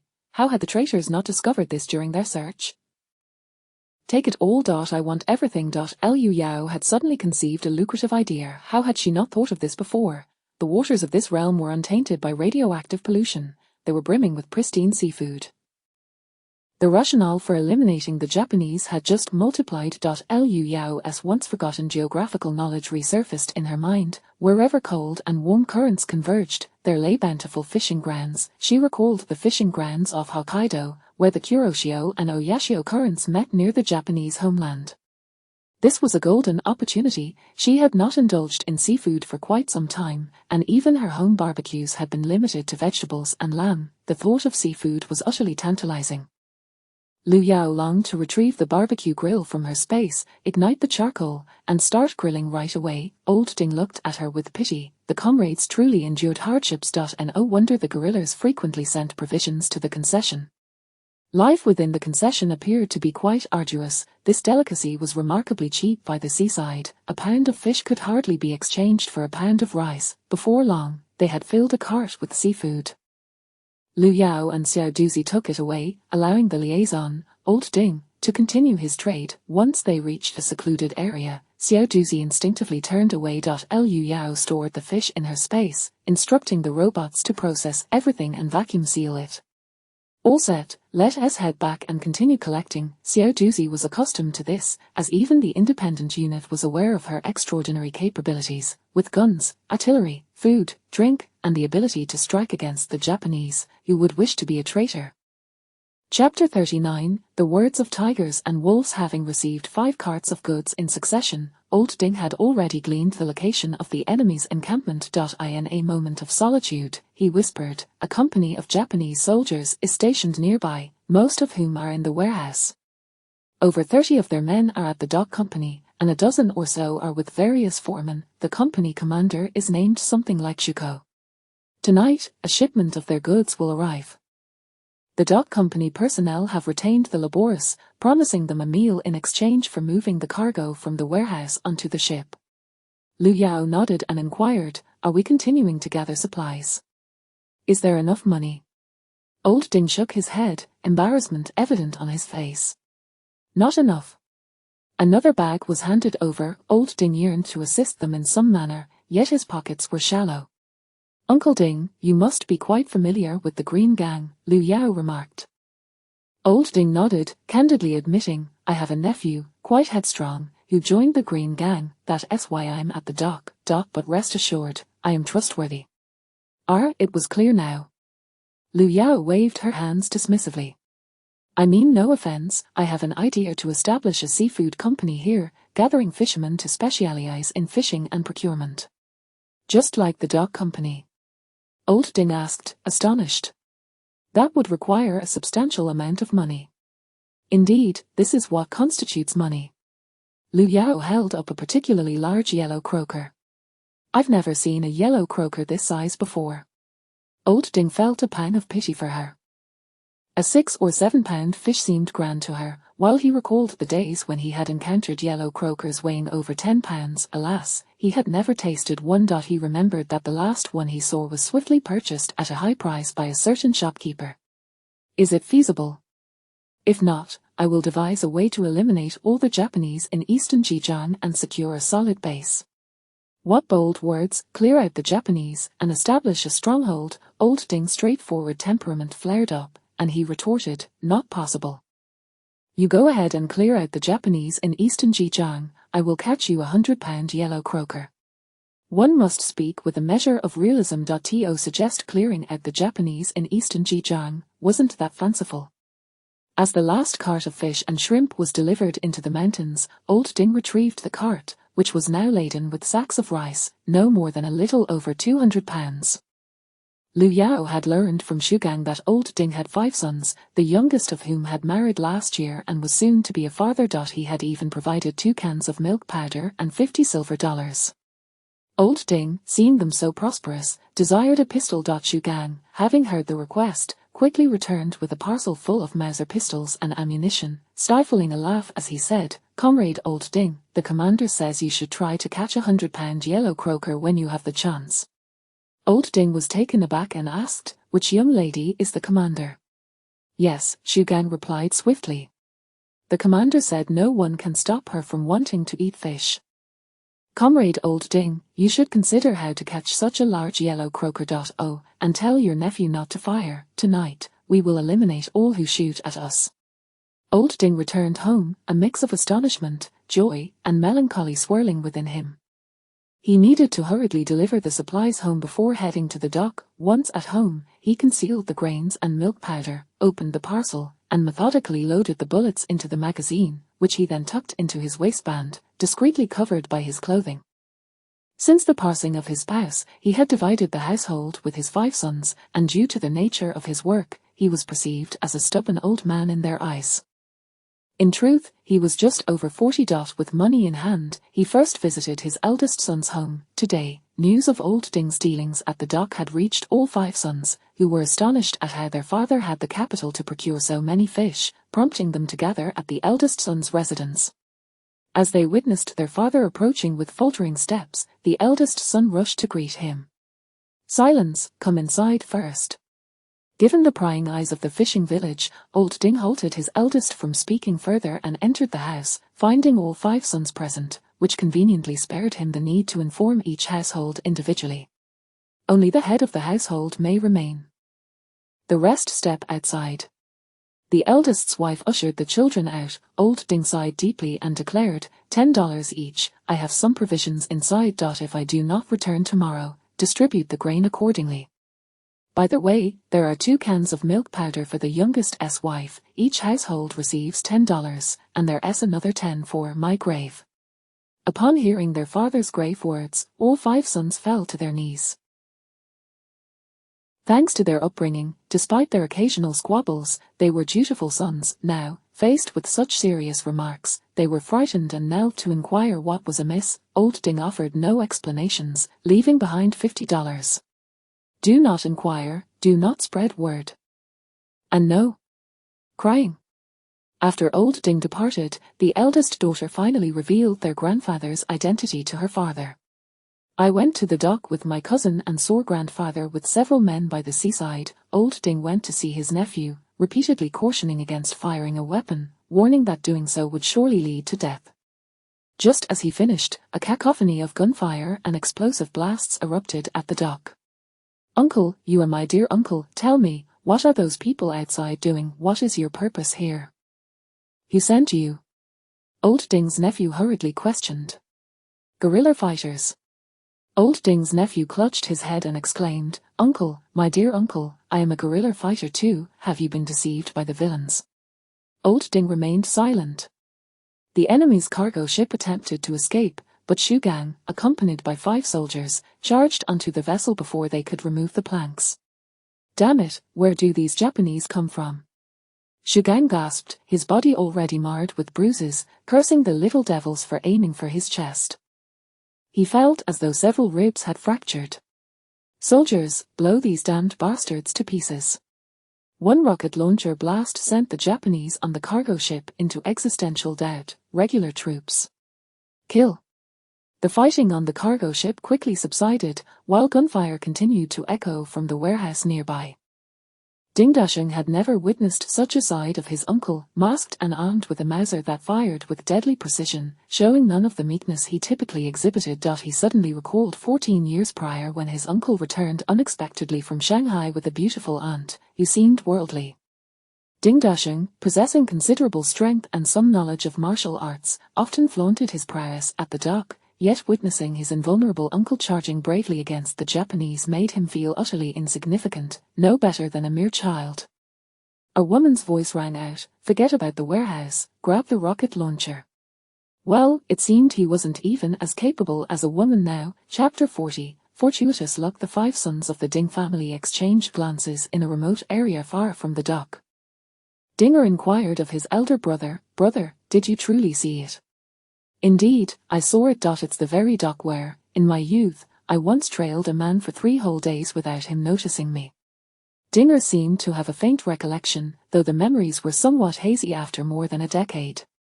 Quiet now, 2 figures are approaching.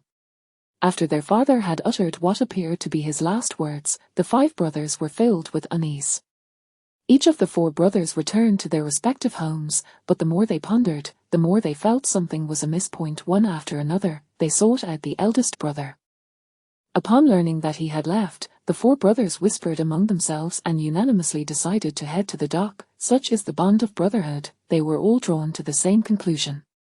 At the dock's entrance, the eldest brother was contemplating whether to enter when gunfire erupted from the dock. 2 shadowy figures emerged from the dock, illuminated by firelight, their identities unclear. As they drew closer, it became evident that they were 2 panicked enemy soldiers. Engage them. The eldest brother whispered urgently, and the brothers immediately began to search for stones or anything to use as weapons. They awaited the enemy's approach. The sounds of their fearful shouts seemed to embolden them, startling the soldiers just as they were about to raise their weapons. The 5 brothers surged forward. A rifle but struck the youngest brother on the head, and he collapsed to the ground without so much as a groan. The remaining 4 brothers swiftly closed in, throwing dust into the faces of the 2 enemy soldiers, momentarily blinding them. The brothers had learned such underhanded tactics during their brawls in Shanghai. The youngest brother, still too young at the time, had been excluded from their escapades, thus lacking their experience. However, the remaining 4 worked together with remarkable coordination, throwing stones, stomping on feet, gouging eyes, and targeting vulnerable areas. Initially somewhat clumsy, they soon had the 2 soldiers pinned down. "Brother, are we really going to kill them?" Ding Zai asked, firmly restraining one soldier's legs. Ding Die picked up a rifle, aimed, and thrust the bayonet into the soldier's chest. The soldier, though wounded, nearly kicked Ding Zai away in his struggle. "Cousin Monkey said that when you stab an enemy, you must twist the bayonet," Ding Er reminded him. Ding Die tried twisting the bayonet, and the soldier let out a strangled sound, akin to a chicken with its throat cut. Before falling silent, the other soldier met the same fate. As the gunfire from the dock grew sporadic, Ding Die pondered aloud, "We should hide. If more soldiers come this way, is the youngest all right?" Lying on the ground, the youngest brother thought, "Thank you for remembering me." Ding Dashing looked at his gathered brothers and said, "Listen to your elder brother. Do not move recklessly. Countless enemy soldiers have fallen to the guerrillas. With only our sticks and a few uncertain firearms, we stand no chance." "Dashing, are you also a guerrilla?" Ding Dashing rolled his eyes and replied, "Do you think I am worthy of that title?" Indeed, he was not. He had committed many heinous acts, never showing mercy to the weak. As the gunfire ceased, a door was kicked open, and a dozen individuals instinctively crouched down, shielding their heads, then shuffled to face the earthen wall. "Who can pilot an enemy ship? We need to get people to Eastern Zhejiang. Each person will receive a share." "I can." "Me too." "Count me in." Regardless of their actual ability, the dozen men raised their hands eagerly. No one wanted to be the one left behind, branded a coward. Yet, when Ding Dashing and his men stepped outside, they were met with the grim sight of their former companions, those they had once shared indulgences with, now lifeless, riddled with more holes than a sieve. Ding Dashing felt an overwhelming sense of gratitude toward his uncle and their ancestral spirits. The cargo ship was sizable. After the dockworkers loaded several wheelbarrows onto it, they were each given $2 silver and sent on their way. Ding Dashing and Xiao Duzi bid farewell, uncertain if he was comforting Liu Yao. Xu Gang remarked, "They harbor deep-seated grudges against the enemy. They are trustworthy. We initially left the regiment because we disagreed with their leniency towards captives." Liu Yao waved her hand dismissively. Back in Yang village, she had heard whispers about some individuals, such as Darby, who had once been an artilleryman in the Central Army. When Nanjing fell, his entire family was murdered by the enemy, leaving him as the sole survivor, clinging to life as he swam across the Yangtze River with the tire tied to him. Xiao Duzi hailed from an affluent family. His family was slaughtered by the enemy for supplying medicine to the new Fourth Army. Erzi had been a hunter with exceptional marksmanship. While he was in the city selling wild boar with his wife and child, traitors seized the boar and summoned the enemy, beheading his child before his eyes. His wife died trying to shield him from the enemy's bayonet, allowing him a fleeting chance to escape. They were not driven by notions of national righteousness, only blood-soaked vendettas fueled their resolve. The cargo ship was equipped with munitions sufficient for 2 standard infantry regiments, ideal for bolstering the forces in eastern Zhejiang. If Li Yunlong had access to such resources, he would dare to strike at Shanghai. "Ding Uncle, we must secure this line. More personnel and weapons will flow through here in the future." Old Ding was preoccupied with thoughts of how to catch a 100-pound yellow croaker when he heard Xu Gang's instructions. He nodded vigorously before departing. "Let us retreat." Xu Gang rubbed his chest. "Squad leader, do you not find it strange that the enemy's warehouse and the cargo aboard the ship do not align?" Xu Gang recalled the fierce resistance from the enemy on the ship and sensed something was amiss. He quietly inquired, "What is in the warehouse and on the ship?" "Copper, nickel, cobalt." Shu Gang responded with an understanding "oh," recognizing that the enemy's plundering of resources was no secret. Rice, flour, and coal were being sent back home in droves, which was hardly surprising. Liu Yao added, "gold, antiques, jewels, jade." Shu Gang's eyes widened, and he promptly asked, "How much?" "Enough to equip the entire new Fourth Army." Shu Gang was left speechless. What extraordinary fortune was this? How could they stumble upon such a bounty? Liu Yao, contemplating her own plans to purchase veterinary penicillin for resale, felt utterly foolish. How exhilarating it would be to acquire goods for nothing, yet she could only retrieve items she touched, and entering the heavily guarded warehouse posed a formidable challenge. Old Ding returned, saying, "The enemy numbers are off. We are missing 2. You must leave quickly." After departing earlier, he had counted the enemy soldiers and discovered 2 were unaccounted for. He knew precisely how many enemies were present. Their absence suggested that the area was no longer safe, whether they had hidden away or fled. "Can we rest at your home? I feel as though my ribs are broken." Shu Gang rubbed his chest again. Old Ding, overwhelmed by the unconditional trust of the group for the first time in ages, felt tears welling up and quickly led the way. After setting fire to the warehouse, 7 people followed Old Ding as they left. However, they had not traveled far when Darby whispered, "There are 5 people ahead, flanking the road." Shu Gang donned his night vision goggles, cradling his automatic rifle. The 6 men split into 2 small teams. One for combat and the other to protect Liu Yao from behind. "Farther!" Ding Die tentatively called out. In the distance, flames illuminated the sky, and the approaching figures remained silhouetted against the blaze. Ding Die discerned from their stature that it was indeed their father. Chapter 41, The Unexpected Box. In a quaint village comprising merely a dozen households, the family of Old Ding chose to construct their residence at the outskirts of the settlement. Within the village, there were no dogs to alert the inhabitants, thus the return of the group went unnoticed. Among Ding's 5 sons, all were sprightly, save for the youngest, who walked unsteadily.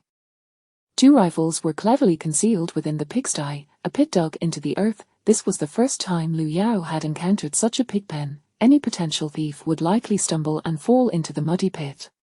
Having secured the firearms, the 7 individuals took refuge in Old Ding's humble abode, which consisted of 2 thatched cottages and 2 kitchens. Liu Yao was assigned to the inner kitchen, where firewood and straw were stored. As soon as she closed the door, she eagerly entered her space. The seafood had all been prepared, yet without a refrigerator or freezer in her realm, she needed to hasten back. The farmstay had a cold storage facility. Upon returning to the backyard and collecting all the supplies as usual, she mounted her small electric scooter to head to the farmstay. Throughout the entirety of Lujiakan, only the farmstay emitted a semblance of light, albeit dim, powered by solar street lamps that barely illuminated the surroundings. This was a stark contrast to the county town, where even in narrow alleys, bright streetlights could be found every few steps, but in the countryside, well, it was best left unspoken. Lujiakan boasted the construction of a new rural project, yet aside from a few slogans, little progress was evident. Thus, Hao Qianqian had purchased several solar streetlights to cast a flicker of brightness. Upon arriving at the farmstay, Old Yu was the first to awaken. Rising to the window and spotting Liu Yao arriving on her scooter. He promptly returned to bed after observing her head straight for the cold storage. During summertime, many visitors flocked to the farmstay, and almost every evening involved barbecues and beer. Consequently, Hao Qianqian had installed a cold storage facility, which was now proving invaluable. After placing the vacuum-sealed seafood into the cold storage, Liu Yao felt a pang of hunger. The sensation was more of a craving than an actual need, for she had eaten a hearty dinner. Before long, the delicious aroma wafted through the air, rousing several people from their slumber. Liu Yuan, unabashed, dove straight in, only to be met with Liu Yao's disapproving glare, yet he continued to relish a perfectly grilled yellow croaker. "I wish to grill my own," he declared, gesturing toward the cold storage before hastily digging in, delighting in the long-awaited taste of barbecued seafood. Hao Qianqian, not one to be polite, elbowed Liu Yuan aside and settled with her close friend by the barbecue grill, chatting and munching away. Fancy AI, nearby, cautioned, "Don't drink too much." Automatically, Liu Yao glanced at her abdomen. Hao Qianqian gave a slight nod, inquiring, "Is it radiation-free?" Rest assured, it is all exceedingly clean. Do you think this business is feasible for us? Hao Qianqian eyed the vacuum-packaged seafood, puzzled by why it hadn't frozen solid. After a moment's hesitation, she replied, "It's rather troublesome. We need a hygiene permit, as well as inspections. However, it's not impossible. We could purchase a few cold chain trucks and, after the autumn harvest, expand the cold storage by the river for seafood wholesale." Hao Qianqian grimaced, biting into her food as she said, "Just let me be. Do you know how busy I am right now?" Before she could finish, Lu Yao interrupted, "Hire more people, recruit as many as needed. It's not as if you must shoulder the work of several individuals alone." Hao Qianqian looked up, bewildered, momentarily forgetting to swallow her food. Lu Yao paused in surprise, staring at her, thinking, surely not. "So, you've been personally managing many aspects of the farmstay." Tears nearly brimmed in Hao Qianqian's eyes. "Can we even hire people? Wow, you should have mentioned this sooner.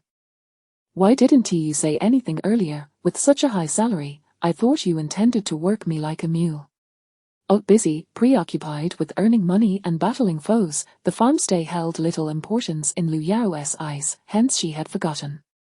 About the cold storage seafood, it may expand significantly in the future, so we need to find someone, Lu Yuan interjected. "Sister, are we eating for free? All you do is think of food. How many walkie-talkies have you produced? By the way, can you create transistor computers? What is the matter? Are you solely focused on walkie-talkies? Recently, I discovered something called a full-band walkie-talkie.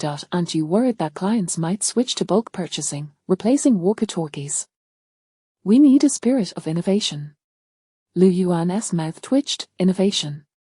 Sister, are you sure this is innovation and not nostalgia?" After disdainfully rebuffing her brother, Lu Yao donned a congenial expression and continued, "By the way, did the museum still have the contact information for some collectors? Later, let us head to my lavish residence and send a few pictures to entice them to acquire some items." "Oh, sure." After indulging until her belly felt full, Lu Yao took Hao Qianqian to her extravagant home. The moment the lights flickered on, Hao Qianqian was astounded to see several wooden boxes scattered across the floor. As Lu Yao pried open one box, a golden light flooded her vision. "Is this gold? Not gold-plated silver?" Hao Qianqian, having witnessed grand spectacles before, found such sights trivial compared to a box of gold bars. She picked one up, weighing it in her hand. The heft was unusual, either gold-plated lead or genuine gold. The weight was substantial. Hao Qianqian refrained from questioning matters of trust. If there were any doubts, Lu Yao would not have brought her here. This box was a mistake, it was misplaced. Hao Qianqian. "My ears must have deceived me, could you please repeat that?" Lu Yao pried open another box, muttering to herself about the blundering invaders who had miscategorized items, placing gold among antiques and gemstones. Upon opening yet another box, it revealed only straw, which she sifted through to uncover an antique vase. Now that's more like it. Each box she opened contained either jewelry, gemstones, or antiques. "I see your neck and ears are bare, save for a bracelet on your wrist. You must have an appreciation for gemstones, so I've prepared a gift for you. The box on the stairs is for you. Have a look and see if it pleases you."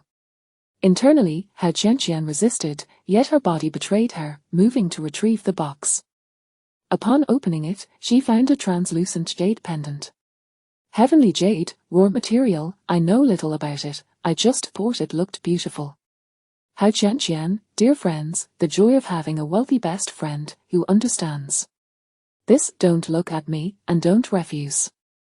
There are numerous tasks here, so just help me manage things well. I'm not one to win hearts through bribery. We shall strive together to build a prosperous future, creating greatness anew. Hao Qianqian felt a twinge of pain in her waist. Chapter 42, The Officials. Before dawn, a throng of individuals who had driven through the night after seeing the images blocked the villar's entrance completely. The circle is not vast, and it is rumored that several prominent figures from the capital are still en route. Adhering to the principle of first come, first served, they awaited the opening of the gates. Hao Qianqian, rubbing her bleary eyes and stifling a yawn, finally opened the door. She had not slept well that night.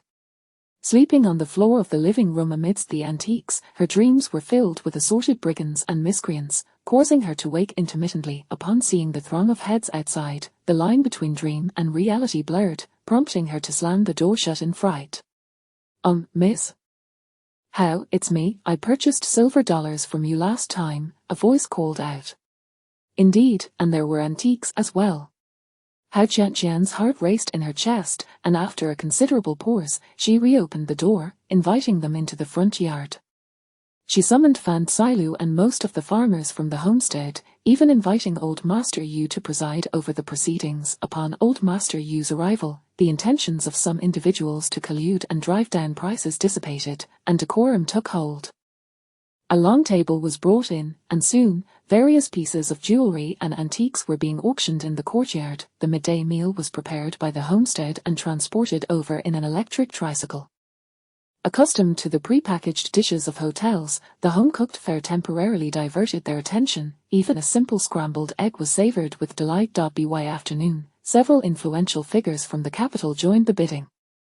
Some antiques were evidently excavated from tombs, yet these elites remained silent, ultimately allowing the museum representatives to acquire them at fair prices. Many exquisite items were not exaggeratedly priced in the billions, though the highest selling price exceeded 10 million. The majority fell into the million range. Meanwhile, at the bank, after receiving a crate weighing hundreds of pounds filled with gold, they observed the proceedings with interest, with one bank manager even purchasing a bracelet for over 200,000. Though the unit prices were not exorbitant, the sheer volume resulted in a frenetic yet productive appraisal and auction, culminating in a staggering 62 billion. Yu Xiaolan arrived, drawn by the commotion. 62 billion, was there no expenditure? She had pre-ordered a stockpile of vintage goods from a war zone, even halting a tank reclamation project, as a bit of repair would suffice. After all, the requirements from Lu Yao were not particularly demanding. So, do you understand why I am here to enjoy my retirement? Old Master Yu remarked calmly, sipping his tea while addressing a respectful middle-aged man who had approached. Let things unfold as they should. Indeed, Uncle Yu. My old man heard you were here and wishes to come as well, though his health is not as robust as yours. The middle-aged man smiled as he stepped back. Yu Xiaolan pondered for a moment before stating, to support Lu Yao and prevent her from being bullied. Nonsense. I fear she might go mad and take down those reckless youngsters, Old Master Yu retorted. Yu Xiaolan port, perhaps not. Old Master Yu shot a glance at his granddaughter, once recognizing her potential, but now perceiving her as rather dim-witted. After a brief moment of discontent, he stated, Zhang Feng has relayed news that those frantic fellows intend to drive down the prices before arriving. Yu Xiaolan then comprehended, her gaze turning to the slick individuals in the courtyard, filled with indignation. This money was meant for purchasing weapons. How could they expect to buy anything at a reduced price? What about her achievements? Indeed, these individuals were not to be trusted. Noticing the sudden ire directed at them from the young lady seated beside Old Master Yu, the targeted individuals were left perplexed, unaware of the unfolding situation. They were astute enough, both in discerning people and appraising antiques. Could it be that they were dissatisfied with the pricing? Their offers were reasonable, albeit yielding modest profits. After all, one cannot. With this thought in mind, their bids increased. Each individual was shrewd, and Hao Qianqian noticed the peculiar tension, yet higher prices were welcomed. By evening, Lu Yao emerged from her space, having tidied it up and taken another brief rest. After checking the time, she stepped out, estimating that the proceedings should have concluded by now, only to find a box still awaiting attention. Awake from your slumber, young lady. Old Master Yu greeted her with a smile. Yes, thank you for your efforts, Old Master. Old Master Yu waved towards the entrance, summoning three individuals who crossed the silent crowd, one of whom appeared to be a leader, carrying a small leather bag. Lu Yao regarded the three with curiosity, unsure of their intentions. Officials, Team Leader Chen, along with his two assistants, she was informed. With that clarification, Lu Yao understood and led the trio inside, feigning the need to fetch something upstairs, leaving the onlookers in a state of confusion. This is all we have. It can be compared with lunar soil and meteorites, she declared, presenting the soil infused with meteorite fragments. Can you provide additional research directions? Team leader Chen inquired gravely. Outside, old Master Yu cleared his throat and entered, hands clasped behind his back, advancing toward them. Do not frighten the child. Who are you trying to impress with such morose expressions? The three were admonished, lowering their heads in silence. Old Master Yu chuckled. Perhaps you might elaborate further. These three individuals come from respectable backgrounds, hold steadfast beliefs, and have no relatives abroad. They are trustworthy. Understanding dawned upon her. Liu Yao glanced at Yu Xiaolan, who obediently closed the door. She spread her hands, revealing a Type 56 submachine gun. Similar to the spatial compartments in novels, perhaps this soil can allow individuals or others to traverse different realms. Oh, forgive my terminology, perhaps it is akin to the 3,000 worlds spoken of in Buddhism. Team leader Chen nodded, seemingly unfazed. Are they going to slice me up for analysis? Liu Yao asked half-jokingly. Not at all, as it would bear no significance, Team leader Chen replied, placing the glass vial into his briefcase. Old Master Yu cleared his throat once more, stating, Young Chen, you could also share more openly, there may be unexpected gains. After a moment of hesitation, Team leader Chen replied, in our country's archaeology, we have unearthed certain artifacts, most notably information regarding the celestial realm, which, of course, refers to the ancient yearning for immortality. It seemed she grasped the concept, yet remained uncertain. Could you simplify that? The girl lacks a higher education, Old Master Yu interjected again. Team leader Chen was perplexed as to why Old Master Yu insisted he elaborate for a young girl. It was merely meteorites, after all, and countless fell to earth daily. Liu Yao pondered, responding, the place I visited was in 1941, shortly after we had taken down a squadron of Japanese soldiers. The items outside are what we seized, likely the infamous treasures from the Golden Lily project. Most individuals have taken their weapons and ammunition to eastern Zhejiang. Also, my mental state is perfectly sound. In the face of the bizarre, Liu Yao felt it necessary to emphasize her sanity, lest she be confined to a psychiatric facility. Chapter 43, Gold in Turbulent Times, Antiques in Prosperous Eras. Liu Yao had already steeled herself for ridicule, even envisioning the potential outcomes. At worst, she would simply retreat to the war-torn realm and never return. To her surprise, however, Leader Chen merely nodded, offering no further commentary. Please, elaborate a bit more, encouraged Old Master Yu. What did the old gentleman mean by this? Was he intent on ensuring she was not sent to the laboratory for dissection? A wave of despair washed over her, a sense of hopelessness that even a saline laxative couldn't alleviate. She cast a glance at Old Master Yu, then gestured for a few individuals to take a seat, distributing bottles of mineral water. Do not inquire why tea was not served. Simply put, there was no water dispenser in the room. Old Master Yu remarked, you can share more, it would be beneficial for you. By the way, I just noticed some items outside that appear to have been excavated from ancient tombs.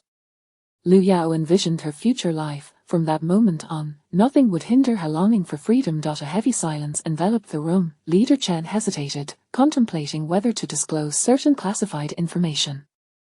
It was evident that Old Master Yu was in favor of such revelations. With a determined bite of her lip, Liu Yao stated, I possess a spatial pocket. The backyard of my home connects to the war realm, but I have discovered that only I can traverse it. Leader Chen, upon hearing this, exhibited no surprise, as if such occurrences were commonplace. He smiled slightly, nodding as he said, I appreciate your candor, Comrade Liu Yao. Truth. Each realm is not inherently interconnected, yet the universe is vast, and peculiar events do transpire. Thus, some individuals may encounter fortuitous circumstances. From a national perspective, we should unconditionally provide arms and ammunition to support the war chronicled in our history books. However, in reality, we are prohibited from doing so.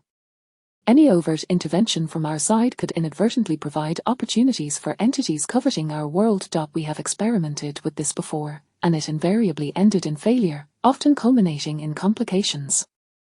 Therefore, the responsibility falls upon you alone. Liu Yao began to comprehend the situation. The state had long been aware of the rules governing these worlds through various channels and had previously attempted intervention, all of which had met with unmitigated failure, occasionally leading to severe repercussions.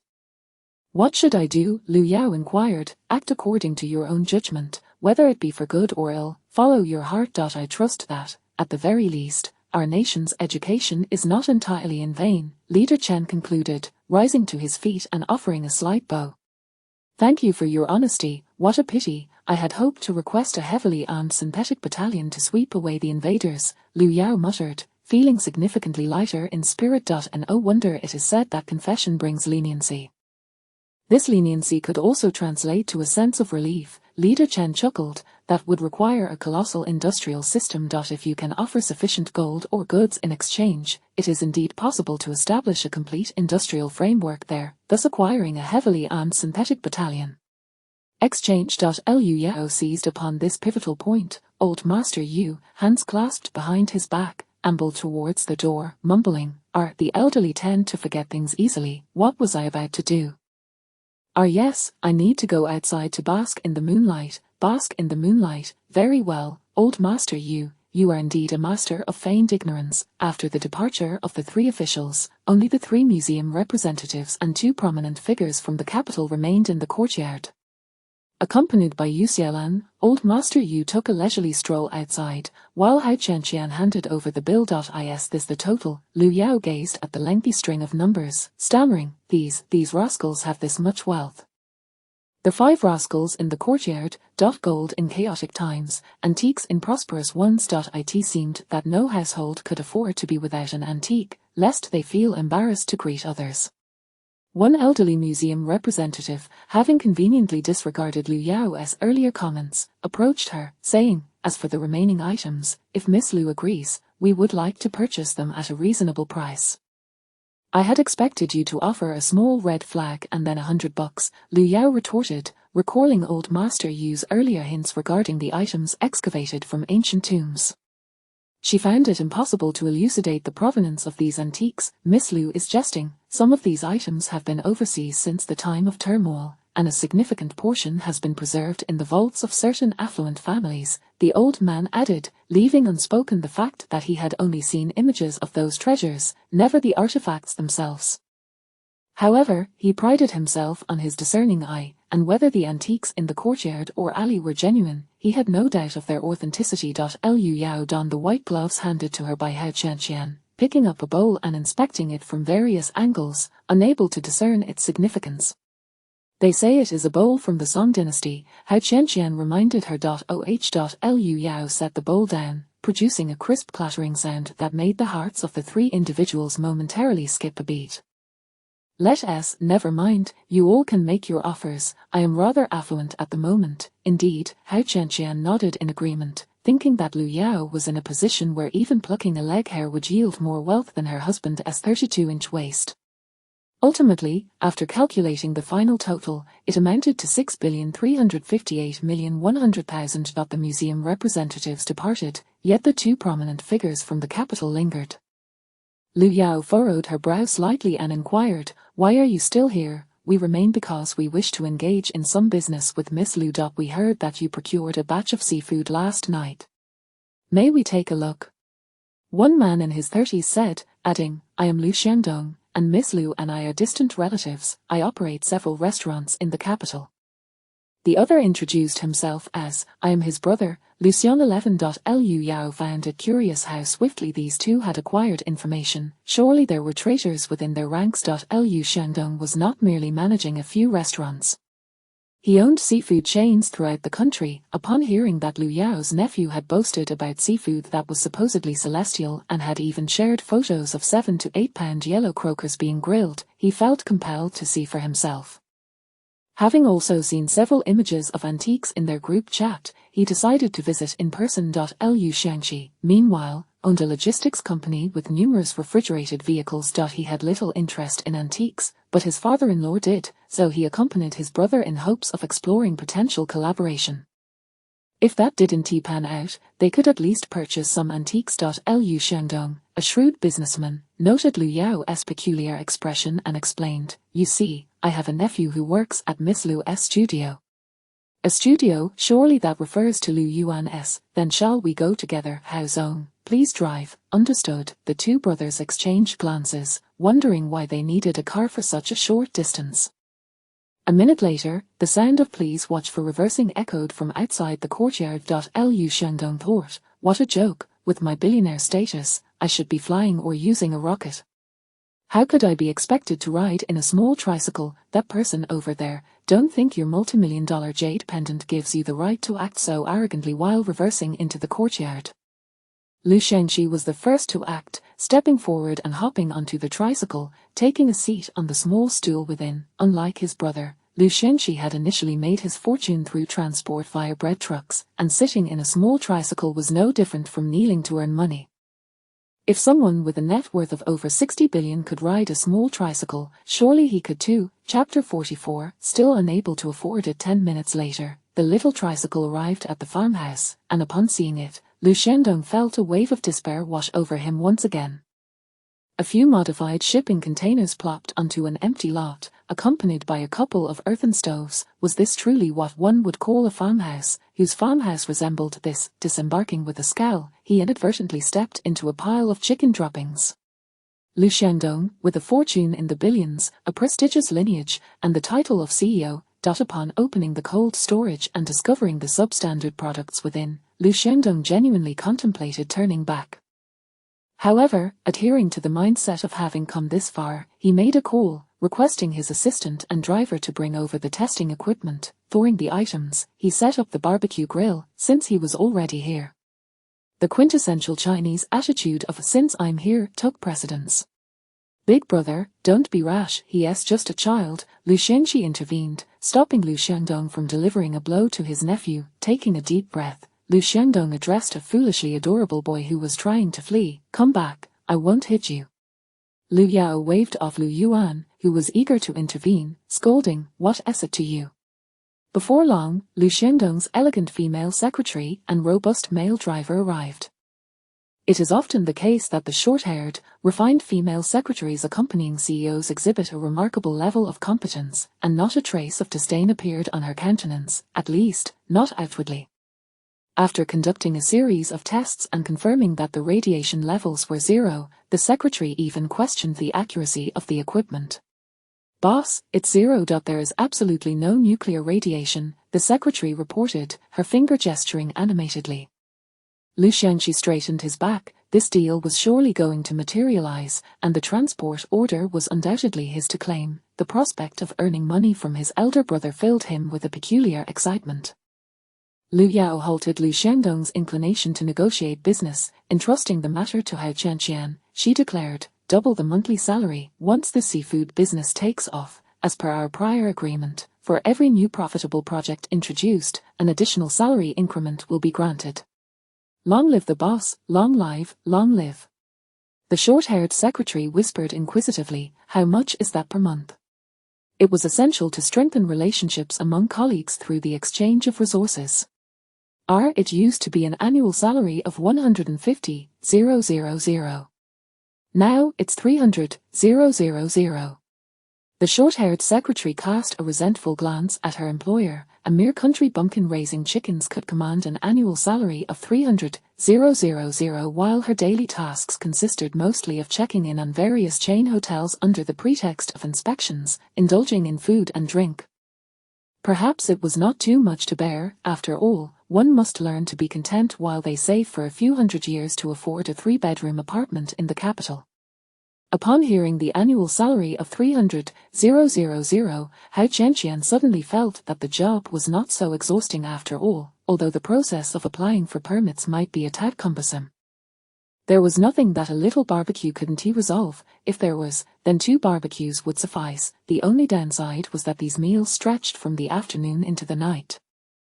The lively barbecue concluded with Lu Xiandong and Lu Shengxi pulling their niece's large black dog into a dance. The seemingly competent and attractive short-haired secretary, in her drunken revelry, nearly caused a scene with Lu Xiandong's nephew. Lu Yao, however, had no time to indulge in such antics. Her ordered cold storage arrived at 2 in the morning, and she assembled it overnight, managing to stow it along with a generator before dawn. Exiting Old Ding's storage room, she was momentarily taken aback upon witnessing a dozen individuals brandishing weapons, realizing she had forgotten something crucial. Yes, weapons, though it was unlikely to be anything more sophisticated than that. Now that she had wealth, who cared about trifles. Addressing Xu Gang in front of the crowd, she remarked, "I'm going to catch another hour of sleep. Please don't wake me unless it's urgent." Old Ding. It seemed likely they would be dining at Old San's house today. The funds in her bank card were divided into 3 portions. Her commission was deducted first, as previously agreed upon within the department. Each person was entitled to half. Then, she transferred her share to the card Hao Qianqian was using. Only then did she dial Yu Xiaolan's number. Why Yu Xiaolan was overjoyed, racing to the Liu family mansion at breakneck speed. "Do you have any of those poisonous darts from the movies?" Liu Yao asked directly, pen and paper in hand. "The crossbow weighs 6.11 kilograms, with a warhead of 1.5 kilograms, a length of 1.495 meters, and a diameter of 72 millimeters. Its maximum range is 6 kilometers, and it can reach an altitude of 3,500 meters. An essential weapon for home defense and travel, it boasts the advantage of being operable by just 2 individuals, with a user-friendly interface. The missile weighs approximately 5 kilograms, featuring automatic targeting and tracking capabilities, and has previously been successful in intercepting." Wait, interrupted Liu Yao, cutting off Yu Xiaolan, who was reciting like a script. "How much does it cost?" "The export price is 100,000 green coins, eh?" Liu Yao cast a dubious glance at her. Unfazed, Yu Xiaolan confidently replied, "It's a great deal at only 100,000 green coins for a missile, plus the launch apparatus, totaling around 700,000 soft sister coins." Liu Yao pulled out her phone and, after a brief search comparing it with the Stinger, noted that it appeared to be cheaper by 2,000 to 3,000 green coins. It seemed the 8th Route Army had about 100 regiments. Movies do not deceive, at least 100 regiments. The new 4th Army might not match that number but would be close enough. A regiment would require at least 10 sets of air defense weapons, resulting in a need for 2,000 sets. Oh, that's beyond my means. Fine, if I have that, I would still need 1,000 sets, at 70,000 each. Still unaffordable. 700,000 soft sister coins for a set. Yu Xiaolan immediately stood up, her expression filled with excitement, exclaiming, "Impossible, absolutely impossible. Such items are priced transparently. Weapons are not sold in that manner. If Yu Xiaolan were to agree to 700,000 soft sister coins per set, she would be confined in a dark room upon returning, subsequently investigated for potential kickbox." Liu Yao countered, 700,000 in green coins. Am I an agent of the Eagle? Why would you speak to me of green coins? 500,000, firm price. If you can reduce it by a single penny, I will. Never mind, let us stick with this price. A set for 500,000 is still unfeasible. The enemy possesses thousands of aircraft. It would be impractical for her to traverse the land, targeting enemy planes at every airport. Even if she were to destroy all land-based aircraft, what about those approaching by sea? As Liu Yao fell into contemplation, Yu Xiaolan waited a moment before actively breaking the tense atmosphere, stating, "This price is already quite reasonable, considering that missiles are typically not inexpensive, accounting for at least half of the cost. 500,000 for 1 set, 5 million for 10 sets, 50 million for 100, and 500 million for 1,000 sets. The missiles comprise half of that. If we add another 2,000 missiles, that's another 500 million. Thus, we're looking at a total expenditure of 1 billion. Yu Xiaolan's features contorted in excitement as she rubbed her hands together and eagerly inquired, "Dear customer, how many do you wish to order?" 8,000 sets plus 2,000 missiles. Chapter 45. Leaving the village half an hour later, Yu Xiaolan unilaterally declared that Liu Yao would now be regarded as her half-sister, sharing the same blood ties. Ultimately, an enormous order emerged: 1,000 sets of crossbows at an 8% discount, accompanied by 5,000 missiles. The higher-ups stipulated that, with the exception of nuclear warheads, all requests would be met without hesitation. Additionally, 1 million rifles, 1 million submachine guns, 500,000 machine guns, and 60 tanks, soon to be decommissioned and submerged, were procured, along with various ammunition, uniforms, and medical kits. A staggering 10 million was spent on over 1,000 sets of bulletproof vests, some firearms and ammunition, along with 10 sets of crossbows, will arrive by noon today. The rest will be delivered within 2 weeks, Yu Xiaolan informed. She also sent a plethora of instructional videos to Liu Yao, hastily arranging for the shipment. Liu Yao did not return immediately. Instead, she took out her tablet, propped it up, and began watching the videos while taking notes, determined to master the skills in case she encountered enemy aircraft. In Shanghai, several airports remained operational, save for the one bombed by Liu Yao. In retaliation, the bombing of Chongqing intensified, and due to the theft of supplies from the docks, the enemy's navy and army collaborated closely, one of the few instances of such cooperation. Takahashi led a large contingent of enemy soldiers, accompanied by a naval landing force, to the docks. After capturing numerous laborists during their search, they learned that some members of the Green Gang were aiding the guerrillas' escape. Takahashi sought to coerce these laborists, intending to dig a pit and wait for the guerrillas to fall into the trap. However, both the army and navy disagreed, unanimously deciding that only through slaughter could these individuals be made to yield. Reluctantly, Takahashi acquiesced. Thus, the enemy soldiers eagerly forced the captured laborists to kneel by the seaside, beheading them all. The traitors, witnessing such brutality, dared not voice their anger. They soon learned that over 1,000 enemy soldiers planned to annihilate the surrounding villages, prompting some reluctant traitors and those residing nearby to flee and notify their respective villages of the impending danger. The first to suffer was the small fishing village where Old Ding was located. A company of enemy soldiers, having completed their encirclement, immediately opened fire. Experienced in pillaging villages, the enemy knew that lunchtime was the opportune moment. Nearly no one would skip their midday meal, thus, they surrounded the small fishing village at noon, cutting off access and bombarding it, forcing the villagers from their homes while sniping them from a distance before entering the village to kill house by house, an easier approach indeed. Takahashi, observing the smoke and dust engulfing the village through his binoculars, noted the eerie silence. Realizing that the news had leaked, he cursed the ineptitude of the combat units, lamenting how they, in their ignorance, believed that their units could solve all problems, utterly misunderstanding the nature of the people they faced. Had they employed cunning, using the laborists as leverage, those 7 guerrillas, no matter how heavily armed, would not have stood a chance. Foolishness, sheer foolishness. Once the cannon fire ceased, the company commander recognized the predicament. However, with 5 rounds already fired from the 92mm howitzer, retreat was not an option. Leading 2 squads, he was the first to charge into the village. Old Ding's sons and fellow villagers managed to escape in time, while Old Ding, Shu Gang, and 4 others hid in a cellar, waiting for the enemy's artillery to silence. If only the enemy had arrived a month later, one soldier mused, anxiously awaiting the enemy's approach. Shu Gang cursed over the radio, instructing, maintain radio silence, fire when the enemy draws near.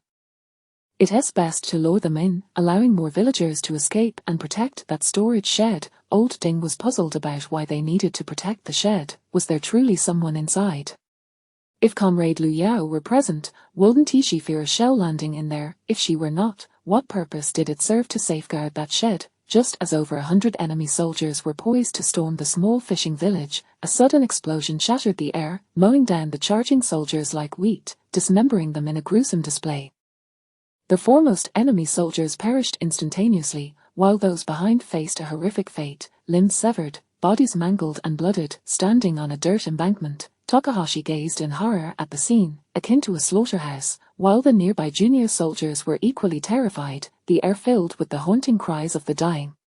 Old Ding, witnessing this spectacle, was equally incredulous. The guerrillas had claimed the presence of 5 artillerymen, yet no artillery was in sight. The devastation rivaled that of the Western powers' naval bombardment of the Business Bureau.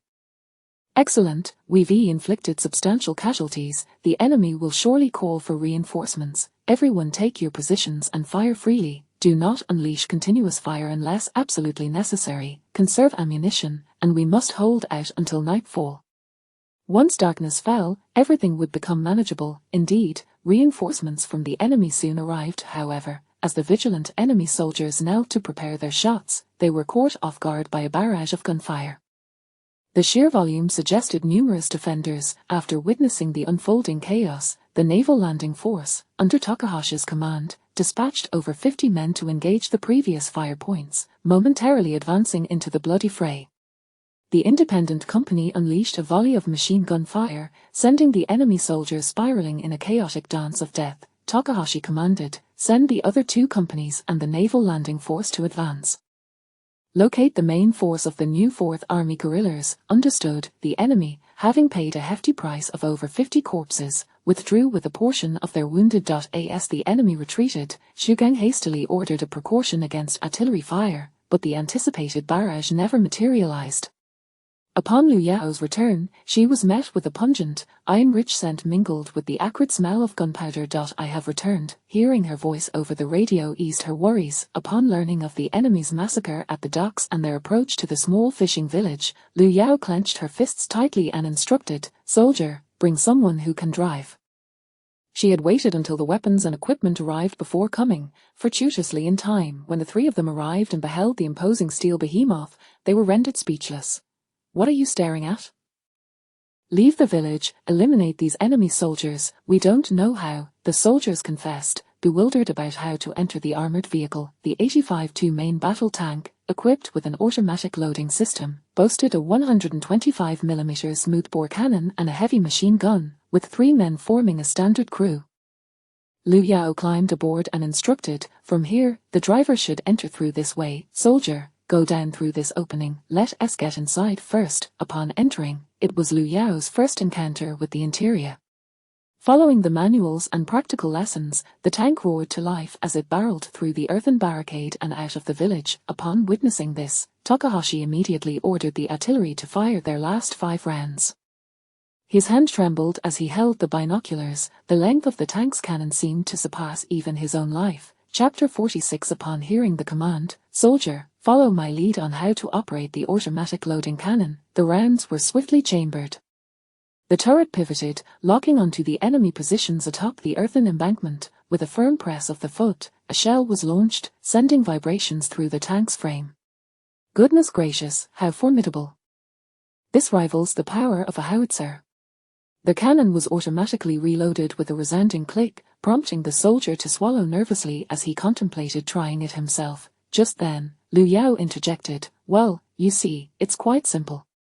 For now, forget about calculating the trajectory, just aim with the crosshairs and fire. I'll take a moment to experience the heavy machine gun." The soldier, driven by a protective instinct for Liu Yao, seized her arm and cautioned, "You cannot go. It is too perilous." Unbeknownst to her, numerous enemy guns were likely trained upon them, and taking risks was unwise. Realizing the gravity of the situation, Liu Yao conceded and swapped positions with the soldier, assuming command. Barely had they switched places when the tank shuddered violently. The enemy artillery, exhibiting exceptional skill, struck the tank with precision, leaving a small dent in the armor and causing a ringing in Liu Yao's ears. She quickly shouted, "Cease fire, soldier, eliminate the enemy artillery." Boom. The soldier apologized hastily, "I'm sorry, I missed the target." His words were cut short by Liu Yao's sharp command, "Stop the excuses, continue firing." It was clear that prior experience as an artilleryman did not guarantee proficiency with a tank, yet this particular vehicle was impervious to enemy bullets and shells. With determination, the soldier fired round after round, quickly mastering the operation under Liu Yao's guidance. After 6 shells, and with the tank absorbing 2 hits from the 92nd Infantry cannon, they managed to topple the enemy gun. Turning back to seek out the remaining foes, they discovered that the enemy had fled without a trace. The tank roamed freely, searching for any lingering adversaries. Fortune smiled upon them. A portion of the enemy, occupied with tending to their wounded, fell victim to the relentless bombardment of the soldier eager to test the cannon's might. The tank's treads crushed the moaning enemies into the earth, merging their cries with the very soil. As they continued their search for the enemy, a series of urgent calls crackled through the headphones. "This is Hornet, please respond." Liu Yao ordered the tank to halt and inquired, "Hornet, what brings you out here?" Having ventured beyond the concession zone, Hornet had sprinted while communicating and finally connected via the walkie-talkie Liu Yao had provided. Eagerly, he reported, "The enemy is mobilizing in force. We have urgent intelligence that a regiment, along with several tanks, is heading south. Our informants indicate that both Ningbo and Hangzhou have dispatched a battalion, likely targeting the guerrilla forces in eastern Zhejiang. It seems they may be coming for me." Do not worry, I am fine. Hornet thought, maybe it's evident they are after you. He continued, additionally, there's an order from Yangon to ensure your safety as well as that of your ex-boyfriend. Ex-boyfriend? Who, after a moment's contemplation, Liu Yao deduced whom he referred to and asked, is he still alive? Having been shot 3 times and yet surviving, it was a testament to the adage that good men seldom thrive while Avilders persist through the ages. Hornet fell silent at her remark, pondering whether he should return and bury Liang Xiao. This Liang Xiao was peculiar, speaking of dreams to conquer the world, establish peace, and create a harem, even claiming it was the perfect time for him to take action as a chosen one. He hardly seemed sane. Liu Yao, not expecting a reply, mused that Hornet would likely not return to eliminate Liang Xiao. Although he was a scoundrel, his stance was relatively acceptable, losing him would diminish future amusement. Thus, she stated, let him live, go to my previous residence, there's a letter stuck under the bed, bring it to Liang Xiao. Understood. After waiting a while without response, Hornet hastened back to the concession to retrieve the letter, which seemed of great importance. This was no trivial matter. Acknowledging his role as an intelligence officer, he was acutely aware of the task at hand. Meanwhile, the independent battalion that had just arrived in eastern Zhejiang was distributing weapons and received orders to engage the enemy in guerrilla warfare to impede the Japanese forces in Ningbo. There may be trouble brewing over there, Xiao Dou and Erzi speculated. Their mission was significant, to train the soldiers of the independent battalion in the use of firearms and tactics, while also rallying local forces within the Third War Zone to bolster their ranks. Ideally, each soldier would recruit another contingent, enabling the bases in Zhejiang to establish supply lines with guerrilla forces from central Fujian, southern Fujian, and northern Guangdong. After a moment of hesitation, Xiao Dou declared, let us not rush. I'll head to the coast to see if I can make contact. That evening, Old Ding was munching on compressed biscuits while incessantly patting the armor. This contraption was vastly superior to the enemy's tanks. In comparison, their vehicles appeared utterly inferior. Having spent years as a liaison and transport officer, he lacked curiosity about the tank's origins, adhering strictly to discipline and refraining from asking questions. What other guerrilla units are nearby? The Songhu detachment has over 100 men stationed 40 miles away. Our village has trained 13 temporarily, and the military commission's loyal and righteous army has 2 detachments nearby, though most of them are affiliated with the Green Gang. The Green Gang. Intriguing, some had become traitors, others wandered the underworld, while yet others had joined the military commission. Liu Yao hesitated, glancing at Shu Gang, who was devouring 2 servings of luncheon meat with fervor, unable to stop due to its delectable nature. The soldier kicked him, and Shu Gang, belatedly aware, raised his head, his throat full of food as he queried, "Huh?" Liu Yao inquired about the loyal and righteous army, but Shu Gang shook his head, responding, that won't work. Don't assume that because you released many from the military commission, they will be grateful. While some can indeed be swayed, the vast majority are beyond reach. Why is that? Liu Yao asked, puzzled. Faith and benefits. The military commission offers exceptional treatment, free medical care when ill, housing distribution, and tuition-free education for their children. They also provide various subsidies, and completing a task can earn them extra allowances. As for faith, our beliefs are fundamentally different. After pondering, Liu Yao conceded the truth of his words. The military commission would not feel indebted for their lives saved, nor would their wealth compel them to join for a mere few weapons. Then let us withdraw. We shall not engage further. Instead, we will execute a diversionary tactic against the enemy.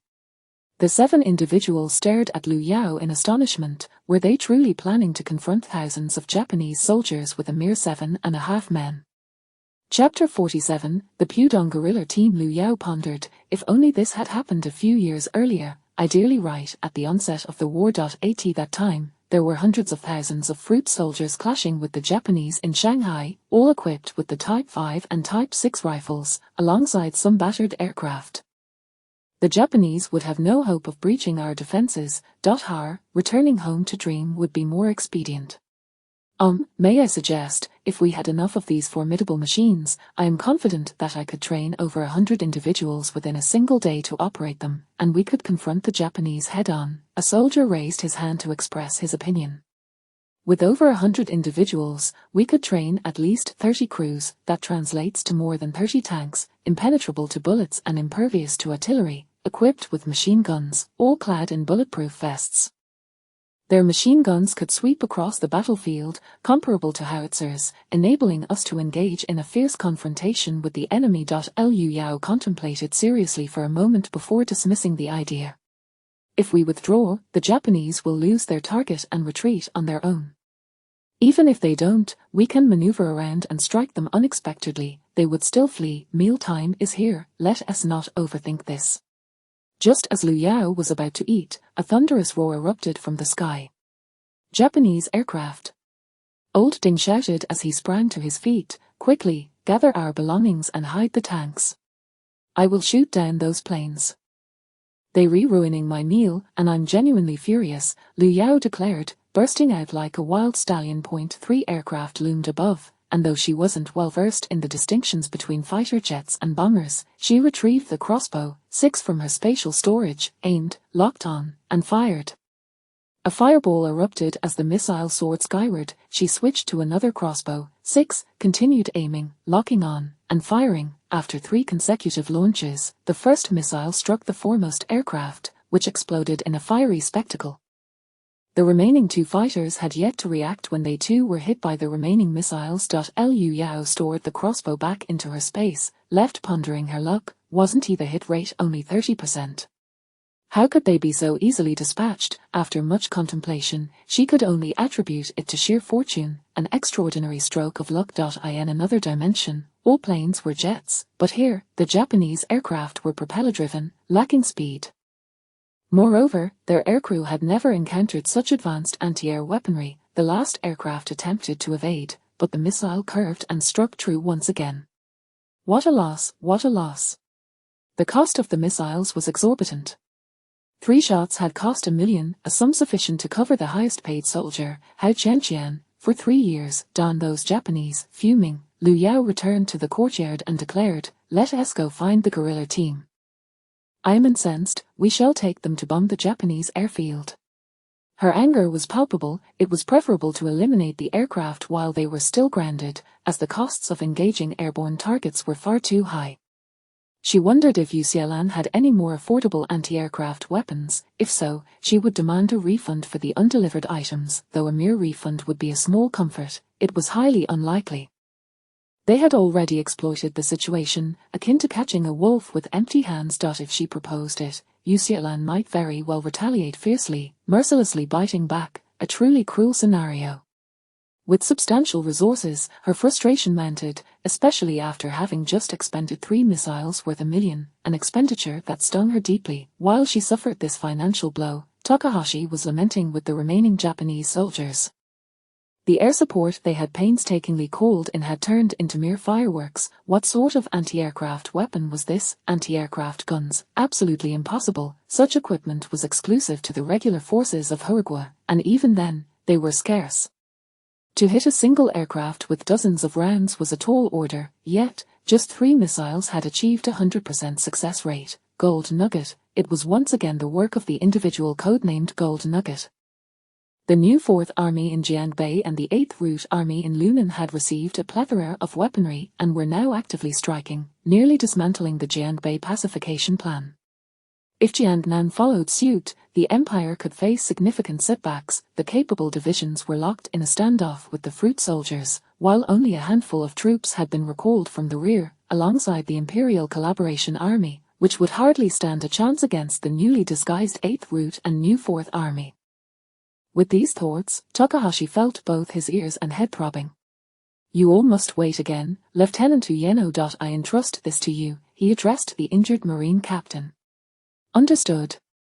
Takahashi, nearly in flight, hopped onto a sidecar motorcycle with 2 loyal followers and sped off toward Shanghai.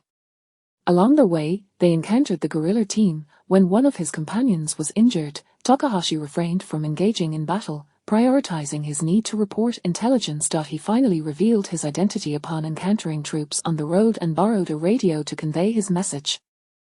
The news of 3 downed aircraft reached the Eastern China Expeditionary Army Command, throwing the entire headquarters into disarray. Was this anti-aircraft weaponry of American origin? If so, should they continue the fight?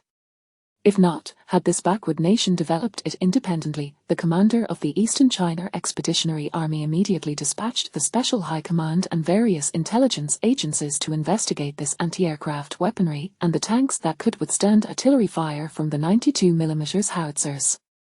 As a result, Takahashi was exceptionally promoted to the deputy head of the Special High Command of the Eastern China Expeditionary Army, holding the rank of lieutenant colonel. It was imperative to eliminate that band of guerrillas.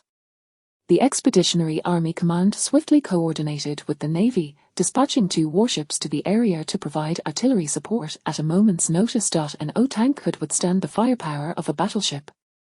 It would be ideal to capture the tanks. If that proved impossible, they must be destroyed, for otherwise, the stationed troops near Shanghai would be under threat. Thus, the ongoing peace negotiations with the national government would face severe disruption. However, they had not anticipated that the guerrilla team, believed to possess tanks and mysterious anti-aircraft weaponry, would indeed cross paths with Liu Yao at night. "My surname is Zhu. I have finally found you. The higher-ups have ordered that we escort you to Yangon at all costs." Captain Zhu saluted. Over 100 guerrilla fighters, armed with a motley assortment of weaponry and clad in tattered clothing, stood before her, their stomachs growling with hunger. Initially, Liu Yao intended to remain in the background, but Captain Zhu pointed her out. "Her code name is Gold Nugget. How many of you are there?" Captain Zhu chuckled with a naive grin, a sly smile creeping across his face as he replied, 800. Old Ding lowered his head, rummaging through his tobacco pouch, contemplating lighting a pipe to ease his nerves. 800, was it necessary to exaggerate to such a degree? Chapter 48, Everything resembles, yet not a warrior. Very well, by dawn tomorrow, I shall provide you with 800 sets of equipment, each accompanied by 500 rounds of ammunition, weighing approximately 6 to 7 kilograms, Liu Yao spoke with indifference. Before she could finish her sentence, Captain Zhu interjected, "If each of us carries 60 kilograms, it would pose no issue. A single bullet weighs around 10 grams, thus 500 rounds would amount to 6 or 7 kilograms. 60 kilograms, that would mean 5,000 bullets, absurdly burdensome. How could one engage in guerrilla tactics under such weight?" Zhu Gang urged. "A continuous supply of ammunition will be ensured, and with just over 100 of you, lacking a base of operations, I recommend you disclose the actual number of your personnel and your need for firearms. Otherwise, you will merely become a burden. Moreover, the forces in Eastern Zhejiang are currently undergoing reorganization and training. I suggest you train there." It was not only the new Fourth Army that suffered from a severe inferiority complex regarding firepower. The troops in Yangon were equally afflicted, haunted by the memories of past hardships. Captain Zhu exhibited no embarrassment, stating, "Indeed, there are over 800 of us. Since our withdrawal from Pudong earlier this year, we have been seeking opportunities to converge in Eastern Zhejiang. Should firearms be abundantly supplied, we could readily mobilize 800 men." Yin Changsheng. "Present." A young man stepped forward. Captain Zhu gestured toward Yin Changsheng, saying he hails from Yinqing town, which has fallen under enemy occupation. The Japanese have ravaged Yinqing town and its surrounding 68 villages, slaughtering and displacing the populace, constructing Jiangwan Airport, and turning the riverside farmlands into fields for the Japanese Navy. He is from Yinqing town. Of his family of 15, only 3 survived. After a pause, Captain Zhu continued, "Ever since the Japanese occupied Shanghai, they have never rested. While the city remains somewhat restrained, in the suburbs and rural areas, killings occur almost daily, yet our firearms are far too few." A shortage of weapons and an abundance of personnel presented a significant weakness for the guerrilla forces. The Chinese have never feared sacrifice. With the war reaching such dire straits, much of the nation has succumbed, and the populace in occupied territories is regarded by the enemy as mere lambs, ripe for slaughter. The fate of Yinqing town may be considered fortunate. Countless others have experienced wholesale massacres. Liu Yao fell silent for a moment, exhaling a heavy sigh as she declared, "From now on, there will be an ample supply." Even if you have pilots, I can procure aircraft for you. Captain Zhu's eyes brightened as he inquired, is that truly the case? Liu Yao nodded affirmatively, indeed. It should be quite affordable. The images sourced online, whether of aircraft or warships, appeared harmless and likely bore little cost. After all, they are merely representations of cute girls. The equipment utilized by the army, as observed online, seemed rather formidable, while the transport planes of the Air Force appeared rather rotund and unassuming, seemingly incapable of carrying much cargo. As for the Navy's vessels, they were even less imposing, standing merely taller than a person. Upon entering the Shanghai concession, the foreign warships appeared majestic and imposing, making her desire to purchase such vessels non-existent.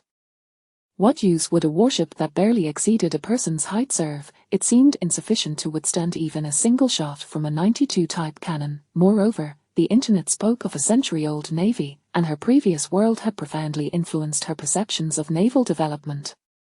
Yet now, in a country so ravaged, there was no time to spare. The tragedy in Yang Village illustrated that even within a base of operations, one could not boldly undertake any transformative changes, for they were far too weak to safeguard the fruits of victory. The enemy was simply too formidable. Only patience remained, waiting for the 8th Route Army and the new 4th Army to complete their rearmament and attain a measure of self-preservation before any changes could be made.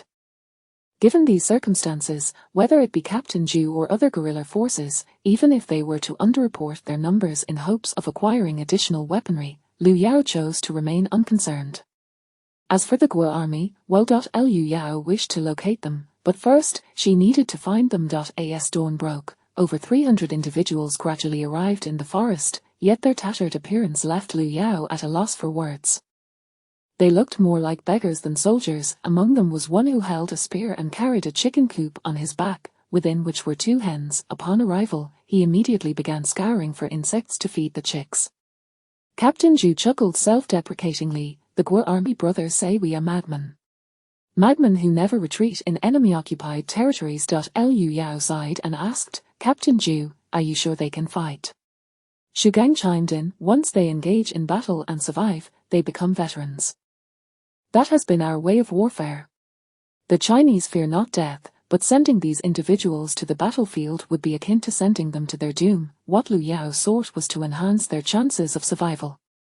Let them change into proper attire. Once they are outfitted, take them to the eastern Zhejiang base, avoiding confrontation with the Japanese as much as possible. Leave this place, and bang. The distant sound of gunfire abruptly interrupted Liu Yao's words. Xu Gang immediately commanded, Captain Zhu, I need 25 men, divided into 5 teams, to follow my soldiers and set up landmines. Those explosive mines, if luck favored them, could annihilate an entire Japanese squad with just 5 anti-infantry mines, or at the very least, inflict substantial casualties, thereby delaying the enemy's advance and allowing this guerrilla force time to rearm. Captain Zhu personally selected 25 warriors, including Yin Changsheng. Each artillery group was accompanied by 5 guerrilla fighters, carrying their backpacks under the lead of the soldiers as they prepared to ambush the enemy. The soldiers moved with ease, while the 25 guerrilla fighters bore expressions of determination. Yin Changsheng and the others saluted Captain Zhu solemnly, leaving without uttering a word, embodying the spirit of warriors setting forth, never to return.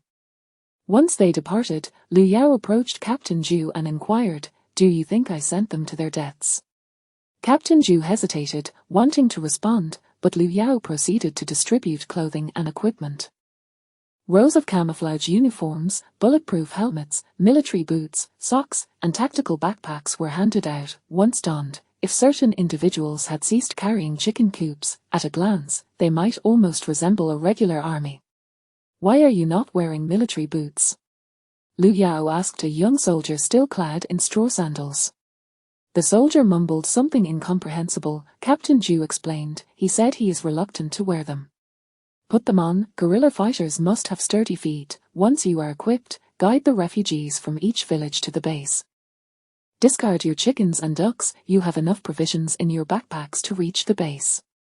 The young soldier tied his discarded straw sandals in front of him, quickly wiping his grimy feet before slipping into the military boots. Distant explosions rang out, followed by a barrage of gunfire. Xu Gang remarked, we will charge forward shortly and test the waters. Captain Ju was puzzled about what they were to test until the moment of the charge revealed itself. An unknown tank emerged from somewhere behind them. Xu Gang poked his head out and shouted, "We need someone skilled with a machine gun to operate this." Captain Ju shot a glare at the machine gunner, who clambered onto the tank. The gunner felt wronged. Previously, he had been a machine gunner in the Gui army, and upon joining the Pudong guerrilla forces, he became Captain Ju's prized possession. Chapter 49, Retribution. A battalion of over 1,000 Japanese soldiers advanced in 2 rows, marching rapidly without the deployment of scouts. The battalion commander was aware that sporadic resistance might arise. However, he did not anticipate the presence of bombs along the roadside, and certainly not explosives of such devastating power, rivaling that of large-caliber howitzers. Had it not been for the absence of the sound of shells whizzing through the air, the commander would have surely believed they were under artillery fire. After 5 thunderous explosions, casualties numbered in the hundreds. Yin Changsheng widened his eyes in astonishment. How could a single box possess such immense destructive capability? Barker, return fire. The surviving Japanese soldiers, shaken by the blasts, began to fire blindly at all suspicious targets flanking the road. 5 well-concealed squads buried their heads in the foliage and underbrush, evading the bullets. After a moment of aimless shooting, the soldiers, hearing only the cries of the wounded, finally remembered the need to tend to their injured. Each casualty required at least 2 soldiers to assist, resulting in the withdrawal of a whole company from the fight. Fatty, Lord the enemy, commanded the sergeant. The so-called Fatty was not actually overweight, he simply aspired to be so, earning him the nickname. Upon receiving the order, he grinned and replied, "Got it." With that, he leaned out and fired 2 shots at the Japanese, leading 5 soldiers in a strategic retreat. Originally, the orders for this battalion were to avoid entanglements with guerrilla forces along their route and to hasten towards their objective to encircle the enemy swiftly. Yet, witnessing the heavy toll on his troops, the commander, consumed by rage, ordered a company to pursue, declaring, "Take their heads and hang them by the roadside." The company commander responded with an affirmative grunt and surged forward to chase them down. They entered a field of yellowing corn, and soon after, 3 more explosions ripped through the air, scattering flesh and debris, leveling many corn stalks and igniting others. The flames, fueled by the wind, quickly engulfed the area. Fatty turned to gaze back at the once green cornfield, now a raging inferno, and exclaimed, "Run, run, quickly." They managed to escape just in time, leaving the Japanese soldiers to dance in the flames, screaming in agony. Retribution. Retribution. A soldier knelt, bowing his head to the northeast, tears carving paths down his soot-stained face. Fatty remained silent, but another soldier beside him spoke. His father, mother, wife, and even his newborn son were all burned alive by the Japanese. The corner of Fatty's eye twitched slightly as he remarked, "I was part of the Central Army, hailing from Nanjing. In the 26th year of the Republic, the city fell. In the 27th year, I crossed the Yangtze River and joined the new 4th Army. From then on, my sole focus has been to eliminate the Japanese. There is no room for any other thoughts until we cleanse them from our land." The pursuing company, those who had survived, stumbled through the cornfield in a panic, desperately hoping to escape the encroaching flames. The battalion commander trembled as he retrieved his pipe, crafted from the leg bone of a child he had slain with his sword. He shakily attempted to insert tobacco into the pipe, but even after striking 3 matches, he could not ignite it. Conflicted, he pondered whether to retreat or continue the pursuit. Clearly, this guerrilla unit wielded a new type of weapon, and pursuing them could lead to a trap, yet retreat was not an option, absolutely not. It was merely a minor ruse. He instructed 1 squad to tend to the wounded, another to attempt to rescue those Japanese soldiers struggling in the flames, and dispatched a messenger to relay the news. With fewer than 500 men, he pressed on in pursuit. However, just as they closed in on a group of 5 or 6 fleeing figures, those figures suddenly halted. Emerging beside the rice field was a tank. Oh no, oh no, oh no, could it truly be the new 4th Army? How could they possibly have armored vehicles now? They were so immense. What extraordinary capabilities did they possess, soaring above the skies? The Japanese soldiers, filled with despair, were met with explosions and flames, and now a tank had appeared. Just from sight alone, it was evident that this vehicle towered far above those from their own country. As the tank advanced, it opened fire, shells detonating amidst the pursuing Japanese soldiers. The heavy machine gun atop the tank rattled ominously, its firepower astonishing. Bullets soared over 600 meters, leaving little chance for survival for those struck. The 12.7 mm anti-aircraft machine gun, with its direct fire capability, possesses extraordinary penetrating power and devastating lethality. Goodness, it rivals the machine guns in First Blood. The bodies of the little devils are being torn asunder. Truly, it lives up to its reputation for saving lives, remarked Xu, casting a sidelong glance at Liu Yao, who was making flippant comments, before he too unleashed a barrage of gunfire. He only managed to seize a 7.62 mm machine gun from within the vehicle, the sound of gunfire echoing as if the bullets were free. As Liu Yao took aim and fired, she remarked, "Captain Zhu, take it easy. There's no need to waste ammunition on just one or two enemies." Once the soldiers joined the fray, the massacre commenced with overwhelming force, gunfire erupting from all directions. The enemy commander, witnessing his scattered and retreating soldiers being herded back, finally succumbed to despair. Retreat? In the blink of an eye, the guerrilla fighters, who were previously contemplating how to eliminate the enemy, found themselves engaged in a more straightforward battle against a cornered foe. Despite some who hesitated in fear, the overall situation was favorable. Captain Zhu leapt from the tank, grasping his automatic rifle. After familiarizing himself with its recoil, his aim against the enemy proved commendable, as he struck down an enemy soldier with just a few rounds. A guerrilla fighter reported, "Captain, we have some surrendering." Captain Zhu shot him a sharp glance and inquired, "What, are they your relatives?" The flustered guerrilla attempted to explain, but was interrupted by Zhu. "Let those who are afraid to shoot take action. Let them witness bloodshed." Consequently, a few members, embarrassed and trembling, were summoned to pull the trigger on the bound enemy prisoners one by one. This action garnered unanimous praise from Xu Gang and 5 other soldiers. Yin Changxing remained silent, preoccupied with dispatching the enemy. Being somewhat merciful, he employed the bayonet of his Type 56 automatic rifle, firing a shot first at any who resisted before plunging the blade into the enemy's chest, determined to leave no survivors. Liu Yao observed, her ears deaf to the outside world, wholly focused on the relentless slaughter of the Japanese foes by Yin Changxing, reflecting on his potential and contemplating whether to rescind her decision to send them away to eastern Zhejiang. The transport squad and 2 small teams, totaling over 200 enemies, were left to guard the wounded. Liu Yao ordered the soldiers to drive the tank to eliminate that group of foes. Originally a 3-man crew, the tank was absurdly crammed with 5 individuals, while more than 20 guerrilla fighters, who had previously fought alongside the soldiers, trailed behind the tank, among them Yin Changxing, who wore an expression of joy as if it were a festival. Liu Yao and the guerrillas scoured the battlefield, reminiscent of a bloody meat grinder. Gold, yen, silver coins, gold jewelry, and gold teeth were unearthed, and when Liu Yao stumbled upon a smooth, hollow pipe, she was puzzled. Xu Gang, after inspecting it, snatched the smooth object with holes from her grasp and shook his head at the fuming Captain Zhu, who seemed on the verge of speech. Chapter 50. Who is Nuofang? Why does he seek his life? What on earth is it, so mysterious? Liu Yao pressed for answers. A pipe. A pipe, why does it look so peculiar? Liu Yao soon forgot about the matter. The originally fearful guerrilla fighters, upon witnessing a young girl with bright eyes and a radiant smile rummaging through the remains of the enemy corpses, felt a deeper sense of shame.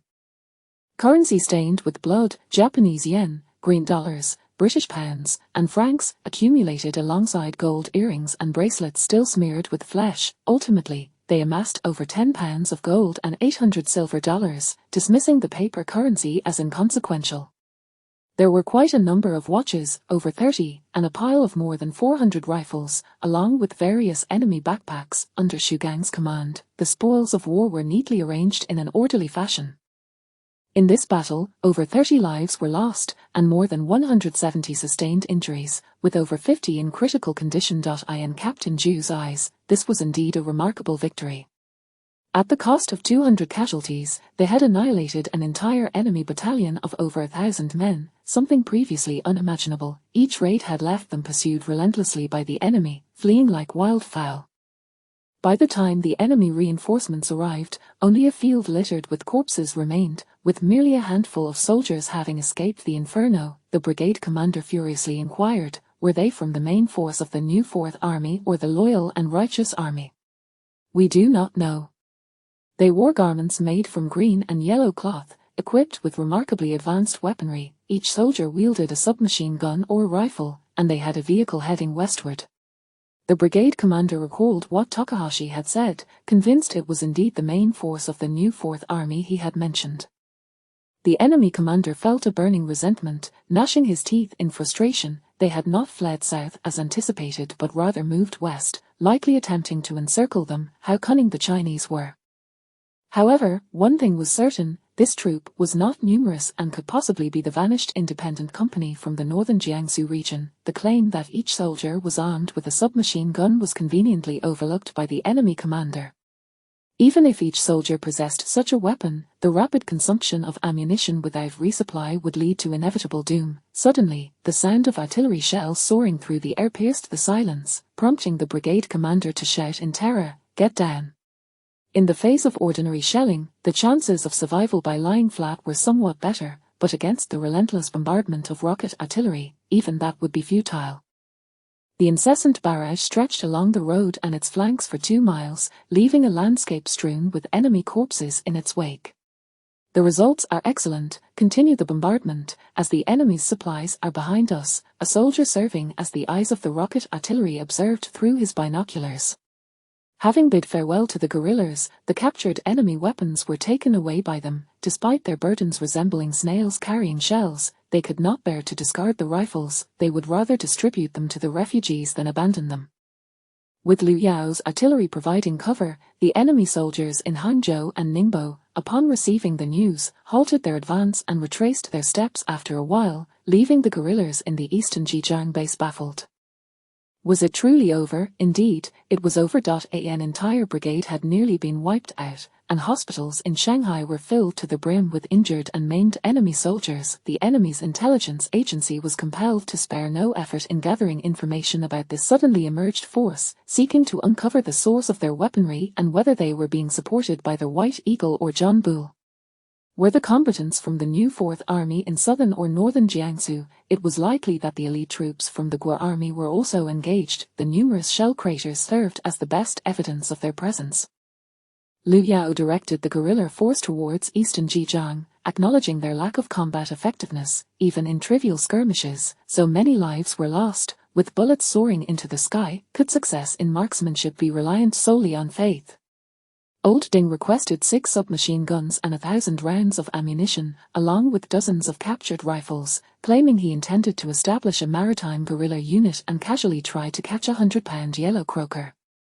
Captain Zhu led his team and the injured, traveling by day and resting at night, towards the eastern Zhejiang base. Tanks, as formidable weapons, were also provided by Liu Yao, who utilized the captured enemy trucks to transport the injured, diesel fuel, and ammunition, gathering thousands of refugees along the way.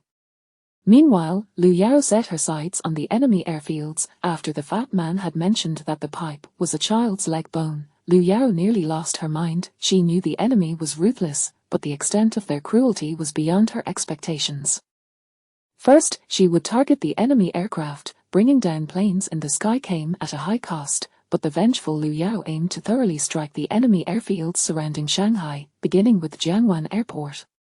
Once the artillery group calculated the parameters, they promptly reported back. Xu Gang stood watch from a distance as Liu Yao conducted a test fire. Having calibrated the parameters, she unceremoniously unleashed 120 rockets upon the airfield, swiftly clearing the evidence before retreating.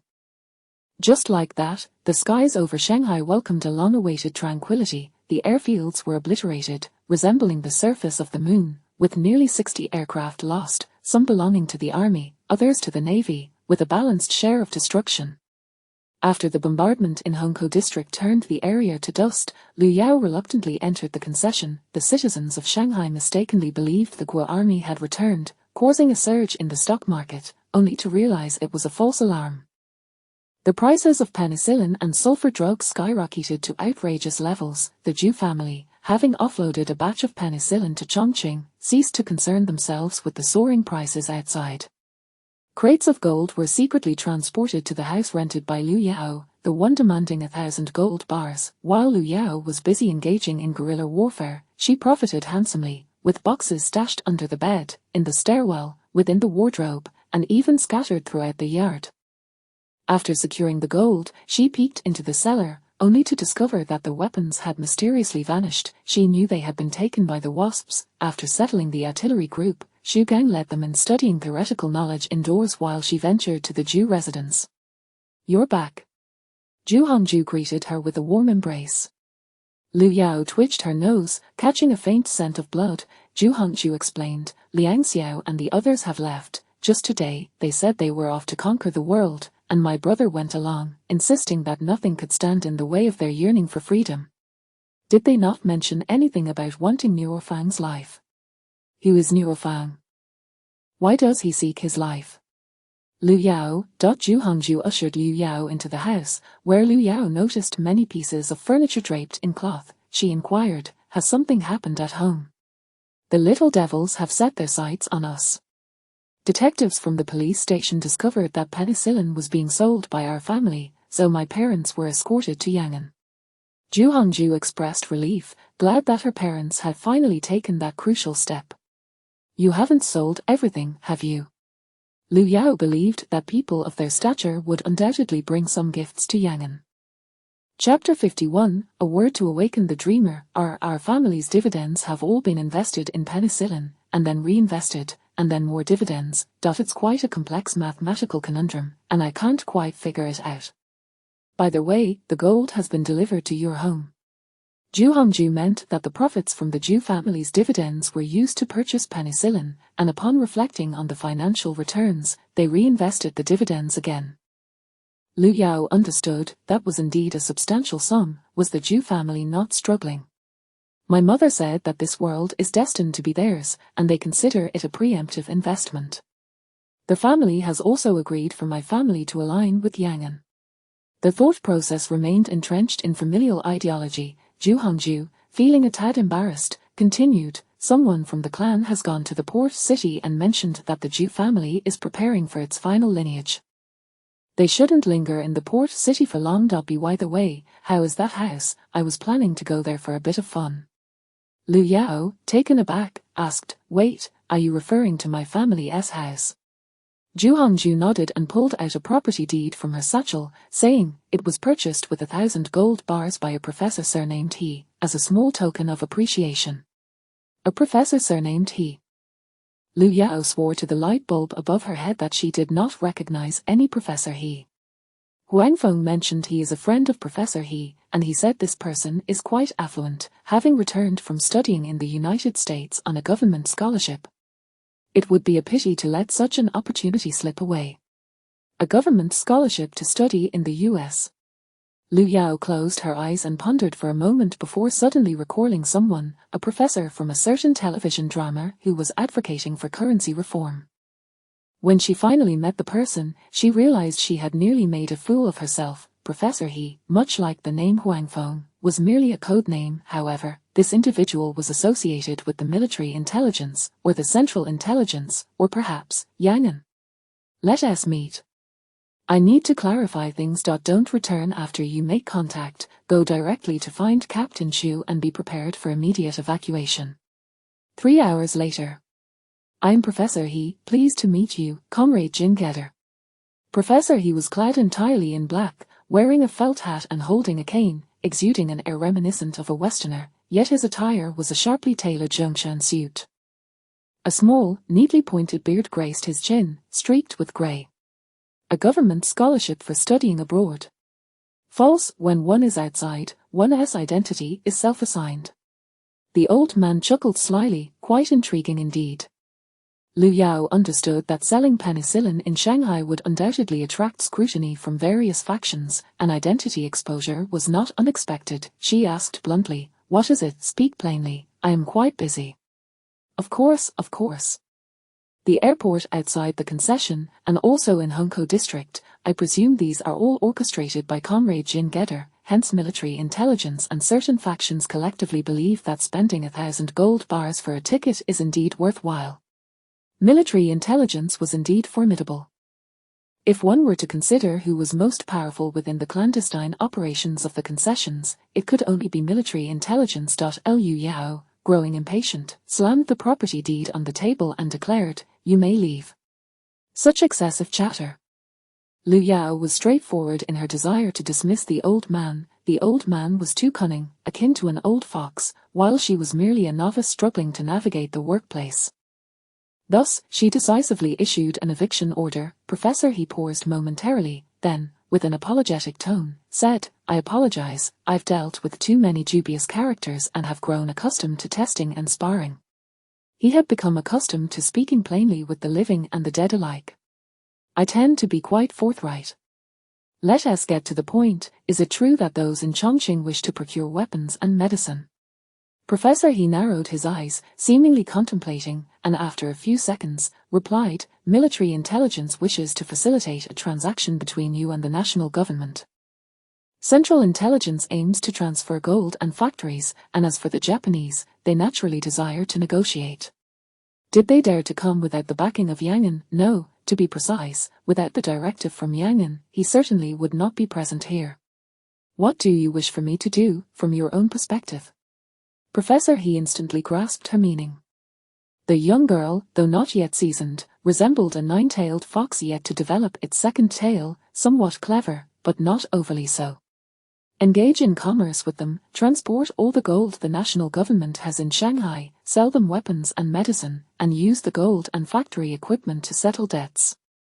May I inquire, what are the prices for those three types of firearms: automatic rifles, submachine guns, and machine guns?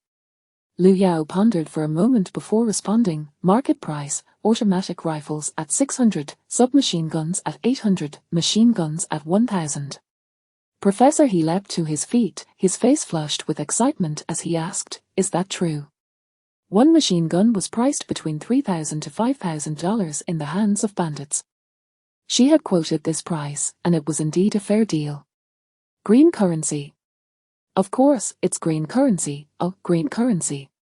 Professor He awkwardly sat back down. Averaging at 800, a division would require around 7,000 rifles, with light and heavy machine guns totaling approximately 300 to 400, amounting to around 5 million in total.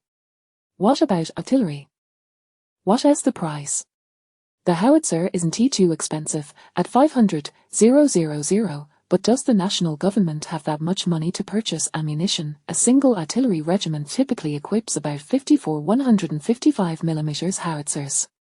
To effectively cover the enemy's firing positions, a significant quantity is required, around 3,500 rounds of ammunition, with the lowest price for ammunition at 500 green currency.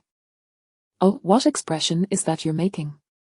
Liu Yao observed the old man's face contorting with concern. Professor He calculated with his fingers. By his estimation, a division would require at least 20 million green currency. Was that not exorbitant? The prices for firearms were indeed steep. It was known that the M1918 Browning automatic rifle was priced around 400, and in bulk purchases, 350 was not out of the question, given that the cost was just over 300. As for the howitzer, claiming it wasn't too expensive at 500,000 was ludicrous. Prior to the full-scale war, a single howitzer was merely 40,000, with individual shells priced at 40. The old man sought to persuade Liu Yao from a nationalistic standpoint. 10 minutes later, the old man muttered, "An ounce of gold is only 35. If I pass this list to the national government, they might think I'm profiting from it." A word to awaken the dreamer. How foolish of her to overlook the inflation of over half a century. She hurriedly stopped the old man, pulled out paper and pen from her backpack, and began a complex calculation. While calculating, she inquired, "How much gold does the national government have in the concessions?" "Not much, just over 2,000 tons.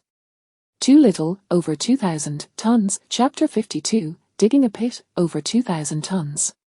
Liu Yao paused her writing, contemplating the retail price. A vial of penicillin weighing 162 grams equates to an exorbitant profit. Well, I don't wish to calculate further. With over 2,000 tons of gold, purchasing penicillin at retail prices could acquire 12 tons. You would certainly not be able to consume it all. Nay, you wouldn't even require it all. And no wonder there's a necessity to procure weapons. Now, let us discuss the arms. As per your assertion, a howitzer costs 40,000, and a shell 40. For a division, that amounts to 216 million. As for rifles, we'll have that price. Submachine guns and machine guns will remain unchanged. This pricing should indeed be considered quite reasonable. For a division, firearms and artillery total over 8 million, truly commendable. Wait, do not be too quick to rejoice. Ammunition also incurs a cost, 10 rounds for 1 green coin. How many do you require? The elderly gentleman, upon learning the current prices, felt a mix of joy and trepidation. Such affordability is not merely a significant reduction, but rather a price that seems almost like a decapitation. A division, 1 million rounds of ammunition. The old man was perplexed. Oh, that translates to 100,000 green coins. Taking into account transportation, storage, and labor, Liu Yao's words caused the old man's heart to race, leading him to exclaim, as long as it reaches Shanghai, it shall be delivered directly for use by the Third War Zone, thus sparing Comrade Jin Getter the trouble. Liu Yao rapped the table lightly, 1 million for a division. This is the itemized list. By the way, I shall transcribe it again, lest you face another price hike next time. 1 million for a division, young hero, such integrity. The old man, having experienced a roller coaster of emotions, was moved to tears, yet refrained from wiping them away indiscriminately. Instead, he produced a silk cloth from his pocket and dabbed at his eyes fervently. Once the transcription was complete, Liu Yao inquired, how many divisions do you need? Do speak up. The old man raised 3 fingers, sobbing as he did so. 30 divisions. Let me calculate how many tons of gold that entails. 35 per ounce, which amounts to 285,000 ounces. 1 ounce is 28.35 grams, translating to 8,100,000 grams. How many tons is that? 8,100 tons. Or the old man felt a jolt of fear and hastily corrected himself. The national government only requires 3 divisions. It's 8.1 tons, not 8,100 tons. The first day of wanting to duel with Jin Getter's arithmetic instructor. 3 divisions. A mere 24 tons. Does the national government not possess over 2,000 tons of gold in Shanghai? Do not tell me the remainder is all to be spent on penicillin. Liu Yao was furious. The last time she was angry, she had obliterated all the Japanese airfields near Shanghai. If she were to lose her temper again, the consequences would be dire. Is the intention to stockpile such an abundance of penicillin for personal consumption? Certainly not. It is a business endeavor to resell.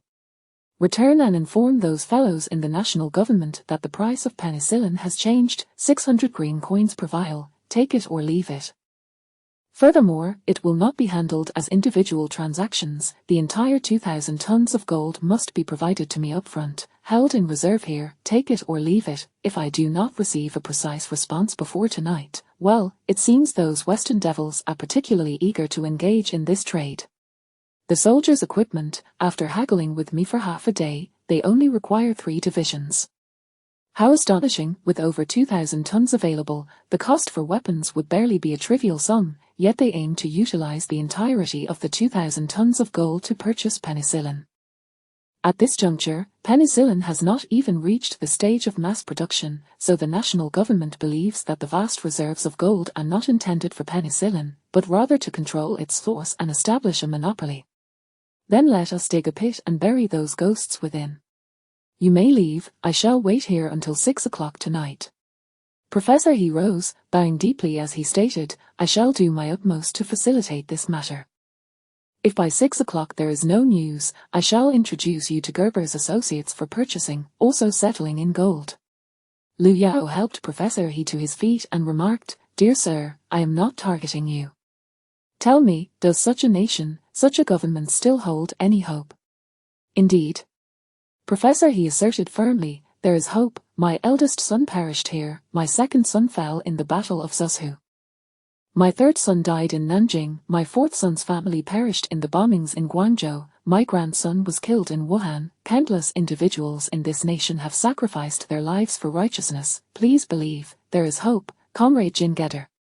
Liu Yao clenched her fists, yearning to shout. 2 confidential telegrams were dispatched to Chongqing and Yangon. Soon, Professor He received a reply from Yangon, consisting of merely 4 words: cold dew, return home. Professor He consumed the telegram and continued to await further news. The telegram from Chongqing had yet to arrive, and the leaders of the Military Intelligence Agency and the Central Intelligence Agency's Shanghai station made their appearance together. Upon seeing the 2 men, Professor He felt a wave of sorrow. This signified that the national government had consented.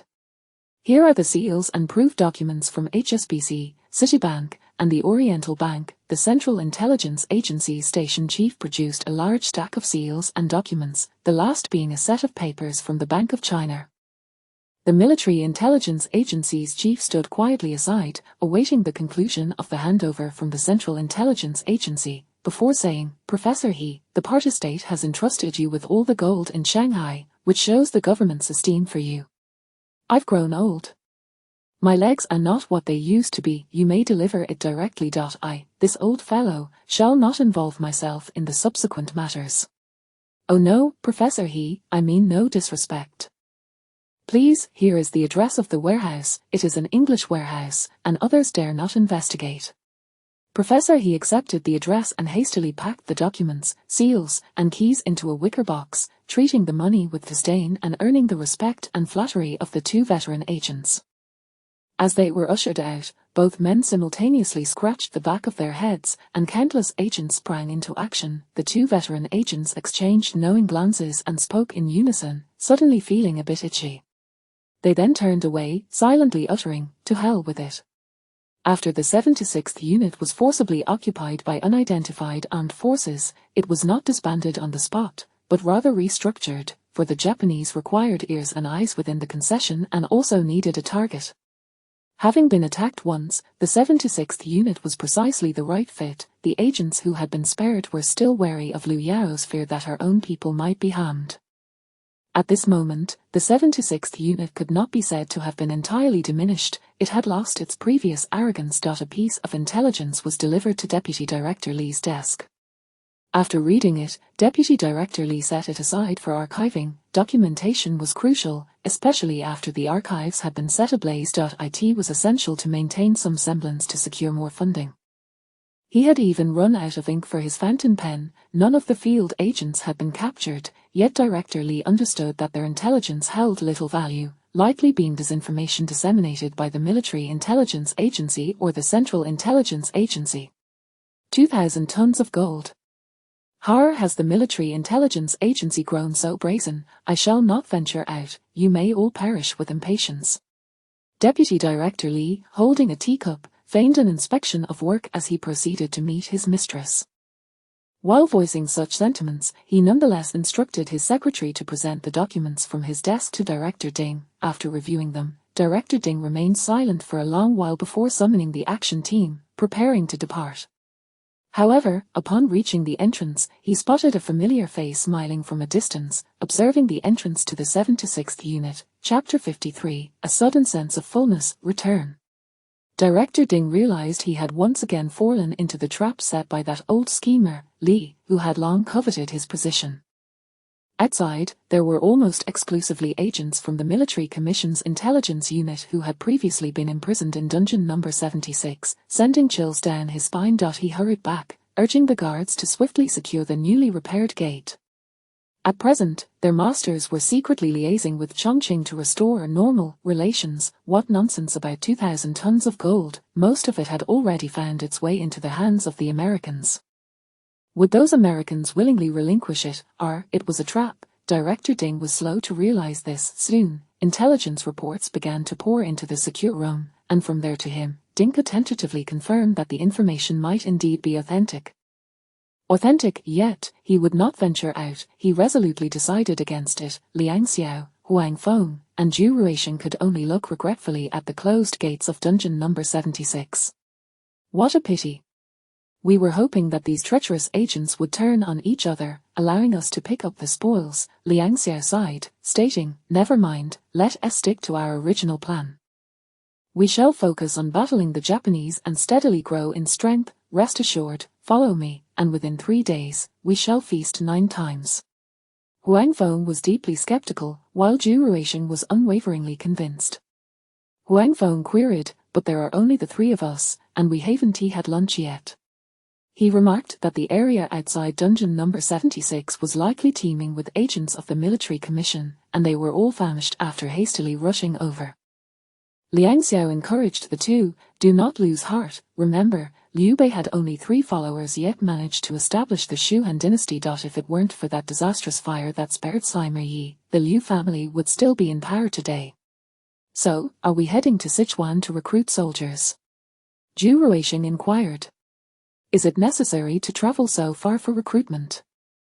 The Sichuan army is treated as cannon fodder, and they are everywhere. We have firearms. Let us first take the soldiers from the Lone Army camp, head to Zhejiang and Fujian, and use the Lone Army camp as our backbone to gather a formidable force. We can engage in skirmishes against the Japanese. Once we gain some notoriety, we shall grow stronger. When the Japanese attack Pearl Harbor, the Americans will surely retaliate with bombings on Japanese soil, landing on the coast. The Japanese will undoubtedly seek vengeance, and then we can raise our own banner and head to the South Seas." The Lone Army camp, the group that had once defended the Four Rose warehouse, had been disarmed and confined together after entering the concession, but still maintained their military discipline through daily drills.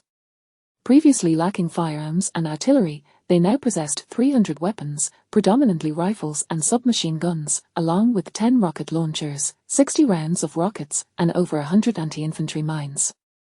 Clearly, that suspected ex-girlfriend, Lu Yao, had also set her sights on the Lone Army camp. "Yao Yao, your heart still harbors feelings for me." Liang Xiao had long since transported the weaponry to the vicinity of the Lone Army camp using an ant-like method.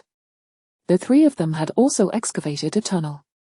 "We leave today, there hasn't been any gunfire outside, so Yao Yao must have already arrived at the concession. We need to create some commotion to ensure she doesn't underestimate us." Huang Feng instinctively touched his walkie-talkie, thinking, "If it weren't for the organization's mission, I would never associate with you," Zhu Ruixing exclaimed. "I suddenly feel so full, my body brimming with energy."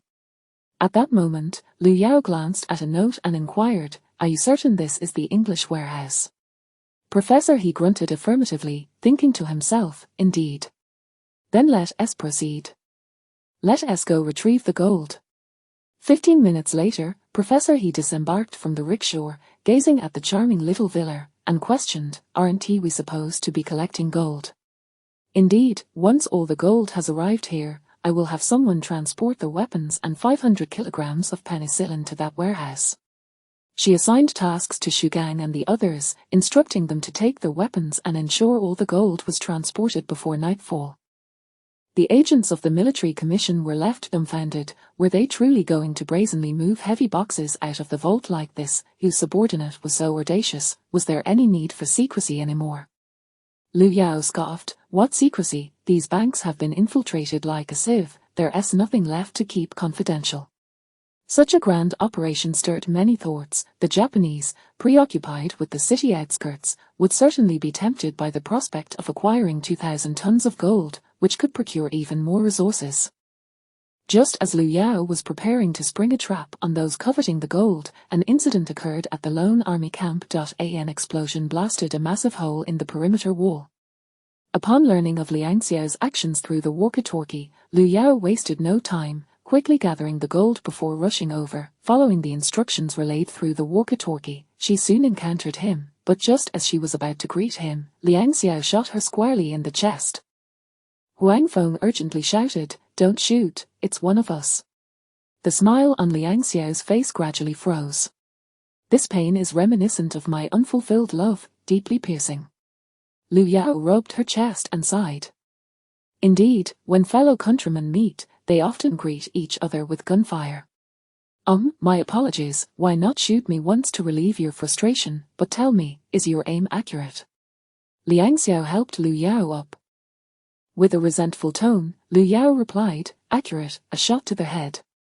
Liang Xiao retracted the gun he was about to hand over, saying, "Perhaps that's best avoided. Shatter every bulb on this street. Head to that alleyway, there's a supply cache at the alley's entrance." Lu Yao limped toward the alley, Gunfire echoing behind her. As darkness enveloped the street, the alley became an impenetrable void. One first aid kit and one backpack for each of us, Liang Xiao declared, weighing the heavy backpack and asking, "Are you really her? We both know the truth. Isn't he the Type 56 firearm a clear enough clue? I heard you plan to head to Zhejiang and Fujian. I've arranged for an independent battalion in eastern Zhejiang, which will have ample supplies, and here, take this. A full-channel radio. Impressive, it must have cost a fortune." Lu Yao rolled her eyes and asked, "How much?" This device was something she had purchased only after being reminded by Yu Xiaolan it was far more expensive than regular walkie-talkies. She had only acquired over 100 of these professionally evaluated models, suitable for novices. "Just casually order a few hundred. 20 units, take it or leave it." "I'll take it." Liang Xiao responded without hesitation. "Once we break out, remember to secure the gold for me. These items are too costly. Oh, and here's a solar charging panel. Go conquer your territory. You know the value of this, better to destroy it than let it fall into Japanese hands." "Understood. You won't be eavesdropping on my conversations, will you?"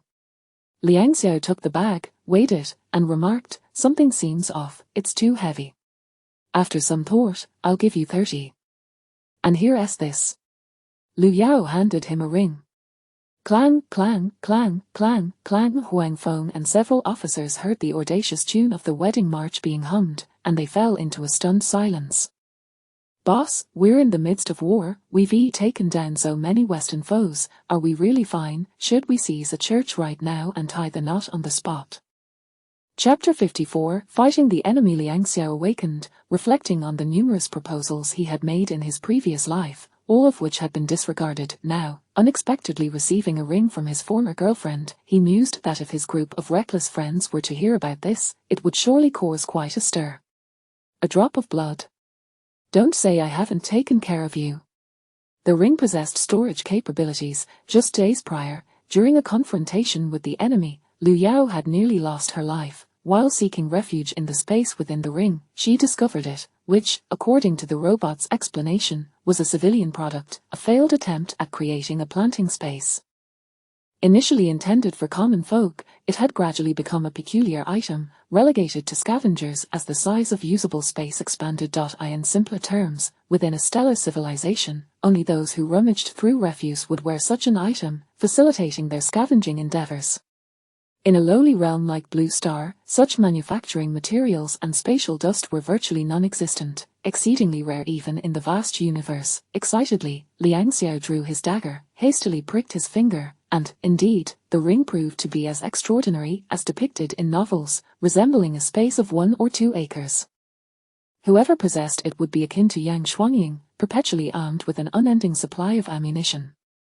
"How spacious is it inside?" Lu Yao inquired. Liang Xiao stepped into the darkness and replied, "Whisper to me, why did you suddenly resign? I don't understand what you're saying."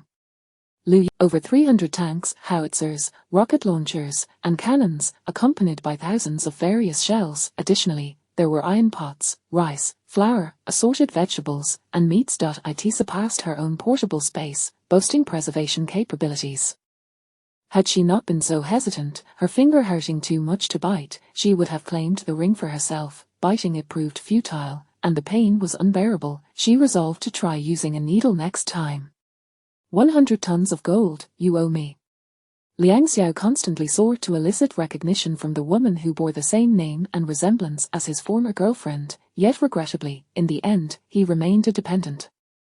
"Soft food, how delightful it was." Shamelessly, Liang Xiao inquired, "I'll return 1,000 tons to you later. My injuries haven't healed yet. Do you have any miraculous medicine?"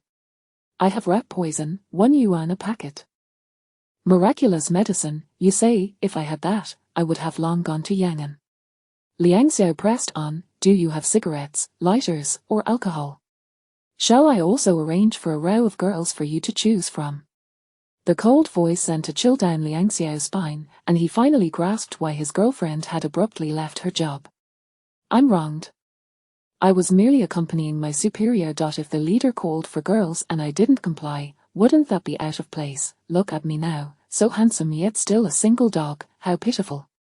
Lu Yao let out a cold laugh and remarked, "Hey, and what about that girl named Ting Ting?" "My sister." "Hey, and what about Min Min?"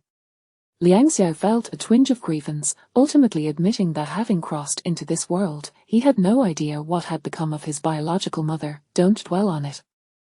You cannot return." Liang Xiao sighed, self-soothing, "It's fine, really." Seeing that Liang Xiao refrained from further explanation, Lu Yao smirked inwardly, thinking, what a scoundrel. "How do you plan to proceed?" "Ho, proceed with what?"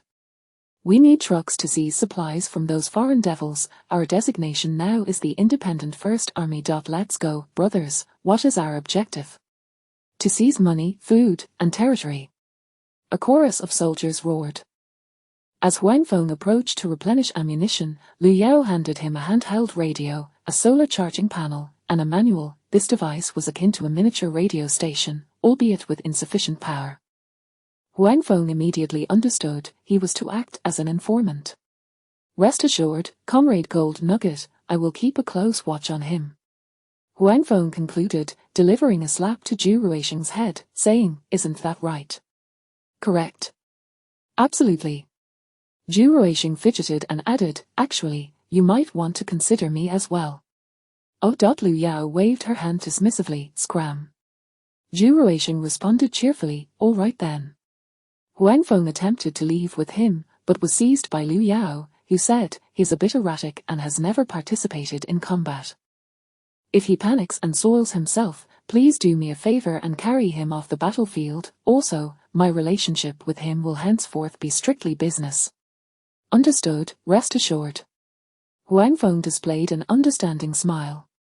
Unfortunately, in the darkness, Lu Yao could not discern it and merely felt that his tone was somewhat off. Thanks to the chaos in the concessions, every household had shut their doors and turned off their lights.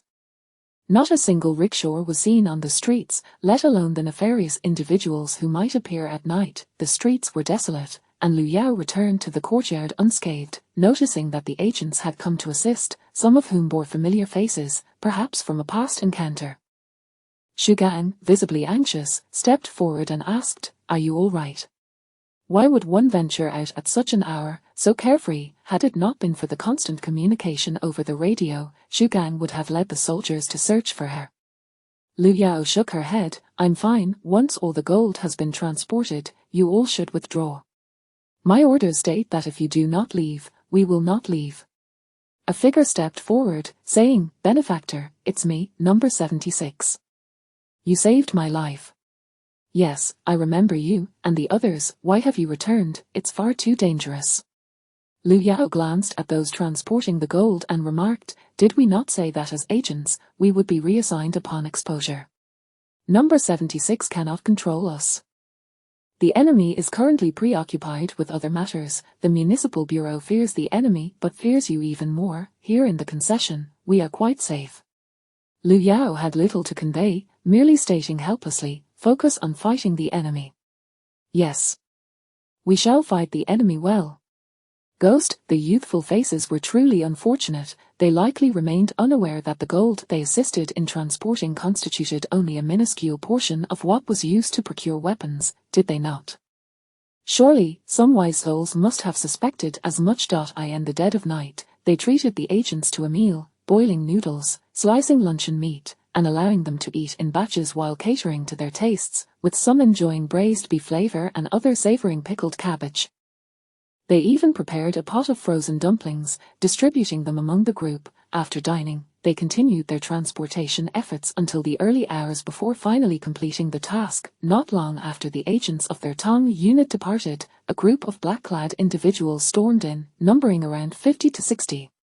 However, as they scaled the walls, the anti-infantry mines detonated. "This is impossible, the yard is filled with gold, how could they dare?" Takahashi exclaimed, "Logically speaking, with gold lying in the yard, even if one were to use firearms, it was unlikely they would resort to artillery.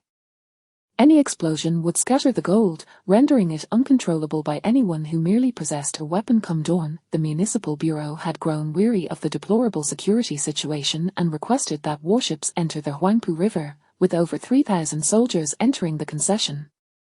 Ostensibly, they aimed to maintain peace and stability in the area, yet their true intent remained the pursuit of profit, as intelligence indicated that the Song and Kong families sought to monopolize penicillin entirely.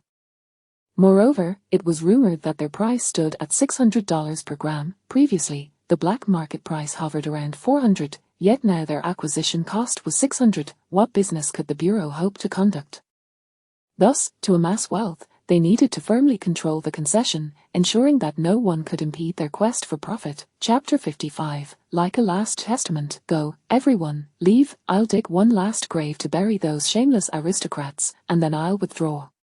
Has Xiao Li's identity been exposed yet? Just leave Xiao Li behind. As dawn broke, Liu Yao urged Xu Gang and the others to depart, insisting they at least exit the city and head to the transportation station in Suzhou.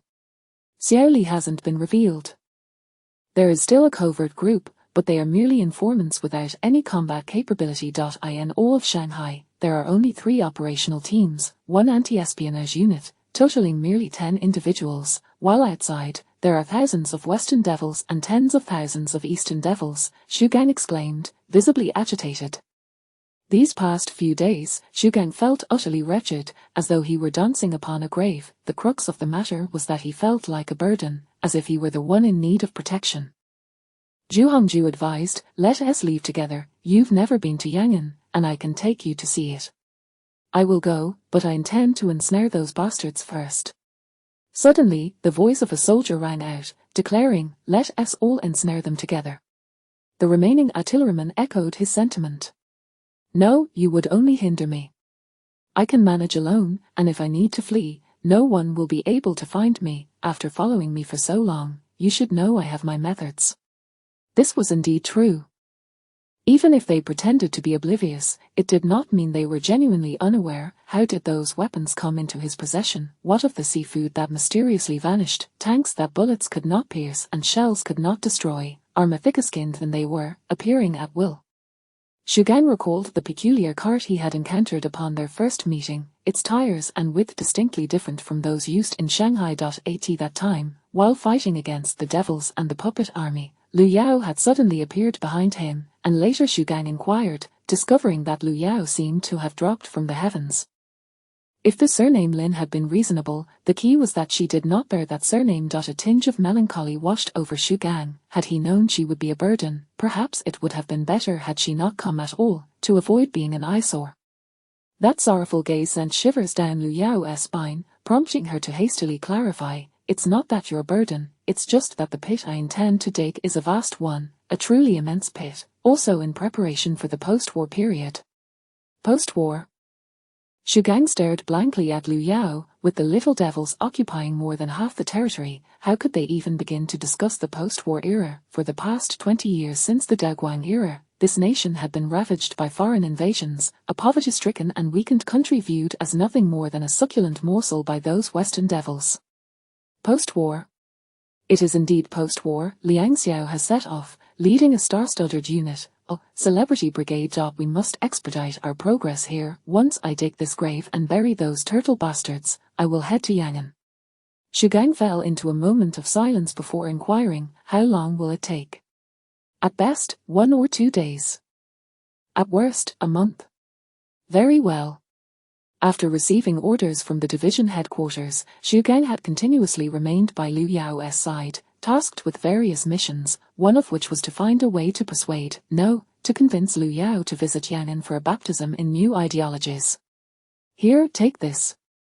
The frequency has already been set. I suspect the devils have locked onto our channel, so we must change the frequency of all walkie-talkies. This is a handheld radio, portable, with an instruction manual, intended for emergency communication. The handheld radio, a more complex device than a walkie-talkie, could operate on all channels and even function as a radio receiver. Equipped with a key, it could send Morse code or facilitate direct verbal communication. It boasted numerous advantages, such as being ideal for covert operations. Carried on one's person, one could tap it with a finger instead of using a key, reminiscent of the clandestine ways depicted in films. However, it also had its drawbacks, including potentially poor signal quality and its high cost, significantly pricier than ordinary walkie-talkies. Shu Gang immediately recognized its exceptional quality, particularly due to the display screen that showcased numbers, exuding an air of sophistication. Forget it, I'll give you another one. Take your time studying the manual, and if you encounter any unfamiliar characters, consult Hongju. With that, Liu Yao retrieved another device from her backpack, complete with a solar charging panel, key, headset, and microphone. Shu Gang hesitated to accept it, feeling as though he were receiving a last testament. Leave here as soon as possible, the little devils may advance into the concession ahead of schedule. A breach had been blown into the surrounding wall, revealing a scene of utter carnage within. Intact corpses were nearly non-existent, with dismembered limbs scattered everywhere, attracting a dark cloud of flies. It was as if all the flies in Shanghai had gathered for a feast. The streets were patrolled by the large-nosed army, and even the constables in the latrines gripped firearms. A discerning eye could ascertain that these troops were vaguely stationed near the Western-style buildings, resembling a protective presence, yet also akin to a house arrest. Nearby, families hastily departed, laden with belongings as they made their way to board ships. Air travel had become untenable, as the airports surrounding Shanghai had been bombed to oblivion. Liu Yao explored the villa, which was furnished more luxuriously than her own home, and without hesitation, she claimed everything except for the curtains, stowing away items such as a rotary telephone, a vanity, a piano, a dining table, and a wardrobe. As she passed through the kitchen, she felt increasingly aware that her pride in her modest home paled in comparison to the true grandeur of the villa. In layout, her home could hardly be classified as anything more than a self-constructed residence. The kitchen was expansive, divided into Chinese and Western cooking areas. The table appeared to be made of Huanghuali wood, and Liu Yao felt a pang of envy. The novels depicting the extravagant lives of warlord heirs from this era might indeed hold a grain of truth. The opulence was staggering. Suddenly, a bell rang. A doorbell, Ghost Brand, who would have thought that such a luxury existed. Upon opening the door, she found Professor He standing outside, holding a white handkerchief to his nose, seemingly unable to tolerate the stench of blood. Liu Yao bypassed the frail figure of the old man and caught sight of a tall, imposing figure resembling an underdeveloped gorilla, clad in a dark suit, topped with a black felt hat, with pale skin and blue eyes. "This is Mr. James," Professor He introduced, selectively ignoring the submachine gun in Liu Yao's grasp. James extended his hand with a smile, awkwardly muttering, "NHO." Liu Yao raised her submachine gun and replied, "No handshake, just come in." James awkwardly withdrew his hand, and after closing the door, Liu Yao instructed, "Follow my lead and watch your step." The security in the concession has deteriorated alarmingly. Recently, someone has been bombing the airport, and last night there were both gunfire and artillery. As I attempt to make a bit of money, there are also thieves attempting to break in. Alas, as a delicate woman, I must greet guests armed. James twitched at the corner of his mouth, pondering whether such shamelessness truly belonged to the Chinese. Meanwhile, Professor He stroked his goatee, seemingly having suddenly gone deaf, as if he had heard nothing, yet feeling a profound satisfaction, thinking that she would make a fine diplomat. Upon entering the villa, the living room was cluttered with wooden crates. Liu Yao gestured toward a narrow alleyway and remarked, "The nation is impoverished and weak, my family is equally destitute and cannot afford furniture, so I hope you both can make do." James thought to himself, surely, those crates must be filled with gold. "Oh, Miss Liu, would you like me to call a body recovery team? The yard will soon reek." "I have no money." Professor He remarked, "You possess quite the conversational charm." Chapter 56, A Misunderstanding. Liu Yao gazed at the fair-skinned, blue-eyed James and inquired, "What is it?"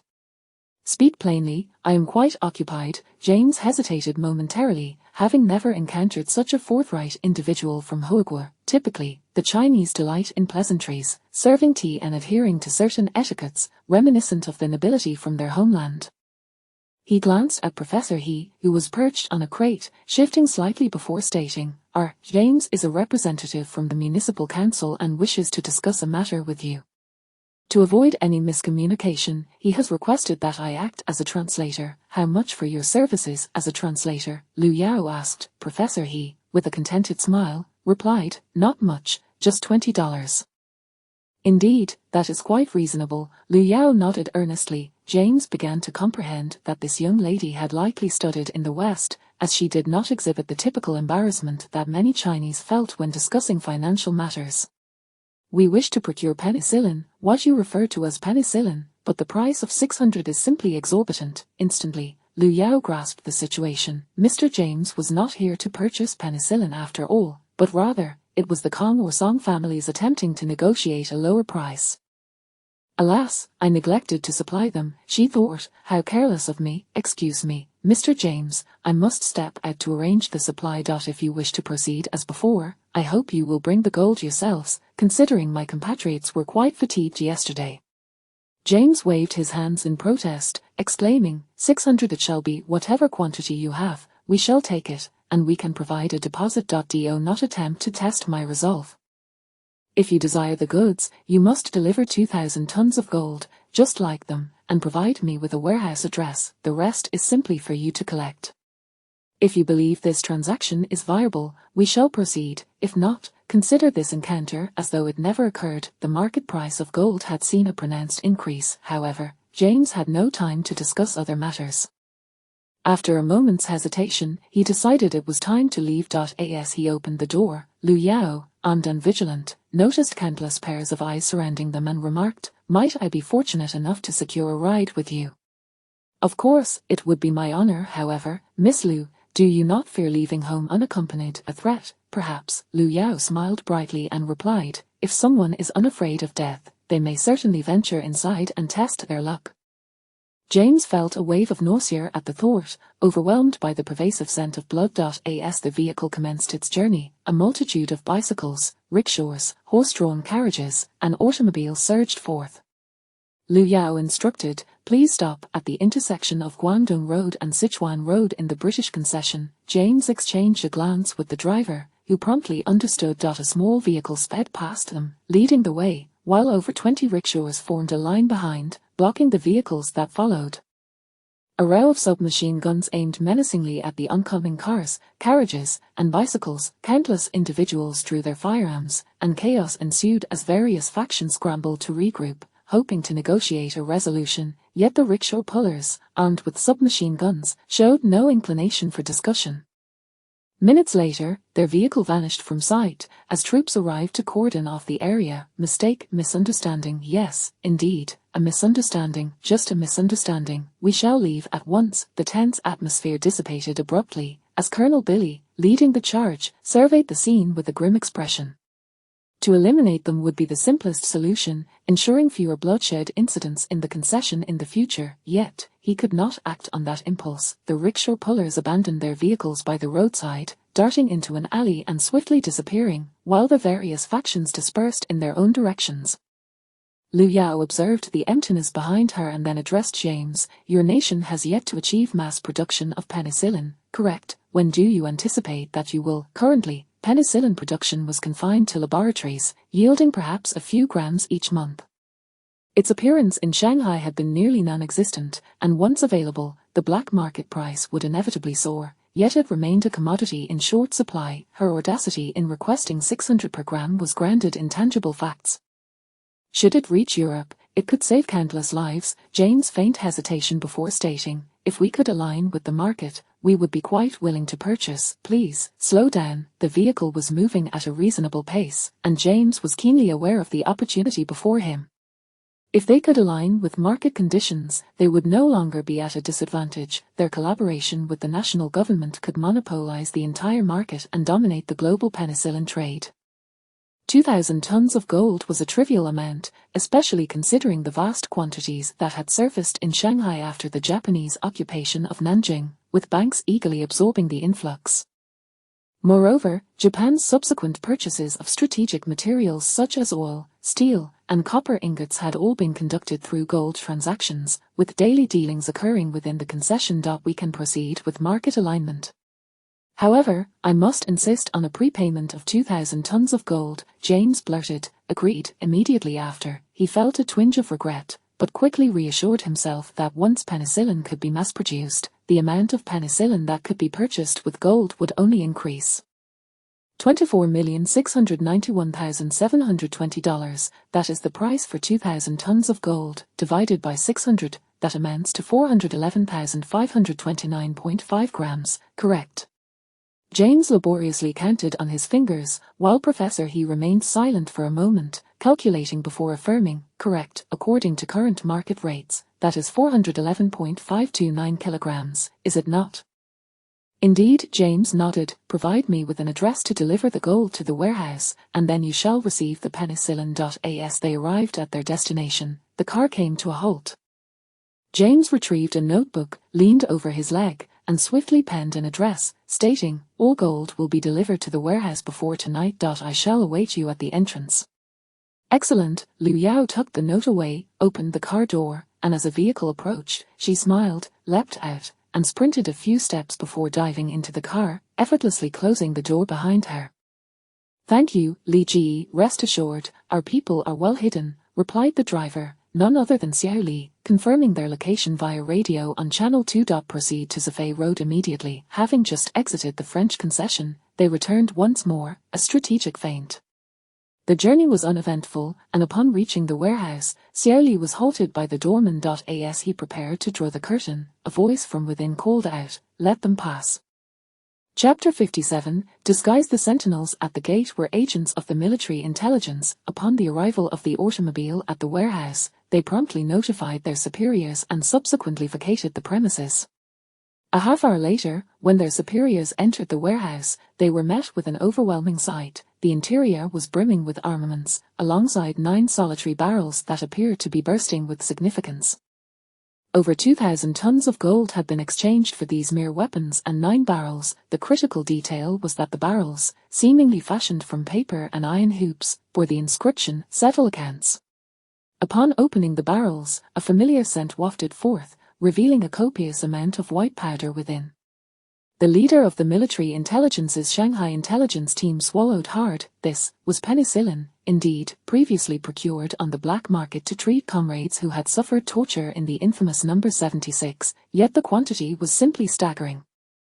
A fleeting moment of joy washed over him. With such an abundance, surely a small portion could be discreetly appropriated without objection from the Kong and Song families. Weigh it. Once everything was weighed and the paper tubes were removed, astonishingly, the total exceeded several dozen kilograms.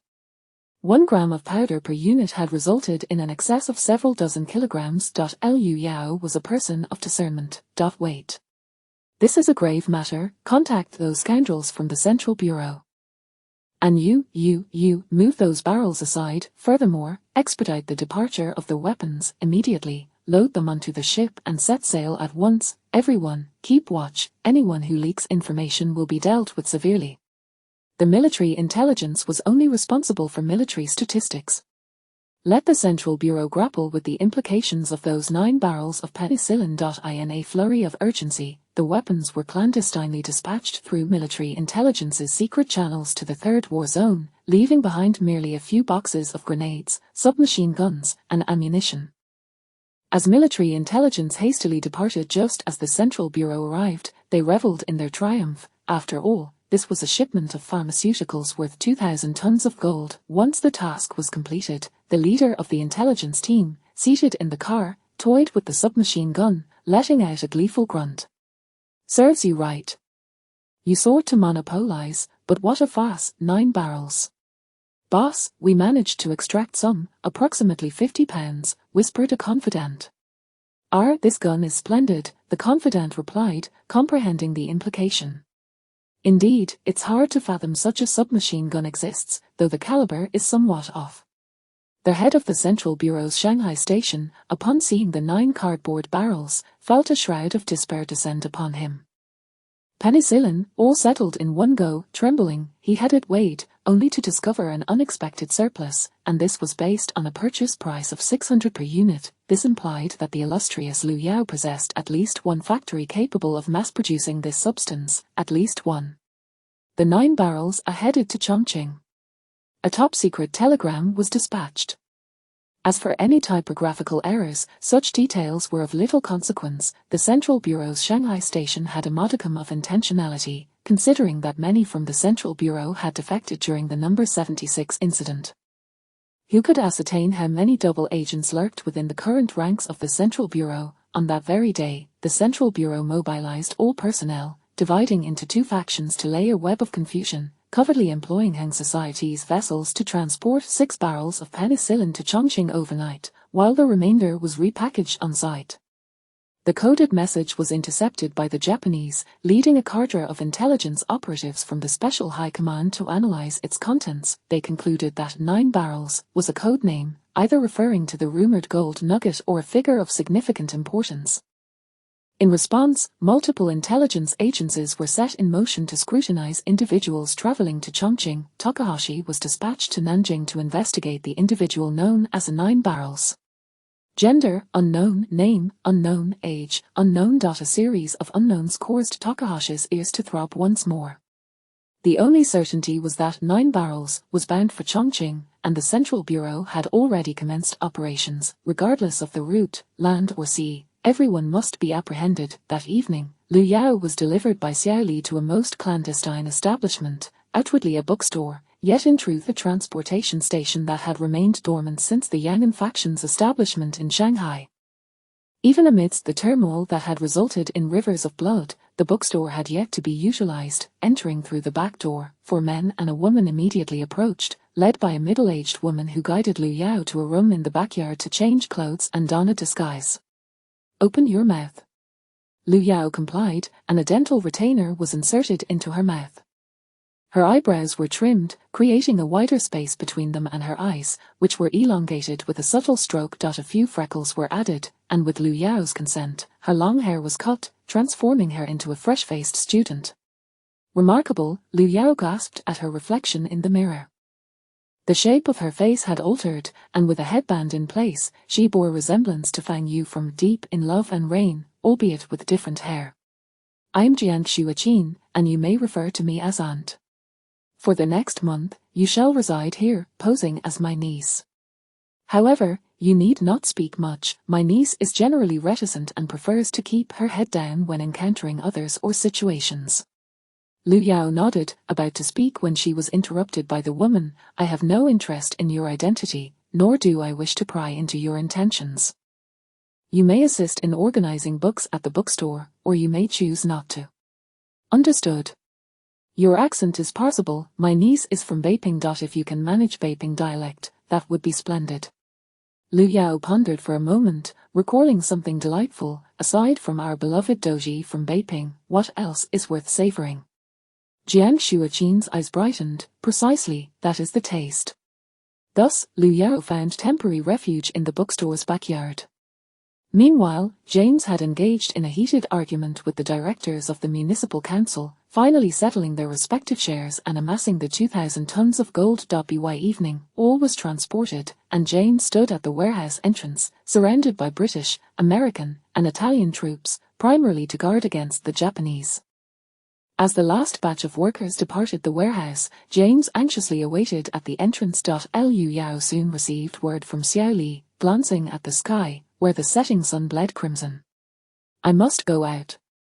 Jiang Xueqin scrutinized the sky, hesitated briefly, then nodded. "I will make arrangements." After waiting for over half an hour, Jiang Xueqin knocked on the door. "All set." Upon exiting, a rickshaw driver, noticing her signal, approached.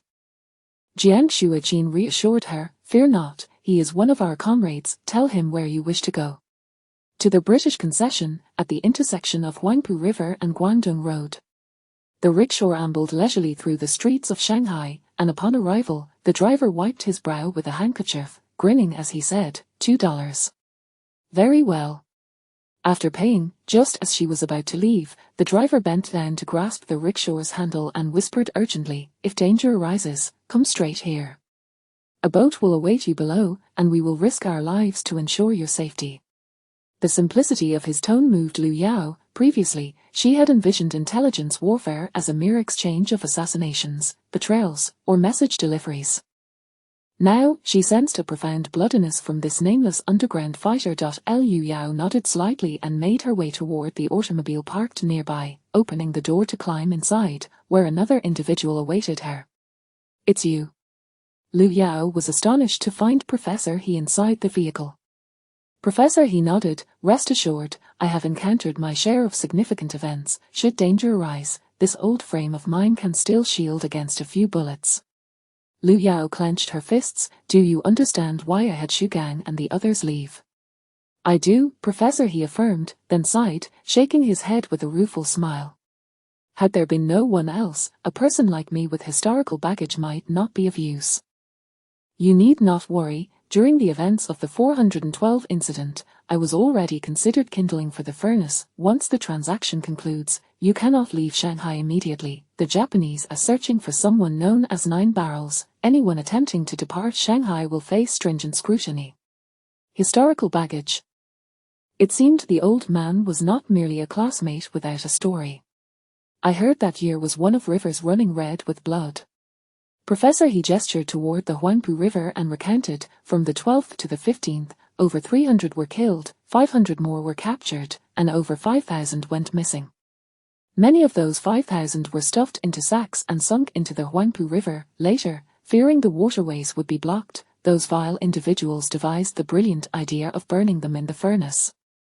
Hence, nearly all of the missing 5,000 would remain eternally unaccounted for. Chapter 58. Only the bastard knows who Jiutong is. A chill spread from the soles of my feet, causing me to involuntarily shudder.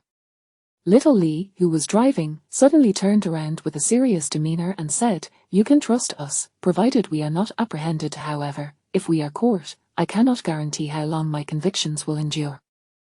Therefore, once you learn of my capture, you must not place your trust in me, nor in that old codger." Understood, Liu Yao replied, taking a deep breath before diverting the conversation. So, who is Jiutong? The old man retorted irritably, only a bastard would know who Jiutong is. After Liu Yao mentioned a warehouse address, Little Li nodded and started the vehicle. Upon reaching the checkpoint, Professor He rolled down the window and presented his credentials. After the arrogant foreign soldiers confirmed their identities, they were allowed to pass. Having navigated through 2 checkpoints, they arrived at the warehouse entrance, where they spotted James anxiously pacing back and forth. Liu Yao cautioned, "Drive directly into the warehouse, and once we disembark, promptly close the large door, then you all must exit and ensure that these chaotic troops withdraw." There were too many soldiers surrounding them, and judging by their uniforms, a multitude of military factions was represented, with the red-scarfed soldiers being the most numerous, almost rivaling the 8-nation alliance. Understood. As they approached James, Liu Yao lowered her head, and Professor He greeted him, saying, "We have come to inspect the gold." James, though puzzled, did not dwell on it. After all, with such a substantial quantity of gold, even a single vehicle could not accommodate much. The news of the chaotic military's withdrawal crackled through the intercom. Liu Yao pried open a box, assessed its quality, and after a brief inspection, confirmed that no one was around before securing everything into the storage space. She instructed the robot to conduct a weight check. After a considerable wait, it turned out there was not a gram more. Liu Yao instructed the robot to measure out precisely 411,529 kilograms of penicillin, neither a gram more nor a gram less. As 8 barrels appeared, just as she was about to wrap the scattered contents in paper and place them atop the barrels, her hand suddenly paused. "Wait, 9 barrels, 9 barrels, the Tom generation has yet to be transformed into a sieve." "Well then, let me lend them a hand." She retracted the 8 barrels back into her space and contemplated using a wooden box meant for gold, lined with a thick layer of cotton, into which she placed the bags filled with penicillin powder. 17 boxes were utilized in total. After translating a message using translation software, she elegantly inscribed a series of letters with a marker, indicating that the transaction was settled. "What kind of installment plan do you think this is? We're dealing with nearly a ton here. Are you satisfied with the pit we've dug?" Little Li, stationed at the door, heard a knock and opened it without a second thought, getting into the car, reversing, and honking at the entrance, after which Professor He pushed the door open. "Is he not coming along?" Liu Yao expressed her concern, fearing that the pit they dug might have inadvertently buried Professor He. Little Li retrieved a submachine gun from the floor of the front seat, chambered around, and placed it on the seat, saying, "He has his own mission. To draw the enemy's attention." "Has his identity been compromised?" "No, only by self-detonating your identity can you possibly survive. Within the concession, there are not only British and American forces, but also the Japanese troops. Upon hearing this, Liu Yao commanded, "Stop the car." Little Li ignored her, prompting Liu Yao to open the car door and declare, "If you don't stop, I'll jump out." Only then did Little Li bring the vehicle to a halt. Liu Yao patted Little Li's shoulder and smiled, saying, "I'm not sure what the organization is thinking, but Professor He's family is on the brink of extinction, yet he is willing to sacrifice himself for me. It seems like a strategy of replacing the peach with the plum, or perhaps to divert attention, but I don't need it. Little Li, you're not part of the independent unit, so you're unaware of my capabilities. Today, let me show you something." Though Liu Yao and Little Li had met several times, Xu Gang had not divulged any details to Little Li since he wasn't part of the independent unit. Liu Yao smiled at Professor He, saying, "Old man, Mr. James won't he mind this small translation fee?" James, standing nearby, looked at her in astonishment, having not recognized her until now. Professor He, puzzled by the unfolding events, shook hands with James and said, "Looking forward to our next collaboration." With that, he immediately got into the car. "Drive," he instructed in a low voice. "Child, as an old man nearing death, trading my life for yours is worth it, and no one will pursue the matter of the gold nugget afterward." "Oh, old man, aren't you a bit too full of yourself? You all should focus on wrapping things up. From now on, I'll handle all my affairs without your interference. I'll visit the bookstore when I have time. Child, I've already relocated the gold from the villa. You need not concern yourselves with anything here. Old man, do you still have family?" "Of course, I have a grandson in Xi'an. Xi'an, a splendid place, where he has uncles aplenty, and everything is made of wood, from high tables to low benches." "Oh, your hometown is Xi'an?" "Indeed. How long has it been since you had some more?" Liu Yao's inquiry inexplicably saddened the old man. "No more questions. Provide me with detailed intelligence regarding the Japanese barracks and supply depots. I'll retrieve it from the bookstore tomorrow. Little Li, stop anywhere up ahead." Noticing Little Li had not halted, Liu Yao insisted, "I have a safe place to go. Otherwise, Xu Gang and the others wouldn't have left first. After delivering a grand gift to the Japanese, I'll seek out Xu Gang." Little Li hesitated before finally stopping in a shadowy spot between two traffic lights. "Don't rely too much on the walkie-talkie. To put it plainly, it's equivalent to making a public call. As long as the frequency is the same, the enemy can hear it. Don't forget the intelligence I require." With that, she exited the car and stepped into the darkness. The vehicle remained stationary for quite some time without any sign of trouble before it finally restarted and departed. The bookstore quickly learned of this news and promptly reported it. Over an hour later, a telegram arrived from Yangon, requesting any intelligence gathered and instructing that all matters concerning the gold nugget be put on hold, coordinating personnel to vacate the concession. The directors of the Public Works Bureau, along with the businessmen and consortium members who pooled their funds, were left dumbfounded upon seeing the penicillin. Want to protest, they delivered it all at once, no issues there. They merely assumed the production wouldn't be so high and aimed to monopolize it, but they were met with over 400 kilograms of penicillin powder in their faces. "I believe we cannot reclaim our rightful share of penicillin based on quotas. Otherwise, the market will collapse rapidly," suggested a shrewd businessman. Indeed. What Sir said is correct." James rubbed his nose and remarked, "I want my share brought back to the homeland." He was already associated with the military of the White Eagle, and retrieving his share, which amounted to only 50 kilograms, would suffice. Once this penicillin was sent back home, selling just 1/10 of it in the market would cover all costs. 50 kilograms is nothing, it could easily be carried back. James resolved to return home immediately. The remaining individuals, too, began to contemplate their next moves, realizing it would be wiser not to linger here. It was easy enough to deduce that the Kong and Song families would also be delivering in one go. Should there be a large quantity of penicillin delivered, prices would undoubtedly plummet, possibly even dropping below $100. Thus, returning to their respective countries seemed the most prudent course of action. Chapter 59, Where is my gold? When the invaders discovered that those despicable bureaucrats had managed to acquire over 400 kilograms of penicillin, they plotted to bide their time, waiting for the price to drop before purchasing a substantial amount. However, to their astonishment, these individuals departed with the penicillin in tow, making a hasty exit under the cover of night, as if they were sprinting while carrying a boat. Barker. The command center of the expeditionary forces erupted into chaos. The surrounding airport was frantically undergoing repairs. Acquiring even a fraction of the gold from any of the companies would significantly alleviate the near collapse of their financial situation. Unfortunately, the gold was within the concession, and they were unable to seize it. 400 kilograms. How many lives will the Empire lose because of this?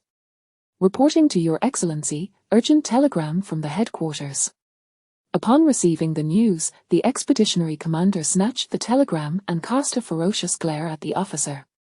He was immediately relieved of his duties, with Colonel Miura taking over. This usurper had finally climbed over him. Last year, it was likely that Miura had attempted to assassinate him, orchestrating an attack with the Green Gang's assassins and undercover military police, intending to frame the British and Americans. Had he not been wary and chosen a different hotel that revealed Miura's scheme, he would have met his demise long ago. As Miura swaggered into the dilapidated command center, the former commander recalled the profound look in Takahashi's eyes before their parting. Hence, he relinquished power without hesitation and boarded a cargo ship laden with wounded soldiers and rice that very night. Miura had not anticipated that this old adversary would be so agreeable, departing on the same night. His first order was to eliminate the agents in proximity to the gold-laden mansions and subsequently seize control of all the docks, even if it meant resorting to warfare to keep the penicillin in Shanghai. His decisiveness was swift. Good news soon followed as Miura successfully intercepted several merchants who had not yet set sail, forcibly acquiring 70 kilograms of penicillin at a price of $700 per gram. Meanwhile, the warehouses in the concession were surrounded by a large number of undercover military police and Green Gang assassins, all awaiting the signal for a coordinated assault. Just as the good news arrived, Miura, grinning like a fool, was met with disastrous news. After clearing the agents outside the mansion, more than 20 special agents and over 30 military police who entered the mansion were obliterated in an explosion. Bang! Miura's face turned ashen as he slammed his fist on the solid wooden table. It was a landmine capable of firing steel balls. The entire unit was annihilated, with no survivors. The remnants of bodies were mixed with previous fragments, stuck to the ground, requiring a shovel to clear away. Continue. We must capture that mansion. A merciless order was issued, this time, once again led by the disarmed military police. After sacrificing several lives, they finally discovered that there were no traps left. Upon prying open the wooden crates inside, they found not a single grain of gold. Barker. Miura drew his military saber and shattered a vase, rumored to be from the Chenghua period. Subsequently, the airport suffered yet another attack, leaving the still unrepaired facility in ruins. Airports surrounding Shanghai faced simultaneous assaults. Calculations suggested that the enemy possessed at least one artillery battalion, with firing positions located within the concession. At this moment, Miura finally comprehended that his predecessor had not been ousted. An artillery battalion, how could such a thing exist within the concession? After receiving the rocket launcher, Liu Yao entered the space, initially feeling refreshed and in high spirits, humming a tune while preparing for a hot pot meal, when she suddenly sensed something amiss. Where is my gold? Where is my gold? Where is my precious gold? Over 4,000 tons of gold. She could have built a house entirely from gold bars, and now it was all gone. The instigator of this debacle was the creaking robot approaching her. After clarifying the situation, Liu Yao gazed at the robot with the same disdainful eyes one might reserve for a pile of useless scrap, asking, "What authority do you have to?" Holographic projections appeared before her, dazzling and resplendent, revealing the entirety of the space. Is this it? Liu Yao's screwdriver twitched in her hand. So, you can still communicate with that interstellar civilization. That's 4,000 tons of gold, 4,000 tons. If I were to throw that gold in Yu Xiaolan's face, do you know what I would gain? The robot replied, according to Blue Star's criminal law, intentional homicide is likely to result in a death sentence. Given Yu Xiaolan's status as an active military personnel, there is a 99% chance of reincarnation. Liu Yao. The space had become complete, which would enhance stability. This was the most apparent benefit of the 4,000 tons of gold. But what good was that? To accommodate the storage of gold and supplies, the vegetables planted within the space had been crushed. The robot extended its hands, revealing 6 rings similar to the storage rings she had previously found. Master, only when the space is complete can there be a complete ecosystem here. Liu Yao. What good is that? That's 4,000 tons of gold, the robot shrugged, adopting a demeanor of indifference as if to say, just kill me. My programming includes utilizing the resources of the space to automatically upgrade it. Gold is precious because a planet must possess either gold or materials of equivalent density, strong thermal conductivity, and durability as a foundation to achieve stability. Liu Yao snatched the 6 storage rings and said fiercely, "Stop your useless automatic upgrade program. Moreover, if there is a next time, I will dismantle your CPU, break your memory modules, and crush your graphics card." In her eyes, she had already devised various purposes for each component of the robot. "Yes, master." Cursing throughout the night, Liu Yao finally inquired, "Does your hard drive contain advanced technology?"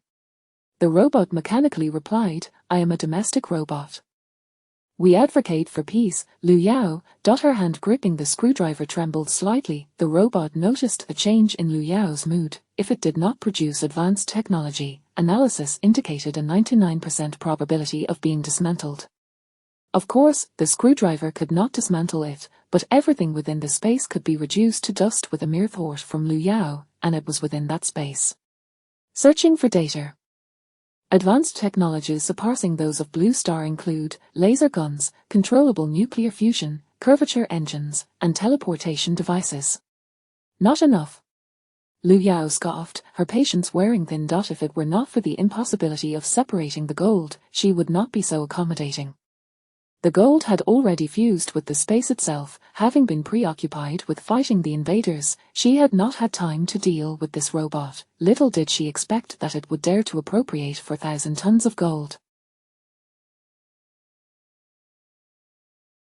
If it could do that today, what would stop it from turning against its master tomorrow? What use was it to keep it around? Chapter 60. What great matter could it be? Over 4,000 tons of gold, enough to bring Yu Xiaolan to her knees in song. With so many adorable representatives, one could also indulge in some purchases. After toiling tirelessly to acquire this gold, it had all vanished. Now, in Shanghai, only the Japanese could afford to buy penicillin. Engage in trade with the Japanese, even veterinary penicillin, she had no desire to sell to them. Interstellar battleship technology. These were the only capabilities of the robot, yet none could be manufactured according to the blueprints in such a rudimentary realm. Many materials could only be found in the vast cosmos. Laser guns could be produced, and as for materials for controllable nuclear fusion, with some effort, they could also be procured. Beyond that, it was futile to even entertain the thought. Even if I hadn't come, in a few years, the war would have ended. Therefore, how significant are the technologies you provide to me? Liu Yao scoffed. The robot fell silent. If this peace-loving robot understood what a UFO was, PUD, PUC, CPU, if it knew, it would have reacted accordingly. Ultimately, Liu Yao forged a series of unequal treaties with it, temporarily sparing its existence. For instance, all technology stored on its hard drive was to be copied, and most crucially, it could not use anything in the space without permission.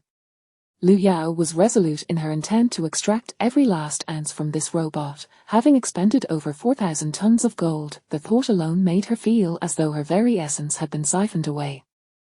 The heartache was suffocating, leaving no trace of the gold behind. Although the space seemed to belong to her, its complete form merely granted Liu Yao an additional function, the ability to bring people into and out of the space. Yet, she could only transport one individual. Who would it be? Yi Fan or the entire Yi family? Upon returning to the modern realm, she tossed a printer and several boxes of A4 paper into the space, subsequently purchasing several more printers and hundreds of boxes of A4 paper online. From that moment forth, everything stored by the robot had to be printed out for her. She also handed over the portable hard drive she had bought during her school days to the robot before calling Yu Xiaolan. The other end seemed quite noisy and tumultuous. Upon hearing the distinctive ringtone, Yu Xiaolan hurriedly answered, if it's not too urgent, could you let me finish my wedding first? Wedding? Oh, right, I heard you were getting married during the National Day holiday. why wasn't I informed, afraid my gift would be too meager. In recent days, Lu Yao had been living on compressed biscuits, having either eaten proper meals or resorted to instant noodles.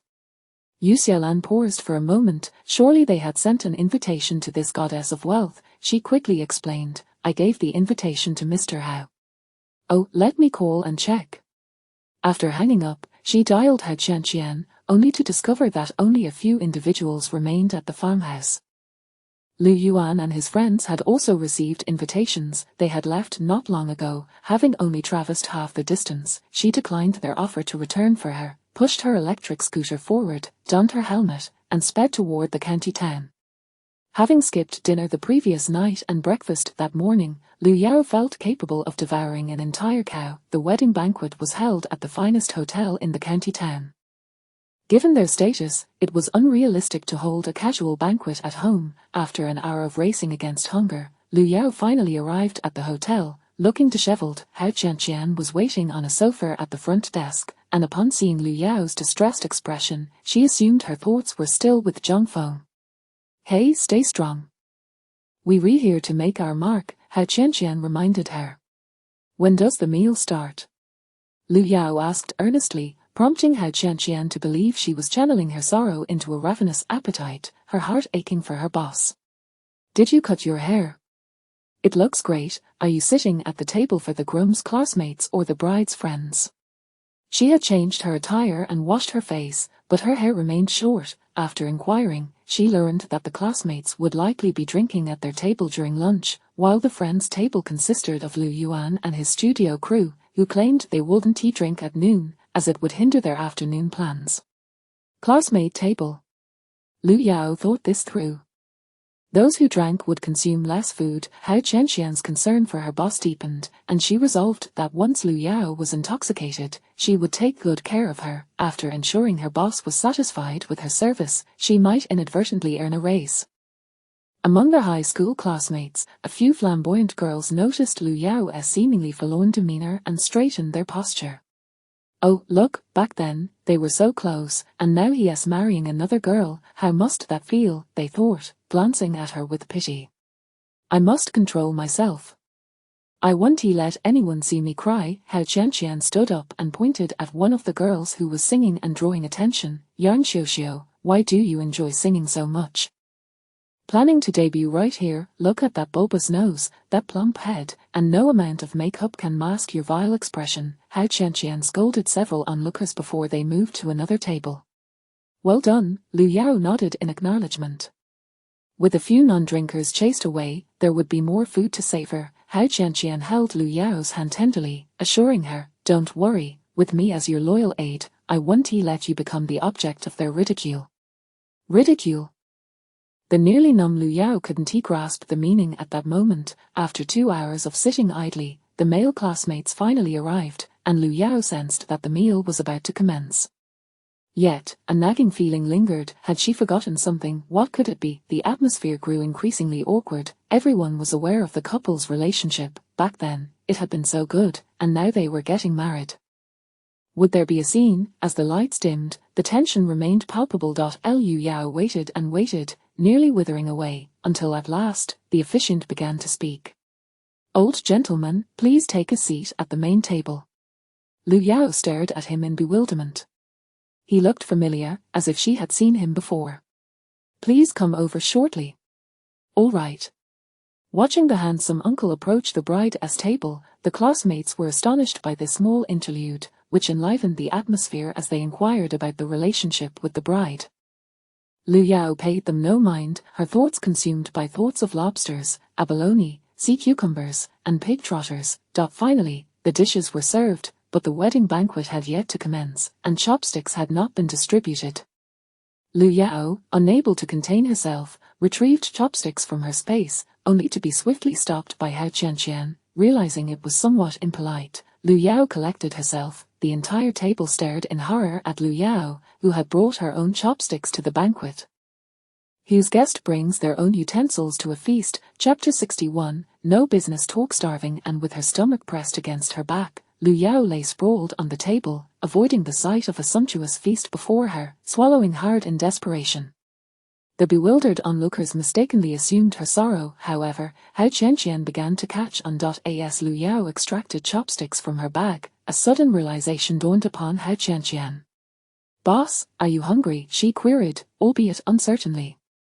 "I didn't eat dinner last night, nor breakfast this morning," Lu Yao sniffled, utterly dejected. It was no wonder that those domineering CEOs often suffered from stomach ailments. They neglected their meals in the throes of business. Hao Qianqian felt a pang of sympathy and deliberately raised her voice, stating, "The bride is stunning." As everyone's gaze shifted to the stage, she swiftly seized a plate of braised beef. Observing this, Lu Yao pretended to lean over the table and devour the food voraciously. Only a boy seated beside her noticed this charade but chose to remain silent. Her ex-boyfriend was getting married, and the bride was not her. The poor girl was heartbroken. What was wrong with indulging in some beef? He adjusted his chair slightly to obscure the view, as he abstained from beef and preferred noodles without cilantro. With a little food in her belly, Lu Yao recalled her morning engagement. She needed to rendezvous. Damn it, how could she forget such an important matter? Aunt Jiang would surely be frantic. The beef is delicious." Finally, she picked up her chopsticks. After everyone poured drinks and exchanged pleasantries, they suddenly noticed a gluttonous figure feasting ravenously. "You gentlemen drink, while we ladies eat. What is the problem?" Hao Qianqian asserted, defending their actions. The others nodded in agreement. When the bride and groom came to toast, upon seeing only a meager 4 or 5 plates on the table, Yu Xiaolan blurted out, "You've taken the audience seats. Why haven't you been served?" "We have been served." "Indeed, we have." A passing waiter chimed in, "The plates that have been finished have all been cleared away." Lu Yao rose and remarked, "The food is quite tasty, though the portions are a bit scant." Congratulations on your new marriage." "Oh, I don't have a red envelope, please don't be offended." Saying this, she pulled out a gold bar from her pocket. Unable to produce a smaller denomination, she took out a 10-tael piece. "Hurry up and get married, so you can bring her some alms." She was about to head to Yan'an and couldn't go empty-handed. Besides, there were countless guerrilla fighters along the way who needed to be outfitted. Most importantly, she might have to buy on credit because she wanted to purchase a cute girl, and if possible, she also desired a sunny, cheerful lad. Ideally, she could trade one military rabbit for some training. While peace and stability reigned here, with toasts and laughter echoing, everyone flaunted their cars and cash, while elsewhere, death was an ever-present spectre. "How could I accept this?" Yu Xiaolan said with a grin, as a sharp-tongued girl from the next table, previously scolded away by Hao Qianqian, sniped, "What a generous gesture, handing out gold bars. Who knows, maybe it's wrapped in chocolate." "Damn it," Lu Yao cast a glance but chose to ignore her, inquiring, "The food is excellent. Is there more prepared?" Yu Xiaolan quickly responded, "Yes, several tables. I'll have the restaurant prepare some for takeout. 1 table will suffice, I'll pay for it myself." She was willing to eat but felt she hadn't sunk to the level of shamelessness yet. "Boss, I'll go now." Hao Qianqian stood up immediately. "Wife, let me handle this small matter." "Don't you worry, it's all good." Fan Cai, who had stopped drinking, stood up right away. "Waiter, here, please bring another table," Zhang Feng instructed the waiter. "How generous." Lu Yao gave a thumbs up. "My grandfather said to wait for you. He wants to introduce you to my dear mother and father. By the way, the 2 brothers from the Lu family are still waiting for your goods." "Oh, that uncle earlier must have been Lu Xiangdong or Lu Xiangxi." She gritted her teeth and leaned in, saying, "That 055 may not look big, but give me 2, or how else will I catch seafood?" Yu Xiaolan nearly spilled the 2 drops of pure water she held. 055, isn't he big?" Yu Xiaolan was astounded.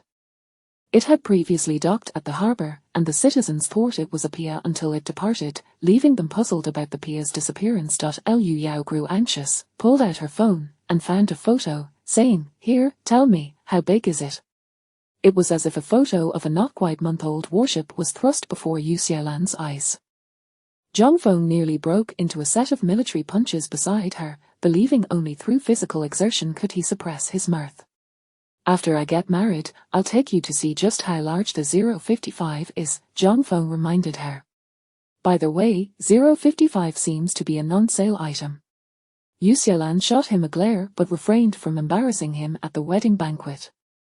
After the toasts, Yu Xiaolan moved next door, slamming the gold bar onto the table, coldly glaring at the girl, declaring, "Here's your chocolate."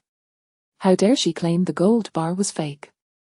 How was she dismissing the god of wealth as a mere myth? After the toasts, Lu Yao stood up as the waiter brought another table of dishes, saying, "You all enjoy your meal slowly. If you have time this afternoon, feel free to visit my farmhouse. I know several of you old classmates have helped a lot, thank you." You startled me, I thought we were about to feast excessively again. Yes, that was frightening. So, are we going this afternoon? Hao Qianqian glared at them. What? Haven't you had any seafood that isn't contaminated? Let me tell you, had it not been for wanting to thank you, we would have grilled it all by now. Do you see that table? The Lu family from the capital, a national seafood chain, specifically wants to do business with us. Oh, a few days ago, you went to run the seafood market paperwork. I thought you were joking. Of course we're going, whoever doesn't go is a fool. Upon seeing Lu Yao approach, Lu Xiandong quickly stood up, oblivious to the astonished expressions of 2 or 3 others. Although he was not young, he shared the same generation as Yu Xiaolan, and due to limited seating, he was the only one at the table. His younger brother couldn't even sit with him. A table like this wasn't solely for the wealthy.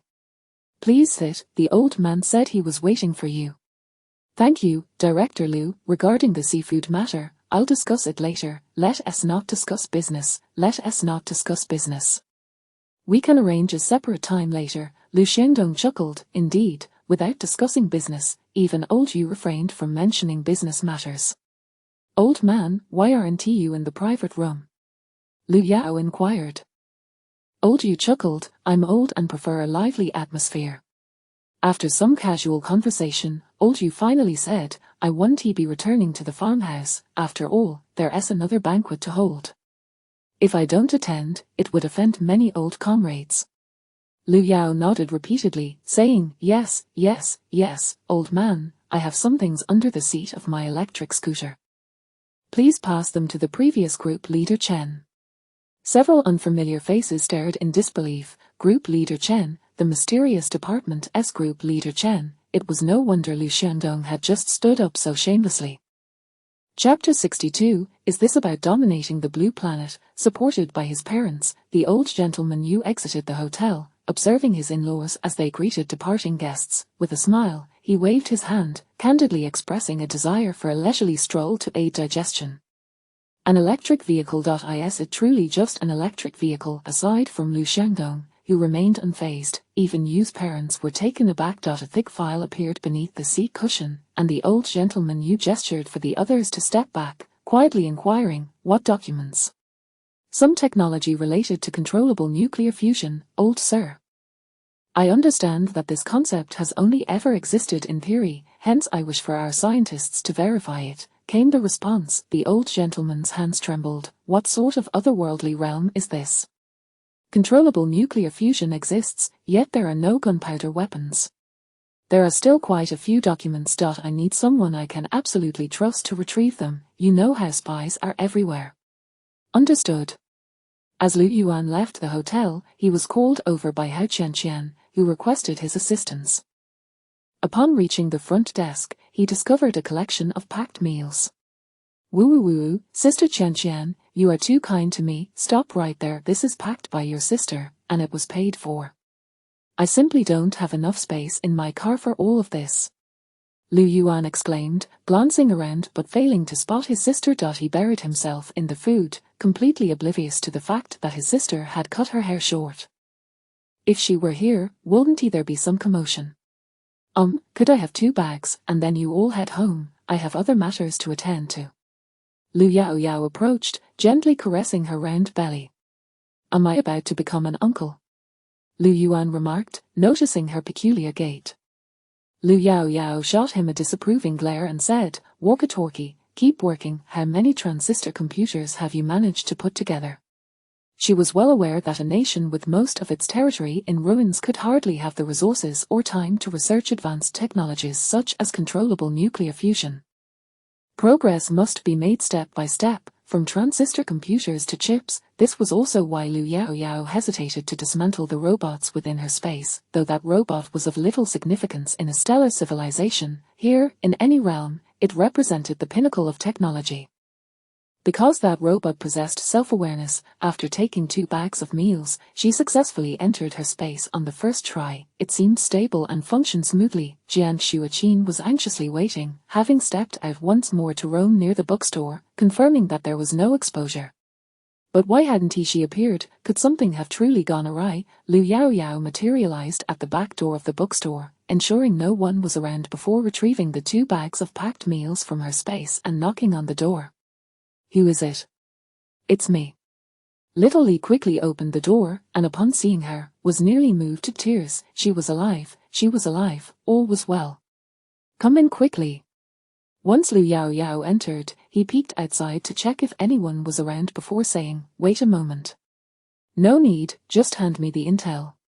Little Li nodded and went to the front. Upon hearing this, Jiang Xueqin rushed over. "You two taste the food, where's the intel?" Upon seeing the exquisite meals, Jiang Xueqin speculated that Liu Yaoyao must have had her own connections to stay at the Grand Hotel the previous night, and promptly handed her the book in her hands. Not knowing how Liu Yaoyao would utilize it, this was the only option available. "The list of hidden agents from Unit 76, you are professionals, handling this will be far more efficient than my reckless approach." Liu Yaoyao produced 2 sheets of A4 paper, listing names along with brief descriptions compiled by the space robots during document organization. Neither of them paid any attention to the delightful meals. By the time they realized, Liu Yaoyao had already departed. After leaving, Liu Yaoyao perused the books, discovering a piece of paper and a map tucked within, detailing the locations of 3 supply warehouses.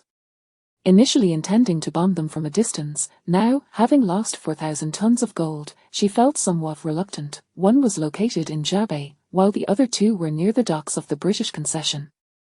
The Jiabei one could be bombed from afar, but for the 2 warehouses in the British concession, she thought it worth a try. What if it succeeded? Disguising herself, she seamlessly blended into the group of dock workers and entered the dock, laboring as a manual worker for the enemy before retreating into her space within the warehouse. The supplies towered like mountains. With a thought, she returned to the backyard. What was happening? Why was she here? Her little electric scooter was still, oh right, it had already been stored in her space, so all was well.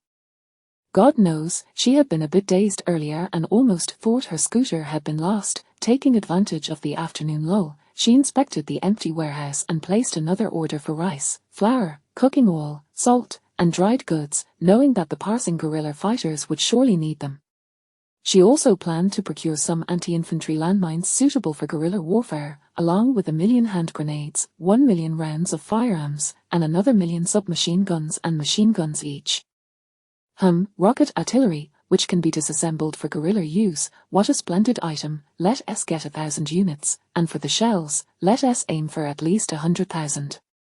As for rocket launchers, a demand for 10,000 units, and rocket launcher shells, at least 1 million. Surely, the enemy's aircraft were quite bothersome. For the flying crossbow, 2,000 sets would suffice, and for missiles, let us request 200,000 rounds.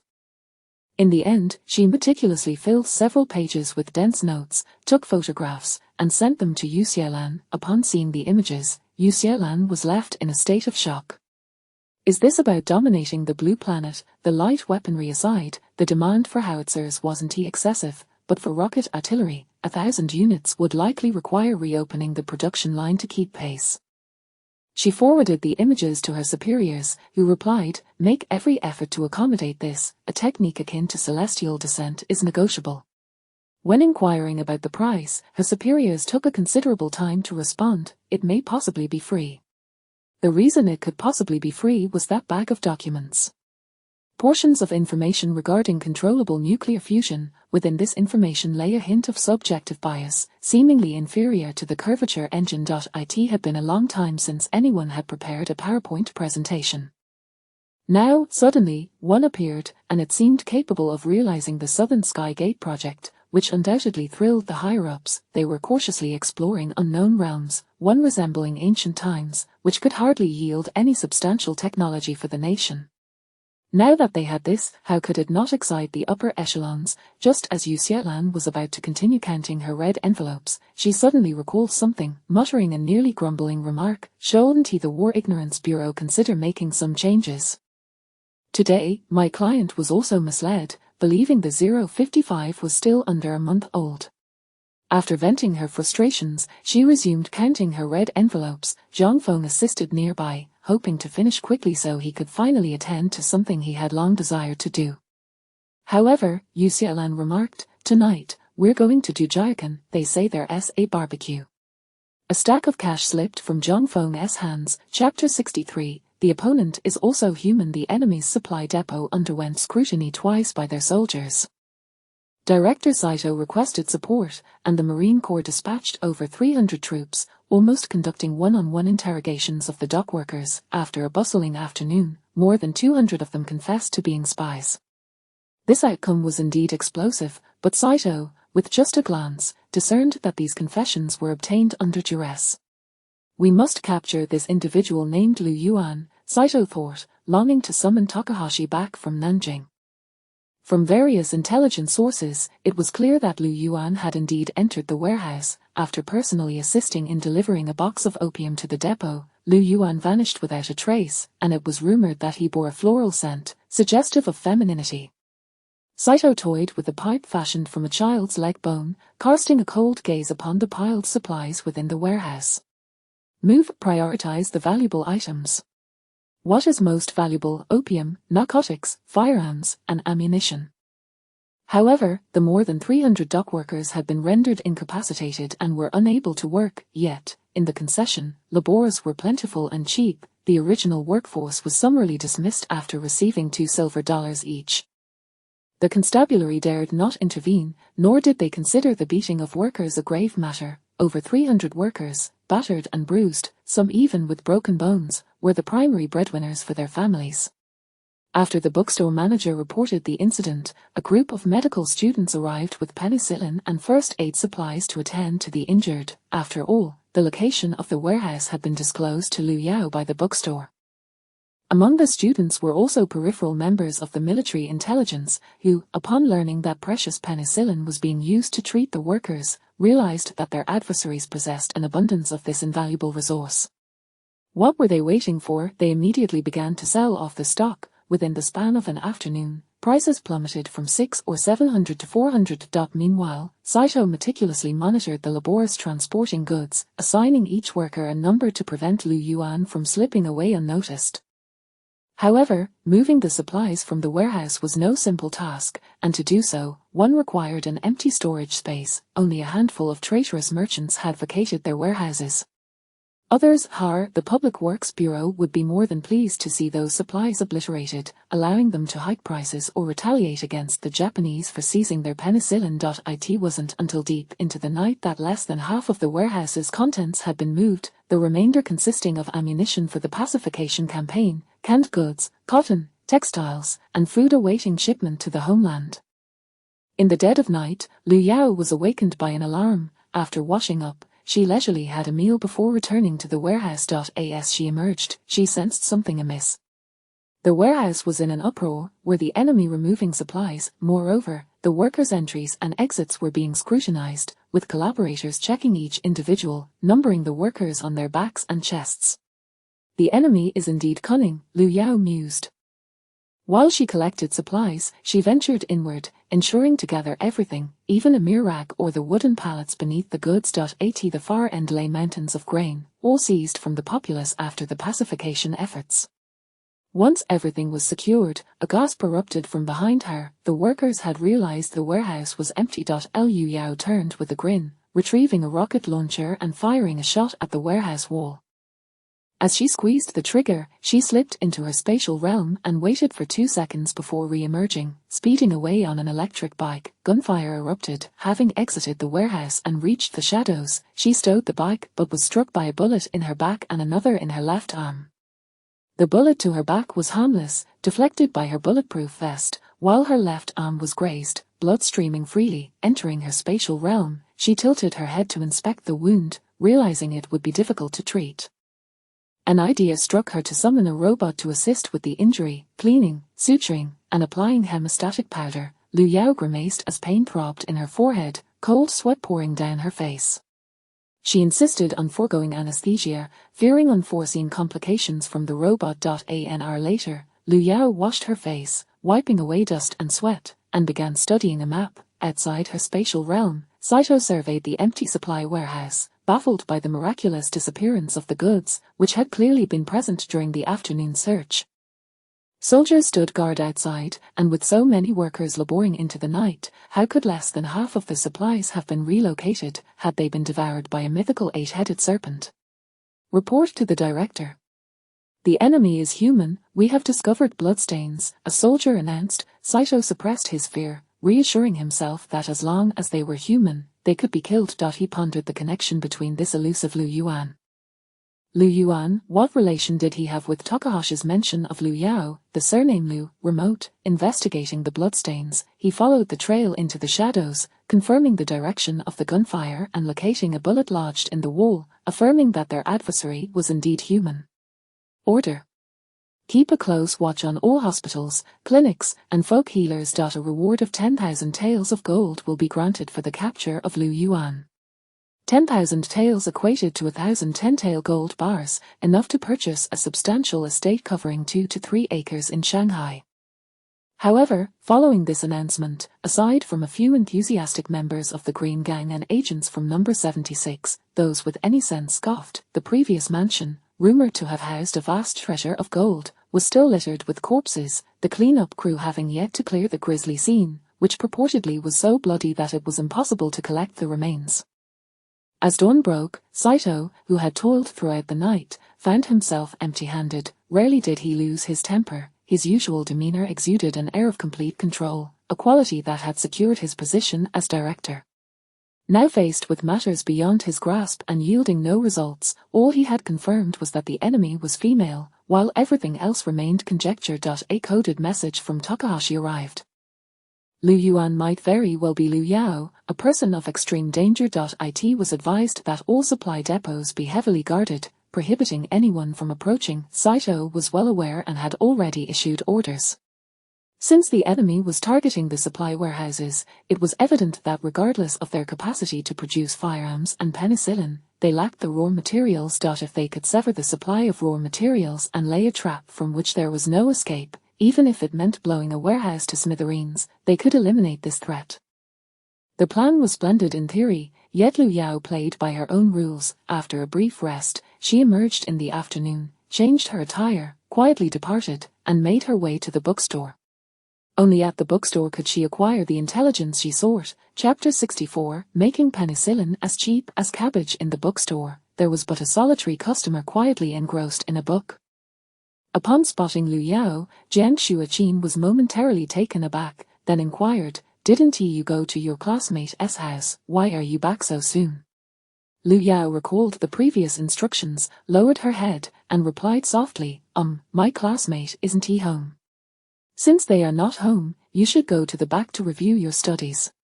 Jiang Shuaqin gestured discreetly to a worker clad in an apron cleaning up, then continued, "There was a vendor selling persimmons earlier. I'll buy a few for you." With that, Jiang Shuaqin followed him to the backyard. Upon arriving, she walked directly into a room and emerged with a plate containing 5 green persimmons. "These persimmons, I tasted one this afternoon, sweet and crisp, absolutely delightful." Her voice rose slightly, prompting Lu Yao to sense that something was amiss. She nodded and opened the door to let Jiang Shuaqin in. "We might be under surveillance. The establishment next door has been rented out at a high price, purportedly to open a photography studio." Any rustle or disturbance sent chills down Jiang Shuaqin's spine, for this young lady's actions were intertwined with the fates of countless soldiers. "It's merely a photography studio. Wouldn't neighbors go there to take photos and lend their support?" Jiang Shuaqin paused, then smacked her thigh in realization. "Of course we must go. I was too preoccupied with anxiety and nearly let the cat out of the bag." However, seeing Lu Yao's eagerness, she quickly interjected, "You mustn't go. Your disposition is timid, and you become anxious when speaking with strangers." Lu Yao thought, this characterization is utterly flawed, such a pity, she too yearned to experience the photographic techniques of this era. The photographs of film stars and high society ladies were simply exquisite. She wished to partake, feigning ignorance. Jiang Shuaqin turned her head and remarked, "Your credentials will soon be. What about the space next door?" "Oh, it's vacant. No one is there." Suddenly, Lu Yao's mind raced with the thought of the vast quantities of penicillin stored within. Tentatively, she inquired, "Auntie, what do you think about me opening a penicillin shop next door?" Indeed, selling to the Japanese could be a viable option. These Western devils were currently employing a policy of appeasement, and with the impending outbreak of the Pacific War, Liang Xiao, that scoundrel, had ventured south to claim his territory or strategize for the post-war era. Surely, no significant issue would arise from her ensnaring a few Japanese in her web, selling them some penicillin and watching them engage in a dog-eat-dog struggle on the Pacific battlefield. It would be delightful if they were to obliterate one another. She recalled the Nanjing massacre, during which the Japanese pilfered 6,000 tons of gold. Such an overwhelming figure, reclaiming it would be fraught with peril. The Japanese were not as foolish as pigs. Just last night, they nearly ensnared her. To perish in 1s prime would be a tragic waste. With her retirement plans underway, she could not afford to meet her demise before achieving victory. You wish to reduce the price of penicillin to that of cabbage. Jiang Shuaqin had already learned that the Central Bureau had acquired over 400 kilograms of penicillin and had sold 100 kilograms to the puppet government while passing through Nanjing. The puppet government lacked sufficient gold, but the Japanese possessed it in abundance. If they could depress the price of penicillin in Shanghai, it would benefit the rear lines. At the very least, the Kong and Song families would surely sell this batch of penicillin directly to the national government to mitigate risk. In that case, they could save more soldiers in the resistance. Overall, the benefits would outweigh the drawbacks. As for the Japanese using this penicillin to treat their soldiers, only their locusts and tycoons would know. Reports had been received from Nanjing. The penicillin sold to the puppet government had been airlifted to the Japanese homeland the same day, leaving not a gram behind. Jiang Shuaqin silently approved, yet she needed to seek further consultation. After voicing her concerns, Lu Yao waved her hand dismissively and said, "If you're willing to assist, then please do. If not, I shall return to the telegraph office and send a coded message for the Japanese to come find me." Only then did Jiang Shuaqin realize that this young lady was not affiliated with any organization. She had never joined one and was thus a free agent. This was why the Yang inside had consistently emphasized the need for protection without interference. "We are willing to help." "Excellent. I recall Professor, he has quite the reputation. How about we let him handle this matter? I shall provide you with a generous reward. The organization needs to grow, and in this precious land, funds are required everywhere. How does 20% sound?" Suddenly, Jiang Shuaqin recalled a line from a telegram sent from Yangon. It was permissible to feign poverty. Instantly, her mind cleared, and she spoke with conviction. "There's no need. Although we may be somewhat impoverished here, living a more austere life and only feasting on meat during festivals, our faith remains unwavering. We rely on our beliefs to combat the enemy. 30%. Lu Yao closed her eyes. What kind of life was this? She had always thought that espionage dramas were fictitious, yet now, venturing outside, she was acutely aware of how many guns were trained upon them. Jiang Shuaqin's lips moved, suppressing a smile as she earnestly stated, "Truly unnecessary. Although we have lost over a dozen outposts this year, our resolve to resist has not wavered. If Comrade Lu genuinely wishes to assist us, I hope you can provide us with weapons." The guerrilla forces in Jiangyin are expanding rapidly, having formed a battalion of over 100 men, most of whom wield only large knives. 6 men share a single gun. "Very well, I shall rent the place next door.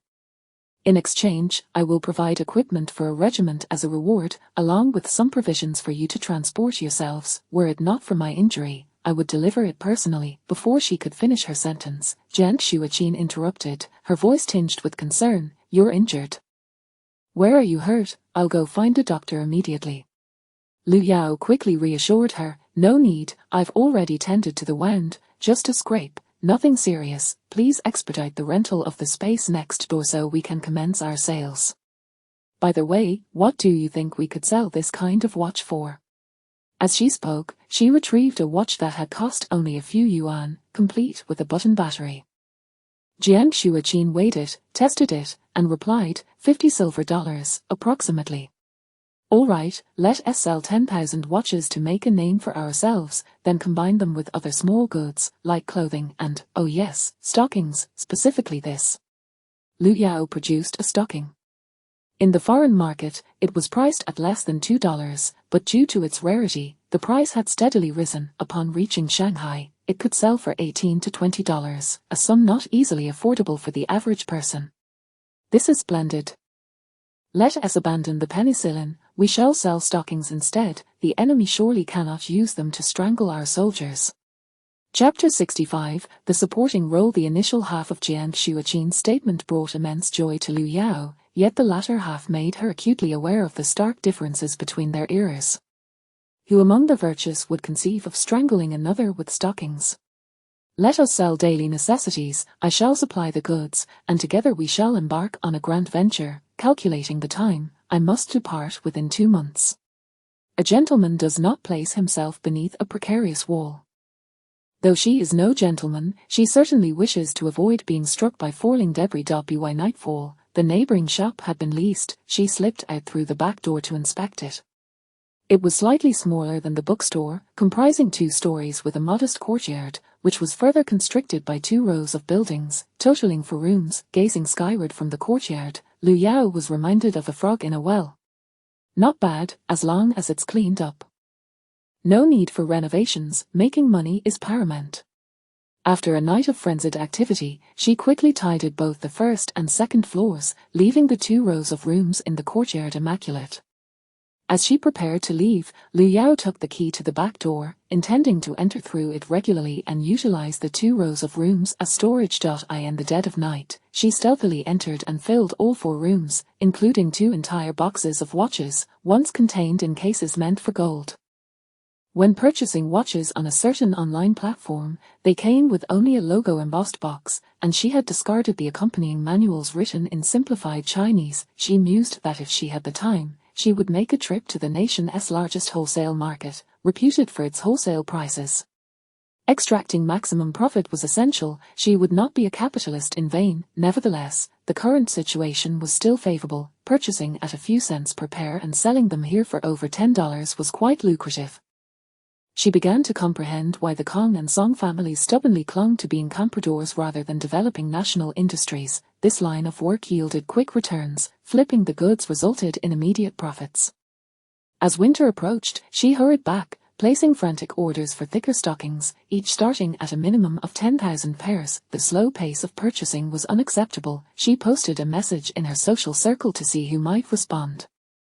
Indeed, 2 classmates and a younger female student expressed that they had ample old clothing stock available by the pound. By the pound, had they become so extravagant? The 3 of them wept openly.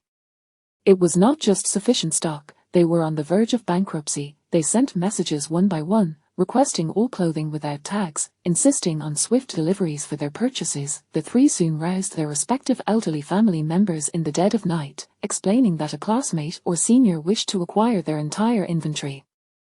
The rapid turnover of clothing styles meant that any remaining items were left unclaimed, ultimately piling up in storage. To clear out their inventory all at once would yield enough funds not only to pay workers' wages but also to seize the opportunity for industrial upgrades. The commotion from the 3 families attracted the attention of local government officials. What had initially seemed destined for bankruptcy suddenly revived, prompting representatives to accompany the delivery trucks. Every province and city harbored such enterprises, abandoned by the market due to product obsolescence. They wouldn't even need tags, as they would be priced according to second-hand standards. What factory lacked a heap of old goods? Alas, no matter how swiftly they moved, they could not match Lu Yao's pace as she prepared to leave. After briefing Hao Qianqian, Lu Yao hurried away. Making money was crucial. She couldn't sleep, not a wink. She longed for the first day of seeing Zhu Hongzhu. At long last, dawn broke, and upon hearing a commotion, Lu Yao sprang up as if electrified. donning a floral dress, slipping into small leather shoes, and adorning her legs with stockings. Jiang Shuaqin, have you forgotten your persona? Lu Yao, it's just a matter of changing identity, what's the big deal? Jiang Shuaqin, with her short hair styled up, a wig donned, and a yellow headband in place, after trying on several dental molds, the mature visage of a glamorous woman emerged. This face resembles that of a snake spirit, Lu Yao mumbled to the mirror. Jiang Shuaqin glanced over and conceded, it indeed appeared so. After swapping out a dental mold, Lu Yao opened her mouth and remarked, much better. Gazing at her reflection, Lu Yao sighed, alas, such a beautiful girl, yet in the end, I do not know to whom she will be sold. Jiang Shuaqin. A grand opening requires some fanfare. After a series of firecrackers crackled, dissipating the smoke, a modern young woman appeared at the door, calling out, don't miss out, folks, for our grand opening, everything is at a discount of 20%. Look at these stockings, what a fine product, and this lovely floral dress, what a gem, have you seen the name of our shop? Good goods, shouted Xiao Li at the entrance. Lu Yao was quite pleased with this supporting act and nodded with a smile, saying, indeed, our shop shall be named Good Goods. Even if we lack something, simply tell us what you need, and we shall make every effort to accommodate you. If we cannot fulfill your request, we will find a way to ensure you obtain it. A clerk from the bookstore stood at the entrance and loudly inquired, do you have penicillin? Another supporting act, splendid. More passers-by halted, including detectives from the constabulary, members of the Green Gang, and street urchins. That's a splendid question, young man, our Good Goods shop has indeed procured 50 vials of penicillin. No need for 888, 588, or even 388, just 88. With 88, you won't be at a loss, with 88, you won't be deceived. Of course, that is in US dollars, all prices in our Good Goods shop are quoted in US dollars, and we currently only accept US dollars, gold, and silver coins. Lu Yao's announcement illuminated the eyes of those present. The sharp-minded individuals immediately returned to report, while others, such as those from the Green Gang and the constabulary, sought to stir up trouble. The contrast of black and white was palpable, yet, establishing a business on the Shanghai Bund without some backing was nearly impossible. A shoe-shining stall on the street likely had connections to a certain faction of the Green Gang. At this moment, hearing of the penicillin for sale, none dared to underestimate the opportunity. The shop quickly filled with eager customers clamoring for penicillin. Jiang Shuaqin raised her hands to quiet the crowd and introduced, this is Ms. Hao Qianqian, a Chinese-American and the largest shareholder of this establishment. Today, anyone spending over $200 will secure a chance to purchase a vial of penicillin, limited to one per customer, considering the black market prices, as you all are aware. Lu Yao, under the guise of Hao Qianqian, added, from now on, we will have 50 vials available daily for a month. To put it plainly, each vial of penicillin will be priced at $288, accompanied by complimentary goods valued at $200. A young, stylish man raised his hand, saying, I'd like to buy a vial. $288, right, how much is that in gold? I'll purchase the penicillin first and then select my goods. Mr. Qin, thank you for your support. Jiang Shuaqin leaned towards Lu Yao, speaking in a tone just loud enough for Mr. Qin to hear, the owner of the photo studio next door. So it's Mr. Qin, I'll come by later to take a few pictures. By the way, Aunt Jiang, I heard your niece sometimes stays at the bookstore. Where is she? Alas, she's gone to school. I'll introduce you when there's a chance. She's quite timid and easily shy. All right, I'll be sure to ask you later. Please send her these stockings. In America, many schoolgirls draw grids on their legs with pens to mimic stockings. It's very fashionable. Lu Yao retrieved a pair of stockings from behind the counter and theatrically tugged at them in front of the crowd. Some men inhaled sharply. Stockings, indeed, stockings so dark, so silky. Chapter 66, matters are difficult, yet not impossible. How much, if the price is reasonable? I would like to purchase some for those who come to take photographs. The resulting pictures are sure to be stunning. 20. Today it's 20 off, only 16. Thus, one by one, they rushed out of the shop to withdraw money from the bank or retrieve it from home. It was an incredible deal, $288 for a bottle of penicillin, and one could still buy over 20 pairs of stockings. Initially, it was thought that the frenzy would subside after 50 individuals acquired the penicillin, but to the contrary, the ladies who accompanied them were immediately captivated by the stockings and skirts upon entering the store. Various chiffon skirts, stockings, and women's jeans, the jeans, tailored for women, could accentuate the contours of the legs and hips. On the bund, many would say it is indecent, yet more pursued fashion, akin to how many young people considered joining the vanguard party a fashionable endeavor before April 12th. Madness. Of course, Xiao Li would not assist those ladies in changing clothes, thus only Jiang Shuaqin and Lu Yao, who was disguised as Hao Qianqian, were available. Xiao Li was overwhelmed with the influx of payments. By noon, Jiang Shuaqin's true niece arrived. The young girl was genuinely shy, with short hair and a headband, reminiscent of Fang Yu from the drama Deep Love and Rain. Lu Yao was utterly enchanted, a living embodiment of Fang Yu, even more so than after Jiang Shuaqin had dressed her up. Throughout the entire series, she had only favored Fang Yu, delivery, bringing food. Lu Yao noticed Xiao Li's furtive glances. As the girl spoke to her, she instinctively leaned against the counter. What more was there to discern? What a calamity! Xiao Li bore little resemblance to Lu Erhao, but rather had a slight resemblance to He Shu Huan. Lu Yao let out a breath, feeling a sense of a CP collapse. Saito arrived with two individuals clad in military uniforms, seemingly signaling to the citizens of the Bund that this shop was affiliated with them. Upon entering, a man in a long robe handed over a small vial of medicine. After confirming it was penicillin, he nodded to the two Japanese soldiers and then moved in with a box of gold, finally stating, "Boss Hao, a pleasure to meet you." "I am Saito." Lu Yao smiled and replied, "Mr. Saito, what would you like to purchase?" Xiao Li, go weigh it and convert it into the equivalent in dollars. However, a mere box of gold was insignificant compared to the mounds of gold, silver, and dollars already filling the counter. Saito appeared oblivious, yet there lingered a fleeting glimmer of greed amidst his disregard for wealth. A merchant, a cunning merchant. Wait, Saito halted Xiao Li from weighing it, then said, "I wish to purchase all the penicillin." "I do not want those goods." "How much?"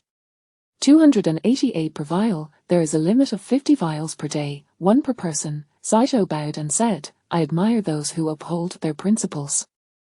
I do not want the goods. I will pay $288 per vial for 10,000 vials. Lu Yao regarded Saito with amusement as he kept glancing at his arms. She feigned hesitation for a moment before gesturing for Saito to enter the small room behind the counter. Saito smiled and said, "Thank you." The two Japanese soldiers beside him seemed rather reckless, bumping into Lu Yao from either side, causing her to stumble slightly, and she let out a muffled groan from the pain of her wound. Jiang Shuaqin's niece was quick to assist her. "Barker, are you blind? Get out." Saito feigned a loud scolding. "Hi." The two Japanese soldiers muttered an apology before exiting. "Are you all right?" Lu Yao shook her head and patted the young girl's hand, saying, "I'm fine." Xiao Li released her grip on the submachine gun behind the counter. Saito observed, noting a faint scent of blood on her. His eyes narrowed, yet the most pressing concern remained the penicillin. Even if she were among those who attacked or looted warehouses, he would not arrest her immediately. Once inside the small room, they sat down. Lu Yao lowered her gaze, pretending to ponder, and after a considerable pause, remarked, "Matters are difficult, yet not impossible. I require a bribe. If Boss Hao can connect us with the individuals behind you, I believe that box of gold outside would serve as your greeting gift, totaling 1,000 taels of gold." Upon seeing her frown, Saito quickly added, "Of course, if you can sell us in bulk, that box of gold is also a gift for you. 10 boxes. We both know that selling to Chongqing and the municipal council would yield a massive quantity of penicillin." "Oh, you prefer to call it penicillin, which is exceedingly valuable. If it were $288 per gram, my associate would be most displeased." Saito probed. 6 boxes, however, Lu Yao would not yield. She stood up and declared, "Turn left upon exiting and then right, as you please, and by the way, please take that box of gold with you. 10 boxes, Saito quickly retorted. Only then did Lu Yao sit back down and inquire, "How many do you desire?" 2,000 tons of gold. I hope to purchase 1 ton of penicillin. Lu Yao feigned hesitation, acting uncertain as she replied, "I'm sorry, I cannot agree directly." I need to consult. Saito felt a sense of relief. If this boss Hao agreed immediately, he would suspect her of being a fraud, attempting to swindle the empire out of its hard-won gold. How much is available now? Liu Yao scoffed. As if you possess any gold at this moment. Saito pondered, wondering if they were devoid of even a ton. The empire had suffered nearly 30,000 casualties in Changsha, Yun, and now a steady stream of severely wounded were retreating to the rear. However, in recent days, the airports near Shanghai had been targeted, resulting in over 1,000 wounded, thus urgently requiring medicine. Initially, it was hoped that the penicillin obtained through clandestine trade with Chongqing would alleviate the dire situation regarding sulfur drugs, but those supplies had been dispatched to the homeland. Even the medicine forcibly seized from the municipal council in Shanghai had received orders from the headquarters to be sent to the homeland. Saito was desperate to acquire penicillin. Chongqing was demanding $800 per vial. If a ton could be secured in Shanghai, all the wounded could receive effective treatment. I understand your trading methods. I can also prepare 2,000 tons of gold in a warehouse, then withdraw all our personnel. Liu Yao raised a finger, stating, 1 month's time, grant me 1 month. That is impossible. The empire urgently requires medicine. At most 2 days. Saito firmly refused that a month's delay would result in countless deaths, amputations of arms or legs, merely to preserve those valiant imperial soldiers, Saito thought. Very well, 2 days it is, but I will require 4,000 tons of gold. Saito felt ensnared. This individual named Hao Qianqian still possessed a ton and was evidently holding out for a better price, bringing the cost close to $600. Nevertheless agreed. After Saito acquiesced, he ceased further discussion, standing and stating, I will now go gather the gold for you. The quantity of gold was inconsequential. The Imperial Council had secretly resolved to declare war on America, and at that time, the 2,000 tons from Chongqing, the 2,000 tons from the Municipal Council, along with their own 4,000 tons, would all return to the Empire's possession. Chapter 67, Evacuation. The scheming of the Little Devils was in full swing. While Liu Yao required 2 days to disperse penicillin across the world, she instructed Xiao Li to summon Professor He. Upon arrival at the phone booth, Xiao Li made a call and returned to Liu Yao, stating, at most, half an hour. Jiang Shuaqin, upon hearing this, sighed and remarked, everyone, prepare for evacuation. What a pity. Indeed, it was quite a pity. The shop had just opened, and the phrase making a fortune daily was an understatement, as boxes filled with gold were stacked behind the counter, reaching the height of the counter itself. Professor He entered the shop, leaning on his cane, followed by 4 or 5 individuals. This gentleman is the vice president of the Shanghai Nanjing Chamber of Commerce, and this one is Stop. Liu Yao interrupted the elderly man's introductions and led the group to the backyard. Penicillin, at wholesale price, is 100 per vial. I possess 20 kilograms. If you're interested, we can divide it. I require gold or cash. At this declaration, not only the chamber presidents but even Professor He stood aghast, rendered speechless. Delivery in 2 days, Liu Yao added. The 5 men divided the 20 kilograms of penicillin among themselves and hurriedly left to procure gold, leaving Professor He alone. You are playing with fire, Professor He sighed. Liu Yao nodded and calmly replied, during the Battle of Changsha, it is said that over 10,000 enemy soldiers were killed. Most of those attacking soldiers had previously been to Nanjing. Now that these beasts are wounded, they desire penicillin. Dream on. I won't even provide it for veterinary use. After a moment of silence, Professor He curiously inquired, what is your backup plan? Will you blow up the enemy's transport ships? Such intelligence is top secret. I cannot acquire it. The enemy's transport vessels for the wounded were indeed classified, but every day, injured soldiers departed from this location. Only the specific ships and their departure times remained unknown. Old sir, you are growing weary. It would be best to evacuate as soon as possible. Perhaps by the time you achieve safety, I shall be en route to bomb the enemy's imperial palace. Professor He realized he had long been exposed. The only reason he had yet to meet his demise was that the enemy wished to keep him alive, and his reluctance to evacuate stemmed from a desire to witness the extent of Liu Yao's endeavors. Hearing of the bombing of the enemy's palace, Professor He smiled, not in mockery, but in aspiration, wishing it were true. Shall I take my leave then? Professor, he eagerly anticipated the arrival of that day. Certainly, you may depart first. Professor, he was a man of action.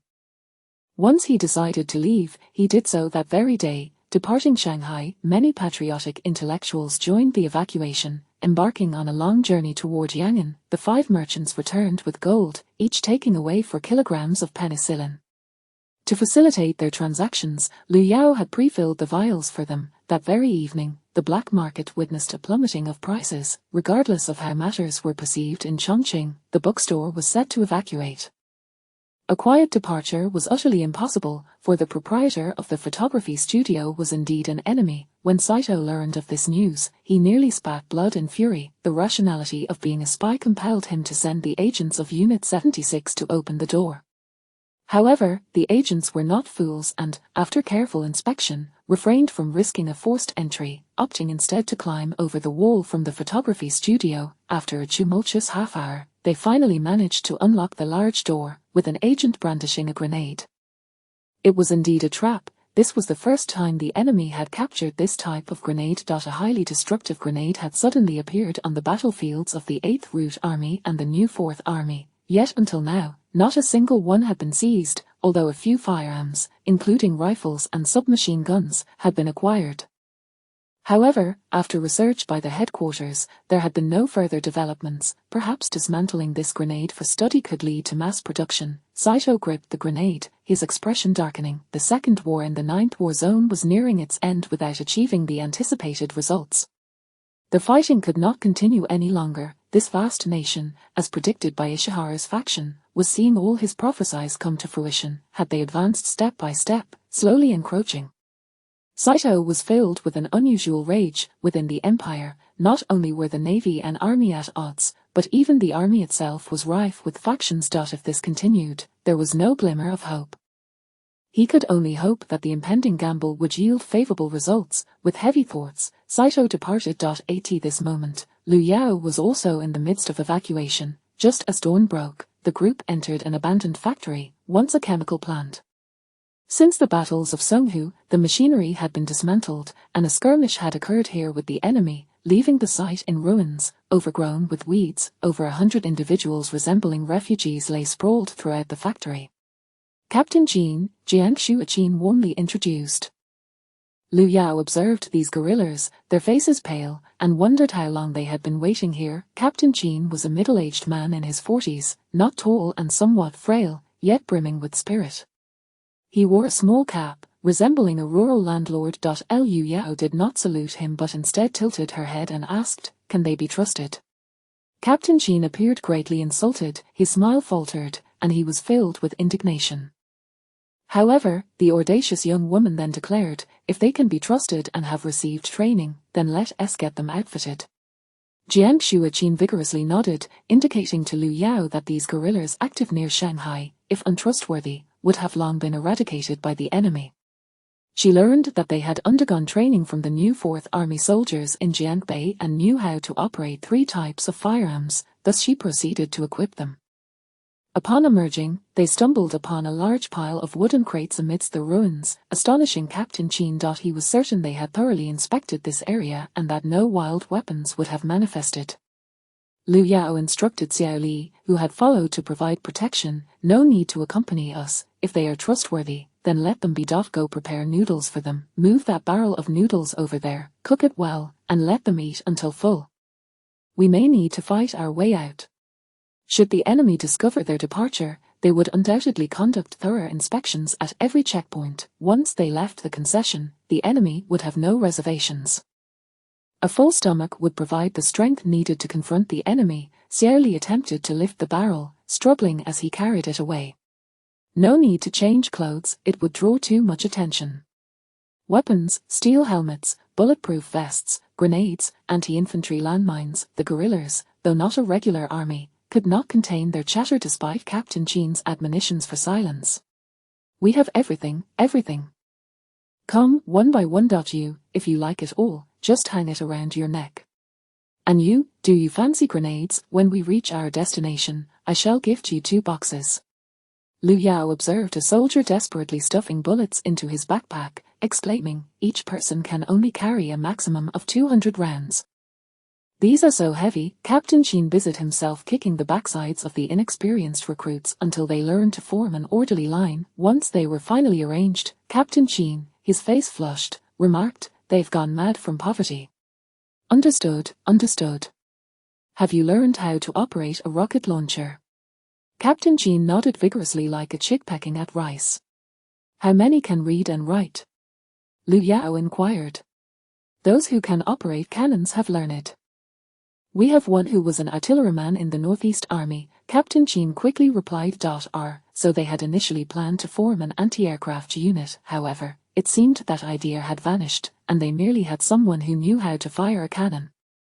The rocket launcher was disassembled, providing 5 launch tubes and 2 boxes of shells. Jiang Shuaqin, witnessing this, shot an exasperated glare at Captain Sheen and approached to say, "I can read." It seemed they were utterly unprepared for the task ahead. Chapter 68, Hysteria. Regardless of the excitement displayed by the guerrillas upon acquiring weaponry, Liu Yao pried open a rectangular box and meticulously explained to Jiang Shuaqin the intricacies of missile assembly, aiming, locking, and firing, along with the range of the crossbow. "While my eyes have grasped the concept, my hands have yet to master it. Could we possibly have some shells for practice?" Liu Yao nodded in acknowledgement, responding, "Once we arrive at our destination, you shall have plenty." The aroma of noodles wafted through the air. The heavy oil and salt-laden boiled instant noodles, accompanied by individual cans of luncheon meat, were mandated by Liu Yao for everyone to consume. No one was permitted to stow them away, concerned that a sudden indulgence in meat might provoke gastrointestinal discomfort. She instructed that each person receive a single slice, thus sharing the luncheon meat. In addition to a can of luncheon meat, Xiao Li was also granted a box of chocolates. Liu Yao even raised an eyebrow and offered a knowing smile, causing Xiao Li to flush crimson. Eager to witness the unfolding drama, Liu Yao observed as Xiao Li hastily thrust the can and chocolates into the little girl's hands before scurrying away. Alas, the trials of pure, innocent friendship. "Is it a case of beauty and talent?" Jiang Shuaqin's voice chimed in her ear. Liu Yao nodded, inquiring, "Did you notice it long ago?" Jiang Shuaqin revealed an ant-like smile, stating, "Indeed, I detected it 2 years prior when the girl joined the resistance. Later, she arrived in Shanghai, becoming a minor leader, assassinating traitors." Unable to contain herself, Liu Yao interrupted, "I know. She must have been injured and saved by Xiao Li, stumbling along thereafter." To her surprise, Jiang Shuaqin rolled her eyes, saying, "The leader of these students has already betrayed them, aligning with the Central Bureau's traitors, attempting to use them as a declaration of loyalty to the enemy." In a moment of urgency, Xiao Li killed that traitor and was subsequently pursued, only to be rescued by my niece. "Oh, so it wasn't a case of hero saving the damsel. How old is the girl this year?" 19. That is to say, 18, a somewhat introverted young girl who assassinated a traitor. Liu Yao set aside her curiosity, her gaze drifting toward the guerrilla fighters, where a young boy caught her attention. Yuan Mingchu, 14 years old, when Nanjing fell, the enemy killed his entire family and allegedly severed his sister's leg, using the bone to fashion a pipe, Jiang Shuaqin introduced matter-of-factly. A pipe, a leg bone, Liu Yao's mind felt as if it were exploding. "Eliminate them, annihilate them, blow these beasts to bits." Liu Yao suddenly erupted, startling the guerrillas who were consuming noodles with wooden sticks. Jiang Shuaqin quickly embraced the frenzied Liu Yao, not anticipating that Liu Yao, having come from the occupied zone, was still unaware of the enemy's brutality, her words driving her to madness. Yes, the enemy deserves death. After we finish eating, we shall go forth to slay them. Liu Yao struggled to break free, tears streaming down her face. And oh wonder, back in the fishing village, the leg bone. The leg bone of a child, Liu Yao shouted in despair, I regret it, what need have I for gold? I demand the lives of every enemy, all of them. Indeed, we shall eradicate all enemies, every last one.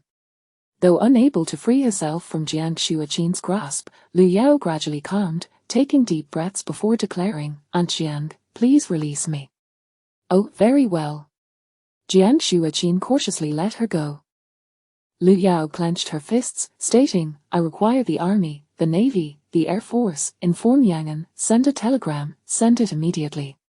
All right, I shall send it right away, please, do not agitate yourself. Jiang Shuaqin hurriedly activated the radio, tapping out the telegram. She was still contemplating how to procure more supplies for the guerrillas, the new 4th Army, and the 8th Route Army along their route when, unexpectedly, even before departing Shanghai, matters were swiftly resolved. It seemed that in Yangon, before dawn had even broken, the urgent telegram from Shanghai left the senior veterans astonished. The army was manageable, they had plenty. The navy, however, posed a dilemma, as one naval unit had recently sunk its own vessels and taken up arms as infantry. As for the Air Force, cooperation with Chongqing was the only option, or perhaps relocating the 10 or so comrades who had developed there to Yangon. Jiang Shuaqin sat awaiting a response while everyone else busied themselves packing. After a lengthy hour, a telegram finally arrived, containing 6 words, come first, all will be provided. Liu Yao, however, was not entirely satisfied, finding the process excessively slow. It might be more expedient to collaborate with Liang Shixue, gathering her own forces. She pondered where to recruit soldiers. The solitary battalion within the concession was indeed her desired option. However, having entrusted it to Liang Shixue, she might only be left with the expeditionary force to be established next year, or perhaps the Sichuan army. The Sichuan army was commendable, enduring hardships, having been dispatched to various battlefields as cannon fodder since leaving Sichuan, assigned perilous missions, poorly equipped with scant supplies. Moreover, there was the Yunnan army. Counting each, every local armed group appeared promising, and as for the Central Army, they were beyond comparison, well-equipped, well-trained, and well-supplied. Let us proceed, depart. As she walked, she contemplated how to rally a formidable force, ideally enlisting 100,000 soldiers, training infantry, artillery, and armored units. What strategy was required? A straightforward advance would suffice. A few thousand armored vehicles at the front, followed by 100,000 infantry, and a multitude of rocket launchers and howitzers behind. Regarding enemy aircraft, 100 anti-aircraft teams would be sufficient. Upon sighting the enemy planes, they would open fire without hesitation. Thus, the question arose, by what means could she ensure the loyalty of 100,000 men? The rebel forces were compensated with military pay, but she could not afford that. As she walked, she found herself contemplating a return to the concession, contemplating a risky alliance with the Tiger. Conceal yourselves.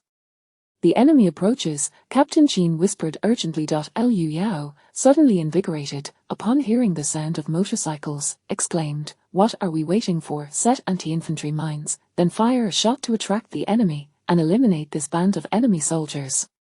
Captain Jean timidly replied, there are over 200 of them. More than 200. A single platoon. Are you afraid of dying? Each of you can fire twice. Prepare for action. Xiao Li, notify me when you are ready to shoot. With that, Liu Yao swiftly pressed forward, observing as an enemy platoon marched along, their pace unhurried on the bumpy dirt road, akin to the speed of a small electric scooter traversing a rural path. The youngest guerrilla tightly gripped his rifle and followed suit. Captain Jean intended to join but was halted by Jiang Shuaqin. Listen to her, set up the position. Captain Jean had never fought such a battle. This flat terrain offered no cover and was ill-suited for guerrilla warfare. The enemy was still too far away, an estimated 3 miles, and the range of their weapons was insufficient. Thus, following the onset of battle, the enemy's rifles would hold a distinct advantage. Captain, we have artillery. Captain Jean smacked his forehead. Accustomed to poverty, he momentarily failed to grasp the implication.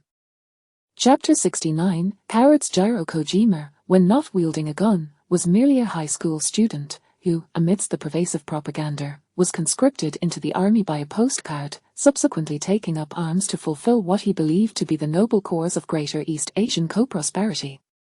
Upon arrival, he witnessed his compatriots devolving into beasts, encountering numerous unheard-of methods of killing, binding individuals to tree trunks and stabbing them to death, dousing them in gasoline within burlap sacks and incinerating them alive.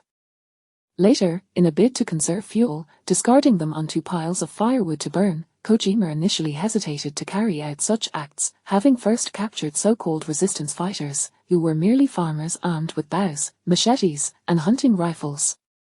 However, the sergeant soon ordered him to stab a man tied to a tree, next to whom lay his stripped sister. Reluctant to take action, he was met with a resounding slap, after which an old soldier, under the sergeant's command, guided him in plunging the bayonet into the man's body.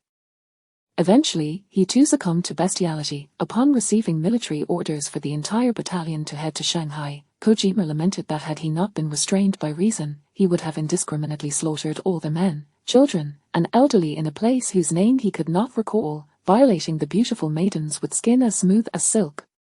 Such an act seemed utterly magnificent to him. In a bid to keep up with their trend, Kojima gruesomely hacked off the leg of a 5-year-old boy, carving the flesh to craft a pipe. Once completed, he forced Nakamura, his former classmate, to smoke from the boy's bone. Nakamura had also been conscripted, purportedly in search of his sister, Yuko, the once cherry blossom-like girl who had joined the Women's Volunteer Corps. Nakamura-kun, it's a pity you haven't witnessed the valor of the Imperial soldiers. However, fear not, within the concession, we must restrain ourselves, yet beyond it lies much merriment. Kojima jested with a sinister chuckle, adjusting his round spectacles. Nakamura replied, I only wish to find my sister Yuko as soon as possible. When Yuko was mentioned, Kojima felt a pang of guilt in withholding the truth about the Women's Volunteer Corps fate within the military. He hesitated, imagining that only on the battlefield, through valorous combat and recognition by superiors, could he acquire tickets or purchase them with money. Suddenly, a series of unfamiliar gunshots shattered his reverie, prompting Kojima to instinctively crouch and seek refuge in a roadside ditch. Barker. Form a squad and pursue those detestable guerrillas, commanded the squad leader. Kojima was jostled by a nearby soldier. Realizing the burden of the task had fallen upon him, the entire squad, fierce as wolves, charged toward the source of the gunfire, covering ground before kneeling to shoot and protect another small team in pursuit. As the other teams fired, they continued their advance. The 3 small squads alternated in providing cover, kicking up dust around a distant hillside. Occasionally, those struck fell amidst the golden wheat fields, their fates uncertain, yet the pursuing squad pressed on. Mere minutes later, they closed in. Kojima adept primed a grenade, hurling it forward as he continued his charge. However, gunfire erupted from a further hillock, the intensity indicating at least 3 to 5 assailants. Open fire. Kojima gasped, glancing back to find only 30 or so men remained in their squad. Grenade launchers and mortars took turns firing, nearly flattening the little hill, and as the smoke cleared, the enemy's silhouettes finally emerged. 2 figures fled towards a distant grove, and Kojima pulled the bolt of his rifle, aimed, and squeezed the trigger. One figure stumbled and fell, and just as a smile crept across his face, the fallen figure scrambled to its feet, desperately racing towards the trees. Kojima paid little heed. His Type 38 rifle possessed strong penetration but limited lethality. Without a shot to a vital area, it was possible for the wounded to escape, and he knew that continued pursuit would ultimately lead to their demise from blood loss. This was not his first encounter with such a scenario. A glance back at his neighbor, Nakamura, revealed his absence. Scanning the area, he spotted Nakamura crouched on a nearby ridge. Barker! Kojima shouted, striding over to Nakamura, who appeared disheveled. He noticed no wounds, only that Nakamura's pants were soaked. Incensed, he shoved Nakamura into the rice paddy. The mud instantly stained Nakamura's clothes, yet this was preferable to the embarrassment of being discovered with wet trousers. In a fit of anger, Kojima leapt down, ready to strike Nakamura, when a sudden, violent explosion echoed from afar, a massive cloud of white smoke billowing upwards. The 30 or so in pursuit were obliterated into a mist of blood, while others, maimed and limping, writhed on the ground. Kojima recalled a previous incident in a village where they had severed a woman's limbs. The sight was hauntingly similar, warmth spread in his trousers, a foul odor pervading the air. He wished to scream but found his voice lost. Following a subsequent detonation, arcs of white smoke streaked across the sky, a sharp sound piercing the air as it struck the entrenched squad in the distance, engulfed in flames and smoke, accompanied by resounding explosions. Had the entire squad perished? No, there were still sounds. A chorus of anguished cries echoed, reminiscent of the villagers' wails during their own massacre. As the gunfire subsided, the cries gradually ceased. When the dark muzzle of a gun swung towards him and Nakamura, Kojima suddenly dropped to his knees in the mud, arms raised with his rifle, pleading, "Please, no. Get up here. Captain Jean gestured with his gun. Kojima struggled to his feet, still holding the rifle aloft, stumbling up the ridge. Collect valuables, gold, silver coins, firearms, and ammunition. Captain Jean shouted. Liu Yao, cold and detached, surveyed the blood-soaked battlefield, firing at any remaining moving enemy bodies, one shot after another. The young girl, terrified, watched as the usually gentle brother Li trampled through the blood, joining in the execution of the wounded soldiers. She hid behind her aunt. "Child, you must grow accustomed to this. Here, take this gun and follow along." "Must I really go?" Jiang Shuaqin hesitated but resolutely nodded. "We must go. This thick thigh, so robust, if not embraced now, when would she have the chance?" Moreover, and most crucially, this esteemed lady treated her own people well. She wanted her niece to become part of this influential figure's circle. Chapter 70, A Gathering of Talents. Liu Yao observed as the young girl timidly followed behind, her hands clasped around a gun, navigating through the battlefield strewn with severed limbs as if traversing a minefield. She turned to Xiao Li and said, "Go take care of your little girlfriend." Xiao Li glanced at the girl, then at Jiang Shuaqin, and soon comprehended. "Her name is Jiang Xiaobai." Liu Yao paused for a moment, then watched as Jiang Xiaobai clumsily aimed and fired at a corpse, her ineptitude appearing somewhat comical. Two enemy soldiers, resembling wooden puppets, were brought over by the guerrillas, their bodies caked in mud. Behind them was the boy they had noted earlier, being dragged along by a guerrilla, his eyes red and shouting, "Kill him." Killing was undoubtedly imperative. "You all go over there to clean the battlefield, set up anti-infantry mines, and wait for the enemy," Liu Yao instructed Captain Jean and several guerrillas. The young islander, witnessing a woman's indifference and another's apparent naivety, trembled as he fumbled in his pocket for a photograph, awkwardly stating, "My family." Liu Yao scoffed dismissively, ignoring him, and turned her attention to the young guerrilla named Yuan Mingchu. "If you want to kill him, then do it. Why all the shouting?" Yuan Mingchu was momentarily taken aback as the two guerrillas who had been holding him let go, returning the submachine gun to him while stepping back. If the god of wealth permitted killing, then there was no reason to hesitate. As for treating prisoners humanely, that was a notion best left to the devil. Yuan Mingchu clutched the submachine gun in one hand and a pale bone in the other, explaining, "It's a bone, a drilled bone." Liu Yao swiftly struck the young enemy soldier on the head with the butt of her gun, then halted Yuan Mingchu's raised hand, commanding, "Chop off his legs and limbs, sever his tongue and ears, but leave his eyes." Upon hearing this, Yuan Mingchu drew a large knife from the back of a guerrilla, stepping forward with a flash of steel, only to have his blade become lodged in the bone after a clean cut. The young islander, momentarily dazed from the blow, was jolted back to consciousness by the excruciating pain, letting out a piercing scream. "Take your time, slice slowly," Liu Yao said, glancing at another enemy soldier who, wearing glasses, stared blankly at the scene, seemingly unafraid, perhaps rendered senseless by fear. "Jiang," Liu Yao pointed to the young girl, and Xiao Li chimed in, "Jiang Xiaobai." Yes, Jiang Xiaobai, this enemy is yours to deal with. Kill him. It's futile to only focus on assassinating traitors, the primary goal is to eliminate the enemy entirely.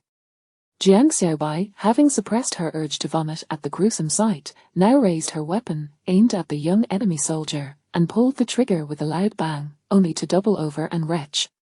Undigested noodles spewed forth, mingling with the blood-soaked earth, intensifying her nausea as she squatted down, continuing to heave. "Just chop off his limbs, let the enemy die swiftly. Don't make it too easy for him," Liu Yao instructed before hastily making her way down the road. She felt on the verge of vomiting herself. Along the way, she noticed the enemy soldiers she had shot were nearly stripped bare, and she spat in disgust, remarking, "Damn little devils, not tending to their own fields back home but seeking death here."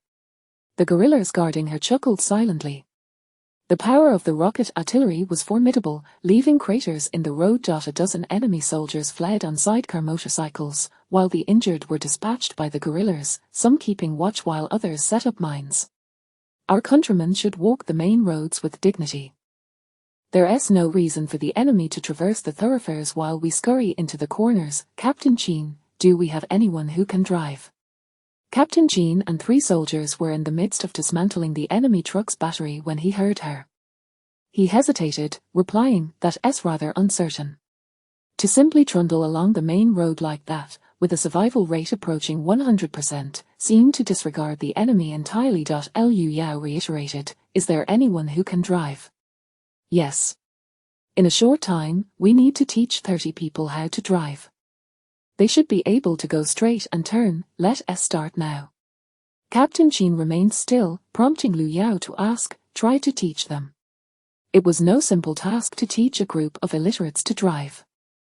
She recalled her own struggles with driving tests, having failed the second and third parts. How much more challenging would it be for them? Thus, she thought it prudent to wait until after ambushing the enemy to teach them slowly.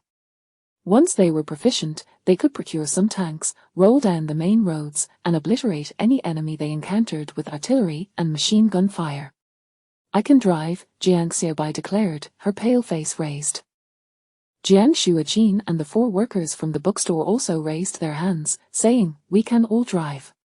Xiao Li stood tall, revealing himself as a driver named Xiao Li who had feelings for Jiang Xiaobai. Liu Yao calculated that made 6, plus herself, 7. A tank could hold a maximum of 5 people, meaning they were still short. However, Captain Qin chuckled, well, our guerrilla fighters can almost all drive. 5 can operate trains, 5 can drive electric vehicles, 11 can drive small cars, 35 can ride motorcycles, and over 90 can drive trucks.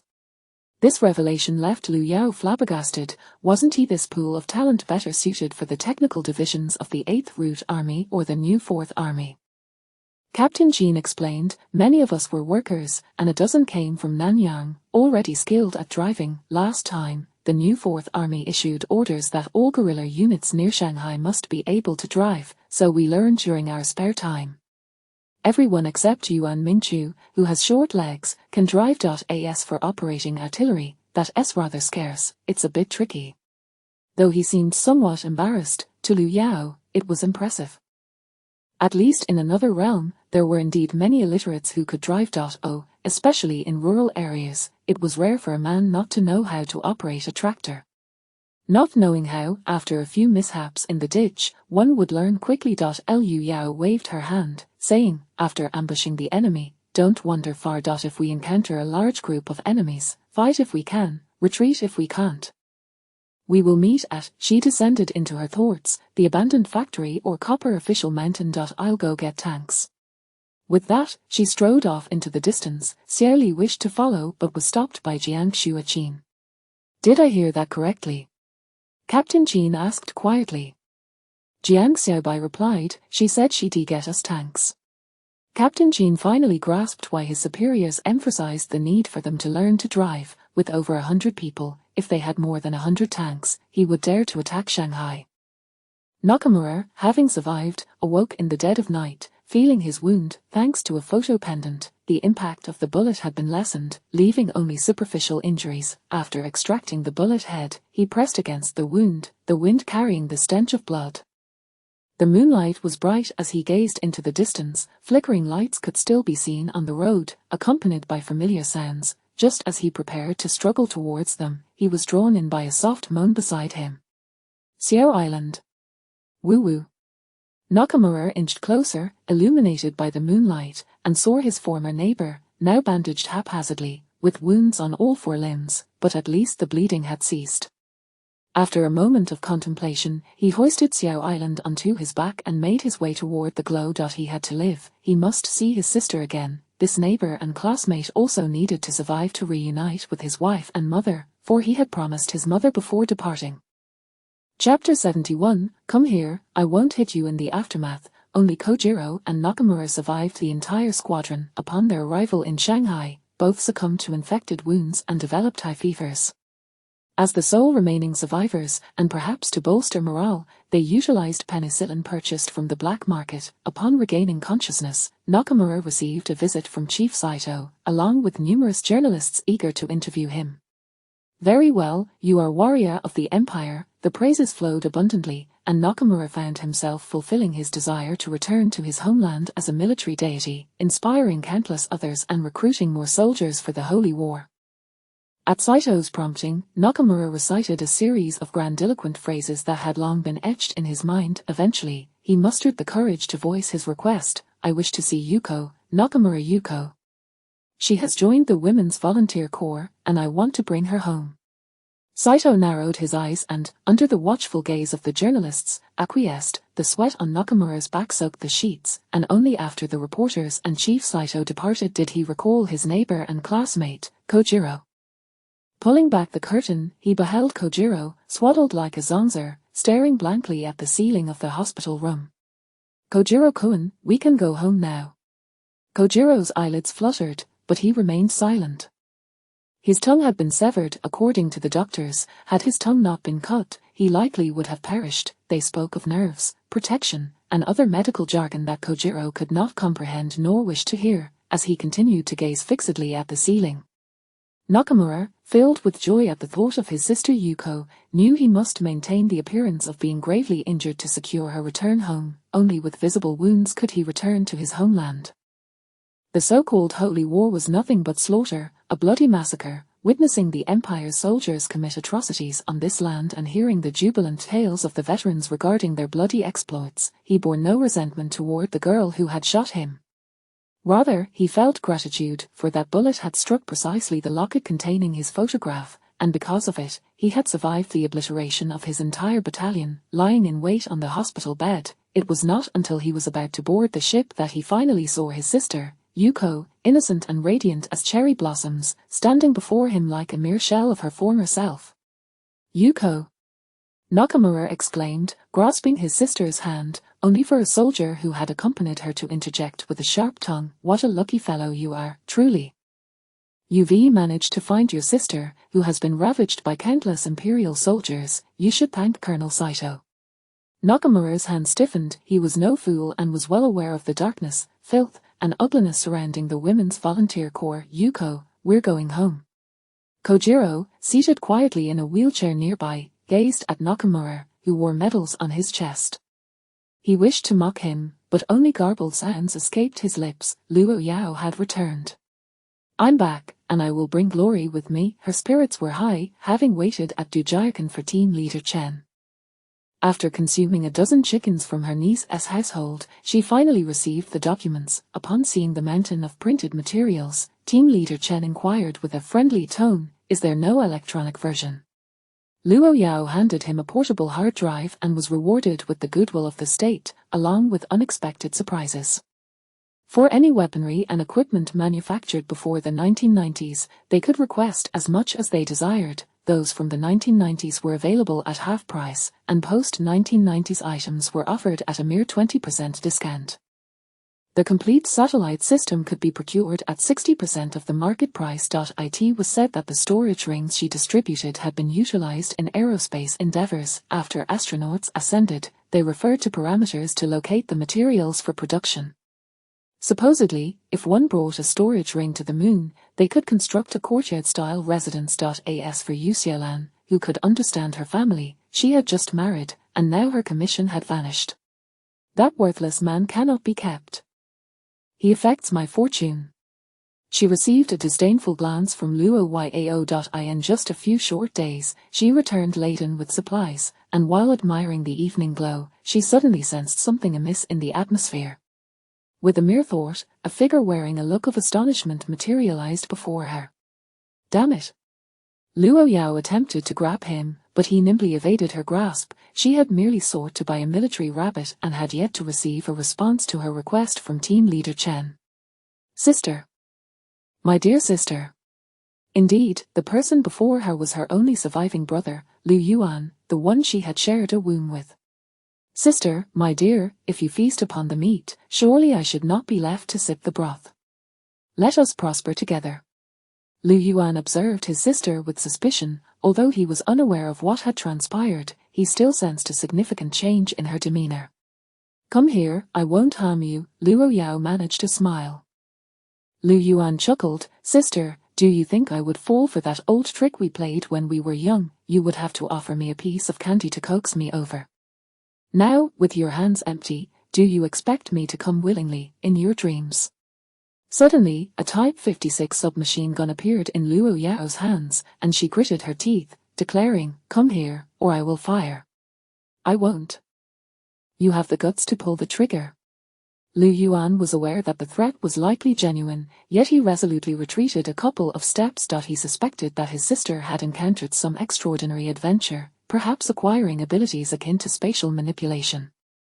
With an exasperated gaze, Luo Yao threw him a bulletproof vest, stating, "I promise." As Lu Yuan approached cautiously, eyeing her as if she were a thief, he donned the vest and remarked, "Sister, is this a vest from some online store? Where exactly are we? If you want me to come over, you should toss that gun aside." Luo Yao glared at him and reluctantly tossed it over. "Come here, if you're going to be here, you might as well be protected." Lu Yuan, half convinced, moved closer. Luo Yao sat down on the ground, and soon, an array of items appeared before them: a water bottle, helmet, camouflage uniform, magazines, grenades, gas masks, first aid kits, and tactical backpacks. As Lu Yuan approached, Luo Yao suddenly produced a bamboo stick, an exquisite version, previously housed in their old family home, but Lu Yuan deftly evaded it with a nimble roll. "Come back. Swear allegiance with your blood, you rascal, you have but one life, do your utmost to survive until you can pass on the family line." With that, Luo Yao tossed him a storage ring. Lu Yuan cackled, mimicking the dramatic gesture seen in films, only to wince in pain as he bit his finger, tears nearly spilling from his eyes. The digit turned pale, yet he could not sever it. "Could you be any more foolish? Use a knife." Lu Yuan shook his hand and muttered, "Has it been disinfected with alcohol? I wouldn't want to contract tetanus." "Damn it, you're such a drama queen," she retorted. "You fear tetanus, just wait until I take you to see the corpses strewn about. I'll cure you of that melodramatic tendency." Chapter 72. Hurry up. As Lu Yao waited for the delivery, she lingered for an additional 2 days. Once He Manli's team had finished welding the computer, she brought along food and drink, concealing herself within a large wooden crate. This was purely an act of recklessness born from curiosity. She had inadvertently overheard her niece, who tended to the family chickens, mention that the heavy trucks had damaged the small road leading to the town, and she had also heard tales of tanks appearing in her elder sister's backyard, reminiscent of scenes from television. Her original intention had been to travel abroad to serve as a military advisor to those hippos. After all, in times of peace, if one were to commit a war crime, they could boast about it for a lifetime upon their return. A short video had once featured a predecessor who, by day, worked a regular job and, by night, acted as a military strategist, earning a considerable sum. Inspired by this, she sought to emulate the predecessor's path. However, she did not anticipate that in the blink of an eye, the temperature outside would shift dramatically. The stifling heat within the crate prompted her to pry open a previously reserved wooden plank and emerge. Underneath the expansive blue sky dotted with white clouds lay mountains of cargo and neatly arranged armored vehicles. The slightly militaristic Lu Yuan immediately recognized the MBT 2000 main battle tank, a variant modified from the 92 model, specifically designed for export and classified as a third-generation tank. Just as he was about to rush over for a closer inspection, his vision shifted abruptly to confront the furious visage of his elder sister, triggering a reflexive urge to flee under the pressure of familial blood ties. The air was thick with the stench of rotting seafood, leading Lu Yuan to quickly deduce that his sister might be experiencing some extraordinary event, perhaps a time travel or reincarnation scenario, suggesting that this realm could potentially be one of an apocalyptic nature or a realm of cultivation.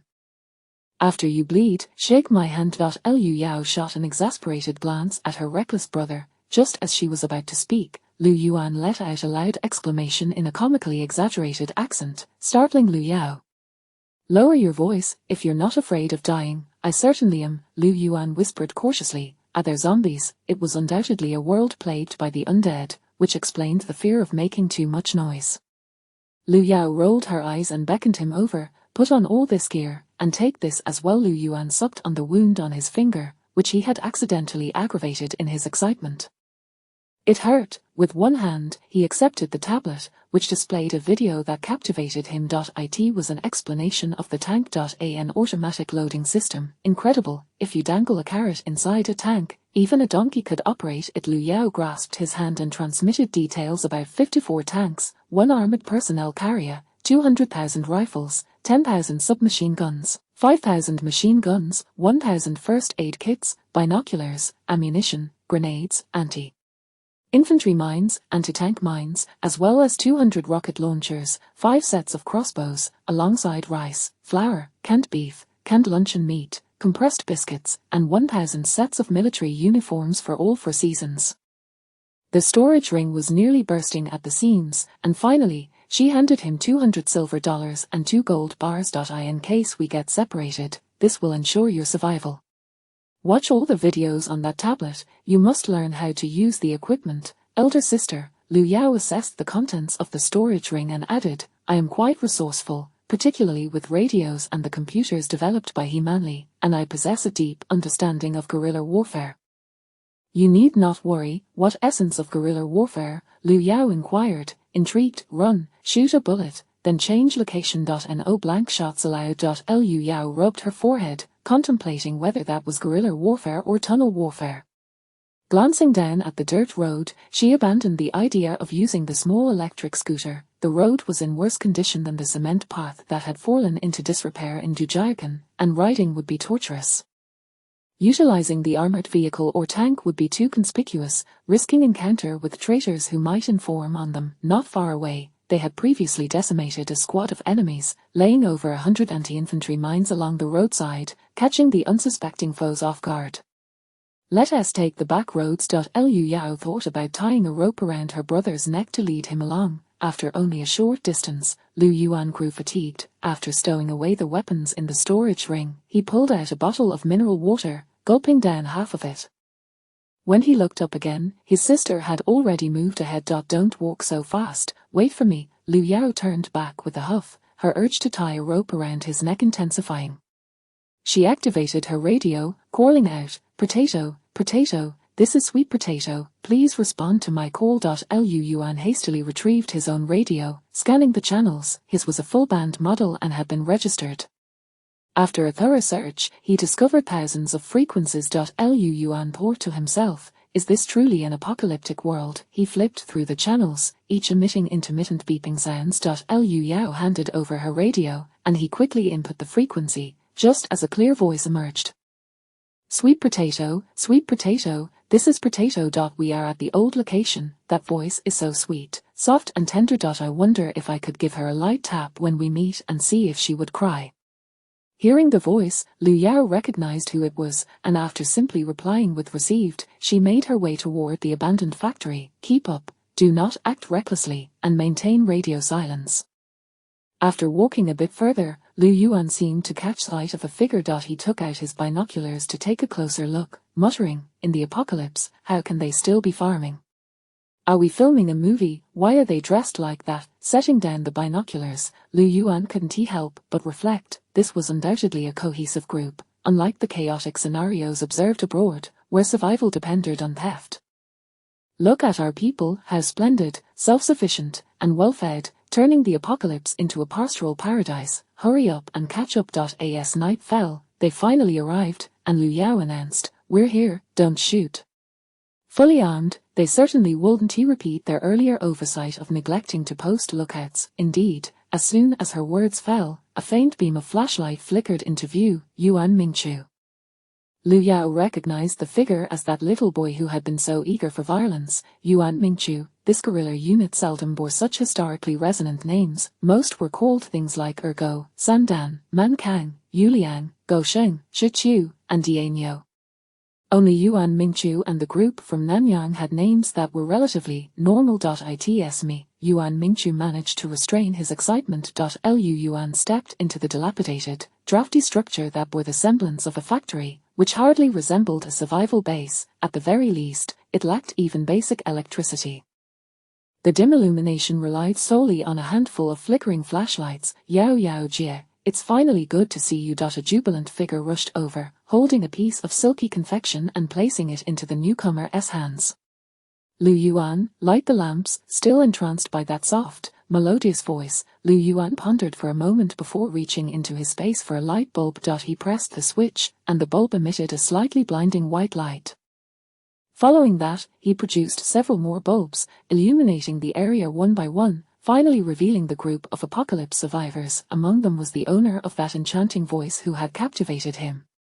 Chapter 73, Laughter Like a Pig Squeal. In terms of beauty, Ju Hongju is far inferior to the various stunning girls seen in short videos. Though not particularly beautiful, her face radiates an authentic smile from the heart. Hee hee. Lu Yuan rubbed his hands together as he approached, just about to introduce himself when he was interrupted by his older sister. This is my brother, Lu Yuan. Lu Yuan, meet your sister Hongju. After Lu Yao made the introductions, she handed 2 pieces of chocolate to the little girl who had come over. Ju Hongju straightened her posture, and Lu Yuan felt a slight sense of bloodline pressure emanating from her, prompting him to avert his gaze towards a pure-looking girl standing behind her. Little Li coughed softly, stepping to the right to obscure Lu Yuan's line of sight. Lu Yuan felt no embarrassment at all. He smiled and nodded at him, lowering his gaze and refraining from looking around. With firearms in hand, he knew better than to provoke anyone. Hello, Sister Hongju, Lu Yuan greeted, and then curiously added, I am 23 years old, unmarried, a university graduate, and my height, well, it's as you see. I excel at cooking, eating, sleeping, and screwing things together. Ju Hongju let out a sigh. She was only 20 years old in nominal terms. What about blind dates? Get to work, go teach them how to operate a tank. You only have 1 evening. By the way, have you eaten? Captain Jean, overhearing, thought to himself, what is there to eat? If I'm hungry, I'll gnaw on some steel. That should suffice for Ian. I'm starving. I haven't eaten yet and have no idea how long I'll have to wait. I only eat 1 meal a day. At noon, Ju Hongju said, stuffing chocolate into her mouth, the sweet aroma already clouding her senses. As Lu Yao was about to say something, Lu Yuan interjected, Sister Hongju, what would you like to eat? A full Manchuhan imperial feast. I wouldn't know how to prepare that, but I can manage some home-cooked dishes. His boastful demeanor elicited a smile from Ju Hongju, who nudged Ju Yao playfully. Sister Yao Yao, your brother is quite impressive, far better than my own. I'll tell you this, it's best to discipline your younger brother early on. Back in our village, who among my peers hadn't he been beaten by me? This little rascal even conspired with my nephews to revolt, only to be kicked under the table and chased around the village with a spatula. Lu Yao rambled on, only to see her foolish brother still gazing at the girls. She cleared her throat loudly, aren't you going to cook? Over 100 people need to eat. Once they've eaten, teach them how to operate the tanks. Lu Yuan immediately snapped to attention, his body still, responding involuntarily, understood. Ju Hongju recalled the times she used to beat her brother and chuckled, when I hit my brother, he would freeze like he'd been hit by a pressure point, utterly defiant yet too scared to move. It was hilarious. Lu Yao, Lu Yuan seemed to be the same. Ju Hongju continued, by the way, does your brother have a fiancé? Just him. Lu Yao cast a disdainful glance at her silly brother, who still pretended to be busy with something outside, saying with difficulty, when he was in school, he pursued a female classmate. And then there was nothing more. Do you know what he did on dates with her? Ju Hongju grew curious, popping another small piece of chocolate into her mouth, asking eagerly, what did they do? Meanwhile, the little girl, Jiang Xiaobai, instructed little Li to tend to his tasks, tearing open a chocolate bar and squatting on the ground, wearing an expression of utter fascination. The two, exposed to new ideas, likely had already guessed, their faces flushed. Love, sweet love, romantic love.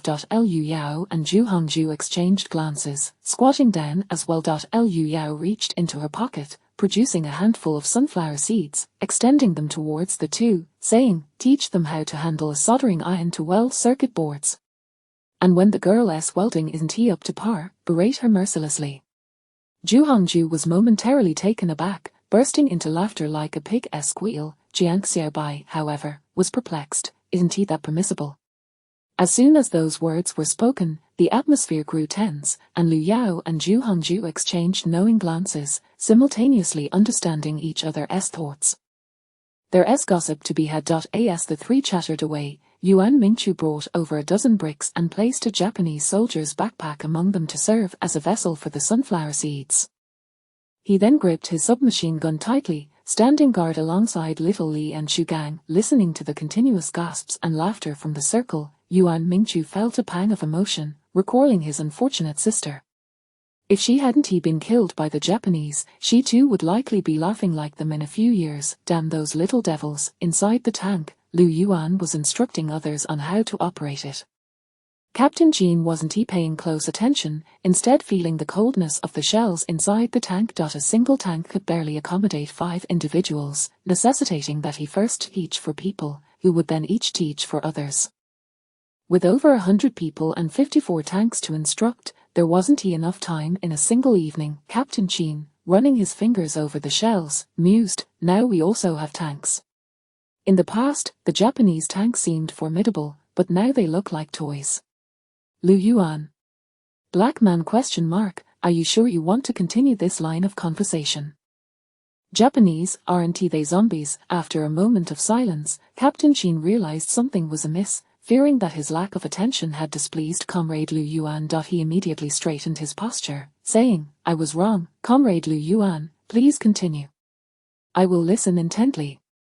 Lu Yuan, the case is cracked. No wonder they need walkie-talkies, no wonder they don't want ready-made laptops or tablets, opting instead to spend tens of thousands for humanely to recruit people to hand solder transistors. No wonder so many weapons were purchased from his sister-in-law's new wife. They are not planning to rebel and claim the throne, but it's close enough. Lu Yuan.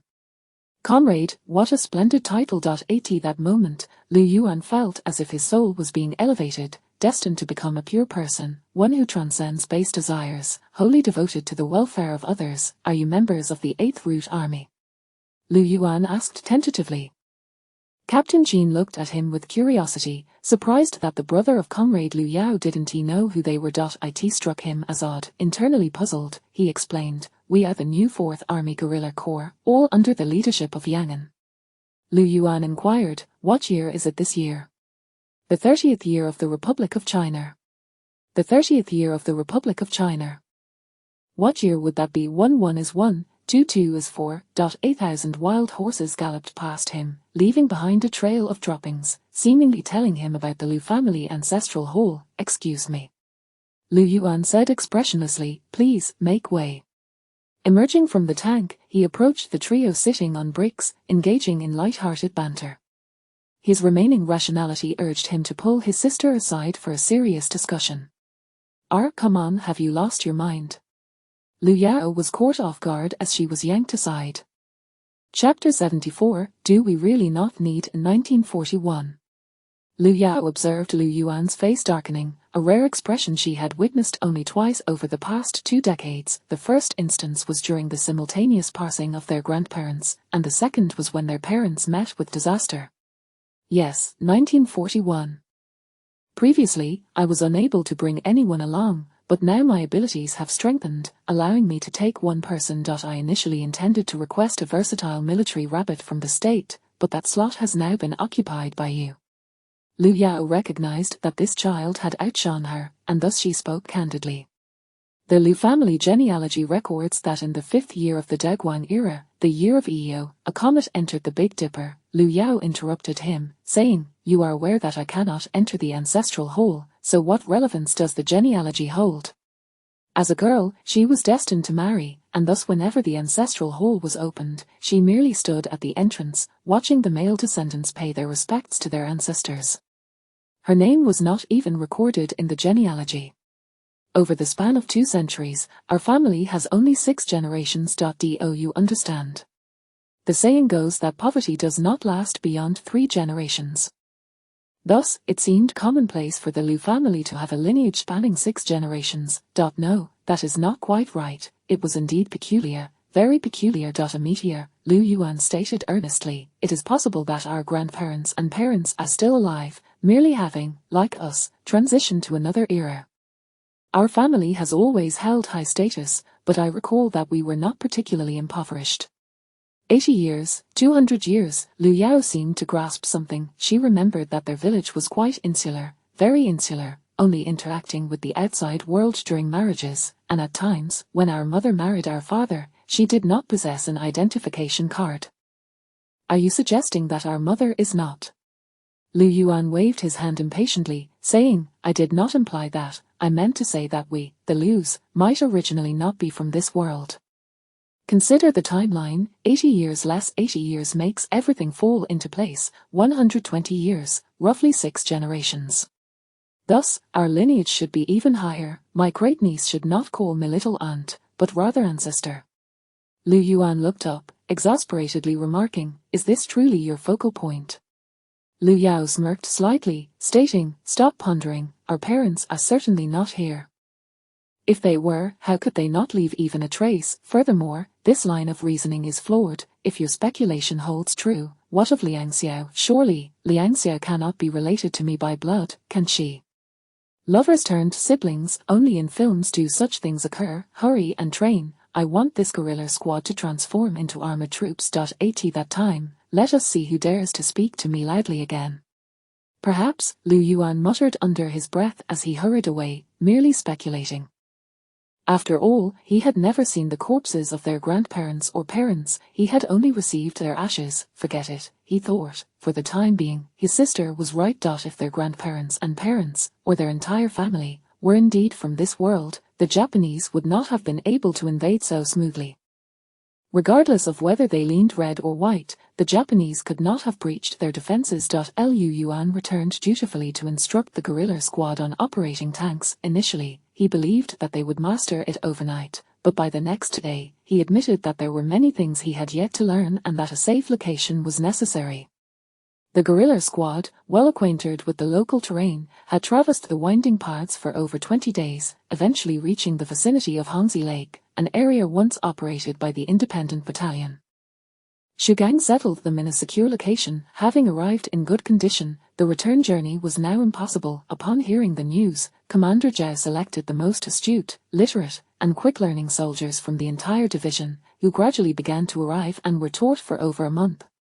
Lu Yuan regarded himself as a military rabbit, a versatile military rabbit, diligently serving as an instructor. Otherwise, his sister would promptly cast him back. Dear sister, today is December 7th. Lu Yuan rushed over, his exuberance uncontained. During this period, he had been rather boisterous about both major and minor matters, and those protecting Lu Yao had grown accustomed to it, having just returned with hairy crabs, whitefish, and water chestnuts for Hao Qianqian to sell. Lu Yao indulged in a delightful nap in her space, surrounded by Zhu Hongju and Jiang Xiaobai, savoring yellow wine while peeling crabs by the fireside. The weather was exceedingly cold. Brother, if you are man, you ought to drink white liquor, Lu Yuan declared recklessly. Lu Yao, uninterested in banter, retrieved a bottle of wine personally brewed by the 17th brother from her backpack, which bore the aroma of Wuliangyi and the taste of Juyeking, yet with a low alcohol content. Lu Yuan secretly admired Zhu Hongju, who elegantly peeled crab, his gaze more fervent than the fire itself. Jiang Xiaobai quickly stood up, placing 2 hairy crabs from the pot onto a plate. I'll go check on Brother Li. Zhu Hongju, momentarily distracted while using tweezers to extract crab leg meat, paused, then sought an excuse, only to hear Lu Yao say, Food cannot silence your mouth. We are having hot pot tonight, so remember to finish work early and prepare the ingredients. Did you buy firecrackers? Lu Yuan asked as he sat down, inhaling the fragrance of the white liquor and swallowing hard. Too ostentatious. It is not advisable. Where is the First Independent Army now? Jiang Shuijin had contacted the First Independent Army yesterday, but the cipher book had yet to arrive, so they were using coded language, some of which only Lu Yao and Lu Yuan understood. Zhu Hongju hastily abandoned her half-peeled crab, saying, I'll go ask. No need. Lu Yao and Lu Yuan responded in unison, startling Zhu Hongju, who cautiously looked at Lu Yao and asked, Really no need? Lu Yao and Lu Yuan affirmed, Really no need. From a perspective transcending time, today, December 7th, Pearl Harbor is approximately located in Zone West 10, while we are in East 8, 6 hours ahead. Thus, it must be quite lively over there now. Our damned Eastern Devils, damned Western Devils. While having lunch, Lu Yao was nearly lost in a daydream when Commander Zhao hurriedly arrived, knocking at the door. A grave situation has arisen. The Devils have launched a surprise attack on Pearl Harbor in Hawaii. Commander Zhao, have you eaten? Upon seeing her calm demeanor and catching the enticing aroma of the food inside, Commander Zhao felt a pang of hunger. Let us eat while we talk. Commander Zhao entered without ceremony, sitting down unceremoniously. It smells of liquor. Lu Yao shot her brother a glare. Was this the extent of his discretion?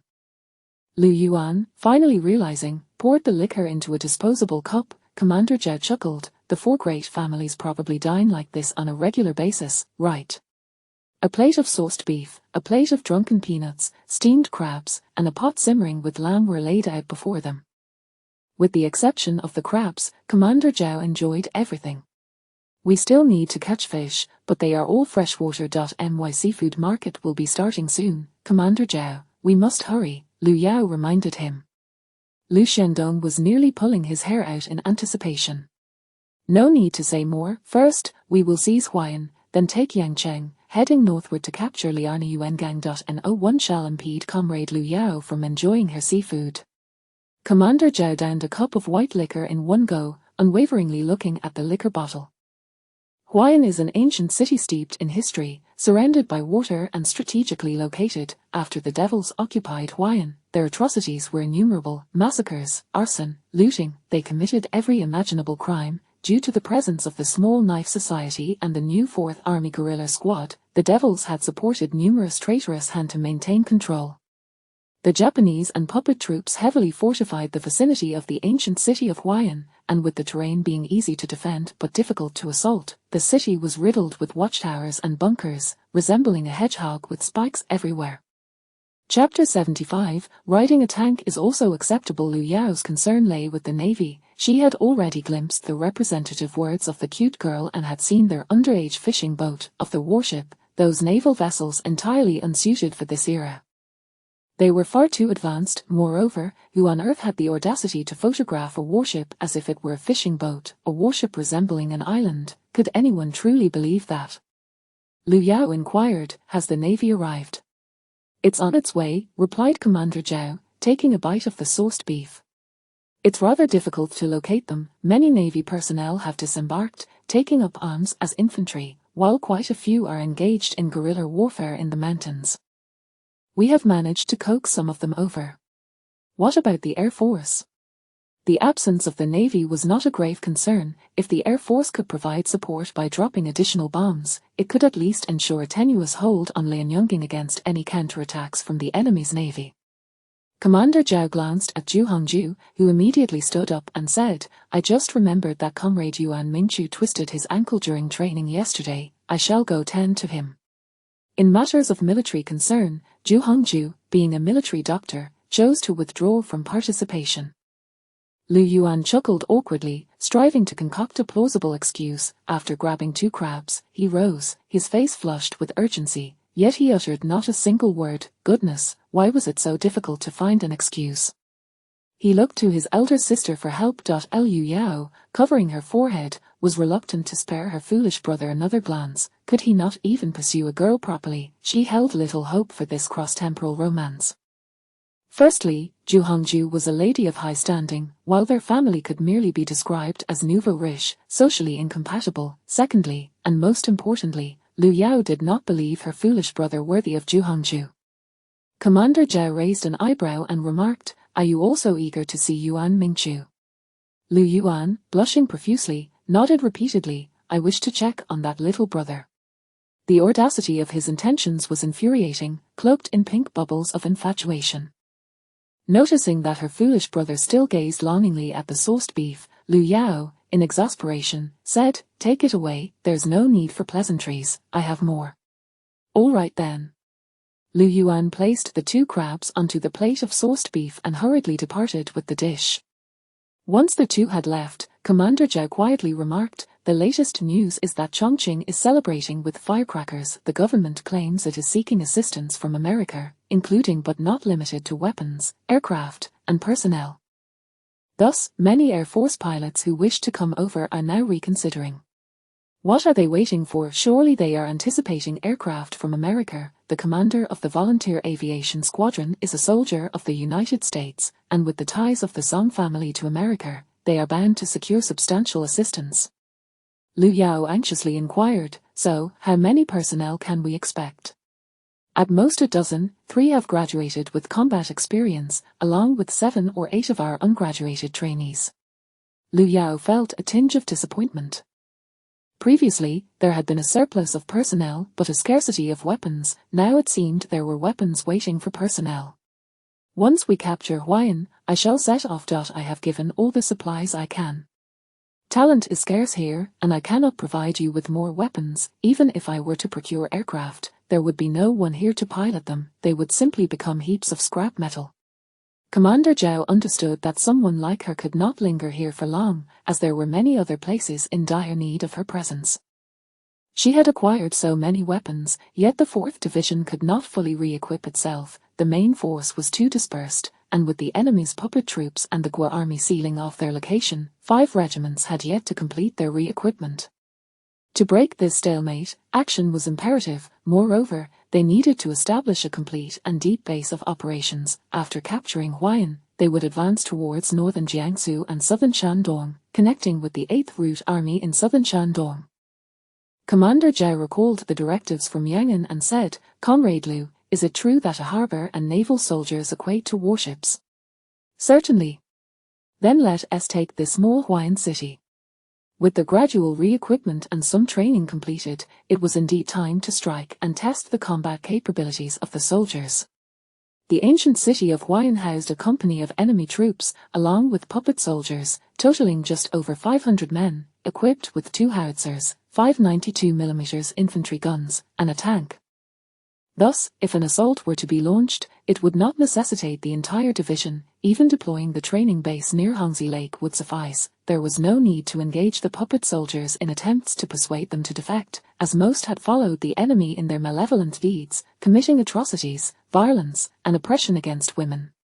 Since the rural pacification began, these puppet soldiers, along with the local maintenance committee, actively led wolves to various villages to wreak havoc, even resorting to kidnapping young women for the enemy's depraved pleasures, demanding their families pay in grain for their release.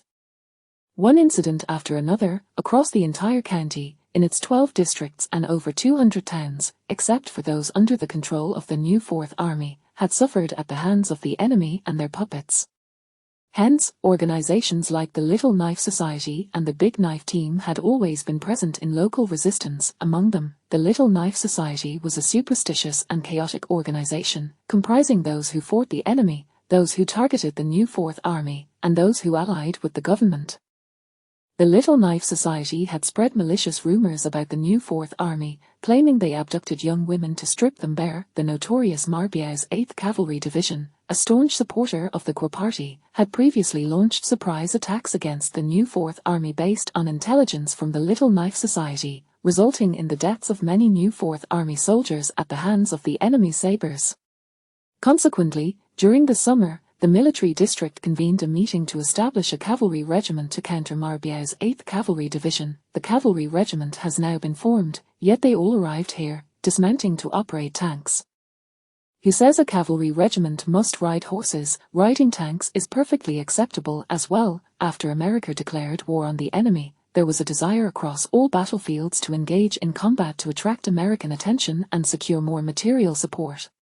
In the Huaiyang region, the new 4th Army, now fully re-equipped, launched an assault against the enemy. A grand procession of tanks was followed by new 4th Army soldiers clad in military overcoats and cotton boots.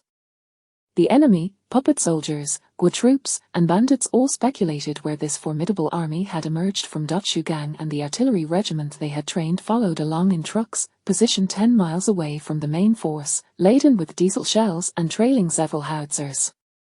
The new 4th Army had never been so affluent. Even some soldiers originally from the Gua Army were moved to tears upon witnessing such a lavish display. A series of grand battles accompanied by devastating routs unfolded.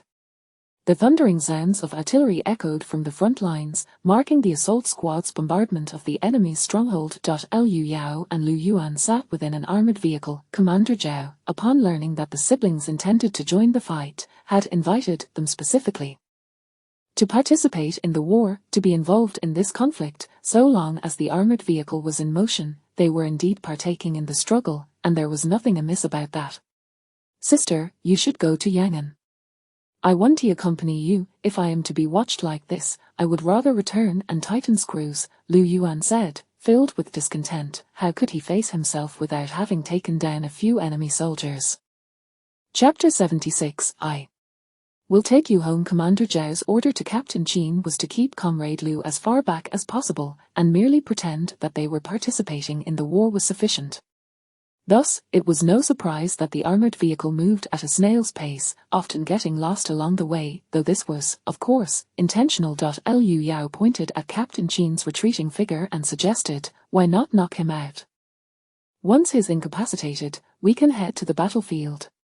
Captain Qin retorted, must you conspire so loudly? I have ears, you know. He was responsible for the safety of the two of them, accompanied by guerrilla fighters who had been discarded by the cavalry regiment, trailing behind in a truck. Inside the armored vehicle, there were about a dozen guerrilla fighters for close protection, including Yuan Mingchu. Upon hearing Liu Yao's remark, Yuan Mingchu eagerly unstrapped his entrenching tool from his backpack, ready for action. Liu Yuan quickly intervened, not so fast, we can threaten, but we mustn't resort to violence. He genuinely feared Yuan Mingchu might actually strike Captain Qin, who was only looking out for their safety. Captain Qin felt utterly despondent. He longed to charge into the fray himself. The guerrilla fighters, who had once been part of the regular army, spoke of grand maneuvers that stirred the very mountains and seas, while he, a mere country bumpkin, had never fought and wished to witness such grandeur firsthand. Yet, when the opportunity arose, he found himself assigned to the rear for protection duties instead. Sister Liu, it's Huaihua, are you inside? The voice was somewhat hoarse yet familiar. Liu Yao exclaimed, stop the vehicle, I've spotted an acquaintance. Huaihua, the granddaughter of the former landlady from Yang Village, had been calling out all morning. Upon seeing the soldiers from the independent company, she had stood by the roadside, shouting in excitement. Liu sister, I want to fight the Japanese. How absurd, you're not even as tall as the rifle. Oh, well, in any case, that's out of the question. Although Huaihua had changed her attire and was now barely taller than the gun, Liu Yao firmly declined. She then glanced around, recognizing familiar faces. Everyone was from Yang Village. Liu Yao rapped the vehicle door with her rifle and inquired, Captain, what is the meaning of this? Captain Qin turned his face away. Liu Yao, filled with indignation, felt as though he was treating her like a child. They had driven the armored vehicle to the village's edge, which should have been a location for artillery units. Well, even if it was still a village, it was a makeshift one, consisting entirely of rudimentary thatched huts, with doors woven from reeds. She slung her gun over her shoulder and took Huaihua's icy little hand in hers, exhaling a breath before noticing the frostbite on Huaihua's hands, which were swollen like buns. Comrade Liu, now that the battle is over, can we go home? The village chief from Yang Village stepped forward to ask. They longed to return, but having heard that traitors and the Japanese often roamed near Yang Village, they had ultimately refrained from doing so. However, they had not repaired their homes much, merely erecting simple straw shelters, leaving the fields untilled and relying on fishing for sustenance. They held on to their hope that one day they would fight alongside the independent company to reclaim their homeland. When Huaihua had once delivered fish to the troops, she had spotted the military doctor who stayed at her house. Upon her return, the village had erupted in excitement, for the independent company was about to come back. They waited, and at last, their wait had borne fruit. Observing the situation, Liu Yao realized that Commander Zhao would not permit her to join the combat, so she resolved to go to Yang Village. It was not far from here. Helping the villagers rebuild their homes would suffice. She could return to purchase some corrugated steel and order a few container homes. Most importantly, nearly everyone fought for the sake of returning home. In the hopeful gazes of the villagers of Yang Village, Liu Yao nodded and declared, very well, I will take you home. A twinge of guilt stirred within Liu Yao regarding Yang Village, for she felt it had suffered due to her actions. Sister Liu, we will be ready in no time and set off shortly. At the village chief's beckoning, the villagers dispersed in a flurry to gather their belongings. Liu Yao adjusted the radio to a different frequency and asked, Shu Gang, I'm heading to Yang Village, are you coming? Shu Gang responded eagerly, of course, anyone who doesn't come is a coward. Having been coddled at the artillery position, he was relegated to commanding a single artillery team, feeling utterly stifled. Thus, he relinquished command and called upon 5 others who had also been pampered, turning on his heel to leave. Yarng village was only about 50 miles away. Ju Hongju, serving as the military doctor, was not particularly busy, as there had been no injuries since the war began. She and the medics at the field hospital were simply snacking on sunflower seeds. After a long wait, they finally received a Japanese casualty. Ju Hongju halted the half-trained medics who attempted to rush forward, stating, "Look, a leg injury, a classic case. If it were one of our new 4th Army soldiers, we would first clean the wound and then extract the shrapnel, but this is a Japanese soldier, so we must treat him with care. Our standard for treating prisoners is to ensure the wound does not become infected." All the half-trained medics exchanged bewildered glances. "Amputate, what are we waiting for?" "Amputation," the half-trained medic stared at Ju Hongju in astonishment. She glared back and retorted, "There are 5 of us in this field hospital, besides us, the others are all experienced military doctors. Can you guess why our soldiers bring the Japanese here?" The half-trained medic seemed to grasp her point. Once the Japanese soldier was taken off the operating table, he had bled excessively and had succumbed. Facing the bloody operating table, Ju Hongju, unflinching, remarked, "Well, we should learn from our experiences and strive for." Another Japanese soldier was brought in. His abdomen had been sliced by shrapnel, and if not for the cloth wrapping, his intestines would have spilled out. "Senior, this one doesn't need amputation, right?" a cautious half-trained medic inquired. Ju Hongju shot her another glare and said, "Stop thinking about amputation. Although the Japanese are beasts, they are still livestock. We must always remember our oath to save the wounded and relieve suffering. We must be pure-hearted, selflessly dedicated to others, and completely detached from personal interests." The Japanese soldier groaned helplessly amidst Ju Hongju's lengthy discourse. Finally, as if reminded of the presence of Japanese injured soldiers, Ju Hongju said, "Those who have dissected frogs, step forward. Be careful with the abdominal cavity, and remember not to leave any alcohol swabs inside." After a flurry of activity, while checking the instruments, they discovered a pair of tweezers was missing. Ju Hongju inquired, and a sly-eyed young girl glanced knowingly at the already stitched-up belly of the Japanese soldier. "Ju Hongju, if you're doing that, then I can rest easy." The guards at the field hospital insisted on promptly reporting to the front lines to send all Japanese wounded soldiers to their location. This little Japanese soldier exhibited remarkable resilience. Even after being reopened, he survived, defying the odds and earning the title of a medical miracle. Chapter 77. Unless everyone is driving tanks, a voice crackled through Ju Hongju's walkie-talkie. Lu Yao announced her intention to head to Yarng village. "It is absolutely essential," she declared. "Commander Xu has stated that those who do not go are not worthy of being called his descendants." Everyone had emerged from Yarng village, and it was imperative to bring back the villagers and ensure their resettlement. Ju Hongju glanced at her watch before saying, "We shall divide into 2 groups. Those willing to follow me will form a specialized unit dedicated to treating the wounded enemy soldiers. The other group will observe, and during this time, the observation team should learn diligently in preparation for future surgical procedures on the enemy." It was crucial to promote the spirit of saving lives and alleviating suffering. Just as Lu Yao was perpetually accompanied by the artillery unit from the independent battalion, she too desired to surround herself with individuals who shared her ideals. Having previously lived in a state of aimless confusion, everything had changed since witnessing Lu Yao instruct Yuan Mingchu to mutilate the enemy soldiers. She had found a purpose to pursue, however, as the main force gradually reclaimed Huaiyang, and Lu Yao led her team to Yarng village. Troubling news arrived. Ma Biao's 8th Cavalry Division had encircled the commanders of the 17th and 18th Regiments and the border area commander with overwhelming force. Nearly 3,000 troops from the 2 regiments, which had already undergone partial rearmament, surrendered to the enemy. The new 4th Army, which had been advancing slowly, suddenly launched a fierce offensive. Jiang Xiaobai, riding on a sidecar motorcycle, finally caught up with the convoy heading to Yarng village near the riverbank. "There's been an incident," he said, extracting a coded message from his satchel with the assistance of Xiao Li. "You cannot cross the river. This is a top-secret telegram." After receiving the message, Commander Zhao attempted to contact the team heading to Yarng village via the walkie-talkie but was unable to reach them, prompting him to dispatch someone to pursue. Jiang Xiaobai and Xiao Li volunteered for the task, bringing along a radio. Commander Zhao has reported that the enemy stationed in Zhuzhou is advancing southward, and the Gua army is also on the move, with Ma Biao's 8th Cavalry Division and a portion of the Gua army totaling over 10,000 troops, forming a pincer movement as they march south. Liu Yao could scarcely believe her eyes.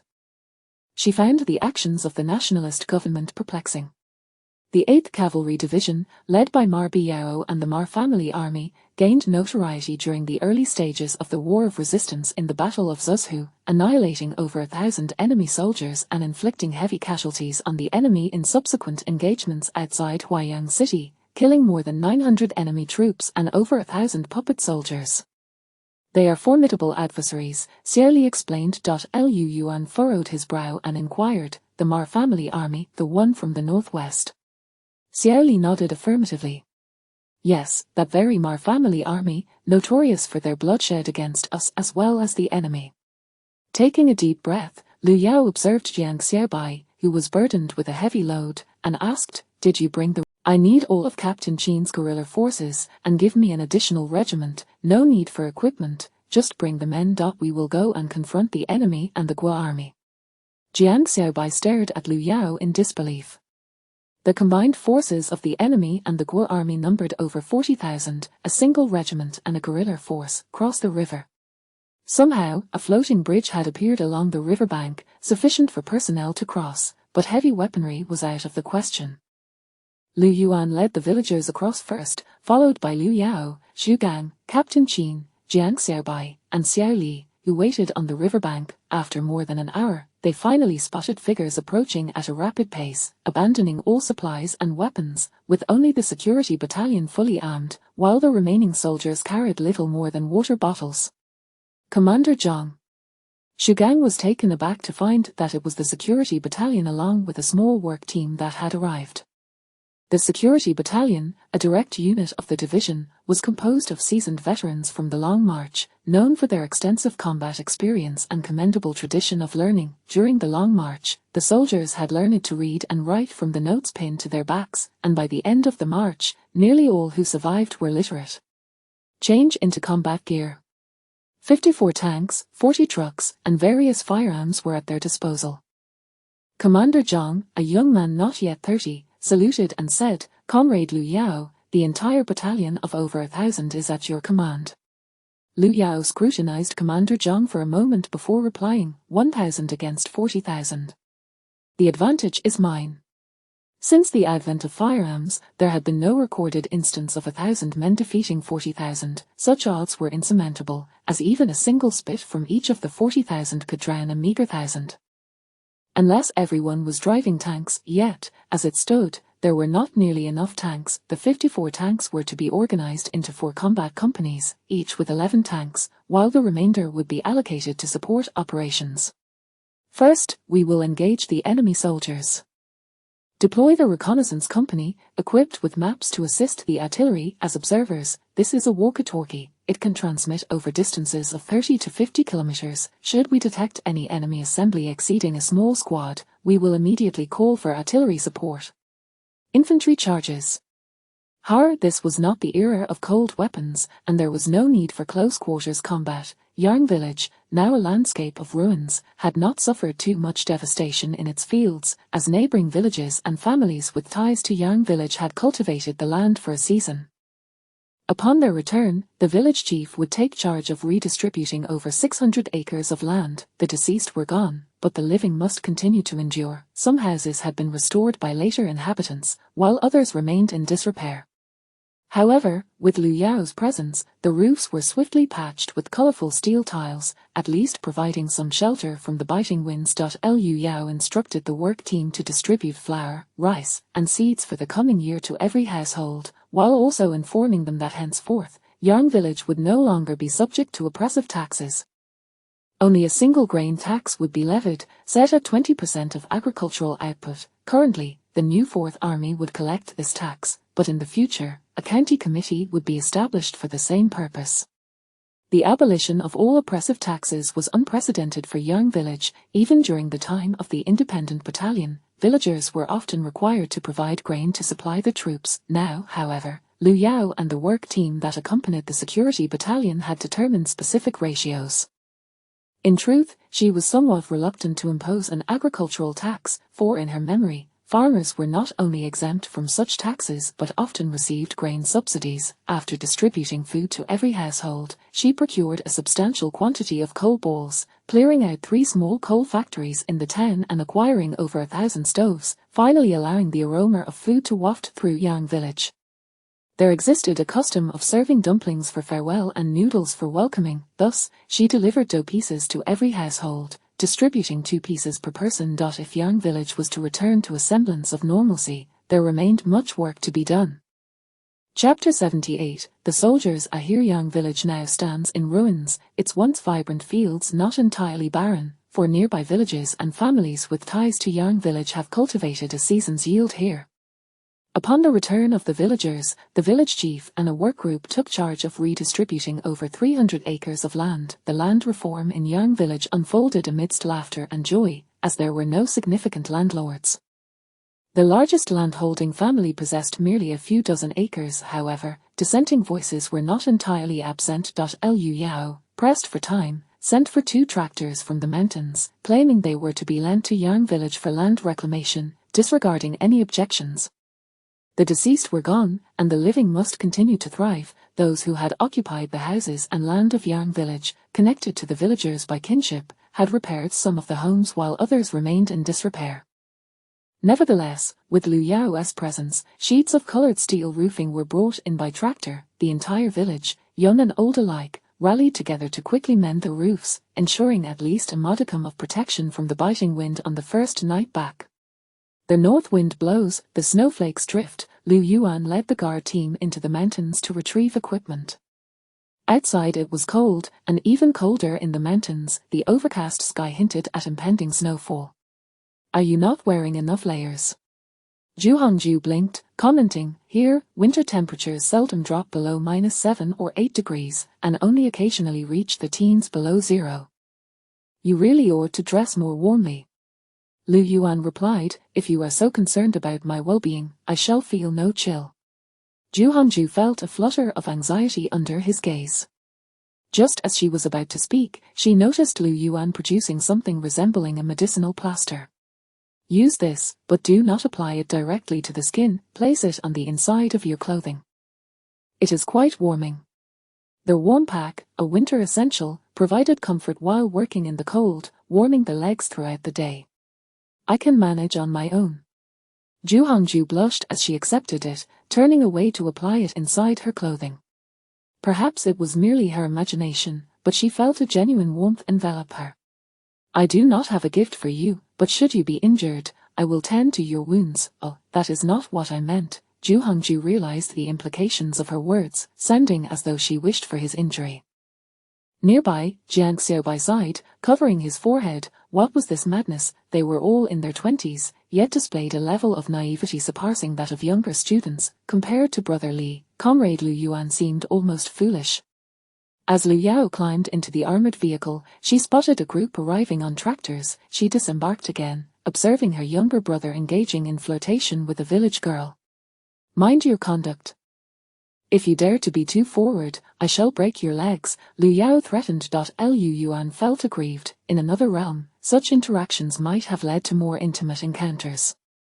"I will reattach your legs," Zhu Hongju said, her face aflame, stepping aside to distance herself from Liu Yuan, suggesting that if interrupted, one could simply rejoin.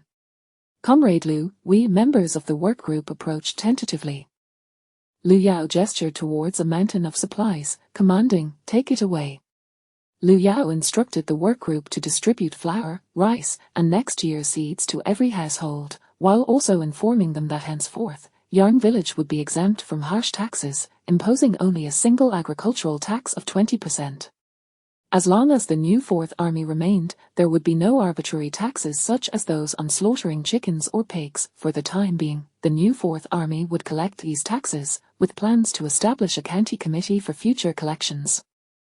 The abolition of all oppressive taxes was unprecedented for Yang village, which had previously faced demands for grain supplies to sustain the army during the time of the independent company.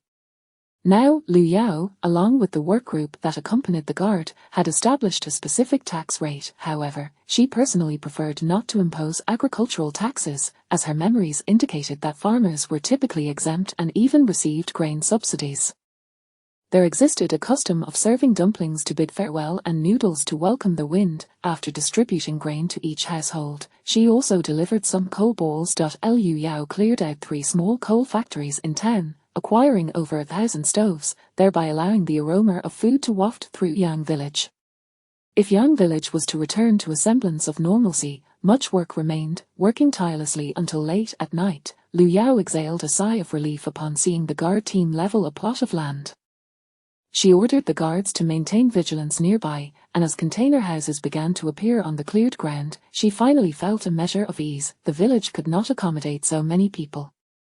Infrastructure development was a costly endeavor. Merely providing the military and civilians with shelter against the winter chill had already expended millions. Once the makeshift barracks were established, the guard team swiftly dispatched the Special Operations Company, arranging a perimeter based on the terrain surrounding Yang Village, setting up observation posts along the riverside to thwart any potential Japanese naval assaults. 2 days later, reports from the scattered observation posts began to filter in, indicating that a battalion was approaching from one direction while a company advanced from another, now merely 30 to 40 kilometers from Yang Village. Standing atop a hillside, Xu Gang shouted, "Soldiers, action is at hand." The troops were invigorated, the positions of the various companies were not yet completed, and they could only rely on artillery to delay the Japanese advance until the division headquarters could intervene and cut off the enemy's retreat.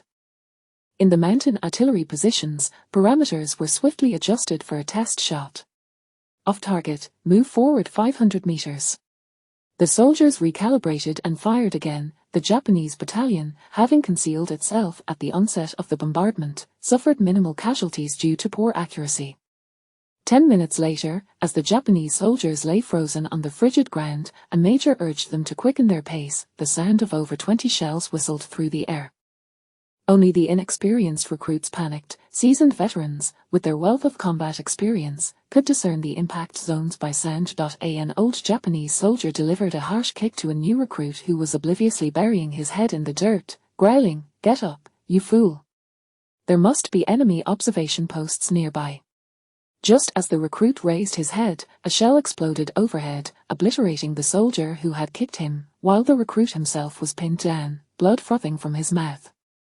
In his final moments, the young Japanese soldier's mind remained consumed by thoughts of holy war. From a distance, the observation post clearly witnessed the chaos ensuing among the marching Japanese soldiers as the shells detonated in midair, blood and dust swirling in the aftermath. In such a vast expanse, visibility was poor, and only the sounds of screams could be heard rising from the haze. Another round, some of those Japanese are still alive. With only 3 to 5 soldiers from the Special Operations Company at the observation post, it was too perilous to descend and clear the area, as many Japanese troops had taken refuge beneath their trucks. Another volley of over 20 shells rained down, leaving just a scant 100 or so of the original 1,000 Japanese soldiers, now dismembered. The auxiliary troops lay flat on the ground, paralyzed by fear. Send 2 men to apprehend those auxiliary soldiers. Chapter 79. United against the common foe, most of these puppet soldiers were merely swayed by persuasion. Many were traitors, driven by their superiors' cowardice or the allure of personal gain. The soldiers below followed suit, aligning themselves with the puppet army. The enemy was formidable, yet the firepower of the new Fourth Army was even more ferocious. Having never witnessed such a scene, when 2 soldiers called out, the options were either to kneel in surrender or to turn their weapons upon their own commanders.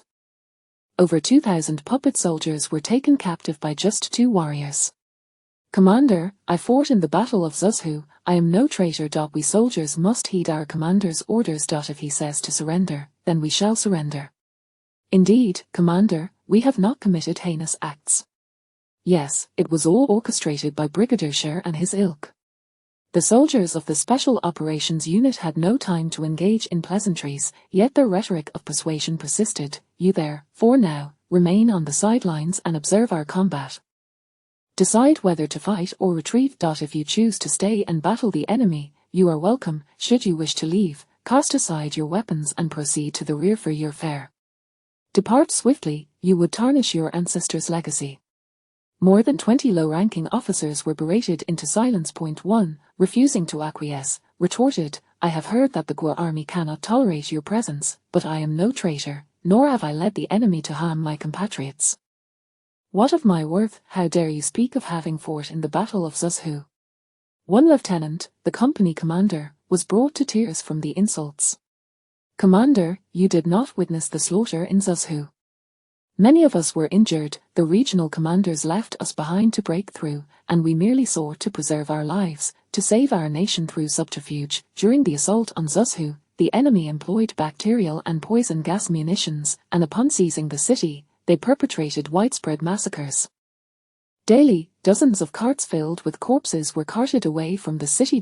In the rural villages surrounding Zuzhu, entire populations were annihilated. Furthermore, the wounded left behind were betrayed by the puppet regime and slaughtered. Those who survived, witnessing former heroes bowing to the enemy, felt disillusioned and donned the garb of betrayal themselves. Subsequently, they were conscripted and trained for the Imperial Collaboration Army. In the training camps, the enemy executed soldiers almost daily to instill fear among them. They had long since abandoned any notion of resistance. With the commencement of artillery fire, the once mighty enemy was nearly obliterated. A battalion still more than 20 miles away finally dared to surrender. Stay here and observe our prowess, then decide whether to engage. The squad leader of the Special Operations Unit tilted his head. 3 soldiers, 1 wielding a rifle and 2 with submachine guns, advanced upon the remaining enemy forces. The commanders of the puppet army had already fallen, leaving only a few company leaders and deputy commanders, who stood in shock at the audacity of the new Fourth Army's 3-man assault. Gunfire erupted incessantly, employing a 3-to-1 strategy, with grenades and rocket launchers providing support, swiftly breaching the enemy's hastily constructed defenses. However, the enemy was not entirely defenseless. 1 soldier was struck in the thigh and collapsed, while the remaining 2 took cover. As the observing puppet soldiers were about to utter words of respect for the fallen, the sound of incoming artillery echoed above. Shells from howitzers obliterated the enemy's makeshift positions constructed from trucks and motorcycles, raining devastation upon them without regard for cost. Commander, the lieutenant muttered, Commander, has your new Fourth Army become such spendthrifts? Will you join us? Fight the enemy alongside us, our artillery will heed your commands, even if there is but a single enemy soldier, we can call down fire, otherwise, how could we dare to hold the line against them? Join? Whoever does not join is a coward. More than 3,000 puppet soldiers enlisted, and the squad leader of the Special Operations Unit promptly assigned tasks, instructing them to arm themselves and secure the battlefield. Remember, we have no time to tend to captives. The ranks of puppet soldiers were a source of concern for the enemy, which was why they were placed behind enemy lines. The other 2 routes of puppet soldiers, whom the enemy trusted more, soon found themselves turning their weapons on their erstwhile allies. After a volley of conventional artillery, they were astonished to discover that the new Fourth Army did not regard them as mere cannon fodder but instead continuously called for artillery support.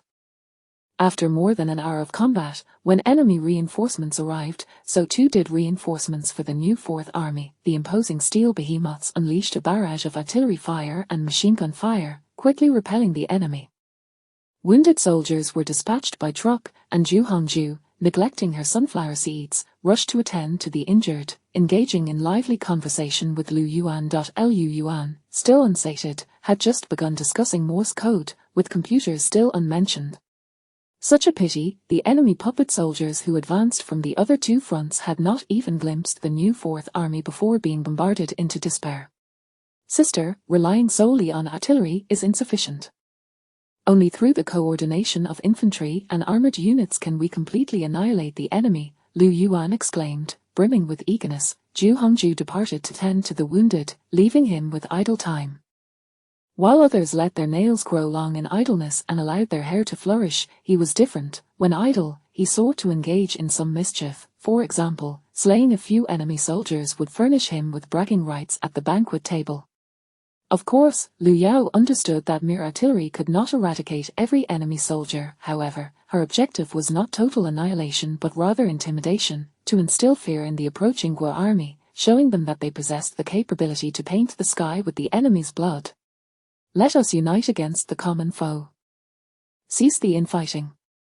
Little Lee's words weighed heavily upon her. The cavalry of the 8th Division had claimed countless enemy lives, yet they too had inflicted casualties upon their own. This cavalry still held some utility. She fervently hoped to avoid squandering ammunition on their own ranks. Commander Zhang, take command of the operation. If Corling for artillery can spare even one life, then the frontline soldiers should not hesitate to request long-range fire support. I merely wish to demonstrate the potency of our artillery and the rocket launchers assigned to the companies. Utilize them as you see fit. If we run low on ammunition, seek out Lu Yuan. In matters of combat, Liu Yao possessed little expertise. She was adept at guerrilla warfare, capable of launching a barrage of firepower upon enemy airfields with rocket launchers. However, traditional warfare was beyond her grasp. At last, Liu Yuan, the human arsenal, had joined the battlefield alongside the Guard regiment. Initially, he was filled with elation, but as reports of casualties began to filter through the radio, his enthusiasm waned. The Guard regiment was outfitted to the teeth, yet casualties still occurred. To him, 0 casualties were the only fitting tribute to such ample and superior equipment. Yet, this was war, not a child's game. In war, death was an inevitability. Chapter 80. The objective: Yang Village. Counterattack without concern for the shells, particularly the howitzer shells.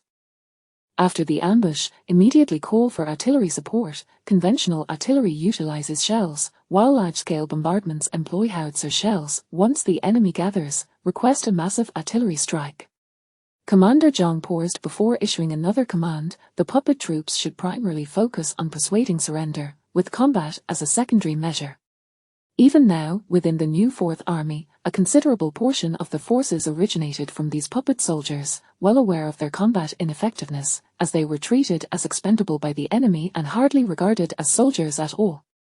Following a fierce battle, a Japanese brigade from Zhuzhou suffered tremendous losses during a day-long ambush. An observation post reported the arrival of enemy aircraft from the Zhuzhou direction. Air Defense Unit, shoot down any enemy aircraft immediately upon detection, Liu Yuan stated, swiftly climbing atop an armored vehicle. As the cold wind swept by, Liu Yuan remained composed, gazing at the sky, with his flying crossbow positioned and ready. The enemy's dozen or so aircraft barely had the chance to release a single bomb before being engulfed in blazing fireballs from the missiles that shot skyward.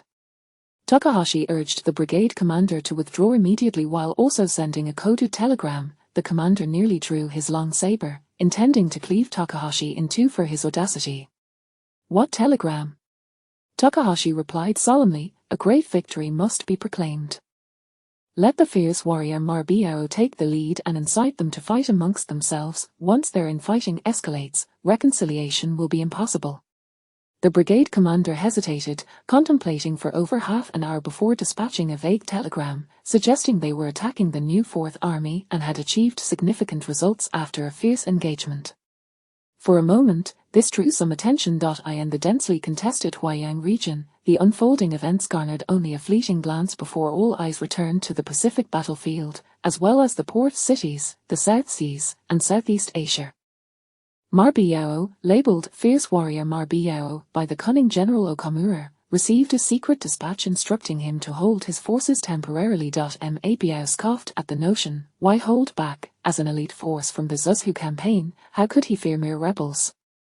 Having compelled over 3,000 traitors from two main factions to surrender, Marbiao's contributions were invaluable. The captured rifles and submachine guns were well suited for cavalry use. Intelligence indicated that the new Fourth Army near Yang Village consisted of a Guard regiment from the 4th Division, and the core of this regiment was comprised of old adversaries from the Mar family army. In the northwest, they had certainly crossed paths before. He had even acquired 3 female soldiers purportedly from a cultural troop. The thought of their delicate forms ignited a warmth within him. 50 li would be traversed swiftly by cavalry, and should they truly find themselves outmatched, they could retreat, only to return when the rebels were exhausted from the chase. He had successfully employed such tactics before, resulting in a veritable harvest of enemy heads in the northwest. All forces, advance toward Yang Village, annihilate that regiment of traitors, Marbiao declared with unbridled arrogance. At least according to intelligence, there was merely one regiment present. Furthermore, the enemy was on the offensive and had tasted victory, leaving them with at most 200 or 300 troops remaining. They needed to strike swiftly. Capturing those weapons could allow for the establishment of a machine gun company. The observation post spotted enemy cavalry and attempted to call for artillery support, but it was too late. They could only report the direction and number of cavalry advancing toward Yang Village. Upon receiving the news, Liu Yao immediately ordered the 10 tanks stationed at Yang Village to engage the enemy, while she, accompanied by over 30 guards, hurried to set up defensive positions. In the age of cold weapons, cavalry could decisively dominate infantry. The warhorses, with their sinewy muscles and powerful hind legs, could reach speeds of up to 60 km per hour. This meant that within mere minutes of the observation report, the cavalry could descend upon Yang Village. There would be no time to lay anti-infantry mines. The only way to counter cavalry was through machine guns and submachine guns, utilizing a dense barrage of bullets to halt their advance. The 8th Cavalry Division, renowned as the Mar Family Army, could shoot while mounted, showcasing exceptional mobility. Thus, Liu Yao had no choice but to rely on tanks. Artillery shells would have minimal impact.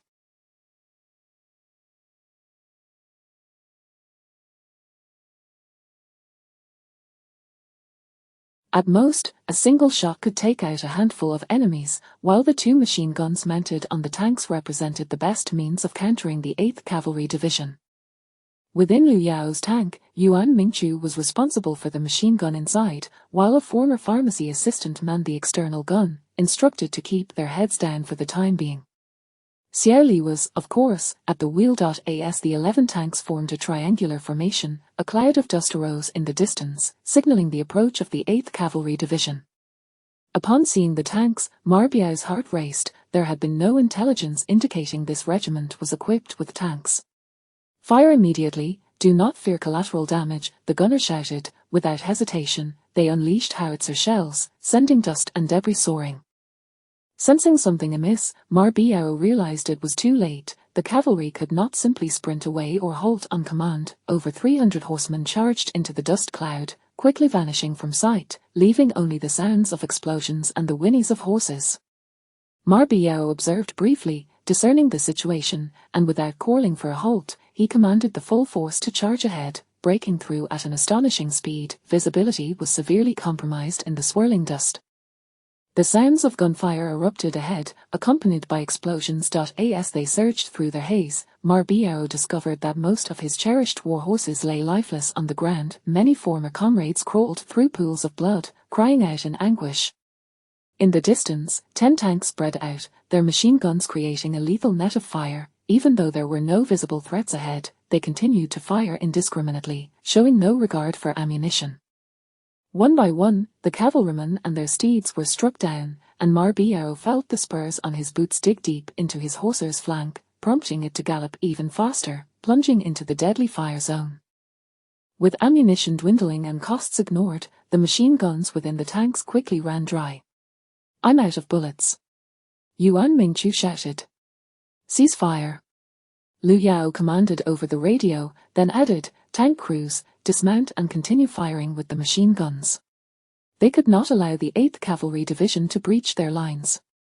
These were cavalrymen. After all, one by one, they pushed open the hatches, pulled back the bolts, and aimed at the approaching horsemen, pulling the triggers. Ma Biao narrowly avoided bullets but was unseated by the force of his horse, landing in the mud, only to be trampled by the panicked steed.